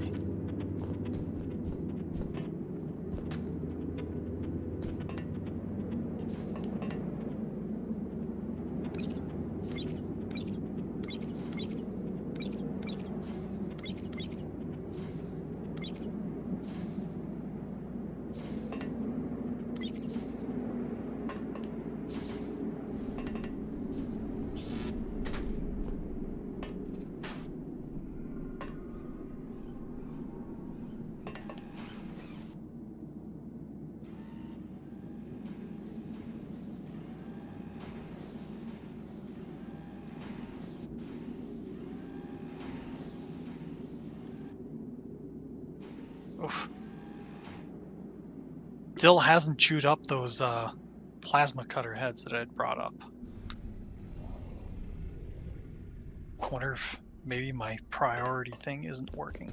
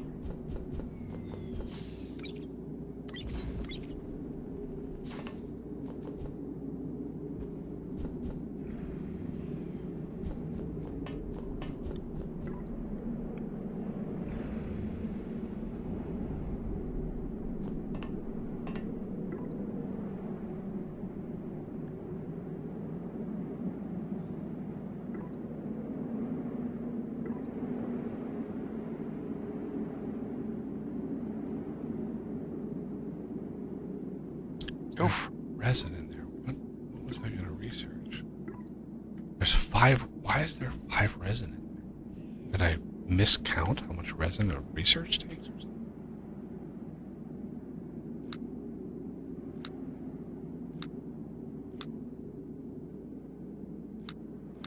That or it glitched out and it grabbed something else instead. I mean, anything is possible. Yeah. Game's just like, yeah, that's close enough. We'll use that instead. But almost never works in your favor.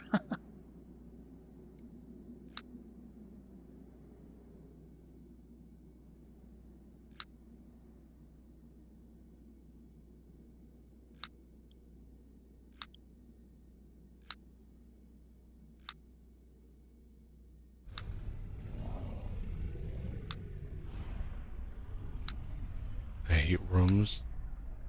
I don't know why he spent time on them. I mean, I know. It was his way of making or thinking he was making the rendering performance better. Because when you're inside a room, the game knows not to render anything else. Right? But the room and what's in the room. So when you walk into a room, it literally stops rendering everything around you. Right? And that is why the doorways for rooms have to do what they do, right? Because he needs a way of triggering, oh, we're going to start rendering. So it's like, depending on your computer, you could have like major like lag spikes when you exit a room into your base, because then it has to literally reload all of the assets, relight everything, recalculate everything, and redraw the frame with all of this new data. And so by just ignoring all of that for rendering, it's just like, okay, now we're not going to render anything outside the room. Well, it's fine if for performance, but I think it was just it's kind of a cheaty shortcut to fixing a problem of rendering performance. And I think he has a built-in Unity occlusion color and stuff like that, and for the most part it's really good. It works. It's why, like, when you turn your head really quick, you see the flash, right? The flash, because it's not rendering that stuff. When you turn your head fast, it has to pop that stuff back in, because now the camera view is actually covering that. So the occlusion culling is already efficient. So the rooms are just, I don't know how much of a difference it makes, but he really is leaning into that, I think, for Phoenix. I don't know. I haven't heard from or talked to anybody who's actually played Phoenix. Right? I don't know. I don't know anything about that game. I know it was in his design document that he had posted. At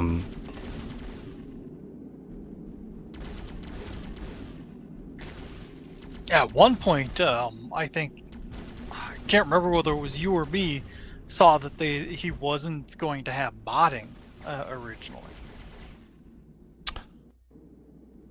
But yeah, I'm not sure on the modding front. I'm unsure. I even if he had that in the design document, my thought was like, there's no effing way that he would do that. Like, yeah, that would be that's a huge. Like, that would be such a monstrously bad business decision to be like, oh, I'm not going to allow mods. It's like, oh, really? This is a Unity game, right? And a Unity game is inherently moddable out of the box. It's very, very difficult to make a Unity game not moddable. It can be done, but you have to put a lot of time and effort into doing that, right? You have to make sure that your checksums of all your libraries in memory are all the same, and you have to do that for every build, and there's a monstrous amount of overhead with that, and it's just annoying. And why go through all that work, like, just to stop modding? There was a game that I either covered or streamed or something. There was a game that I got that was a Unity game, and I was like, oh, cool. So I installed the standard, like, modding library, which, like, UMF, back in the day, this was years ago, back in the day it was UMF, Unity Mod Framework, which you could basically install in any Unity game. Like, it's just plugged into the engine. And then when you started the game, it was like, could not start game, checksum failed, right? So they had an internal checksum that the library would do in the memory, and if that was tweaked at all, it would fail to launch. And I just remember when I tried to open it after that, I was like, why would you do that? Why would you go out of your way to prevent mods? Like, out of your way. And the game was just like, it was just like a colony sim or a city builder. It was just a simple game. I'm like, why would you do that? So, but there were a lot of things in his design document for Phoenix. And again, that design document I saw like 5 years ago. So and I don't know where it went. If he had reposted it, if it's in the same place, I lost the link. I don't know where it's at. But in that design document, I read it, the whole thing. I read it because I was very interested in what he was going for, and it was a direct. I do not want people playing the way they play the game. I don't like how people are playing this game. I'm going to change every aspect that I found fun. Personally. Like, I read it and I'm like, oh, he's going to do that and he's going to do this. And this is all of the, like, eliminating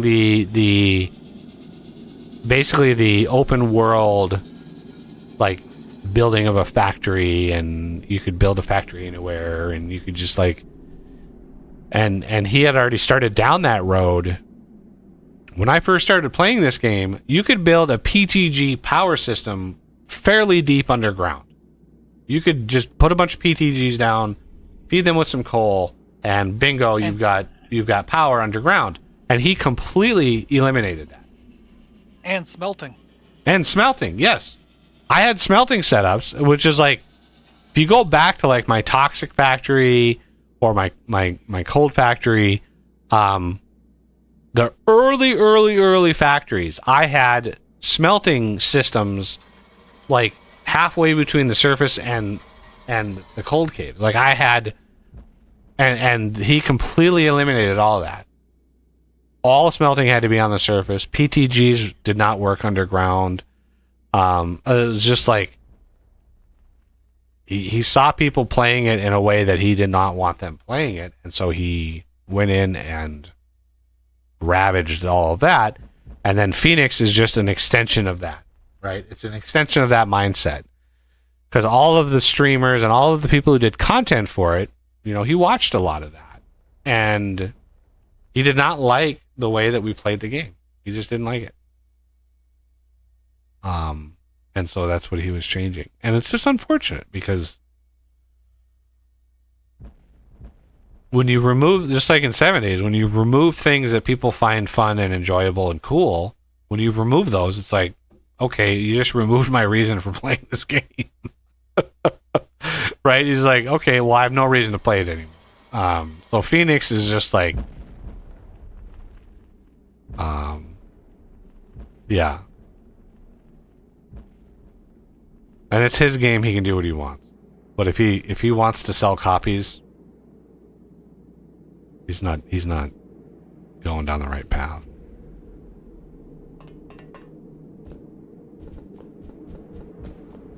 I'm gonna keep an eye on it. Like when Phoenix does come out, I'm gonna keep an eye on it and be like, I just want to see what the result is. What he does. Because he has. Some of us will end up getting it. We'll let you know. Yeah. Anybody out there who actually does get it and tries it, I would love to see you stream in Discord or something and just watch it and go. Because the first version is going to be nearly identical. You know, you have to charge the OET. You have to do this. But eventually he's going to do like a Star Rupture thing where you have to, you know, feed resources to companies and shit. Like that's what I have gleaned from his posts. But yeah, for me, like, and you know, the number of hours that I have, the amount of content I've produced for this game, he has never once like wanted to sit down and talk about feedback for the game, like an honest, tell me what you think. What do you like? What do you dislike? Right? Not once. He's not interested in what people actually like about his game. He's not interested. So it's like, okay, well, that's fine. It's your game. It's your life. It's your effort. It's your time that you're spending programming something that, I mean, he's been working for 5 years on something that he might sell 5,000 copies. Right?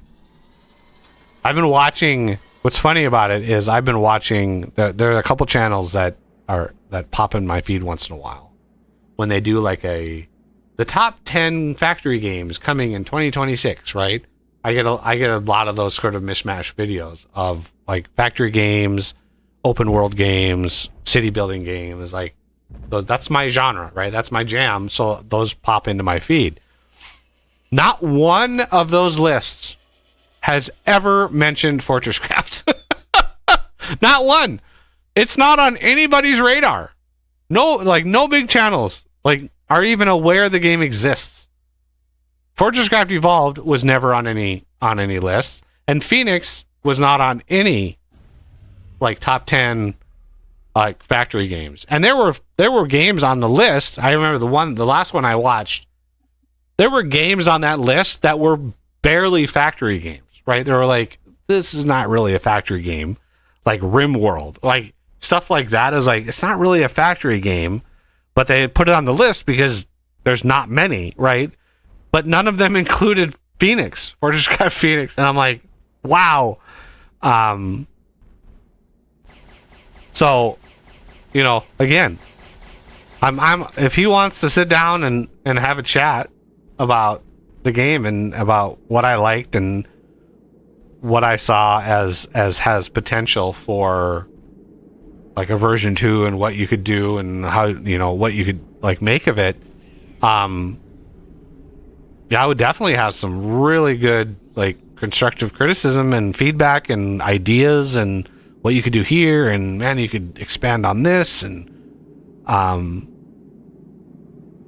but there's no interest in that.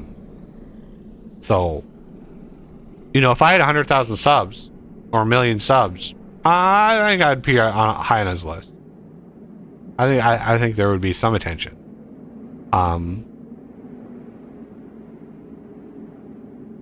But unfortunately, unfortunately, covering a game like this itself was not conducive to high subscriber numbers. So it was like, oh, I got really well known for Fortress Craft, and that's about it. Because so many channels covered literally every other game that I ever covered, right? So it's like Factorio, that's a game that's been covered from every direction and every which way. And literally every other game that we've covered, 7 Days and all these other games, so many other channels did that it was like I got lost in the shuffle. But Fortress Craft was my bread and butter, and unfortunately it didn't apply or appeal to a big enough audience. But I'm always thankful for who I have. I'm always thankful. So I just find it amusing. It's like, oh, so many people in chat over the last few days of man, I found your channel through Fortress Craft. Fortress Craft, yeah, and it's like, yeah, this is the funny thing about this process. It's like,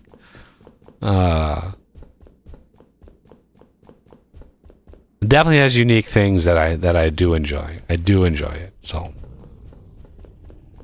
okay, this research should be close to done. We have 25 intermediates. Let's pop these off.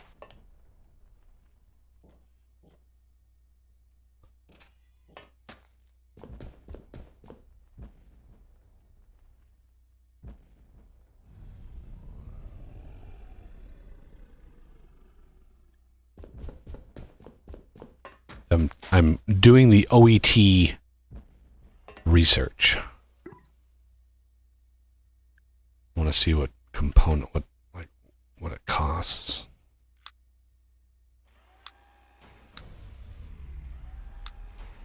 And it unlocks the improved cargo lift, so that's nice.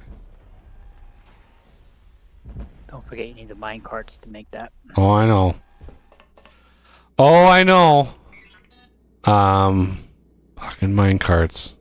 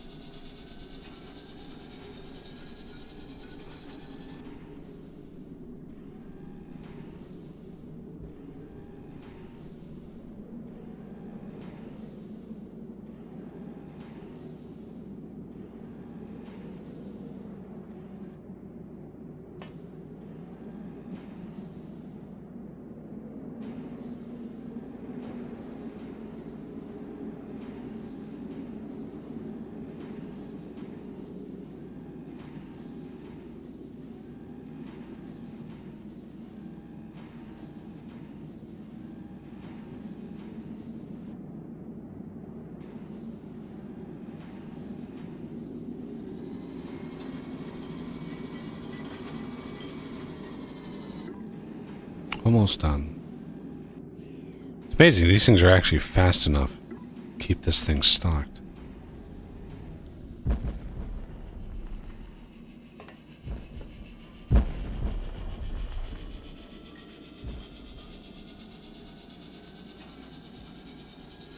Do love me some missiles.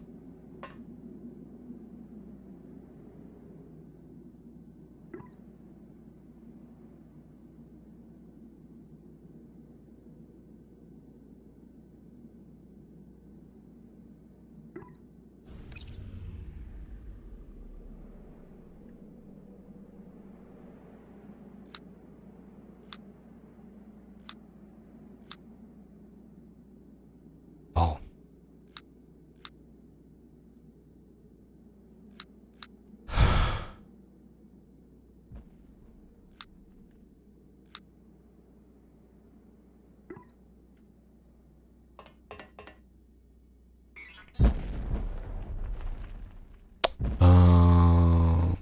These. Oh. I have to unlock the unlocks.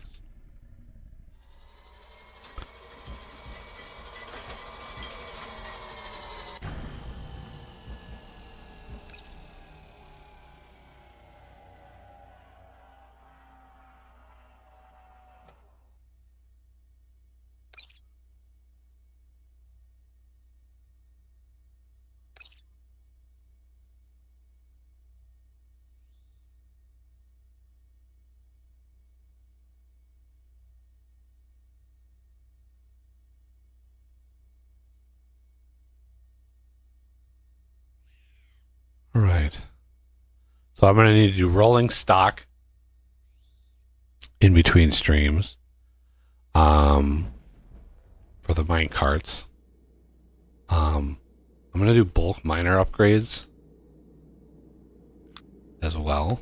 It's just so many packs because it's just some stuff that we need, but not a lot, just some inductions and stuff. And then I'll do the ultimate power grid,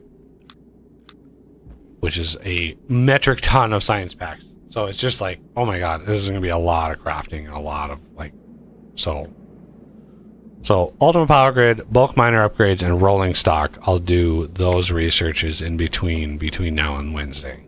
So when we come back, we've got all of that stuff done and ready to go, as well as cleaning out down below and getting ready for that, and probably working on, now that we know basically where those veins are underground, we can sort of map the cold caves a little bit and figure out like what we do with that.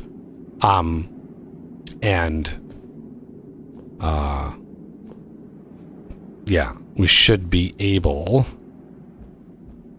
to get that mapped out and planned, because you don't want to build the C5. Well, I'm not going to research the Frozen Factory expansion research, right? But building the C5 and powering it, right?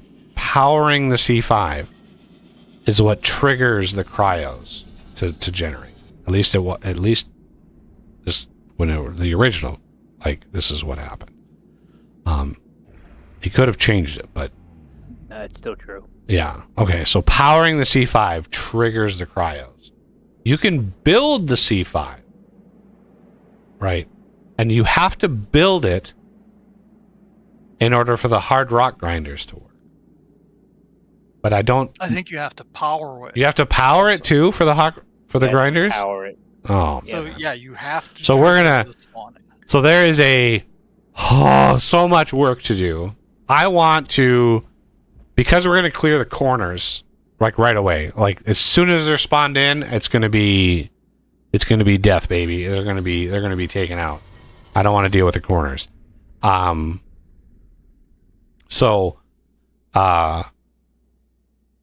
I want to prep the cold caves like crazy. I want to make sure that we have like I want to make a highway. I want to be like crazy prepared for the cryos.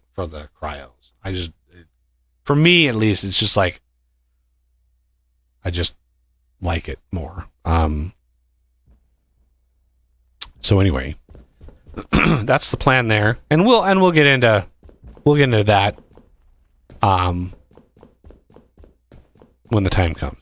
100%. So that's going to have to do it for today, everybody. My voice is about to give out. So yeah, that's going to do it for today. I thank everybody for coming by.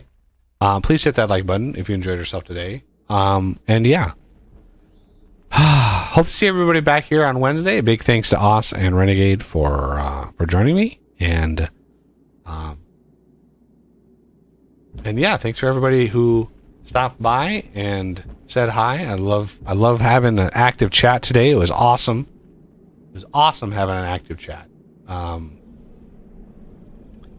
So yeah, I thoroughly enjoyed today. It was great, but I'm hungry and my voice is about out. So yeah, see everybody back here on Wednesday, and stay warm and enjoy your weekend.